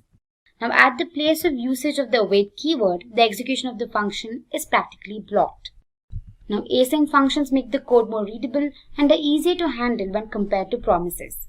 Now, to give you the general syntax, you have the async keyword associated with the function name, within which we have the await keyword with a particular promise. Now, to help you understand the entire concept better, let's look at a demo. Now, I've created a file called async await in my Visual Studio Code. So what we're going to be doing is that we're going to have two functions that help you check for the result. Now you pass this code as a parameter to these functions, which in turn return promises telling if you have passed and will also give you the grade that you've scored. Alright, so let's go ahead and say let me call the variable result, and let's have a function which takes the score as a parameter. Alright, within which it returns a promise. So I say return new promise. Now as you know, a promise basically has a function which takes two parameters, that is resolve and reject. Now I just display a message saying calculating results. Alright. Now if my score is say above 50, I resolve it by displaying a message saying congratulations, you have passed. Alright, and if it is less than 50, I reject it with a message saying you have failed. Alright, so this is a very simple promise that I've created. So moving on, let's create another function that returns a promise. So basically this function will tell you the grade that you've scored. So say let grade equals function. Now this takes response as a parameter. So let me just say response. Now again, let me just copy this. Alright, within which I'm going to console log a message saying calculating your grade. Now we're just going to resolve the promise with the message your grade is A. Alright, and then we append the response. Now the first promise either resolves saying that you've passed, or it rejects saying you failed. And in case it gets resolved, then the next promise is automatically resolved with the grade A. Alright, so moving on, let's call the functions. So here, let me first call the function result. So I say result, and let me pass the value 80 since it gets resolved. And now I make use of the .then method. Now here I catch the response. Alright, and then I just display a message indicating results received. Okay. Now what I'm going to do is I'm going to pass the response to my next function, that is the grade function. So what I say is I say return grade, and the parameter is response. So let me just pass that. Now what exactly happens is that the grade function also returns a promise. So on top of that, I can use the .then method. So I use the then method, and let me just say final grade. Now within which I just display the message final grade. Alright. Now lastly, we make use of the catch method. In case of errors, this catches the errors. So let me just say error, and then we'll console log it. Alright, so this is the code. Let me save this and let's execute it to see its normal execution. So this is without using async and await. Alright, so let's go ahead and execute this. So here let me check the console, and there we go. It says calculating results, results received, calculating your grade. Your grade is A, and congratulations, you have passed. So this was basically without using async and await. So now let me show you how you can use async and await and how easier the code becomes. Alright, so what we can do is, let me just comment this out. Alright, now what I'm going to do is I'm going to call my function, right? So I'm just going to make use of the async keyword while calling it. So I say async function, and let me call the function calculate results. Okay. So now inside this method, I'm going to call the functions result and grade. So when I first call result, the value that is returned by result is going to be stored in the variable response. So for that, let me just say const response. Now I make use of the await keyword here. I say await result of 20, or in our case, let me just say 80. Alright. So what the await keyword does is that the function result ceases to execute until the promise is resolved, and whatever the promise returns gets stored in the variable response. Alright. So now after this, let me just display a message that says results received. Alright. Now next I'm going to call the other function, that is grade. So again I'm going to say constant, and I'm going to have to create another variable. Let me call it final grade. And it's the same procedure. I use the await keyword and call the function grade. And I pass response as the argument. Alright. And after this, I'm going to say console log for final grade. So it's as simple as that. So first we call the result function, which returns a promise which gets stored in the variable response. Alright. Then we're going to call the grade function and pass the response as an argument, and the result of which is being stored in final grade. Alright. And lastly, we display final grade. So now you must be wondering, if this executes, what about errors? What if the value that I pass is less than 50, right? For that, I'm going to have to catch an error. So what I can do is that I can place this entire code within the try block. Alright, so let me just say try. And now what I can do is I can catch. Now if there is an error, it gets caught and then I display it. So let me say console log error. Alright. And lastly, let's call the function calculate results. Okay, so let me save this and execute it. So alright, here we go. It displays the same messages in the same sequence that we saw before. So now to give you an example of rejection, so here let me just pass 20. Alright, let's save it. And there we go. It says calculating results, you have failed. So you can make use of async and await instead of complicating the entire piece of code by using promises. ReactJS is a widely used front-end development library. So if you're just starting or wish to brush up your basics, then you're in the right place. This video will cover all the basic concepts of ReactJS. First, we'll look at what ReactJS is. Then, we'll see how to install and set up the React environment. Then, we'll move on to learn the fundamental concepts of components, props, and states. Lastly, we'll conclude the session by creating a simple calculator app. I'm sure you're excited to learn, so let's dive right in. Let's go ahead and begin with what is React.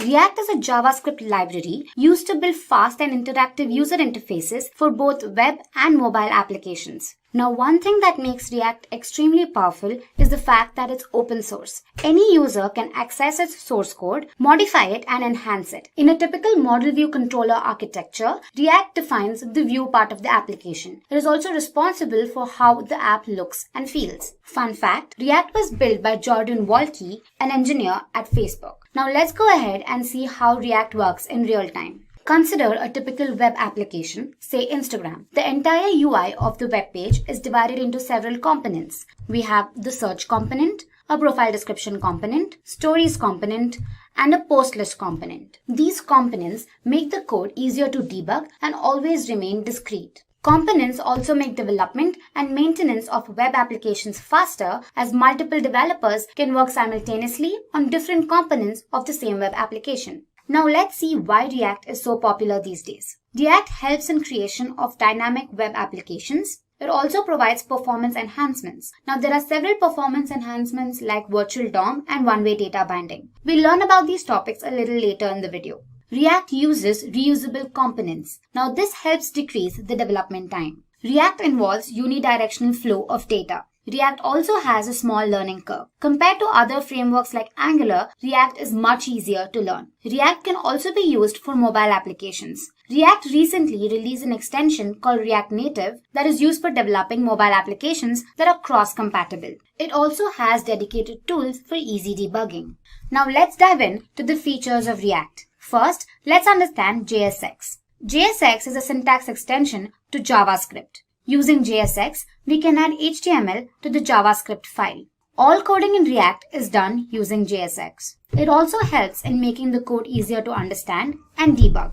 Ultimately, JSX is a combination of JavaScript and HTML. Now let's consider a small example. Const simple here is a JavaScript notation. H1 tags indicate HTML. Again, the semicolon indicates JavaScript. Note that the semicolon is not mandatory. However, it's a good practice to include it. Moving on, the next feature is virtual DOM. DOM, which is an acronym for Data Object Model, actually defines how documents are accessed and manipulated in a web page. It represents the entire structure of the web page in the form of a tree. Now let's see how this actually works. React creates a virtual DOM that is the exact copy of the real DOM. Traditionally, whenever something changes in the web application, all objects in the real DOM are updated. This makes it extremely slow.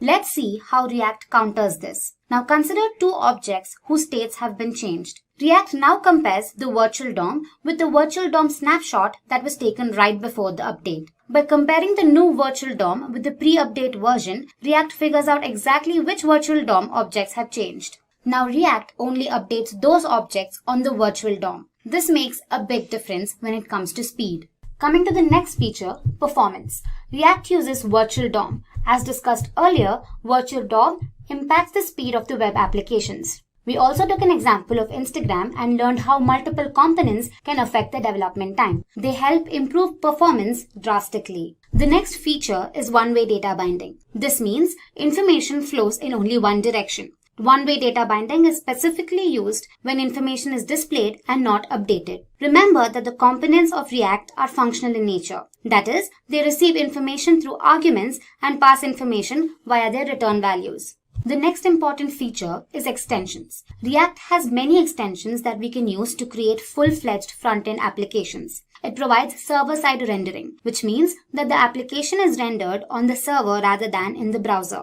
React Native, which is a React extension, is used for developing mobile applications. There are many other extensions that React provides for every scenario in web development. Now let's look at a few of them. React Native lets you build mobile applications using only JavaScript. A React Native app is a real mobile application and not just a web application running on your mobile devices. Thousands of applications like Facebook, Instagram, Pinterest, Skype use React Native. The next popular React extension is Flux. Flux is the application architecture that Facebook uses. Flux implements a unidirectional flow, which makes it easier to understand what actually is going on. Now let's see how it works. When we trigger an action, the dispatcher will get notified. The dispatcher receives actions and dispatches them to the stores. A store is what holds the data of an application. Stores will register with the application's dispatcher so that they can receive actions. Data from stores is displayed in views. Actions define the internal API of your application. They capture how anything might interact with your application. The last feature of React is debugging. React applications are easy to debug thanks to the large and active developer community. You can practically debug React codes within your browser. Now notice the small React extension icon at the top right corner. This developer tool allows the user to inspect the code and also easily debug it. Moving on, let's learn about the building blocks of React. Components, state, and props are the essential concepts that one should know before implementing React. They are the foundation on which React is built. Now, what exactly are React components? Components are the building blocks of any React application. React divides the user interface into multiple components, wherein each component defines how a particular element is viewed in the application. React components remain discrete and are processed independently. Another feature is reusability. Components can be reused multiple times across the application. This reduces the development time. Consider the following code snippet. A component is implemented as a JavaScript class having some state and a render method. State is the data which we want the component to render. The render method is responsible for how the UI looks and feels to the user. The next concept is state. State of a component is an object that holds some data. This data influences the output of a component. Every time the state of an object changes, the component is re-rendered onto the screen. Now let's see what props are. Props, or short for properties, allow us to pass arguments or data to components. Properties help make components more dynamic. It is important to define all the properties, their types, and their default value. Props are passed to components in a way similar to that of HTML tag attributes. Now consider the following code snippets. This shows exactly how properties are passed to components. Also, detailed illustrations on components, props, and state will be shown in the upcoming videos, so stay tuned for that. Moving on, let's go through some of the things that you should know before you can actually start working on React. You should be familiar with programming concepts like functions, objects, arrays, and classes. One should also have a basic knowledge of JavaScript and a familiarity with HTML. Don't worry if you feel like you're not good at them. Once you start working on them, you'll get a good hang of it. Finally, let's go through the impact of React on the IT industry and get insights into the salaries of React developers. Statistics show that React developers earn way more than other web developers. According to PayScale, the average salary for a React developer in the United States is a whopping 91,000 US dollars. The average salary for a React developer in India is 7.25 lakhs per annum. Over the recent years, React has gained immense popularity and is being adopted by many companies. According to the data by Google Trends, React has had a better growth scale compared to other frameworks like Angular and Vue. Statistics show that front-end developers have wholeheartedly adopted this lightweight framework, foregoing other available options. If you are skilled and have a knack for front-end development, React can help you gain fantastic career opportunities. Lastly, talking about a few companies that use React devotionally, we have Facebook, Instagram, Netflix, Dropbox, WhatsApp, among others. In this video, we'll be learning all about React installation on Windows. To set up the React development environment, we need two things installed, Node and a text editor of your choice. So let's begin by installing Node.js. We can head to the official Node.js website, say download Node.js. So here you can see the Windows installer. Depending on your system, you can either download the 32-bit version or the 64-bit version. So I'm going to go ahead and click on the 64-bit version. Since it's already installed on my system, I'm not again installing Node. You can follow the installation guidelines and download it. Once you're done with Node installation, you can go ahead and download a text editor of your choice. So I'd suggest VS Code. So let's head to the VS Code page. Say download VS Code. Click on the first link and download the 64-bit version for Windows. Once you're done with the installation of both Node and your text editor, you can start creating your first React application. So for that, let's create a folder.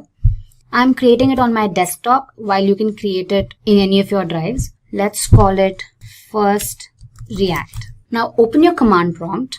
Now you can type in the path for the folder that you just created. So say cd users first React. Now go ahead and type in the command npm install -g create React app. Okay, so this command installs all the necessary React.js modules. Now to check if the version is correctly installed, you can type in create React app version.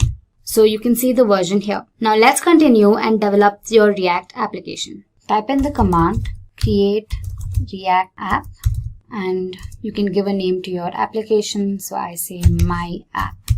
Now this should take a couple of minutes. Okay. Once you've successfully created your application, they say to begin by typing the following commands. So let's do that. Say cd my app and npm start. This should typically start your application, and here we go.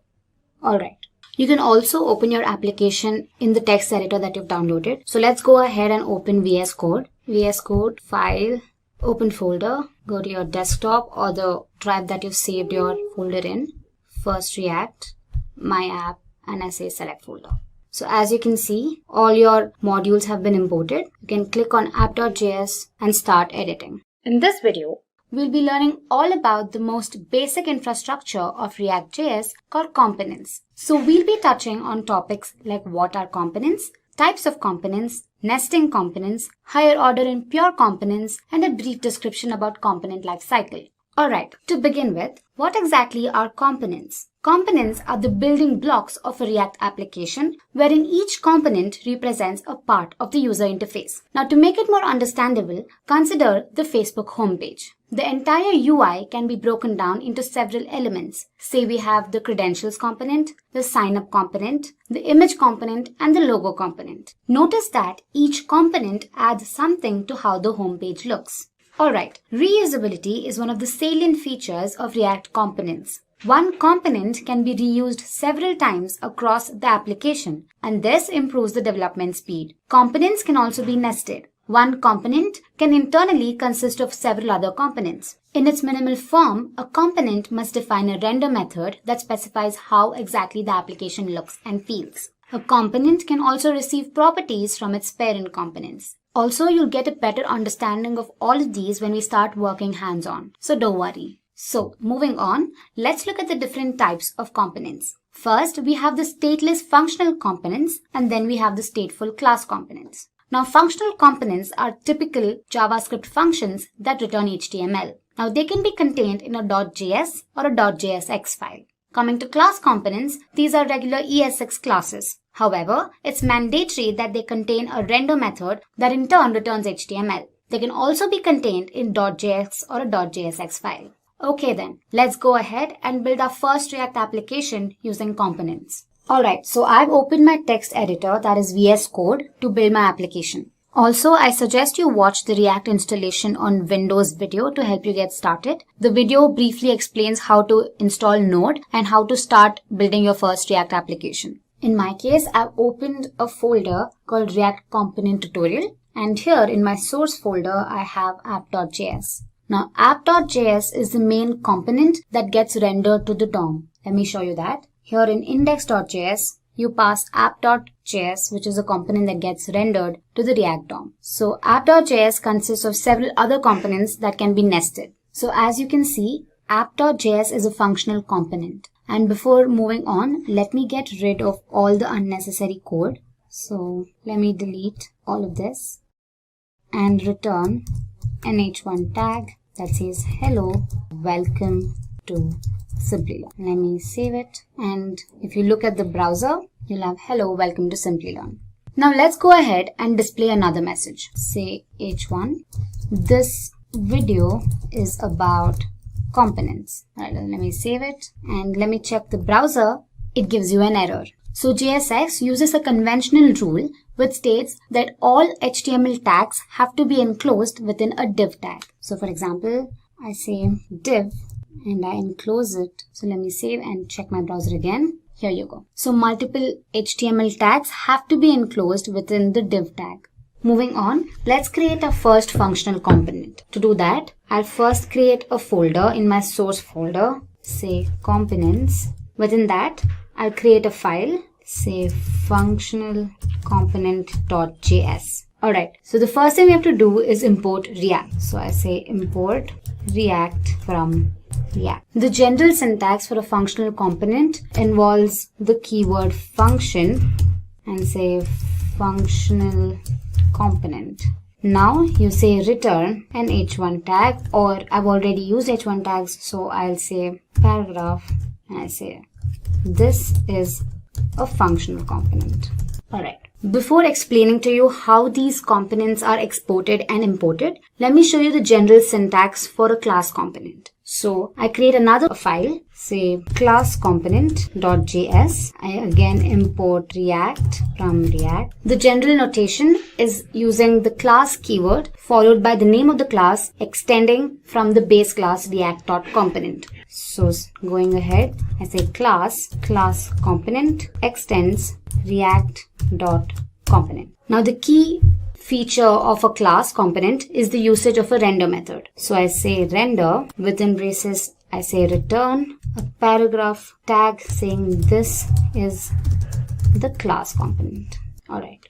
So moving on, let's see how these components can be nested into the main component, that is app.js. Components can be nested into the main component using import and export keywords. So as the name suggests, export feature is used to export a particular file or a module, and import is used to import a particular file or a module into the current existing module. So we have two different types of exports. You have default export and just export or named export. So a default export is used to export just one object, be it a function, a class, a variable, from the file, and there can only be one default export per file. And when you're importing it, you can specify the address and use the word import before it. So let me show you how it works. Let's go back to our editor and then functional component. And here I say export default. and the name of the functional component, that is functional comp. So let me save this, and going back to my app.js, I say import name of the functional component, that is functional comp from, and I pass the path, this components / functional component. Also, let me get rid of these unnecessary files here. Now let's define functional component in our app.js component. So here I say functional comp. Let's compile it and check our browser. Here it says this is our functional component. Moving on to my class component, it's the same syntax here as well. I say export default name of my component, and in my app.js I import it. Import class comp from the path. And again, I'll have to define it in my return method. I say, so let me compile it and check my browser. It says this is the class component. One unique feature of default export is that I can rename the file while I'm importing it. So for example, I can rename it as say FC, and while I'm defining it, I'll have to make sure I use the same naming conventions. So I say FC again. And when I check it, it says this is the functional component. There's literally no difference. The next type of export is the named export or just export. So a named export can be used to export multiple objects, be it functions, class, etc. from a file. Now there can be several named exports from a single file. One hack is that while you're importing, it cannot be renamed. So let me show you how this works. Okay, so let's create another class in our class component. So I'll just copy paste this. Let me give it another name, say class comp 1. And the message that I want to display is, hey, I'm another class. All right. So when I'm exporting it, I don't want default. So let me take it off and say export here. All right. In my app.js, while importing it, I want to import both the classes. So I'll include them within curly braces here. I say class comp, comma, class comp 1. And then again, I define it here, class comp 1. Let's compile it and run it, and here we go. Here you can see, hey, I'm another class. So we've successfully exported both the classes from the class component and imported it back in our app.js component. One advantage of using named export is the fact that I can choose to import the classes that I want to. Now say for example, I do not want to import class component here. So let me take it off, and here let me comment this. Now let's compile and see. Hey, I'm another class. The second class got imported while the first class that was defined earlier is not imported here. Alright, so next up we have higher order and pure components. Now I won't get into the nitty-gritties of it because they're advanced topics, but to give you a brief insight, higher order components are basically functions that take in a component and return a new component. The whole ideology behind higher order components is to facilitate the reusability of component logic. Okay, so let's see how this works. Let's go back to our code editor. Let's create a component in our components folder. Let's call the component click.js. Alright, so here we define a class. I use the snippet RCE. Here we go. We get the entire format using the small snippet RCE. And here I'm going to make use of a button. Now say I use the tag button and I'll say clicked one time. Every time the user clicks on the button, the value gets incremented. So for this, I'm going to use a variable say count, and I'm going to use the concept of states. So let's go ahead and define our variable count and initialize it to 0. So for that, I'm going to use another snippet called rconst. And here, this dot state equals my variable count, initializing it to 0. So let's define the count variable in our render method. So I say const count equals this dot state. So every time we click on the button, the count value has to get incremented, right? So we make use of an event called onClick equals this dot update click. Now update click is going to be another method that we have to define now. So every time the button gets clicked, this method is called. So let's go ahead and define the function. So it is update click equals, it's going to be an arrow function, and I say this dot set state is nothing but count this dot state dot count plus 1. Okay, and here we say count times. Alright, so once this is done, let's import our component in app.js. So here again, I say import click from components click, and let's define it here. So let's check our browser. Every time we click on the button, the value gets incremented. Alright, so let's go ahead and create another component, say counter.js, wherein every time the user hovers the mouse on the button, the count value increases. So let's go ahead and do that. I say counter.js. I'm again going to use the snippet RCE to create a class component. And here in my div tag, I define a button and say incremented to, for now I say X. So now let's go ahead and add the event. Say button on mouse enter. I'm going to call the method this dot increment count. Okay, so once you're done with that, let's go ahead and define the increment count method. I'm going to copy the same code that I've mentioned in my click.js. So I say copy this. Alright, so one change is that I'll change the name of the method and call it increment count. Again, let's define the count in our render method. So I say const count equals this dot state. And here I change X to count. Now let's go ahead and import it in our app.js. So I say import counter from components and counter. And let's define it here. Alright, let's save it and let's run the code. Okay, so as you can see, you see another button here incremented to 0, and every time I move my cursor on the button, it increments. Mind you, I'm not clicking, I'm just hovering my mouse. Okay, to learn how higher order components work, we'll have to pass counter.js and click.js as parameters to give birth to an entire new component. So for that, let's go ahead and create another component for our HOC. Let's call it higher order.js. Okay, so I say import React from React. After that, I say const updated component equals original component. That's going to be an arrow function again. And within curly braces, I define my class. That is class, say, new component extends react.component. Inside, let's define a render method that returns the original component with a modification. That is, I want to type the user. I want to append the user before the actual message is displayed. Alright, so let's go ahead and close the tag and return new component, and let's export this. Say export default updated component.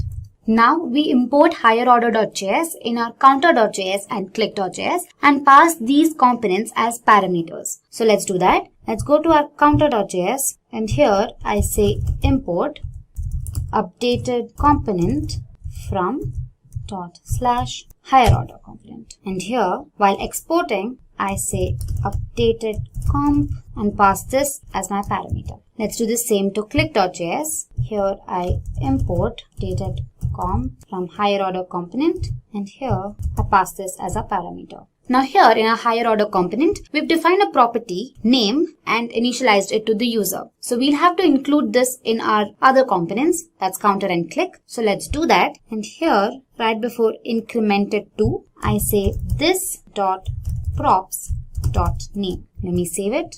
Let me do the same thing here and say this dot props dot name. So if you go back to our browser, here you can see it says the user clicked 0 times and the user incremented to 0. Okay. So this basically shows how React implements reusability of components. Moving on, our next topic is pure components. Now, another way to create class component is by extending pure component from React. A pure component avoids unnecessary re-renders. Now, how does it do it? It does not implement the should component update method. Now, you'll learn about this method a little later in the video. Now, this method enables re-rendering of components to the DOM. But a pure component, on the other hand, ensures a shallow comparison of states and props and checks if a re-render is actually necessary. Only then does it render to the DOM. A React component can be considered pure if it renders the same output for the same state and props. So let's take an example to explain pure components. So let's go back to our VS Code and create 2 component classes, one for a regular component and the other for a pure component. Now using this example, I'll show you exactly how pure component is more helpful. Okay, so let's create a pure component.js file. I say pure comp.js. So here I'm going to use a snippet rpce that is going to create a pure component class. Let me get rid of this export And here in my div tag, I'll display the text, say, I'm the pure component. Alright, now let's go ahead and create a regular component. I may call it regular component.js. And here I'm going to use the snippet RCE. And the message that I'd want to display is, I'm the regular component. So to draw a comparison between the regular component and the pure component, let's create a parent component for the two. So let me create one here. I'll call it parent component.js, and this is again going to be a regular class component. And here I display the message, I am the parent component. To change the state of the component, we're going to make use of a constructor. So let's use the snippet rconst, and here let me create name. You can give anything, and I say Simplilearn. Now we make use of the component didMount lifecycle method to set a time interval. Now don't worry about this, we're going to learn about it a little later in the video. So moving ahead, I'm going to make use of the method and say component didMount, and here I say set interval. And the first argument is going to be an arrow function, and the second will be the time interval, and I'm going to be setting it to 3 seconds. Now within the arrow function, I'll make use of the setState function to set the state of my property. However, I do not change the name, I keep it Simplilearn itself. Moving on, let's import pure component and the regular component into our parent component and then pass name as a property. So to do that, first import pure comp from pure component, and then I say import regular comp from regular comp.js. And here let's say regular comp name equals this dot state dot name, and I say pure component name equals this dot state dot name. Now let's include the property name in both our regular and pure components. So to do that, let's just say this dot prop dot name, and here I again say this dot prop dot name. And finally, let's import parent component into our app.js component. So here I say import parent comp from, okay, and here let me define parent comp. So now if you look at the browser, we have I'm the parent, I'm regular component Simplilearn, and I'm the pure component Simplilearn. We've got the result as expected. Now to check if the pure component is actually re-rendering or not, let's include simple console.log statements. So here I say clg snippet, and here I say pure component render. And in my regular component, I do the same thing. I say console.log regular component render. Now let's do the same in our parent component as well. Here I say parent component render. Alright, so let's go back to our browser and inspect it in our console. First the parent component gets rendered, then the regular component, and then the pure component. After that, for every 3 seconds, only the parent component and the regular component is rendered. For the same state and prop, the pure component is not re-rendered. So in conclusion, pure components optimize React codes and also improves performance. So coming to the last topic, component lifecycle. So basically, component lifecycle explains the stages the component goes through. The entire lifecycle of a component can be divided into 3 parts. We have mounting, updation, and unmounting. So the first thing that gets invoked in the lifecycle is component will mount. It is invoked right before the initial rendering occurs. Then we have the rendering method. Now once a component is inserted into the DOM, component didMount gets invoked. Coming to the next phase, we have updation. When a component receives props, component will receive props gets invoked. Set state is called when the state of the property changes. So every time there is a change, React decides whether the next component's state should trigger a re-render or not. To do that, should component update method is called. Component will update is invoked right before re-rendering. After re-rendering, component did update is called that makes updates to the DOM. And the last phase is unmounting. Component will unmount method does all the necessary cleanup and erases all the allocated memory and cycles. Moving ahead, let's learn about another striking feature of ReactJS called props. Props, short for properties, allow the user to pass arguments or data to components. A parent component can pass additional information to its children using props. Properties help make components more dynamic. Props are passed to components in the way similar to that of HTML tag attributes. Now we'll look at this a little later in the video. Props in a component are read-only and cannot be changed. One thing to remember is that props are sent by the parent to the children components. Hence, the children components cannot make any changes to these props. Now that we've learned about props in brief, let's go ahead and create our application using props. If you're new to this tutorial, I suggest you go to the React installation and React components video on our channel. So back in my code editor, that is VS Code, I've opened a folder called React Props. And now I'm going to create a component, a class component, and I'll call it class props.js. So let's create the class component. I give RCE, the snippet, and here I display a message saying an h1 tag basically. Alright. Now let me get rid of export here and import it in my app.js main component. Here I say import class props. Alright. Now we define the class component in our render method. Let's say. Alright. Now if we go back to the browser, you see hello learners, welcome to Simplilearn. Now let's say we want to individually welcome every student. Instead of retyping the message for everybody, we can pass their names as props. Now let's see how to do that. Now we pass the name as a property from the main component, that is app.js, to the child component and render this onto the browser. So let's do that. So here, while I'm defining my child component, I say name.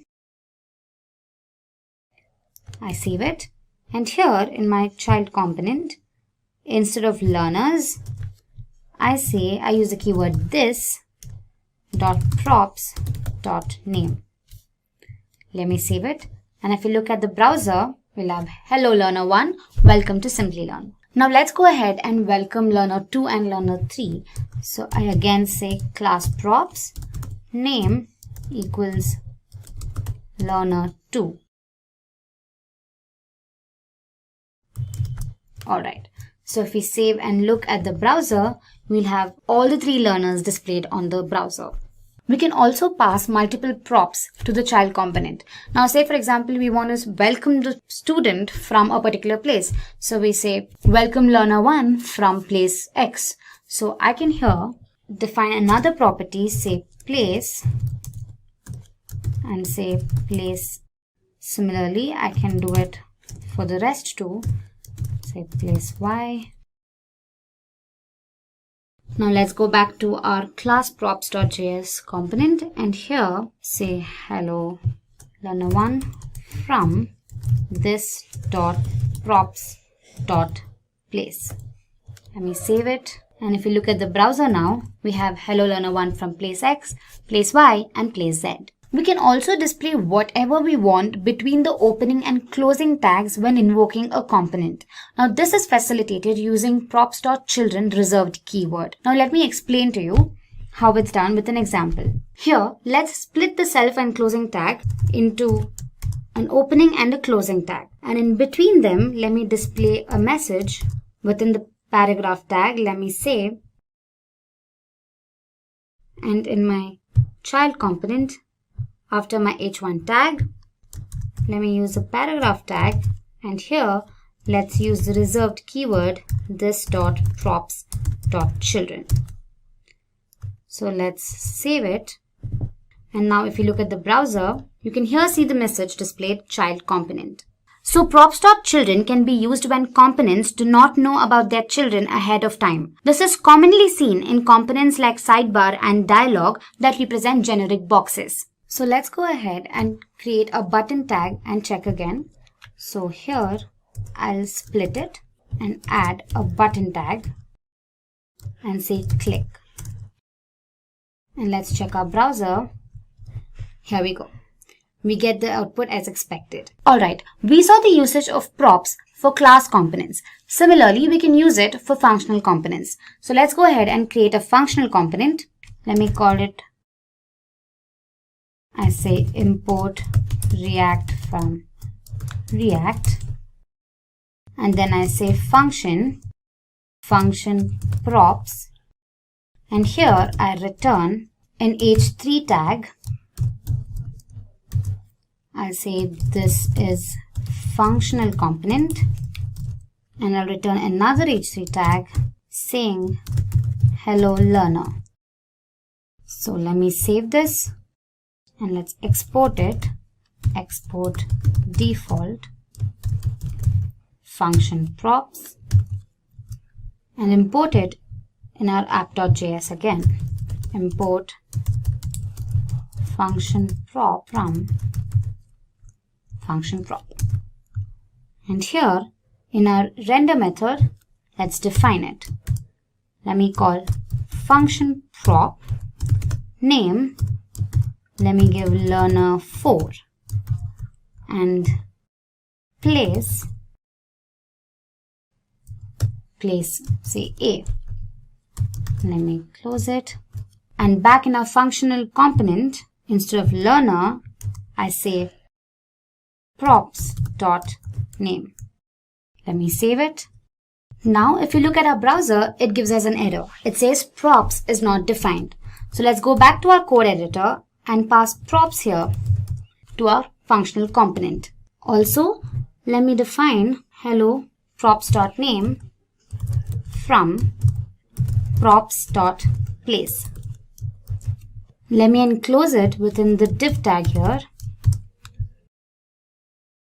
Let me save it. And now if you look at our browser, here we go. We get the output as expected. Let's begin and learn what exactly is a state in React. Typically, a state is an object that stores the values of properties belonging to a component. Now, these values can change over a period of time either via user interactions or network changes. And the state helps facilitate this functionality. Every time the state changes, React re-renders the component to the browser.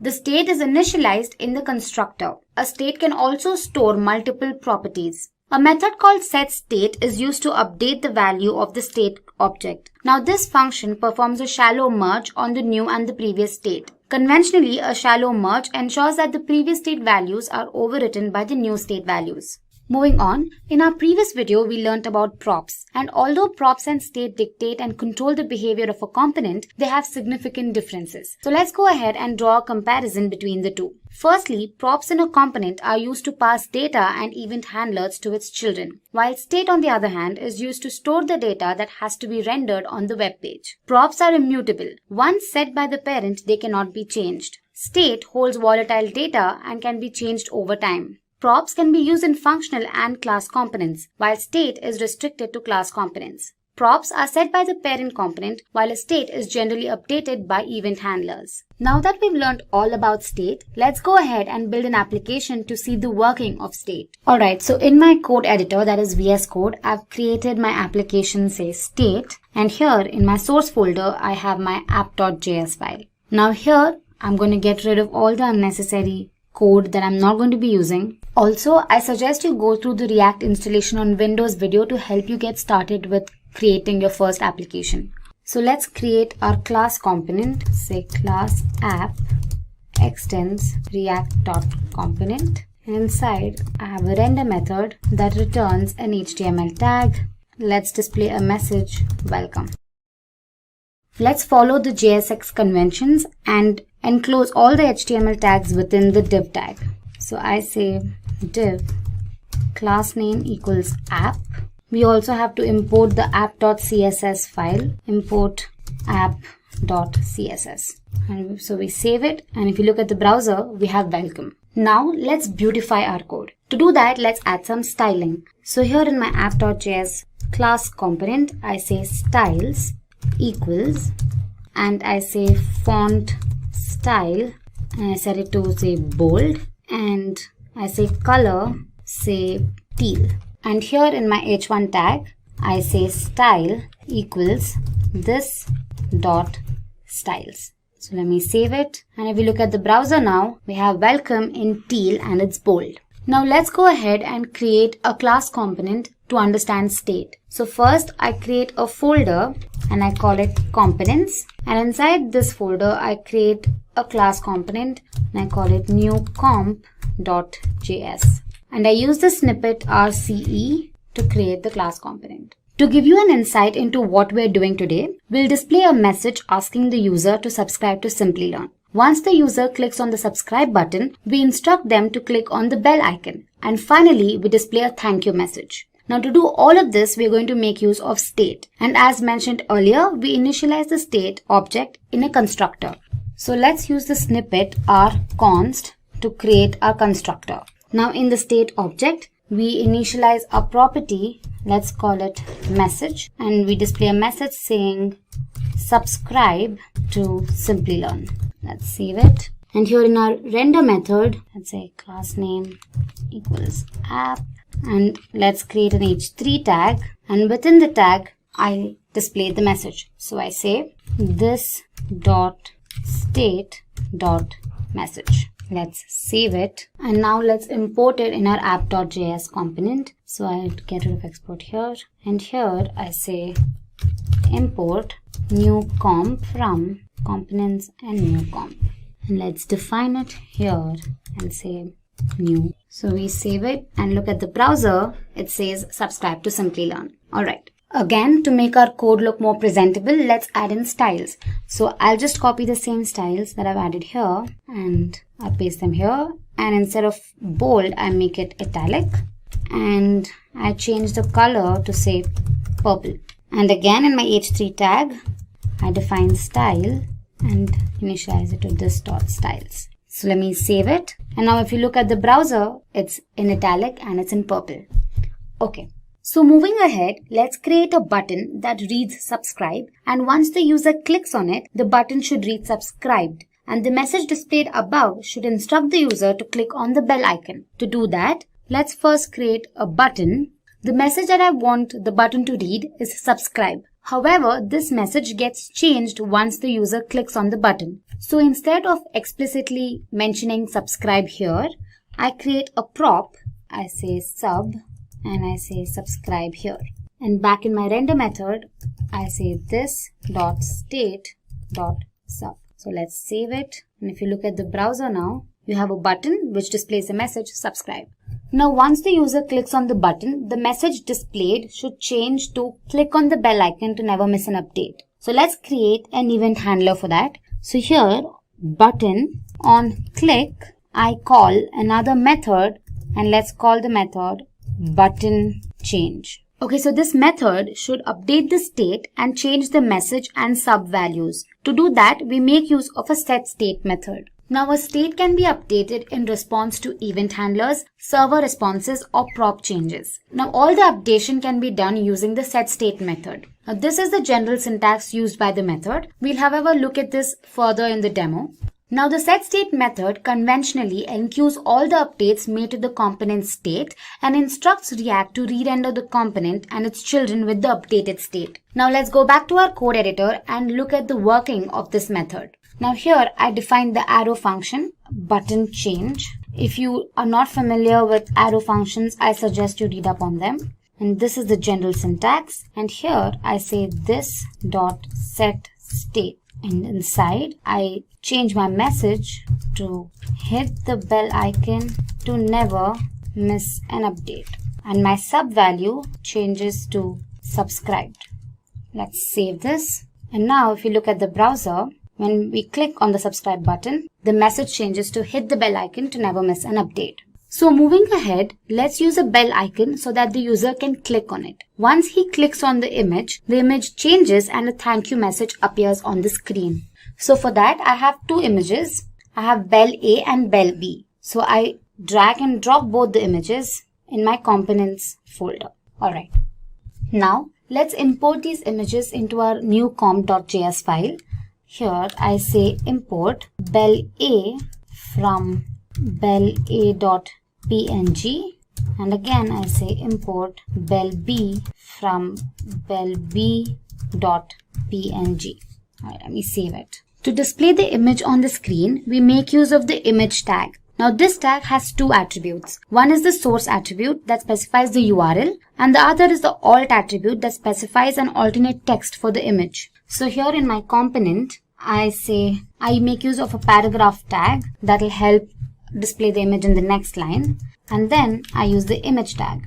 Now since my image changes once it's clicked, I have to define a property and pass the event handler click that will update the image. So here, before specifying the source, let's go back to our state and define another property, that is image URL, and let's set it to bel A, since that is the image that I want to display first. Let me save it, and here in my image tag I say source equals this dot state dot image URL, and then we have the all tag, and I do not want to display any message, so I leave it as it is. Now let's save it, and if we look at the browser, we have a bell displayed. However, now let's change the dimensions of the bell. I do not want such a huge bell. So back in my VS Code, I define style with width, say 30 pixels, and a height with again 30 pixels.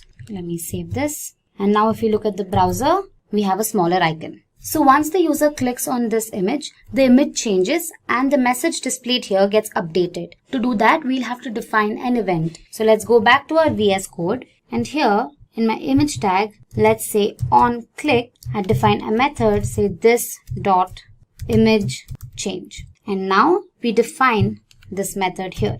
I say image change. I make use of an arrow function again.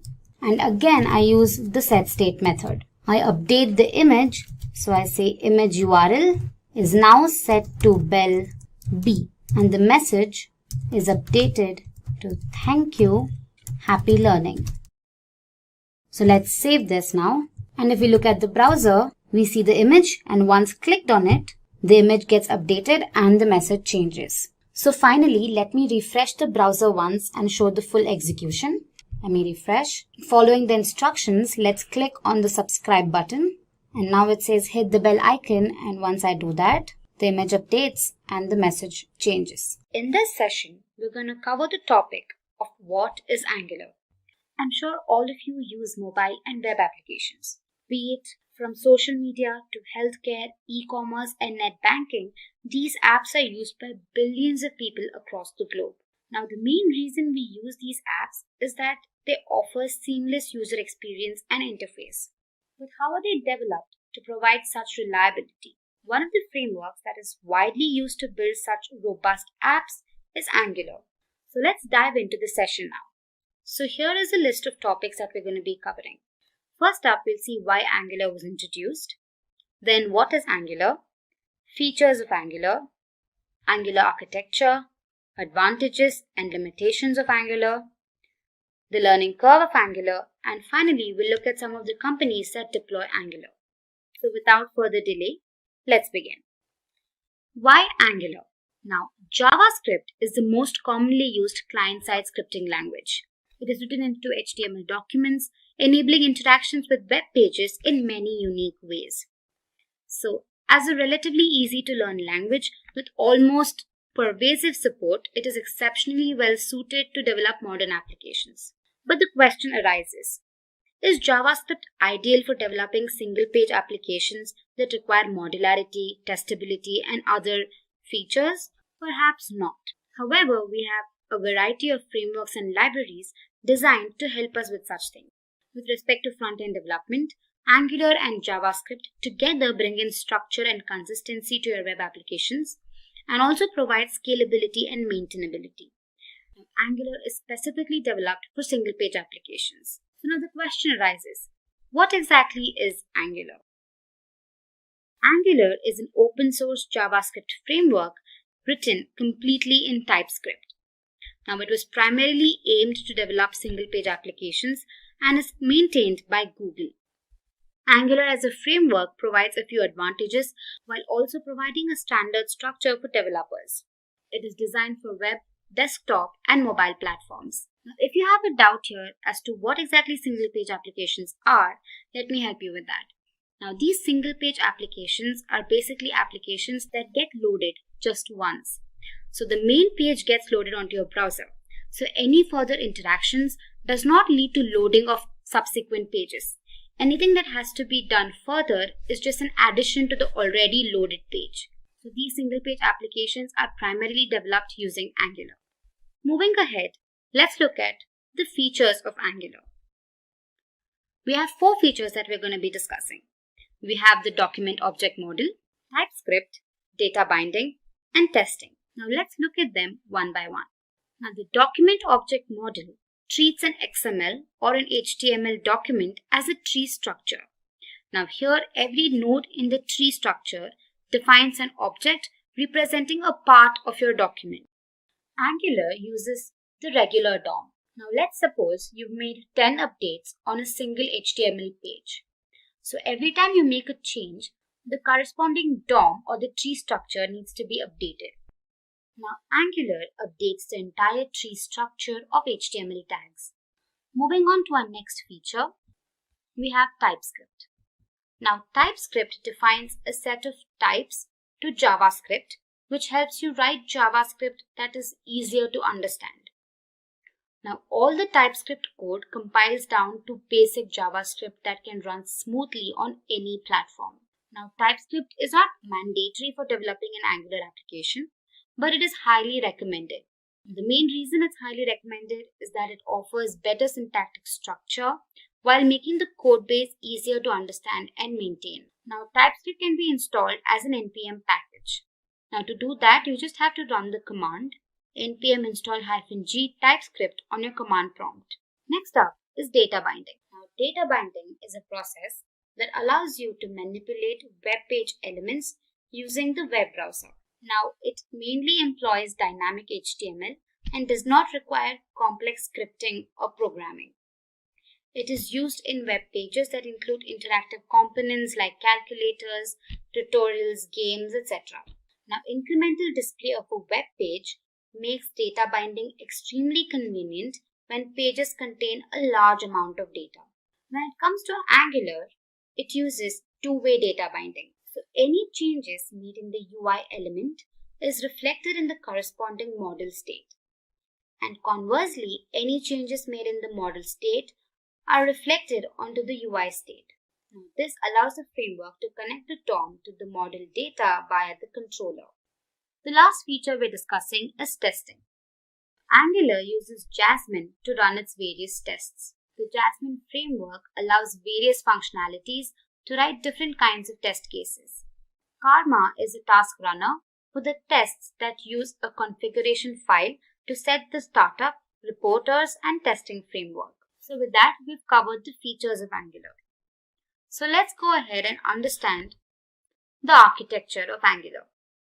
Now, Angular is a full-fledged MVC framework. It provides a strong opinion on how the application should be structured and offers bidirectional data flow and updates the real DOM. MVC, short for Model View Controller, is an architectural pattern that separates the application layer into model, view, and controller. Now, model here relates to all the data-related logic. View, on the other hand, is used for UI logic of the application. And controller is the brain of the setup. Now, it is an interface between the model and view. Moving on, let's look at the advantages of Angular. First up, we have custom components. Angular allows you to build your own components that can pack functionality along with rendering logic into reusable pieces. Data binding. As discussed, Angular allows you to effortlessly move your data from your JavaScript code to the view and react to user events without having to write any code yourself. Dependency injection. Angular allows you to write modular services and have them injected wherever they are needed. This greatly improves the testability and reusability of the same. Don't worry if you can't wrap your head around these topics. We're going to discuss them further in the coming videos. Next advantage is testing. Angular has been built from the ground up with testability in mind. You can literally test every part of your application. Comprehensive. Angular is a full-fledged framework and provides out-of-the-box solutions for server communication, routing, and more. Lastly, we have excellent browser compatibility. Angular is cross-platform and browser compatible. An Angular application can typically run on all browsers, be it Chrome, Firefox, Safari, and platforms like Windows, macOS, and Linux. Now, many versions of Angular have been released ever since its inception. All of these versions have added to the efficient working of the framework. Now, here are the different versions released. First up was Angular 1. It was built on JavaScript and completely based on controllers. Next release was Angular 2. Now this incorporated the component-based approach, wherein the entire UI was divided into several components and lastly integrated to give the final logic. Next was Angular 4. It included router updation. Angular CLI or Command Line Interface 1.0 was introduced, however not deployed. In this release, the Angular CLI was optimized and commands like ng-update and ng-add were added. In the Angular 7 release, prompts were introduced which provided tips in CLI about the functions being used. In Angular 8, IV renderer and Bazel were introduced. And finally, the most recent release was Angular 9. Now this came with the better framework and Angular material. Now this completely switched to the IV renderer as a default compiler. Now that we've learned about the pros of using Angular, let's look at some of the limitations of Angular. First up is a steep learning curve. Now since Angular is a complete full-fledged framework, it becomes difficult for learners to begin with. You need to be acquainted with simple topics and then move on to more advanced topics to become proficient in this language. Next up is limited SEO options. Now Angular offers limited SEO options and poor accessibility to search engine crawlers. It's verbose and complex. Now a common issue faced by the Angular community is the verbosity of the framework. It also poses to be complex compared to other front-end tools. And lastly, migration. Now one of the drawbacks of Angular is poor migration. Now it becomes difficult to port legacy code to Angular style architecture. Also with each new release, it is painful to upgrade and a lot of them are not backward compatible. Next up, let's look at the Angular learning curve.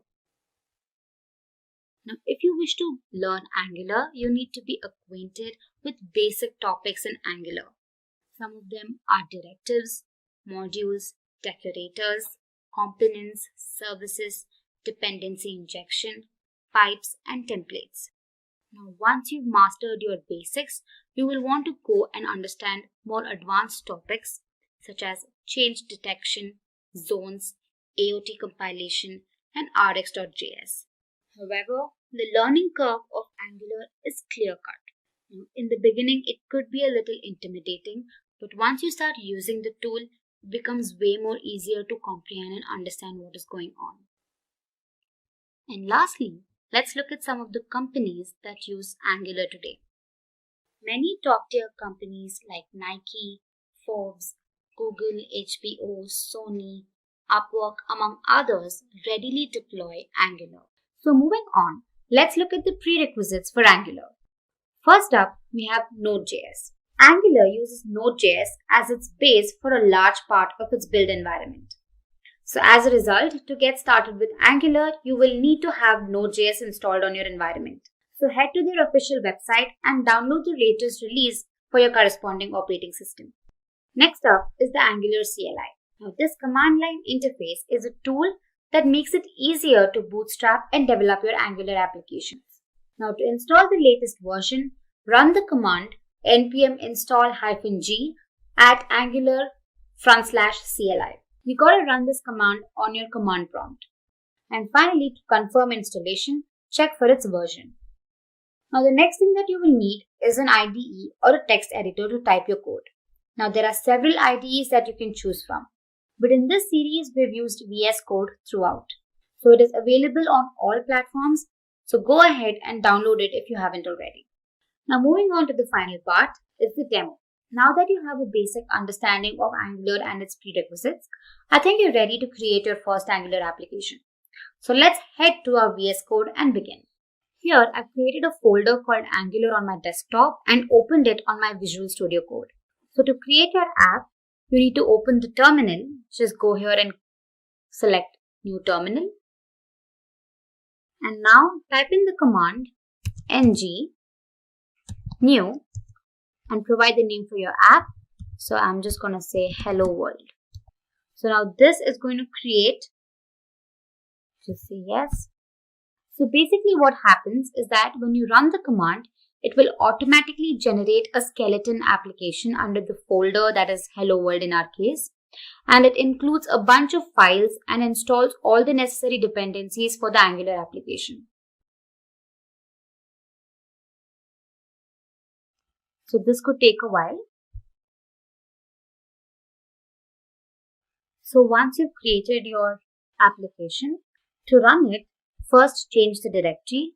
So let's say cd hello world. And now use the command ng serve. Now once it's compiled, you need to go to your browser and type in localhost 4200. And once you do that, you can see your UI. You can see that the application has been loaded onto your browser and it says Hello World app is running. So this is how you create your application. So let's go back to our VS Code. Now as you can see here, there are many files and folders that are created, right? So let's look at a few of them. Of course, we can't explain everything, but I'll brush through a few of them. So the first main component is basically the root component. Now the root component here is the index.html. So here, if you open the file and see, it's a very small crisp code, right? But the most important thing in the file is this app root element. So what this does is it's basically the marker for loading your application code.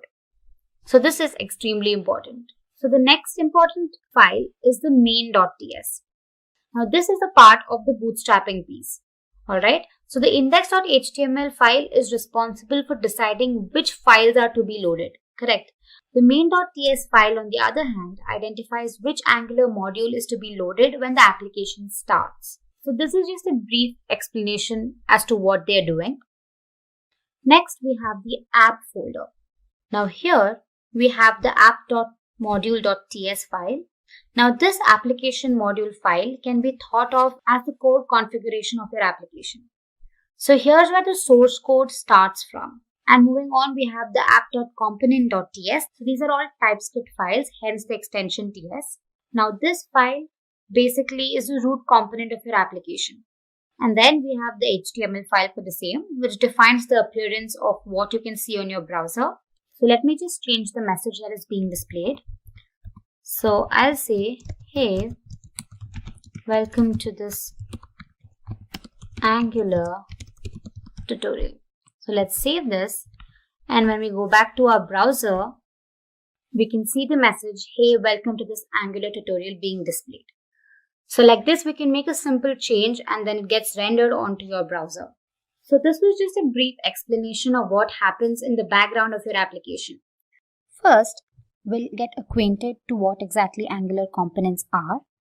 Then I'll help you create an Angular component by showing a quick demo. And lastly, we'll learn about component decorator metadata. But before we begin, make sure to subscribe to our channel if you love watching new and interesting technology videos. Also, hit the bell icon to never miss an update. So what exactly are Angular components? Now I'm sure everybody uses web applications. And one of the most widely used applications is Gmail, correct? Now to help you understand what components are, consider them as Lego blocks. Now they basically are combined together to form the final application. So in this case, here we have the logo component, then you have a sign-in component, an image component, and then a create account component. Now all of these components generally don't affect the working of each other. But however, when embedded, they define the UI of your application. So I hope you understood what components are. So to go ahead, let's discuss some of its common features. Now firstly, they are the building blocks of an application. Generally, you have a root component, which is basically the app component, and then it branches out into other components, creating a hierarchy. And these components are a subset of directives. Now don't worry about what directives are because we'll cover them later on in the series. But to give you an idea, there are three types of directives. You have the structural directives, the attribute directives, and the component directives. Only one component can be instantiated per element in a template. Now components are typically custom HTML elements, and each of these elements can instantiate only one component. Now don't worry, you'll understand this better when I show you the demo. Nextly, A TypeScript class is used to create a component. Now this class is then decorated with the @component decorator. Now the decorator accepts a metadata object that gives information about the component. Now a component must belong to the ng module in order for it to be usable by another component or application. And finally, components control their runtime behavior by implementing lifecycle hooks. So this was just a brief introduction to what Angular components are. Now you will only be able to understand the working of components when I show it to you practically. So let's head over to our Visual Studio Code. Now here, back in my VS Code, I've created a folder called Angular Demo, within which I've created an Angular application called Demo Components. Once executed, the browser looks something like this. So if you haven't watched our previous video on getting started with Angular, that is Angular Hello World, I highly suggest you go through that video first. It helps you create your first Angular application. So now let's go ahead and create our first component. Now the command used to create our component is ng-gc and your component name. Once executed, it creates 4 different files. Now let's just see how this works on our VS Code. Now what you can do is head to your terminal and type in the command ng-gc and provide a name for your component. For example, I'm going to just call my component text component. Alright. So what it does is that it creates 4 different files. You can see you have 4 different files that have been created, and finally it updates the file that is app.module.ts, indicating that this new component has been created.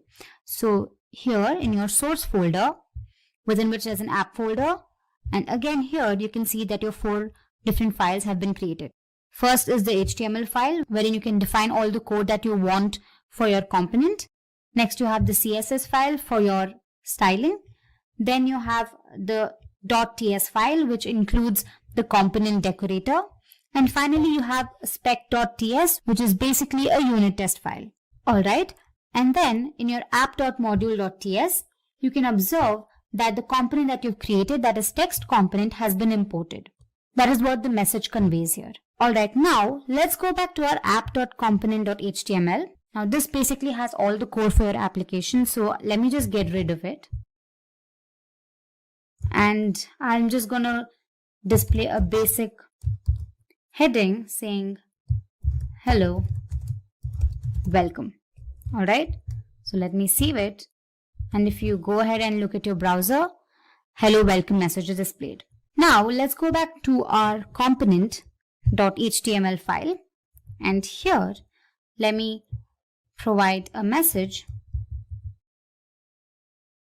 Let me say h3, and let me display a message saying welcome to this tutorial on Angular components. Alright, now in your text component.ts file, which is your TypeScript file, the selector mentioned here is app-text component. Now go ahead and copy this, and in your final component.html, go ahead and create your custom HTML tag with the selector that you just copied. Now this indicates that the component that you just created, that is the text component, is being incorporated in the final render. So what happens is that whatever is defined in the component.html file is also being rendered in your final output. So when I save this, let's go ahead and check our browser. You can see that the message welcome to this tutorial on Angular components is displayed. So this was a simple creation of a component. Now for this, let's give it some styling. So here, go to your .css file and provide some styling. Say for example here I just say text align, and let me say center. And also in my app.component.cs, I'm going to give the same thing. I'll say h1 text align is center. Alright, so let me save this, and there we go. Now we can also create multiple components and define the tags in the app component. Now the components are executed sequentially. So now let's create another component just to give you a brief insight into it. Let's say ngGC image component. Now here I'm going to be adding the Simplilearn logo. So I'll show you how that works. Now you can see that a new component has been created with 4 files again. So in my assets folder here, I've added the logo. So what I can do is back in my HTML file, I can go ahead and create an image tag. So first, let me just display another message here just to avoid any confusion. And let me say this is the image component. And then let me say image source equals, so the source is basically assets / logo.png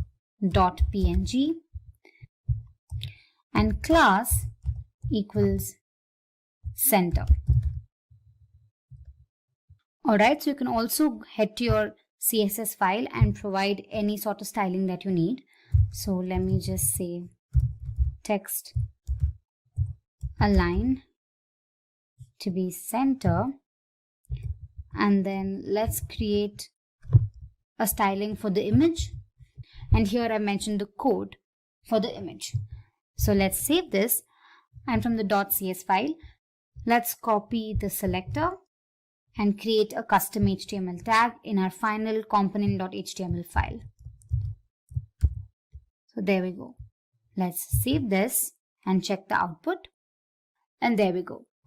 First, the hello welcome message is displayed. Next, you have the message displayed from the first component, and then you have the second component. So this is how you can create your own components, and don't forget to incorporate these selectors into your final HTML file. So moving on to our next topic, component decorator metadata. Now, as mentioned earlier, the @component decorator accepts a metadata object that provides information about the component. Correct? Here is a list of properties of the metadata object. First up is the selector. Now, basically, the selector is a CSS selector that identifies this particular component in a template. Now, this corresponds to the HTML tag that is included in the parent component. You can create your own HTML tag. However, the same has to be included in the parent component. So to help you understand that better, let's head back to our VS Code and say, for example, in our text component here, the selector says text component, correct? For the time being, let's change it to say n component. All right. Now, when you save it and look at the browser, the message is not displayed. So what we can do is you can copy this selector and then include this here. And now you can see that the same component has been rendered onto your output. Alright, so the selector plays a crucial role in that. Next up, we have the template. Now, a template is an inline defined template for the view. Now, the template can be used to provide some particular markup. The markup could typically include some headings or paragraphs that are displayed on the UI. Next up, we have template URL. Now, it is the URL for the external file containing the template for the view. So here you can see, this is basically the external file that contains the template for the view. Next up, you have styles. Now, these are also inline defined styles that can be applied to the components view. So any code that you provide in the .css file can also be included here. Next, you have the style URLs. Now, this is a list of URLs to your style sheets that are applied on your components view. Next up, you have providers. Now, this is again an array where certain services can be registered for your component. Lastly, we have animations. As the name suggests, these are animations that can be listed for your components. First, we'll understand what exactly dependency injection is. Then we'll understand the demerit or the drawback of not using dependency injection. Then we'll understand dependency injection as a design pattern. And finally, I'll help you understand the entire concept with the help of a demo. So let's begin. What exactly is dependency injection? So let's consider this. I'm sure you're aware that Angular uses the concept of components. The entire UI of the application is divided into several components. Now, what if all of these components perform similar tasks, be it accessing the database, rendering images, etc.? Now, instead of writing the same piece of code for every component, you could write the code once and then perhaps inject the same code into every component. Now, this is supported by dependency injection. Now, to give you a better example, consider two classes A and B. Now, let's assume that A uses the objects of class B, and normally in object-oriented programming, an instance of class B is created so that A can access its objects. But using dependency injection, we move the creation and binding of dependent objects outside of the class that depend on them. So dependency injection or DI keeps the code more flexible, testable, and mutable. Also, classes can inherit external logic without having to create on its own. And lastly, DI benefits directives, pipes, and components. Next up, let's have a look at the drawback of not using dependency injection. Now let's consider class postal details that is dependent on the number and the address class. In the postal details class, the constructor creates copies of the number and address. So when you instantiate a new postal details class, the constructor instantiates a unique number and address. Now, although this looks simple, there's a problem with this code. Let's assume that the number and address class constructors now accept parameters. When we change the numbers class, the postal details class gets broken. Now, to overcome this, what we need to do is we need to pass parameter to the number constructor. So this applies to address as well. The first drawback of using this traditional method is that the code is not very flexible. Anytime the dependencies change, the postal details class needs to be changed as well. And the second drawback is that the code is not suitable for testing. Once you instantiate the new postal details class, you get the same number and address. Even if you change the number and address classes every time, what if these classes are in turn dependent on other classes? Then it's going to be a chain reaction. So to overcome this, we make use of dependency injection. Now let's look at DI as a pattern. Dependency injection, as you all know, is a coding pattern where a class receives its dependencies from an external source rather than creating them on its own. So here in the above example, we have moved the definition of dependencies from inside the constructor to the constructor's parameters. So the postal details class doesn't create the dependencies anymore. It just consumes them. So the postal dependencies class doesn't create the dependencies anymore. So with that, we overcome the drawbacks of not using DI. So now that you know what exactly dependency injection is and how vital it is, let's look at a simple demonstration to understand the concept better. Now, services, classes, modules, components, all of these are benefactors of dependency injection. So in the demo, I'm going to be showing how dependency injection can be used with the help of services and injecting these services into classes. So the main thought behind this is normally components are used to ensure just a good user experience. These components do not generally execute tasks. So to execute these tasks, we make use of services. So a component can delegate tasks like fetching data from the server, any network related issues, etc. to a particular service. And these services can be made available to components. With the same thought, what I'm going to be doing is I'll be creating a service that performs the task of displaying an employee list. Later, we're going to inject this service into the class using dependency injection. So let's head to our Visual Studio Code for the demonstration. Alright, so as discussed, I'll have to first create a component that displays a button for the employee, and then I have to create a service class and inject it into my component. Now this service holds the employee details such as name, employee ID, email ID, etc. So first, let's go ahead and create a component. So here, let me just type ngGC, and the name of the component I'm providing is empinfo. Alright, so as you can see here in my app folder, I have the component with 4 different files. Alright, so the next thing we have to do is we have to create a service. So to create that, we make use of the command nggs. You can either give s or service, and the service name I'm providing is records. So let me just say records here.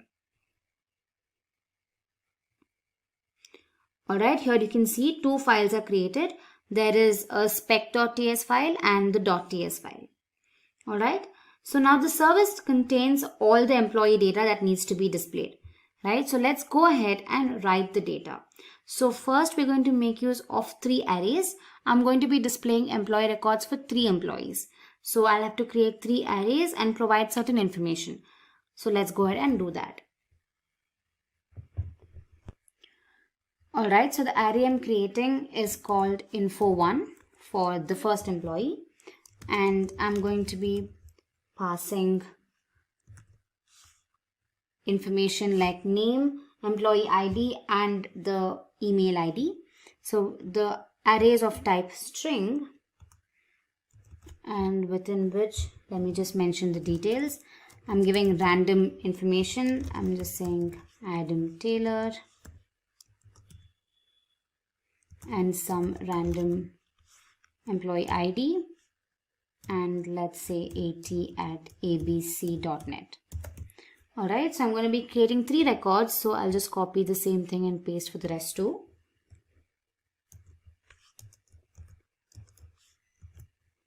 Let's just change here, provide a different name here.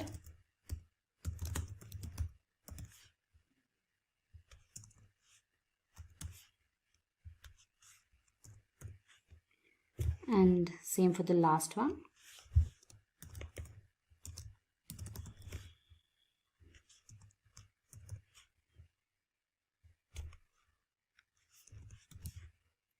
And let me change the name of the array as well.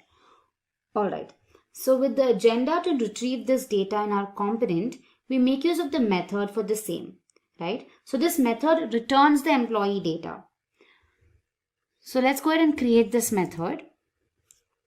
I'm going to call it getInfo and then just say string, and then this will just return this .info1. Alright, I'm going to be calling it getInfo1 for better understanding. Same for the rest too as well.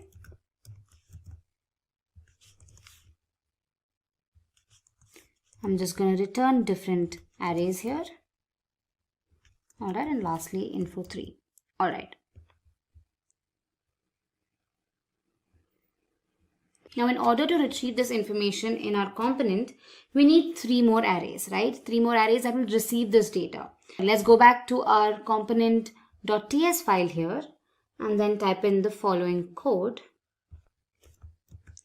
So I've created 3 arrays again. Info received 1, 2 and 3. Now what we need to do is we have to accept the information that is being sent from the service, correct? Now as I mentioned, services are implemented with the help of dependency injection. So what we need to do is we'll have to first import the service into the component.ts file. The key reason behind doing this is that when Angular creates this component, an instance of the service class is also made to perform the necessary tasks. Correct? So let's go ahead and just import it here. So I'll say import records service from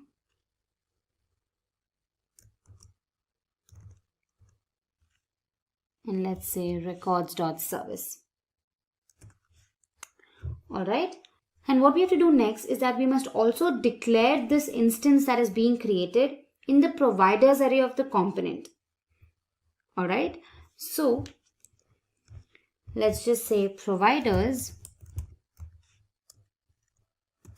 and then say records service. Alright, now we've created the instance of this class, right? However, to access this instance, an object is also created So this object will in turn access the methods and variables of the service class. So for that we have to create another object. So let's do that here in our constructor method. Let's say constructor private, and the object I'm creating is called our service. You can give a name of your choice, and then I'm going to just say records service. Alright, now this object will help me retrieve data from the service. So let's go ahead and use this in order to get the employee details. Alright, so I've created 3 different methods here: get info from service class 2, 1 and 3. And these methods will retrieve the data and add it to our array here, that is info received.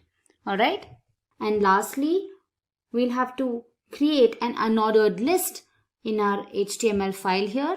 We haven't added anything, so let me get rid of this. So now I have to create 3 different buttons for 3 different employees, and when the user clicks on the button, the data is retrieved from the service and then displayed on the UI, right? So as you can see, I've created buttons for 3 different employees, and then I've made use of a bootstrap class called list group info, and then I've interpolated info which displays the contents of the info variable. Alright, now in order to call the methods in the .ts file, we have to bind them with the button. So since it is bound with the click event, every time you click on the button, the information is displayed. So now the last thing we have to do is we'll have to create a custom HTML tag for the component and then add it to the main component. So let's just do that. Let me copy this here. And then in my app component.html, let me get rid of this. And then let me just create this. I've just created the custom HTML tag for my component. And now just to beautify the code, I'll write a heading. And let's say employee details. And then I'll also add the Simplilearn logo, say image source. I've added the image here, so let me just say logo.png.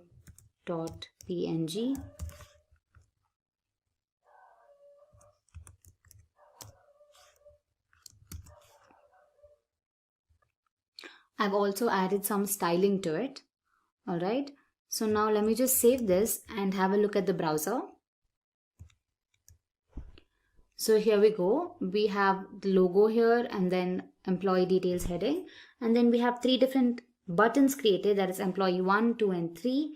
And when I click on it, the information of the employee is displayed, the name, the ID and their email address. So yeah, so this is how you can make use of dependency injection and inject a service class into a component. Dependency injection plays a crucial role in Angular. We'll understand what Angular forms are. Then we'll look at the different types of form building supported by Angular. Next up, we'll get acquainted with features like form control and group control. And we'll learn all of this with the help of a simple demo. So without further ado, let's begin. So what exactly are Angular forms? Now I'm sure every application that you use comes with certain amount of form filling, correct? Be it your login credentials or your sign up forms or any sort of registration forms, etc. So forms are an integral part of a web application. You need forms to update your profile or to enter sensitive information, or also to perform any sort of data related tasks. So now let's look at the different types of form building supported by Angular. First up, Angular supports 2 types of form building. First, you have the template driven approach, and second, you have the reactive approach. Now let's look at them one by one.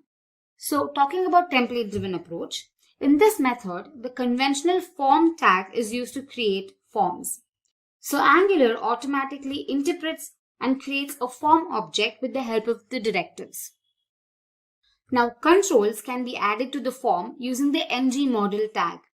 Now multiple controls can be grouped using the ng control group module. So it basically uses several module classes to provide controls.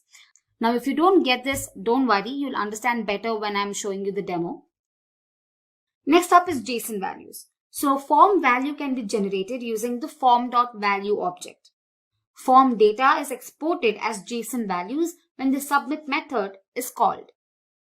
Lastly, basic HTML validations can be used to validate the form fields. In the case of custom validations, directives can be used. So arguably, this method is the simplest way to create an Angular form. So moving on to reactive approach. Now this approach is the programming paradigm revolving around data flows and propagation of change. Now with reactive forms, the component directly manages the data flows between the form controls and the data models. Now reactive forms are code-driven unlike template-driven approach. Reactive forms eliminate the anti-pattern of updating the data model via two-way data binding. So it does not use two-way data binding. And typically a reactive form control creation is synchronous and can be unit tested with synchronous programming techniques. So now let's go ahead and look at form control and form group.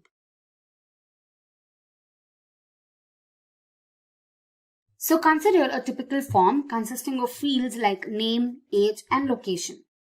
Now a form control is basically a class that enables validation of these fields. For each input field, an instance of this class is created. Now these instances help check the values of the field and see if they're either touched, untouched, dirty, pristine, valid, invalid, and so on. So this allows you to check every field for the value. It makes it easier to understand which field's value is invalid or which field has not been entered, etc. Now moving on to form group.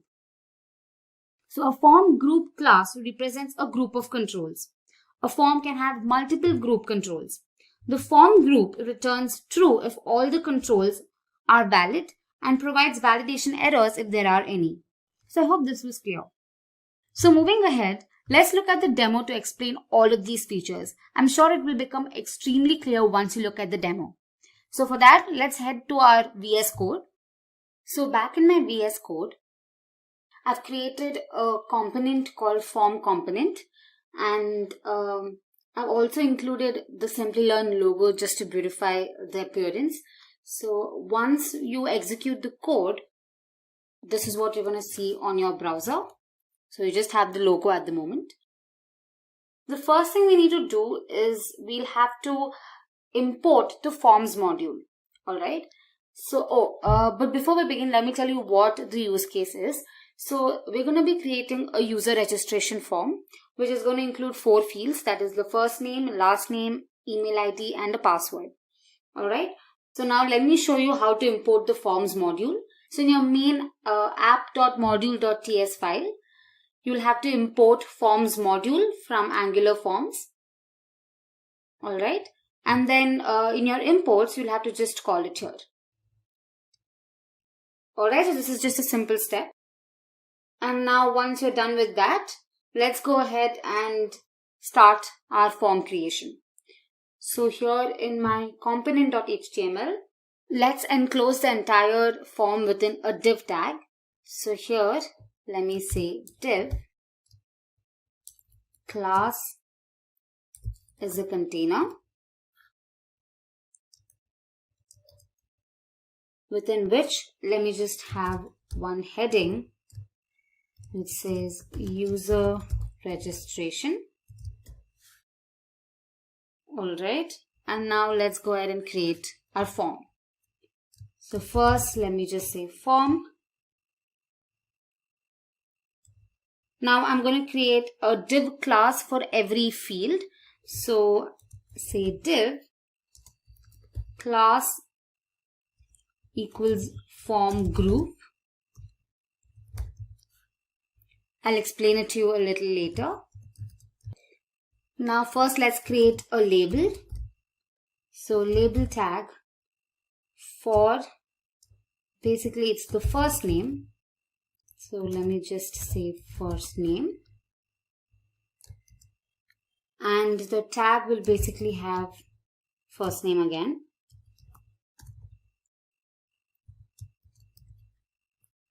Alright, and let me just break the line.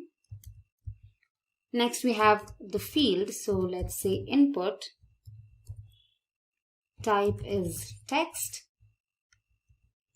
Name is first name.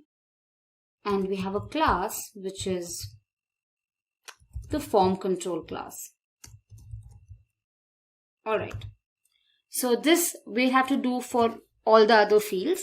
So let me just copy this and paste it like 4 times. I'll also add the tag pre for spacing. Let's do that here. And finally, we'll have the button. So let's just add that here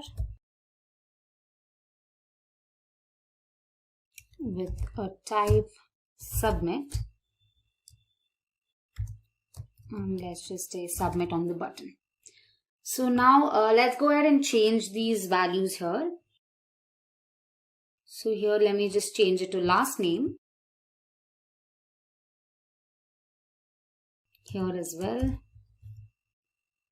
And here as well.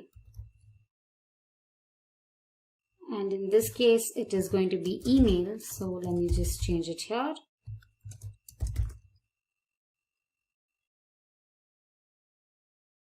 And finally we have password. So let's add that here.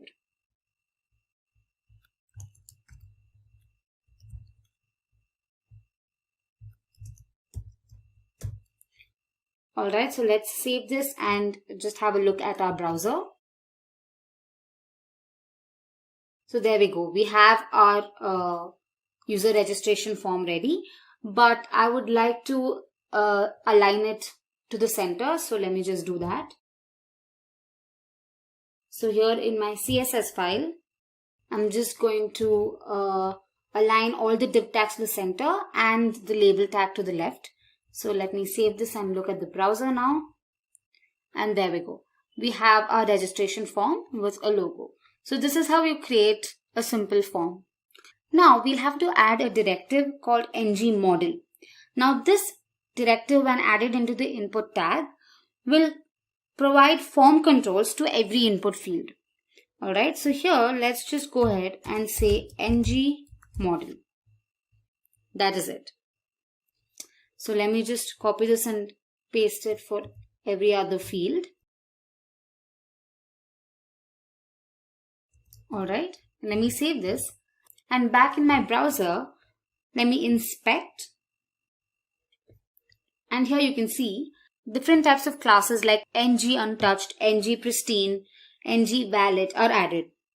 Right? So this indicates that Angular has recognized the form tag and it has added these classes to the form as well as all the fields. So this is achieved when you add the ngModel directive in your input tag. Now, back in my VS Code. Now every form has an output property attached to it called ngSubmit. Alright, so this property can be bound within a method called the submit method. So once submitted, this method is called. Right, so once we click on the submit button, this method has to be called. So to include that, we'll have to just say form ngSubmit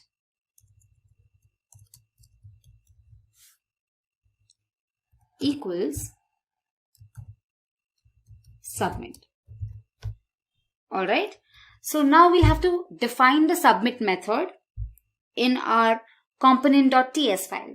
So here, let me just go to our component.ts file and let me just get rid of unnecessary code here. And let's define a function called submit. And then here, let me just console log form submitted. Alright, so let me just get rid of this as well. It's unnecessary here. Let's save this. So what it means is that every time you click on the submit button, this method is called. Alright, so let's just have a look at the browser. So first let's go to our console. And when I click on submit, it says form submitted. Alright. So the next crucial step is to generate JavaScript representation. Now we'll have to make use of another directive called ngForm that is assigned to a template variable. Okay, so this JavaScript representation helps with validating all the fields. So I'll help you understand that better. So back in our HTML file, let's just create a variable first. Let's call it login. Alright, and say ngForm. Okay, now the ngForm object includes the JavaScript representation. So now while you're calling the submit method, you're going to pass login as a parameter. So let's just say login here. And in my TS file, again, let's just say login. And along with it, I want login to be displayed. So I say login again. So now let's save this. And if you have a look at the browser, let's click on submit. And now here you can see the JavaScript representation. So within form, I can check for email or say first name. And here for this field first name, you can see different properties attached. You can see invalid. Is it invalid or is it untouched, which is true, or are there any errors? So this basically gives you all information about the particular field. So we can make use of this feature to validate the information. So we're going to learn about that in our next segment. Moving on to form validation, one way to ensure that incorrect fields are not submitted is by disabling the submit button. Correct? Now apart from this, you can also specify certain properties in your input tag for the corresponding input field. Now let's say that the fields can't be empty and the form only accepts names with the minimum length of 2 and the maximum length of 7. Alright, so here in my input tag, I just mention required, meaning this field cannot be empty, and min length to 2 and max length to say 7.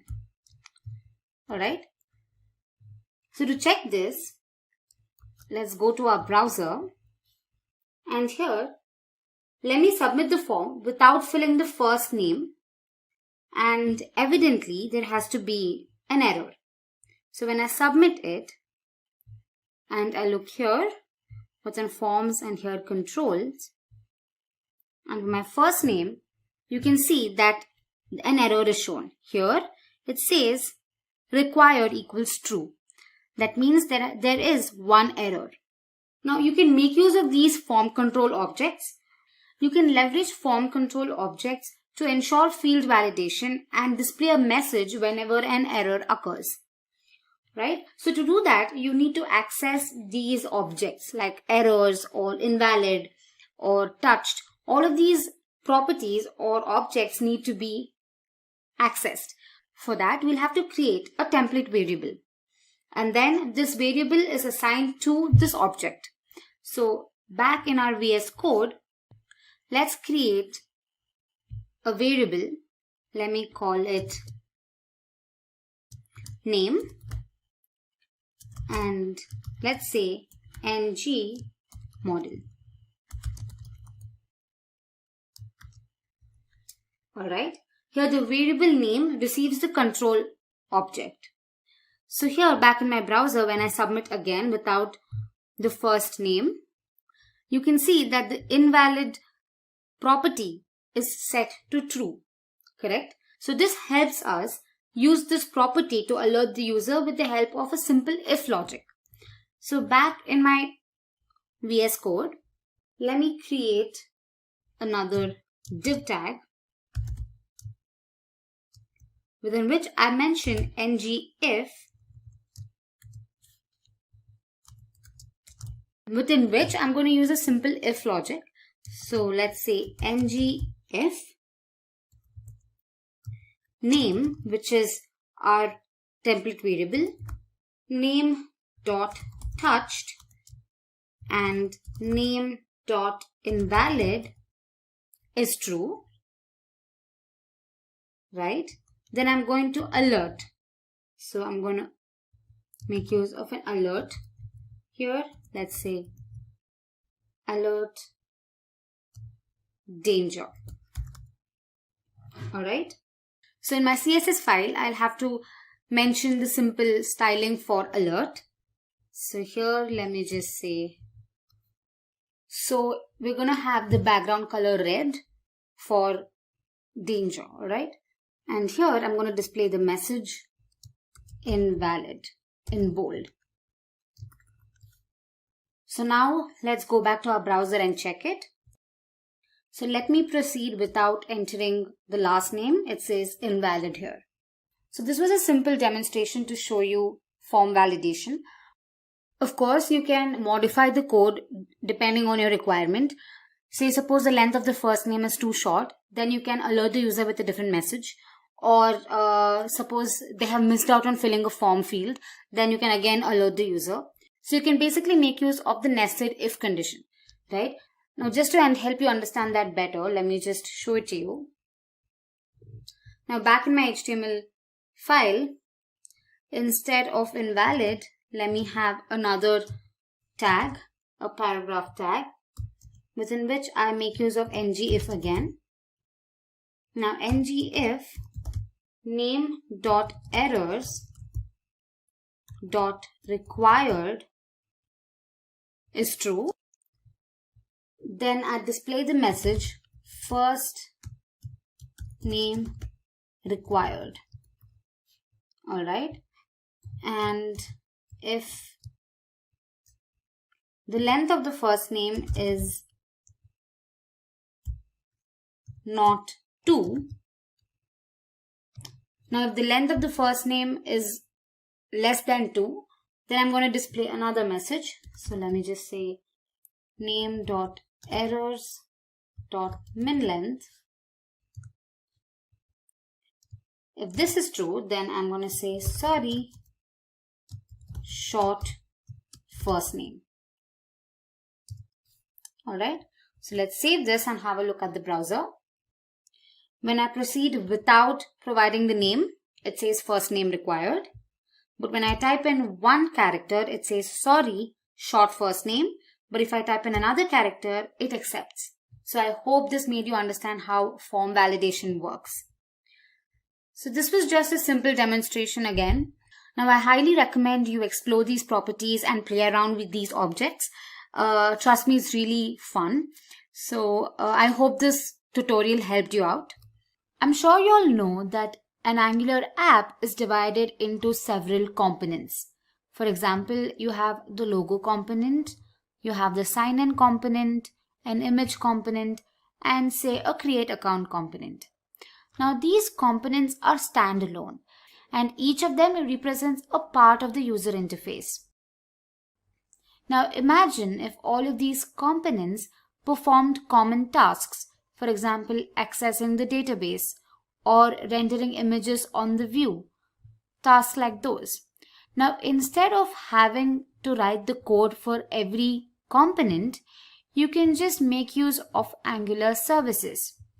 Now the service can be written once and then injected into all of these components. Now a service could be a function, it could be a variable, or a feature that an application needs. So the main use of a service is to write code once and avoid rewriting of it. Now the same code can be injected into several components that make use of this particular service. But what are Angular services? So normally components are used to ensure a good user experience. Now that is the extent of it. Components make sure that whatever is being rendered onto the screen is right and pristine. But in order to execute tasks, we make use of services, and this approach is ideal. So a component can basically delegate tasks like fetching data from the server, validating user input, or logging directly to the console to a particular service. And these tasks can be made available to any component in the app. So now let's talk about a few features of Angular services. Now typically an Angular service is simply a TypeScript class with an @injectable decorator. This decorator tells Angular that the class is a service and can be injected into components that need that service. Now they can be used to share the same piece of code. They can also inject other services as dependencies. Now these services hold valuable business logic and can also be used to interact with the backend. Now for example, if you want to make AJAX calls, you can have methods to those calls in a service and then use it as a dependency in files. And as mentioned earlier, it can be used to share data among several components. In Angular, services are singleton, meaning that only a single instance of a service gets created and the same instance is used by each and every building block in the application. And finally, a service can be registered as a part of a module or it can be registered as a part of the component. Now to register it as a part of the component, you'll have to specify it in the provider's array of the module. I'm sure you'll understand the concept of services better if we look at a simple demo. So in the next section, we're going to look at a demo, but before that, let me tell you the use case. So basically in the demo, what we'll do is we'll create an employee details list. Say for example, you will have employee information like name, employee ID, and their email ID. We'll create a database of say 3 employees. And on the browser, when you click on the employee button, it displays the information about that particular employee. And at the end, we can also add information to the employee's details. So without delay, let's head to our VS Code and start learning Angular services hands-on. So here, first I've created a folder called demo_Angular, within which I've created a file called hello world. So this was previously used for a tutorial, so the name is just hello world, so don't get confused. However, when you look at the browser, I've written an initial code here, which is Angular services, and I have the Simplilearn logo. So back in my browser, this is what the UI looks like. So to understand the concept of Angular services, first let's go ahead and create a component. So here I'm going to say ng gc einfo. I'm creating a component for employee information. So as you can see, inside my app file, we have the einfo component, which has these 4 files. So if you're wondering what exactly components are and how this is working, then I highly suggest you watch our components video first. So now let's go ahead and create a service. So I'm just typing in the command ng g service. Here G stands for generate, and we're generating a service, and the name of the service that I'm providing is data. So now it creates a service which is going to be a .ts file. So you can observe that .service is appended. This indicates that it is a service. Alright. As mentioned earlier, we have to display the employee details. Correct? So for that, in my component.ts file, I'm going to create an array that displays the employee information. In our case, I'm creating 3 different employee records. So for that, I'll have 3 different arrays. So let me just call the arrays info received 1 indicating this is the information of first employee, and this is going to be of type string, and I'll just initialize it to null for now. Alright, and I'm going to create 2 other arrays, and let me just change the name of the arrays. Alright, so now to retrieve the information, I'll have to create a method. Again, I'm creating 3 methods for the 3 different employee records. So I'm going to call the array get info from service 1, indicating it's again for employee 1, and I'm just going to leave it as it is for now. I'll tell you how the information is being received, and I'm going to do the same for the other 2 employee records. So let me just copy paste, and here I'm just going to change the name of the methods. Alright, so this is the initial code for retrieving information. However, we'll have to create the employee record in our service. So back here in my data.ts file, what I'm going to do is I'll create 3 different records for the employees. So let me say info1, which is going to be of type string. Alright, and let me just give random names. Say for example, I say John Matthew. Alright, and employee ID say E354, and let me just give a random email ID and say jm@abc.net. Alright, so I'm going to do the same for the other 2 records. So let me just create another one and call it info2, and the name I'm providing is say Rob Wilson with a different employee ID, say 673, and I'm just going to make it rw@abc.net, and another record for employee number 3, and I'm just gonna say Rose Adams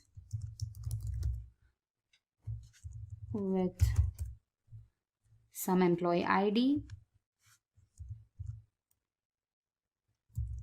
and an email ID. Alright, so now we've created the employee records. So what I have to do is I have to create a method that returns these employee records, correct? So for that, I'm just gonna create another method called getInfo1, which is of type string, and it just returns this dot info1. Alright, similarly for the rest of the 2 records, I'm just going to retrieve them. Let's say info2 and get info2, and again I'm just going to make it get info3, and this is going to return info3. Alright, so I'm sure you've got an idea as to what I'm doing here. So basically this information is going to be retrieved in our employee component, correct? So for that, I'll have to make use of dependency injection. So here I'll have to import the service that I've created. So let's go ahead and say import.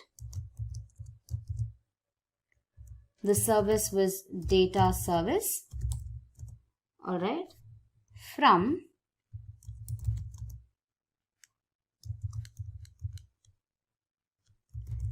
/data.service. Alright. Now the main reason we're doing this is to tell Angular that when the component is created, the service instance is also created, and this instance is being used to perform particular tasks. And for that, we'll also have to include this in our providers array. So here, let me just say providers, and let's say data service.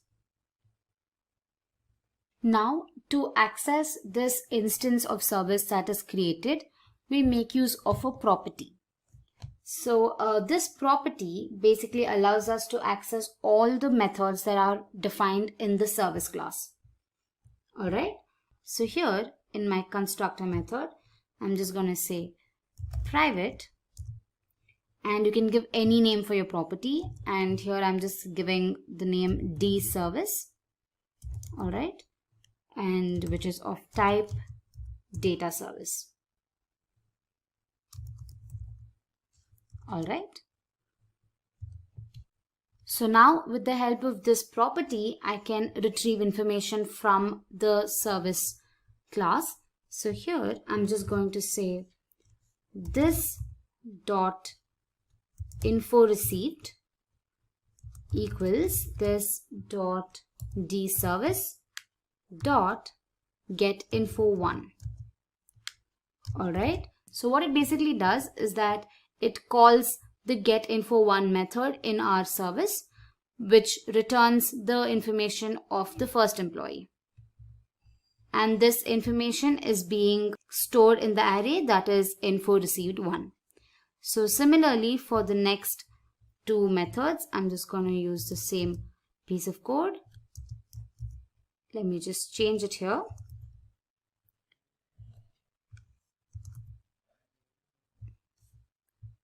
And same for the third one. Alright. So now that we have the logic behind what is being displayed, let's go ahead and create the UI for it. Here in my HTML file, I'm going to create an unordered list. And now I'm going to make use of the ng for directive to basically loop over the record and display everything. So for that, I have to make use of a particular variable. So I'll just say let info of info received. So you can check here in our TS file, the array is info received, correct? So I'm going to make use of the same array here. And since it's displaying the first employee record, I'm just going to say info received 1. Alright, and let me just create a class, a bootstrap class of list group item, of list group info. And we're just going to have to interpolate info. Alright, that is basically going to display what the information holds, what the info variable holds. Alright, and here as well, let me create a bootstrap class called list group.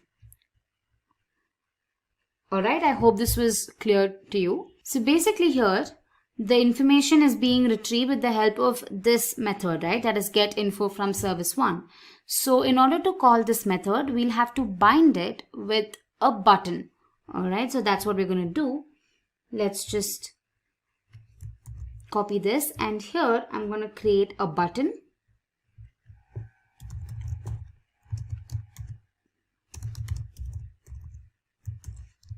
Alright, and the type is button.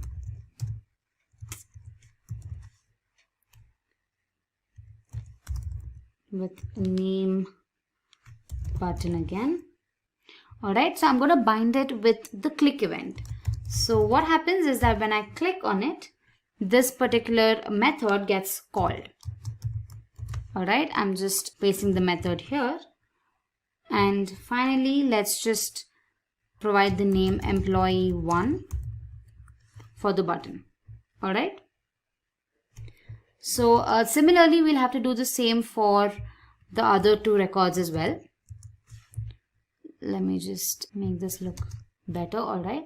So what I'm going to do is I'm just going to paste the same twice. And here I'm going to just change the names. I'll say 2 here. And this is again for employee 2. And I'm going to change this as well. It's going to be it's going to be info received 2. This is going to be info received 3. And finally employee 3. Alright. And lastly, we'll have to include the selector, that is app-e-info, in our main component.html. So here, let me just create a custom tag. Alright, and save this. So now let's go back to our browser and see what it looks like. So here you can see that 3 different buttons have been created for employee 1, 2 and 3. And when you click on it, it retrieves the information, that is the name, the employee ID and their email IDs. So we've successfully created an Angular service and injected it into our component to retrieve information. Alright, so now the last part of the use case that we discussed was to add another detail, that is the employee detail, in the record. Alright, so for that we'll have to take input from the user, and in our case we're taking the location. Now we're also adding the same location for all 3 employees. So this is what services do. They can be used to update, modify, alter anything that happens in the backend.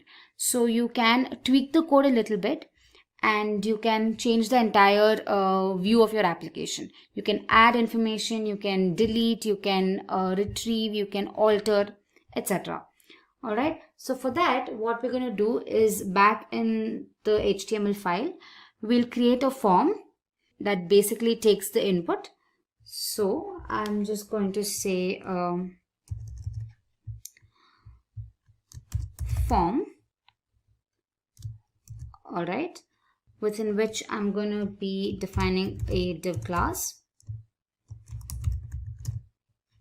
within which I'm going to be defining a div tag, inside of which I'll have the input tag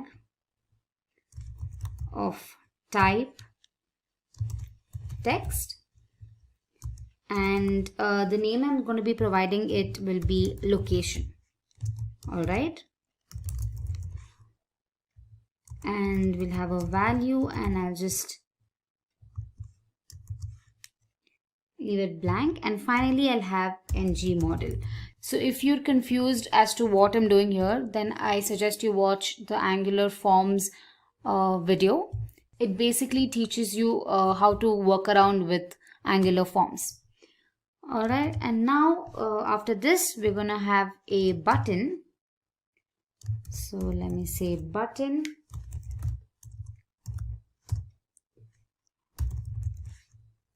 Alright,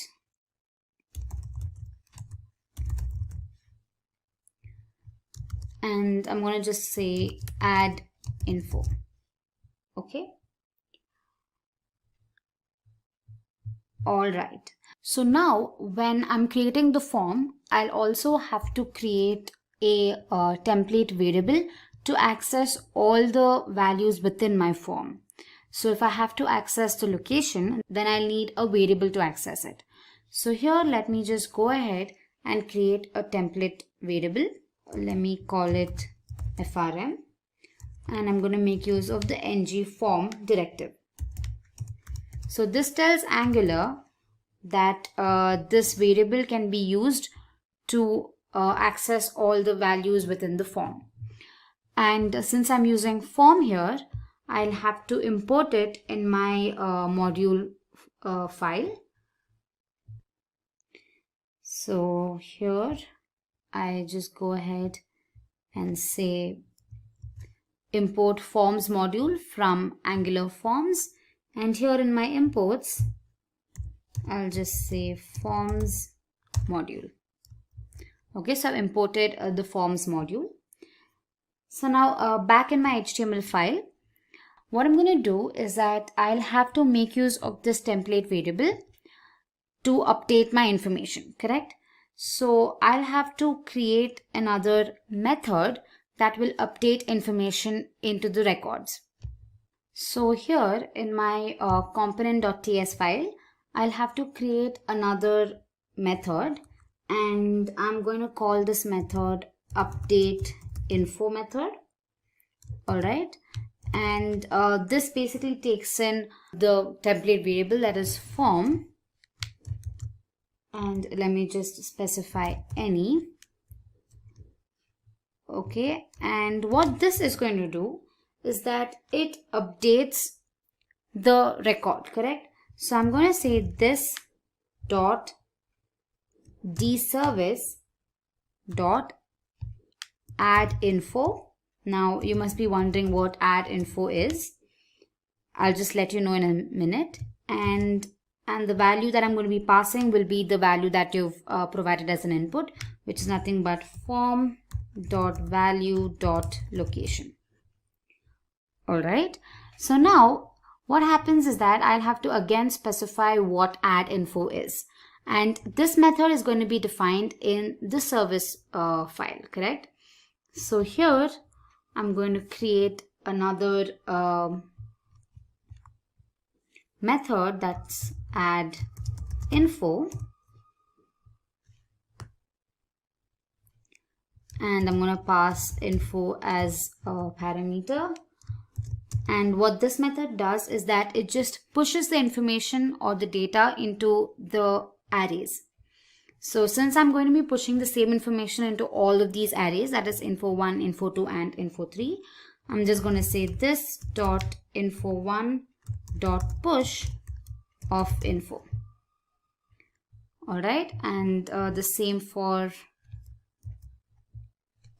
the other two arrays as well. Let me just change these. All right. So what exactly I'm doing is that I have a method called add info, which gets information from the component. All right. And it basically pushes this information into the array. And also I'll have to return it. So I'll say return this dot info1. All right. And I'll save it. And here we have another method called update info, which basically calls the add info method in our service and passes the value to it. And in my HTML file, also note that the button type here is submit and not button. So what happens is that now the value that we've received as an input has to be passed on to the method, that is update info. So here I'll say ng submit, and I'm going to call the method update info, and I'm going to pass frm as the argument. And now let's save this and execute. So all right, here you can see that we have an input field and a button saying add info. So now I can just go ahead and say type USA, and when I say add info, and when I check on my employee 1 details, USA has been added to the list, and same goes with employee 2 and employee 3. So I hope this simple demo on Angular services helped you understand the concept better. I highly recommend you play around and explore other possibilities. Let's understand what exactly is Bootstrap. Bootstrap is a powerful toolkit, basically a collection of HTML, CSS, and JavaScript tools for creating and building responsive web applications and pages. It is a free and open source project based on GitHub and originally created by Twitter. Now, to put it more easily, Bootstrap is a giant collection of handy, reusable bits of code written in HTML, CSS, and JavaScript. It's also a front-end development framework that enables developers and beginners to design quick and responsive websites. Now, there are several advantages to using Bootstrap. To name a few, Bootstrap comes with a responsive grid. You don't have to spend time working on your layouts.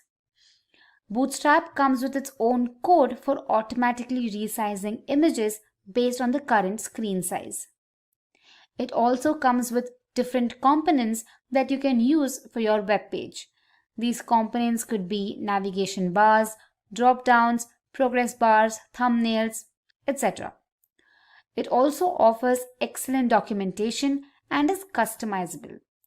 So Bootstrap comes in extremely handy to create responsive user interface. So now, before using Bootstrap, it needs to be embedded into your application. So let's see how to embed Bootstrap into Angular. Now there are two ways to do it. First up is by using the Bootstrap CDN or the Content Delivery Network. Now this enables users to load CSS, JavaScript and images remotely from its servers. The other method is to use Bootstrap NPM. Bootstrap, jQuery and other packages and frameworks can be installed via the command prompt. In the tutorial that I'm going to be showing you, I've embedded Bootstrap using NPM. Alright, so I'm sure you'll only understand the concept better when you look at a demo. So let's go ahead and create an application with the help of Angular Bootstrap. So in this tutorial, what I'm going to be showing is the creation of a blog post. So let me show you what we're going to be doing. So here I've created a simple blog for Simplilearn and I've added the Simplilearn logo. I've also written a few lines about Simplilearn and what they offer. I've also mentioned their tagline, and when you scroll down, you can see that I've mentioned the different courses they're offering. And when you click on the More Info button, it navigates to the official page that gives you the overview for that particular course. So this is for Lean Six Sigma, the same for full stack web development as well. And the same for the last one, that is cybersecurity. And finally, I've added a simple video here to just make it more beautiful. So I've added a simple video. And lastly, I've also linked our YouTube channel. So when you click on the YouTube icon, it will navigate to the YouTube channel, to our YouTube channel here. Alright, so this is what we're going to be creating using Angular Bootstrap. So I'm hoping you're all ready for it. So without further delay, let's jump in. So first, let's find the template that we want to use for our blog. So for that, I'm going to just go ahead and say Bootstrap blog template. And I'm just going to click on the first link that I get. And here you can choose the template that you like. So I'm just going to look for more templates here. And the one that we are going to choose is, this one. So which is small businesses. So you can go ahead and click on that. You can then click on live preview. And once you do that, you can just say view frame source. So here you can see that the HTML code is available. It has the head section and then the body section. So the head section consists of a lot of meta tags, and then you have the title, and then you also have the CSS file references. And then if you look at the body tag, you have different code for different parts of the UI. There's code for navigation bar, and then you have page content code, heading row, call to action, and all of that. And lastly, you have the footer. So what we're going to be doing is that we'll take all of the code, and then we'll have to create components for each of it, and then we'll include all the components in our main HTML file. So that is the best practice that Angular uses. So we're going to make use of components. And you can also see that when you scroll down, you can see that it has certain dependencies. So here it has the Bootstrap dependency, and then you have jQuery. So we'll have to download them. So we'll have to install them. And as mentioned earlier, we're going to be installing them with the help of npm. So for that, we'll have to head back to our VS Code. Here, back in my VS Code, I've created a folder called Angular demo. And then I've also created a file called demo components. And here, I'm just going to say cd demo components, within which I'll say npm install jQuery. So this could take a while. And once you've installed jQuery, go ahead and type npm install bootstrap. Alright, so we've successfully installed jQuery and bootstrap. So now we need to add the references to these JavaScript files. To do that, go to your angular.json file. And here we'll have to add them in our build section. So here you can see we have styles and scripts. So in our scripts array, we define the relative path to these JavaScript files. So these files are generally stored in your node modules.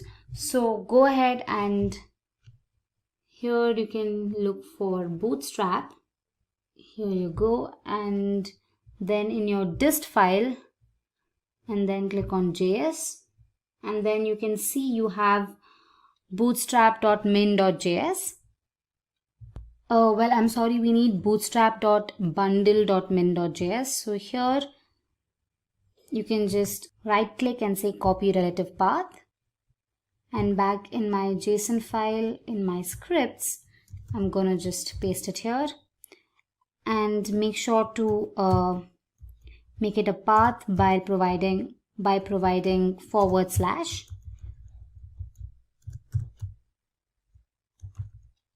Alright, and then the next thing we need is the jQuery.min.js file. So for that, again, in our node modules, you'll have to look for jQuery. So here there's jQuery, and then click on dist, and then we have jQuery.min.js. So again, let me just copy the path and paste it here. Follow the same procedure for this as well.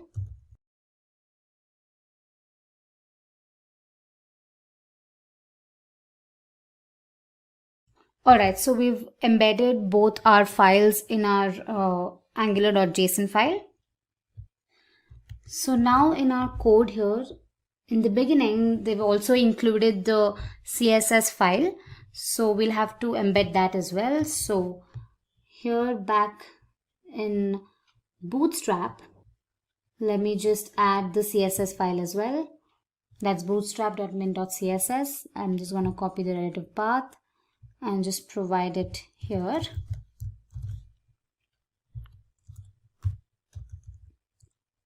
Let me just change these to /.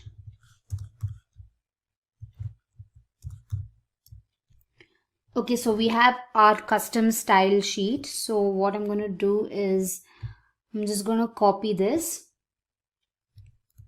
and just paste it in our, and then you can just paste it here. All right. So I think we've added all the dependencies and the custom style sheet and everything. So now let me just close all of these files. What we can do now is that we can go ahead and take the code from the source here. So I'm just going to copy the body tag. All right. So I'm going to copy this till the footer, and then I'm just going to paste it in my component.html file. So as mentioned earlier, I will create components and then place the code for specific parts of the UI in these components. So let me just see if I've got everything here. Okay. So I'll be creating 4 components. The first one will be for the navigation bar. The second will be for the introduction. And then the third one will be to display the courses that we're providing. And then lastly, we'll have the footer component, right? So first, let's create these components. I've also created a components folder here in my app folder. So I just have to type in the command nggc. First, we'll create the component for the top navigation bar. So I'm just saying nggc. So I'm just going to say components /navbar.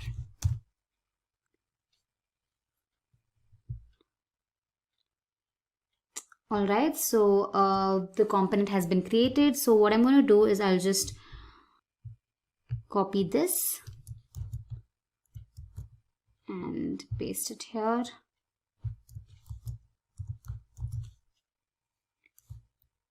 Alright, and the next component I'm going to be creating is for the introduction, right? So I'll say nggc components /intro. Alright, so I will have to take this code here. I'm also going to be including the call to action part. So I'll just copy paste this one in my intro.html file. So let me do that.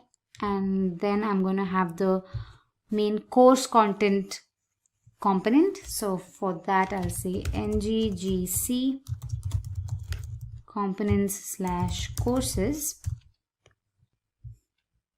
And we're going to copy the next part of the code. All right, until till the footer. Let me just add it here. And finally, we're going to create the component for the footer. So I'll say nggc components /footer.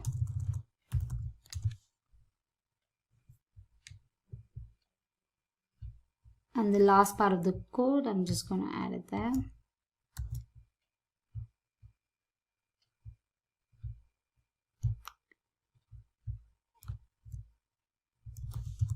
All right. So now we'll have to create the custom HTML tags for these components and then place it in our HTML file, right? So first one that we created was the navigation bar. So here, head over to the TS file, just copy the selector, and then here, and then in our app.component, let me just create the tags. Similarly for intro, just going to copy the selector.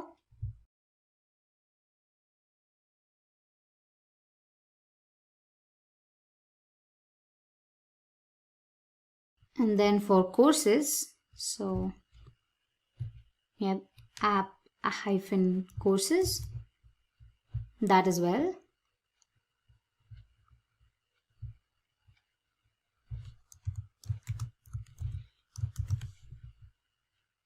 And then lastly, we have the footer component. So let me just copy that.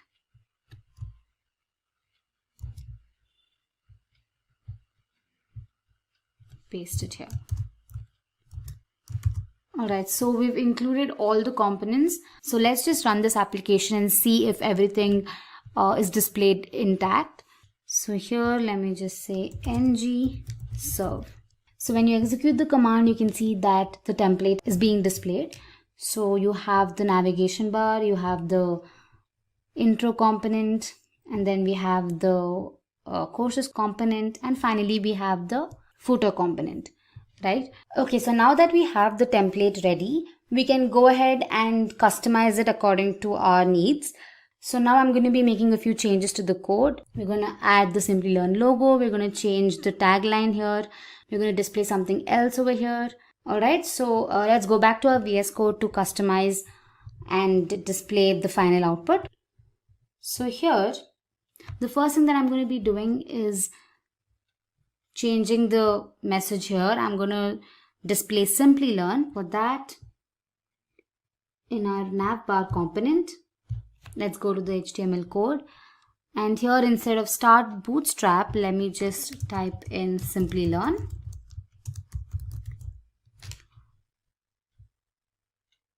Alright, so when you save it and when you look at the browser, you can see that Simplilearn is displayed. And the next thing that I want to do is I want to add the image, right? A Simplilearn logo. So what I've done here is I've already added the logo .png file in my assets folder. So I'll just go ahead and provide the path to this. So that's going to be in our intro file. So here, image source is going to be assets /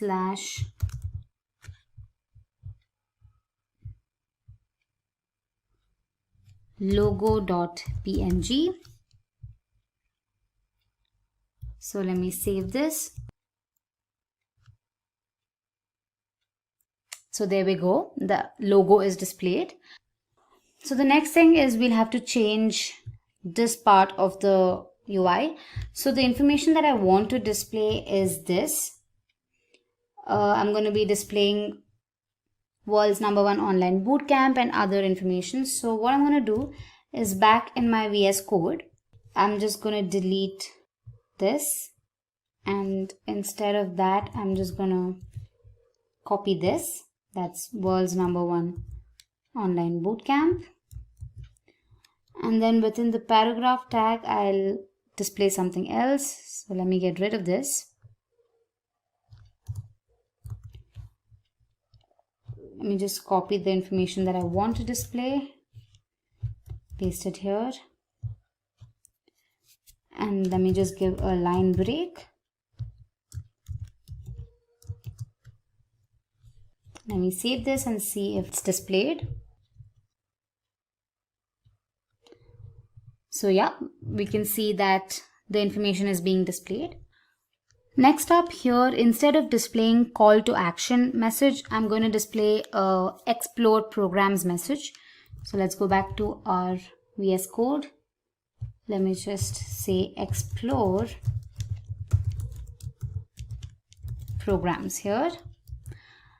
And then lastly, instead of this message here, I want to display the message get certified, get ahead with our programs.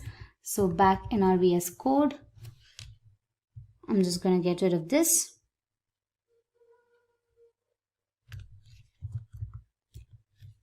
And paste this instead.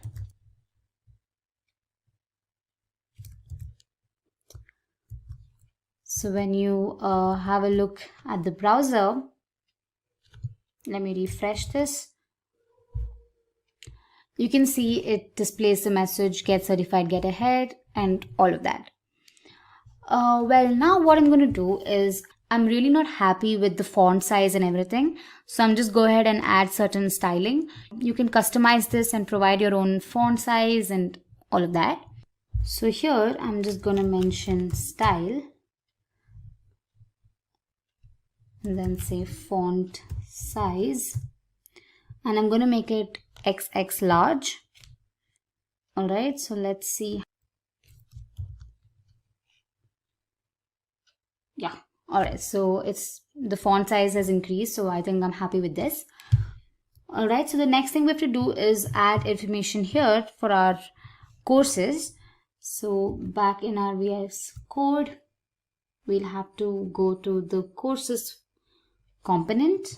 So here I'm going to just type in the code for the different courses. So I already have it here. So the first thing is this message that I want to display. Let me just copy that. And for our first tag, I'm just gonna say postgraduate program in Lean Six Sigma. And the next information I'm going to be providing is the duration. So here, let me just get rid of this, paste that here. Let me just break the line to beautify the code. And here for our reference link, I already have the link here. So I'm just going to paste that. So once you click on the more info button, it will automatically navigate to this page. Alright, so let me save this. Next up, I'm going to do the same for the other two courses as well. So it says postgraduate program in full stack development. And then we're going to mention the duration and the cohort. So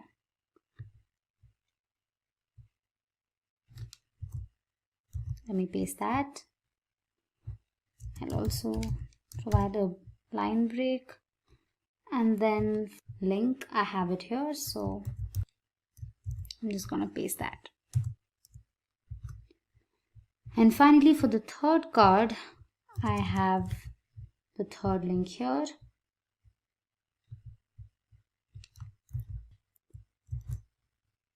Let me get rid of this extra code and paste this instead.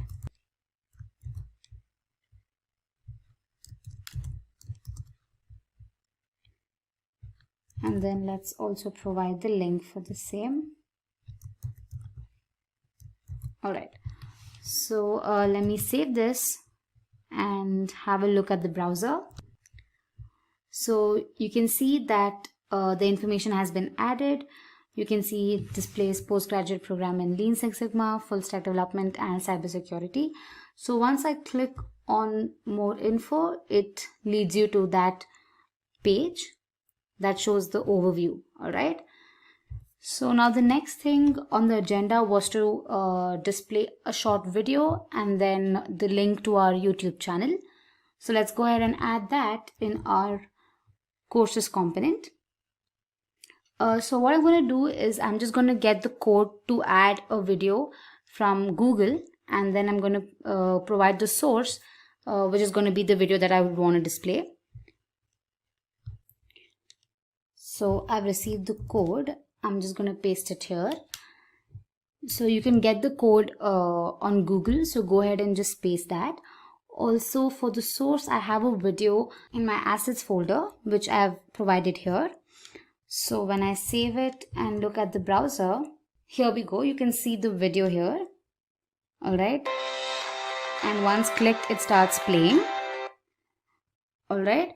And lastly, we'll have to provide the logo for YouTube and then the link to navigate to the YouTube page. So let's go ahead and do that. So here again, I've pasted the code for the YouTube logo. So here you can see that I've added the image that is youtube.png in my assets folder, and I've provided the source. And accordingly, I've also added the styling. I've provided a white background and I've also aligned the text to the center of the page. Alright, and I've also displayed the message saying check out our YouTube channel for technical videos and tutorials. And then I provided the link to our channel on YouTube. So let me just save this and head back to the browser. And here you can see that we have the YouTube logo and we have the message displayed. So once you click on the logo, it navigates to the Simplilearn channel on YouTube. Alright, so if you want, you can also change the message here for the footer. So here in footer.html, I can just remove this and paste this. I say Simplilearn solutions and all rights reserved. When I save it and look at the browser, it must get updated. So yeah, there we go. So with the help of Bootstrap, we have successfully created a website which is basically a blog, and we've also added the reference links and images and logos to customize it according to our requirements.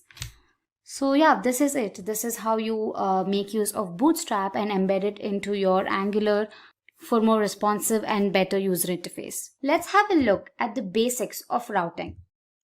Now I'm sure that you've observed that the URL changes every time you click on a particular link or on an icon on the user interface, correct? Now this basically indicates that you are navigating throughout the application. Now to achieve this navigation, we use a mechanism called routing. Routing is essentially used to navigate through a website or a web application. But how is it achieved in Angular? Especially in Angular, routing plays a major role. It is used to create single-page applications. Now these applications are loaded just once and new content is added dynamically. Applications like Google, Facebook, Twitter, and Gmail are a few examples of single-page applications. The best part of using single-page applications is that it provides an excellent user experience and you don't even have to wait for new pages to load, which by extension makes single-page applications extremely fast. But how is this new content loaded? Enter routing. Now routing is the mechanism that, as discussed earlier, that is used to navigate through the application and load new content. Routing helps Angular configure the route and the component that needs to be displayed. Now I'm sure you're going to understand the concept of routing better when you work on it hands-on. So in the demo, we're going to be navigating to the login and the home pages of a web application with the help of routing. So let's head to our Visual Studio Code. So basically, the objective of our application is to navigate to home and the login pages. So when I click on the login icon here, it loads the login page. And here you can see the extension /login. And similarly, with home, once you click on it, some new information gets added and the URL changes with a /home appended. Alright, so this is the main objective of our application. So to create it, let's head back to our VS Code. Alright, so here I've created a folder called demo_angular and I've created a file called demo routing. Now the first thing you want to do is open the index.html file and make sure that the base tag is added. Now, although this is generally added when your app is created, if it is not, then add a base tag with href attribute, which is set to a /. Alright, now this is generally done to tell Angular to construct the URL while navigating with a /. Alright, and the next thing you want to do is open your app.module.ts file and check if the app routing module has been imported. If not, go ahead and import it and then also mention it in your imports array. With that, the initial setup is done. Now to create the navbar, the code that I'm going to be using is already explained in the previous video, that is Angular Bootstrap. I highly suggest you go through that video before watching this. So the code is already available. I'm just going to create a component and write the code for it and paste the code in it. So let's do that. Let me say nggc navbar.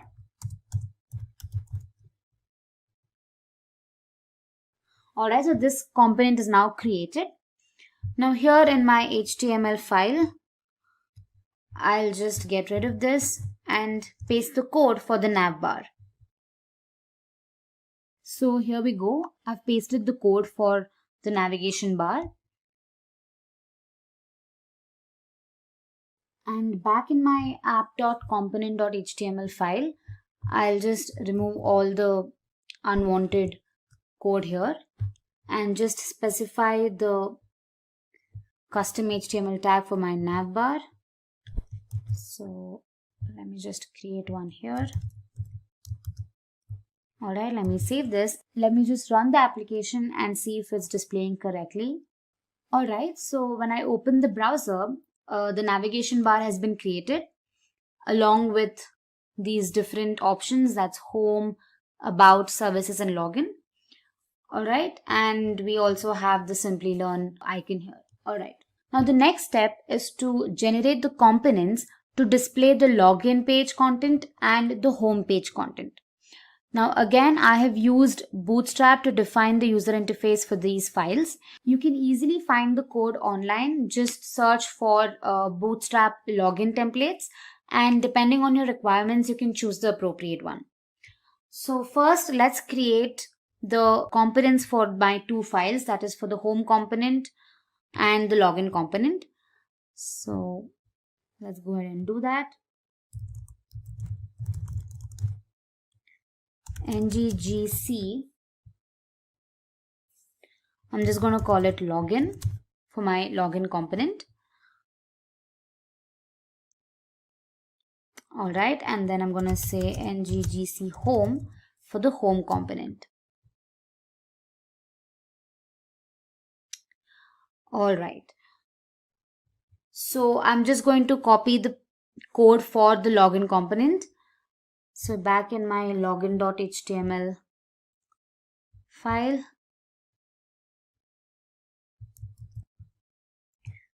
I'll just paste the code here.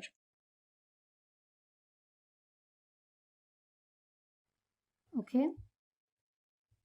Also note that I've added the Simplilearn logo in my assets folder and then just provided the source for it here in my login component. Alright. So next up is the home component. And if you've seen the previous video, that is Angular Bootstrap, you might have seen that we created three different components, that is intro, courses and footer, which included the content for the intro message, for the courses and the footer message, correct? So here we're going to just paste the code for all of these three and then just display it when the home button is clicked. Alright, so what I'm going to do is I'll just paste it here. So this basically has all the content. One thing I want to tell you is that in the previous video, we made sure that the code was written in three different components. However, for this, I've just added all the code in the same component. Now, I agree that this is not the best practice. So if you want, you can go ahead and create three different components and separate the code into these three components and just add the custom HTML tags in your home component. I'm just hoping you're following me right now. And also here in my assets folder, I've added a video and the YouTube logo that needs to be displayed when the home icon is clicked. Alright, so now that we've created the home and the login components, the next step is to configure the routes for the application. Alright, so here you can see that we have a file called app-routing-module.ts file. So here we have the routes and the router module that is imported, and we also have a constant called routes, which is strongly typed to routes from the router package. Alright, now this array is used to define all the possible routes in the application. Now each route is basically an object with a path. So here in my routes array, I'm just going to go ahead and create the paths. That is, we have two different routes, right? One is for login and one is for home. So I'm just going to create a path object. So let's say path. Within curly braces, I say path. And then the path that I'm going to give is login. This is basically what will appear on the URL. Alright. And the component that needs to be navigated to is nothing but the login component. So let me just say login component. As you can see, the login component has been automatically imported. Now same with the home path. So let me just say path home, and the component that needs to be rendered is the home component.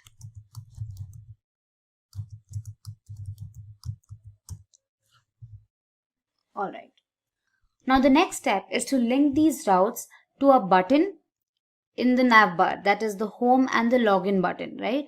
So we're going to make use of the nav tag and an anchor tag for this.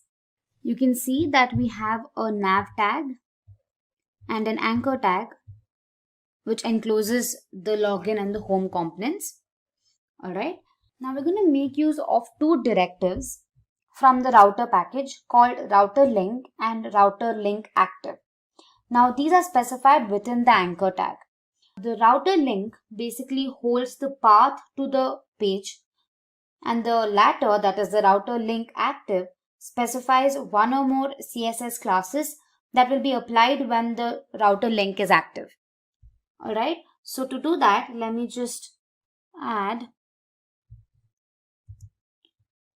router link. Alright, in our case it is home here, and we're going to have another directive called router link active, and we're just going to say active here. Alright, same for the login icon here. Let me just copy this, and instead of home, the path we created for this was login. Alright, so this is how you can bind the route to your specific button on your UI. Now, despite of all this, how are we specifying where these components are to be displayed? Right? The answer to this is using the router outlet directive. Now again, this directive is available in the router package. So we have to add that in our app component.html file. So here, just go ahead and type router outlet. Alright, so with that, we've created a simple navigation bar which has different options, that is home, about, services and link. And once the user clicks on the home icon, it displays the content that is in the home component.html file. And once the user clicks on the login component, it displays the content in the login.html file. Alright, it's as simple as that. So now let's go to the browser and see if it executes correctly.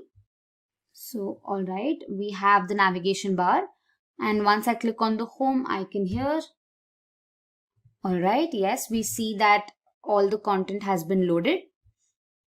You can see we have the intro section, we have the courses section and the footer section as discussed. And the most important part is that here in our URL, you can see that /home has been appended. This shows that a route has been created that navigates to the home component. So we've successfully created a route here. And for login component, when I click on this icon, you can see that the path changes here and the login component gets displayed. Alright, so this is how routing is achieved in Angular. And so with that, we come to this complete full course tutorial on front-end development. I hope you found this helpful. If you have any doubts or queries regarding any of the topics covered, please let us know in the comment section below.